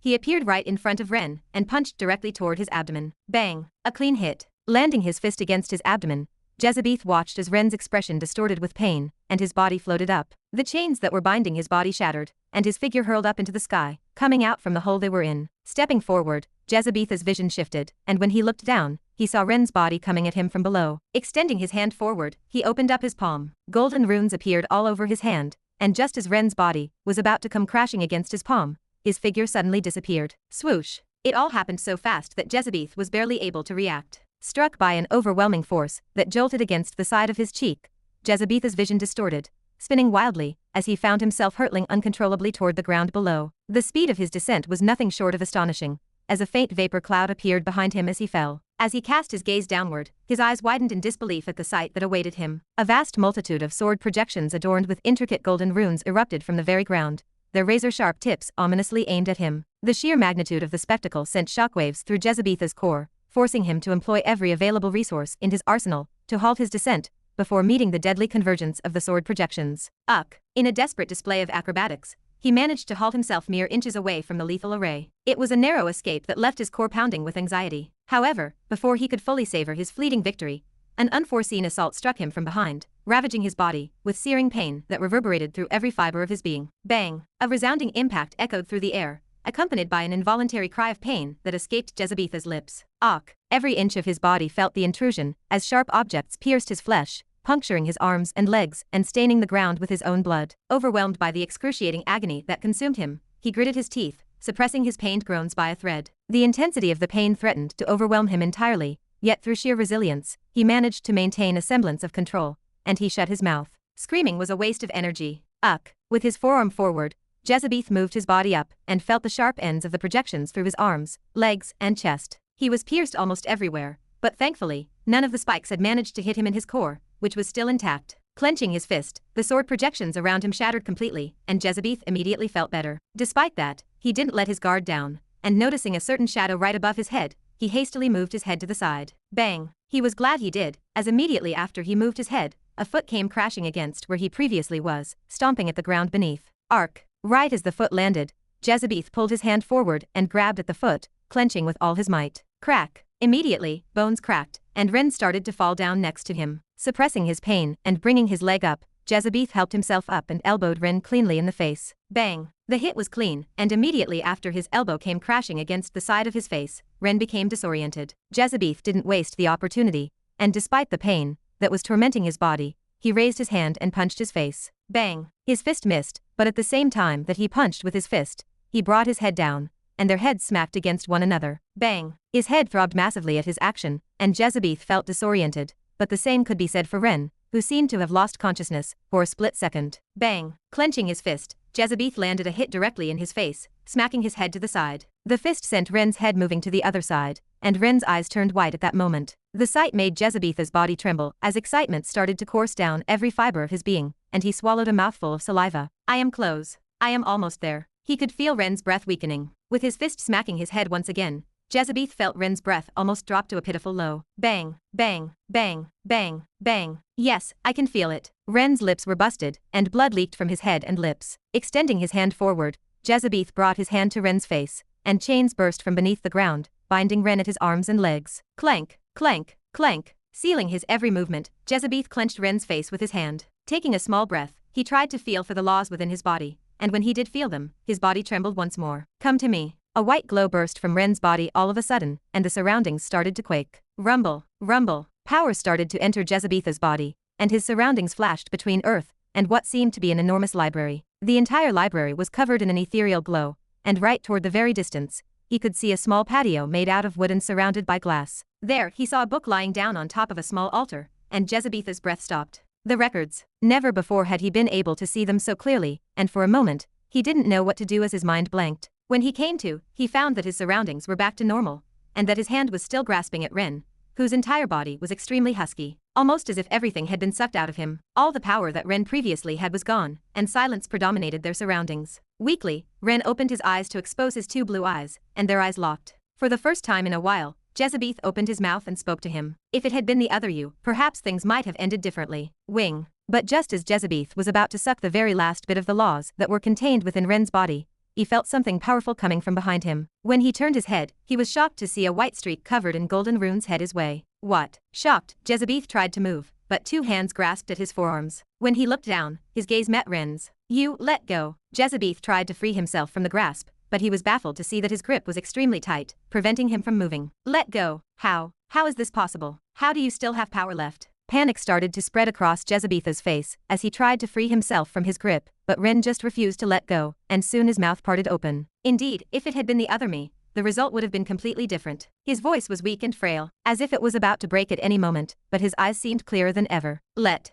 go. Unlike him, I don't work alone. Wong. The world turned white. Chapter 857. I won't bother creating a signal for you. I'm sure you'll know best when using the arrow, but don't use it unless you're certain it's going to hit. I trust you'll know the exact moment when to release the arrow, and you only have one shot, so make sure it counts. Standing at the top of the building with her empty bow drawn, Amanda kept reminding herself of the words that Ren had thrown at her just moments before leaving for one of the pillars. Right before her very eyes, a battle of a scale that she couldn't fathom was happening, and all she could do was stare at it with her breath held tightly. How am I supposed to interfere in that? Amanda kept wondering to herself the same thing over and over again as sweat trickled down the side of her face and her grip on the bow tightened. Bang, bang. The aftermath of their battle reached all the way where she was, and a strong wind pressure blew past her, scattering her hair away. She had to channel her mana on her feet in order to remain in the same spot, and when everything cleared up, she noticed a sudden change in the battle ahead. Oh no. Amanda's heart clenched at the sight of Ren getting pummeled by the Demon King, who punched him directly in the face and tore the earth beneath the two. Immediately, the circular projections behind her started to line up,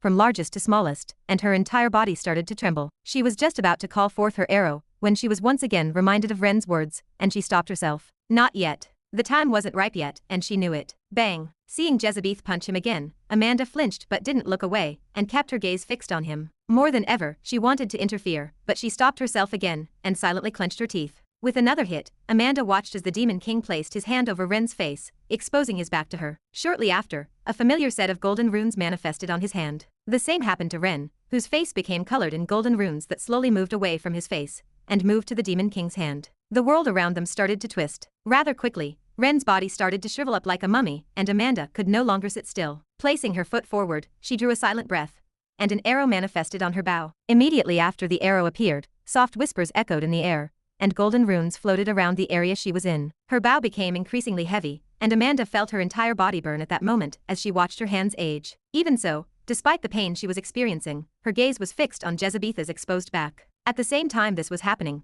Ren's body started to shrivel up more and more, and right when he seemed to be on the verge of dying, Amanda finally let go of the string. TWAA. She was unable to recall exactly what occurred after that, but the moment she let go of the string, her bow disintegrated into a fine powder that dispersed in front of her, and the world around her became entirely white. What followed after was a strange silence that seemed to envelop the entire world. The world soon regained its color, but it was unfortunate that right as that happened, her world turned white, and she felt her body limp forward. Thump, twang. Suddenly, the world went white, and Jezebeth felt a sharp pain in his back. His entire body shook violently, and pain, unlike anything he had ever experienced, coursed through every part of his body. You. When he lowered his head, he saw Ren staring at him while smiling weakly. With both hands on his forearms, a glow emanated from them, and Jezebeth could feel the laws erupting from Ren's body. It seemed as though something was sapping all of the energy from within his body, and he could literally feel himself becoming weaker with each passing second. On the other hand, Ren's body started to become fuller and fuller, and gradually he returned to his normal looks. I can't. Feeling everything that he had worked hard for slip before his very eyes, Jezebeth raised his head and smacked his head against his. Bang. It hurt a lot, and his head throbbed, but the pain was negligible compared to what he was feeling at his back. Thankfully, his actions weren't for nothing, and he felt the grasp on his hands loosen. Thump, thump. He stumbled back and separated himself from Ren, falling butt first against the ground. Taking heavy gulps of air, he tried his best to channel whatever energy he had left inside of his body. But much to his horror, he realized that his tank was completely empty. Rustle. Feeling movement from the direction opposite him, Jezebeth looked up to see Ren wobbling toward him. Despite having taken his energy, he too looked rather weak, and with both hands hung low, he moved to where he was. Staring at his figure, Jezebeth clenched his teeth and forced himself up. Like him, he stumbled forward, and despite everything that he was feeling, he continued to move toward him until they were just about a few meters away from each other. Bang! Neither of the two wasted any seconds, and they both threw a fist at each other. Both hits landed squarely on each other's cheeks, and their heads tilted back. That apparently wasn't enough, as they both retrieved their fists and punched at each other once again. Bang! Gone were their powerful attacks that tore the air and destroyed the earth. At the moment, the fight had taken a complete turn as the two of them fought one another with nothing but their bodies. From afar, be it demons or those from the four races, everyone looked in their direction as the two of them exchanged moves with one another. Despite them being visibly weaker than they were before, none dared to make a single move as they continued to stare at the two of them with their breaths held. They knew that the victor of the fight would decide the fate of the war. Bang! Bang! The two of them were rather evenly matched as they exchanged blow after blow. When Jezebeth landed a hit, so would Ren, and the cycle would repeat. Both of them continued to force themselves on the other in spite of the fact that their punches were getting sloppier and slower with the passage of time. However, neither of them seemed to care. Yuck! Bang! Exchanging blows, the two of them stumbled backward, and just as Jezebeth was about to move again, he suddenly felt his back burst with pain, and his movements halted for a split second. That was all Ren needed to rush forward and headbutt him squarely in the face, sending him reeling backward. Thump! Falling back on his butt, Jezebeth tried to stand up, but found that he no longer had the energy to do so, and as he moved his head up, he saw a foot land squarely on his face, sending his face crashing against the ground. He didn't lift his head up from that moment on as he blankly stared at the sky. He wanted to move but couldn't. Almost every part of his body was broken, and the energy in his body had long faded from him. He was just an empty shell of his former self, and realizing his own weakness, he couldn't help but clench his teeth in indignation. I was so close. He managed to mutter a few words at that moment as he stared at the sky, which had turned blue once more. There had always been something about the cloudless blue skies that made him feel at peace. They always reminded him of his home, the place he used to once call home, and where his parents lived. He had planned on secluding himself from the world the moment he got his hands on the records and learned of the truth. His plan consisted of staying in a world such as this one, a quiet and peaceful one that reminded him of his home planet. But thump! A shadow cast over his vision as two deep blue eyes appeared in his vision. Staring directly at them, Jezebeth felt everything crumble down, and though he was indignant, he accepted the situation. Deep down in his heart, he had always known that failure was a very real possibility, and he had long prepared for it. It wasn't in vain as his eyes slowly closed, and the world around him turned quiet. There was no regret in his mind,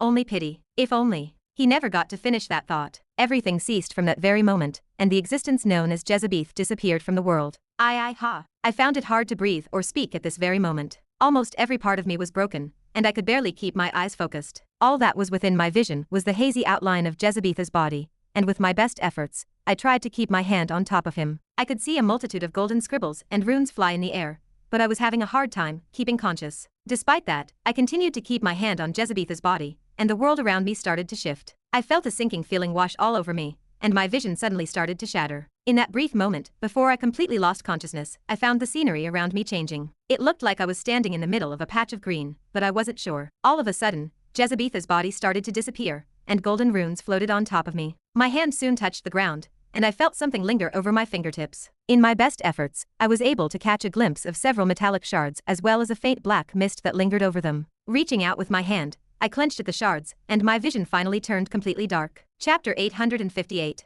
There was something faint in front of my darkened vision. In the beginning, there was only a sliver of light in the amber color, but as time went on, it grew larger and larger. The darkness that had been surrounding the world around me was quickly overcome by that faint light that grew so bright that it dispelled all the darkness around me. Within the faint light, I felt something embrace my entire body and bask it in a gentle warmth. It felt good, really good. So much so that I wanted to bask in it forever, but with a sudden twitch, the white world shattered, and my eyelids opened. The sight of the extremely tall wooden shelves, which reached the ceiling and appeared to go on forever, obscured my field of vision. My immediate environment was characterized by a predominance of silence, and there was an eerie sense of calm that pervaded the atmosphere. Blinking my eyes, I gradually sat up and looked around me. The world, it was covered with books and shelves that seemed to stretch endlessly. I bent my head forward and focused on my hands, clenching and unclenching them as I did so. My previous wounds had healed completely, and I was beginning to experience a sense of wholeness once more. Pressing my hands on the wooden floor, the floor creaked at my movements, and I carefully stood up and looked around me. Eventually, my gaze settled on a small patio in the distance. It sat on top of a lush green floor, and a book covered in golden runes sat atop the altar. It took me only a moment to figure out what the book was,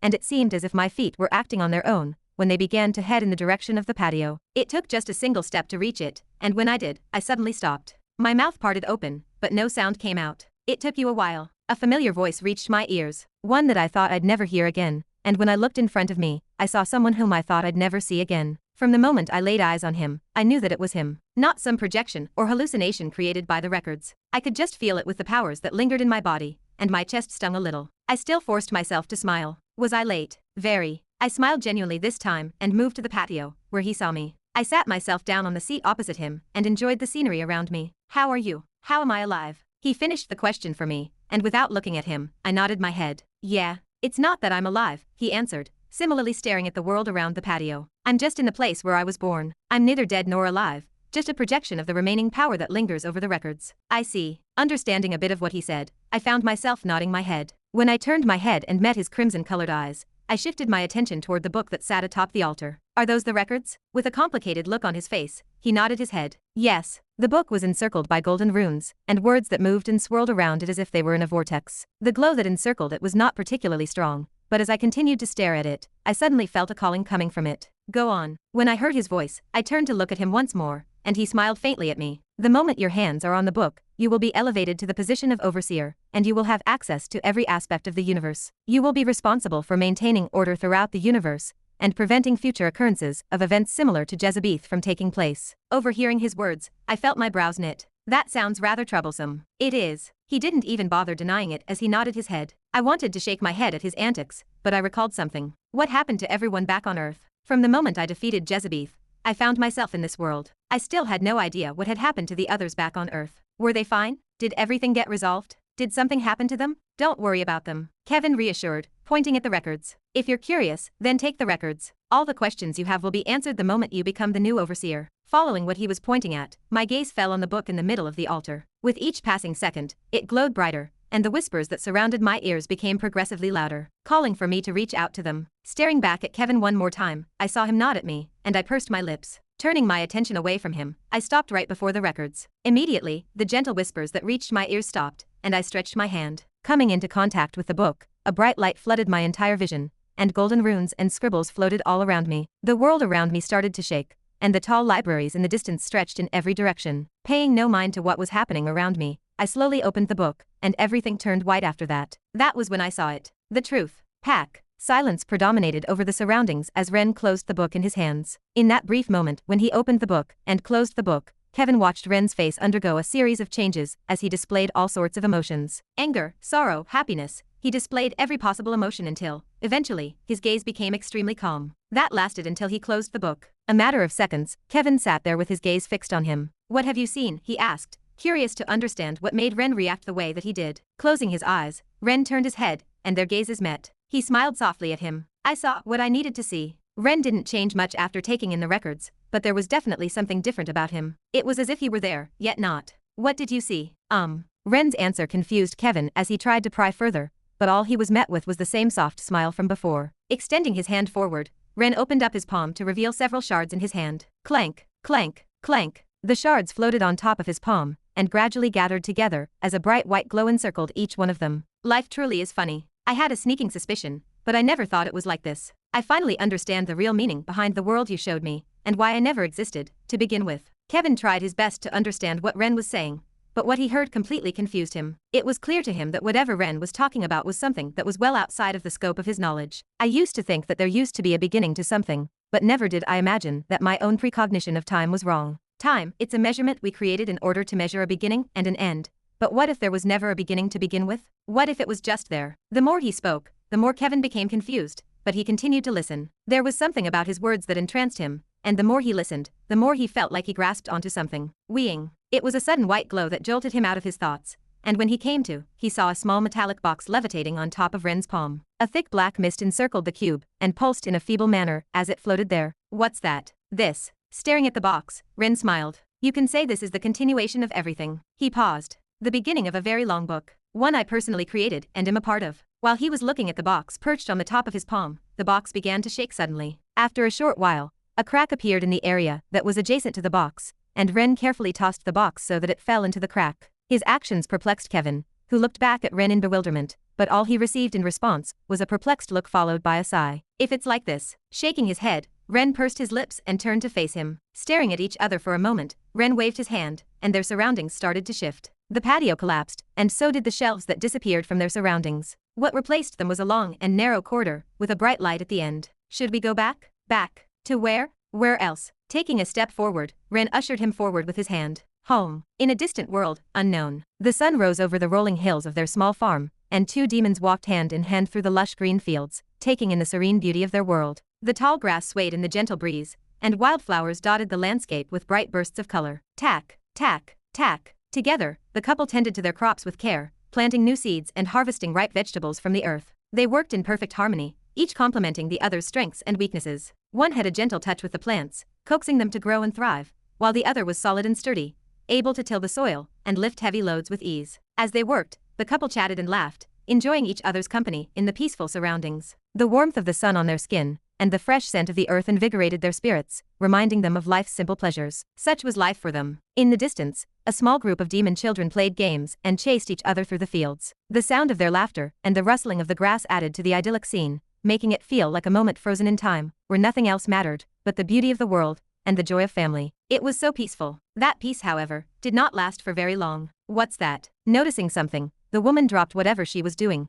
and looked up at the sky. There she could see a small black object that was streaking down from the sky and heading in their direction. As soon as she realized what was happening, she started to freak out and turned to look at her partner, who was also staring up at the sky. She was on the verge of calling out for him when, all of a sudden, a silver streak tore through the air and slammed into the land next to where they were standing. Weeing. There wasn't much of an explosion. Falling onto the ground with a low thump, the couple looked at each other in wonder. Should we go check it? The husband proposed, staring into the distance with deep apprehension. Only when the female nodded her head did the two of them move, and when they approached the location where the object fell, they were shocked to see a metallic box on the ground. Though faint, a black hue seeped into the ground from the body of the box. It went unnoticed by the two demons, who were unable to detect it. What is this? Don't touch it. Seeing the box, the male tried to approach it, but was promptly stopped by his wife, who stared at the box with deep apprehension. We don't know what the box is. It's best if we handle this carefully, especially when. Turning her head, she looked at the children that were playing in the distance, and looked back toward her husband, who seemed to have understood her intentions as he nodded his head. Unbeknownst to them, in the distance, a child sat on top of a rock and stared at the two of them with two eyes that were tinged in utter darkness. So that's how it is. As he looked at the couple off in the distance, and more specifically at the box that was standing beneath them, the child's eyes rippled as he watched. At that moment, he finally understood something. The reason for his existence. The reason for what he went through and everything. The reason for his obsession with the truth. A mixture of emotions clouded the child's face. Anger, sorrow, happiness, pity. They altered in sequences before. Eventually, a smile appeared on the child's face. He had only ever had one goal since coming into power, and that was finding the reason behind his existence. He had grown obsessed with it, and finally, he understood. He understood why he existed. It wasn't a mistake. And that was all he needed to know. Thank you. The gloom that had crept into the child's eye vanished, and in its place was an innocent look as the child turned to look to his left and right in bewilderment. "Ah, where am I? Ha ha ha." It was the subtle giggles from behind that gathered his attention, and turning his head, the child saw several children waving at him. "Come," they called out for him. Their smiles were innocent and filled with playfulness. "Come and play with us, Jezebeth." Placing his little hands on the rock and hopping off of it, the child, Jezebeth, waved back at them and shouted, "I'm coming." The end. Thank you so much for tuning in. I hope you enjoyed this series. If you did, please consider joining our community by hitting the subscribe button and dropping a like. It really helps the channel grow. You can also suggest a novel for our next series. I look forward to seeing you in the next one.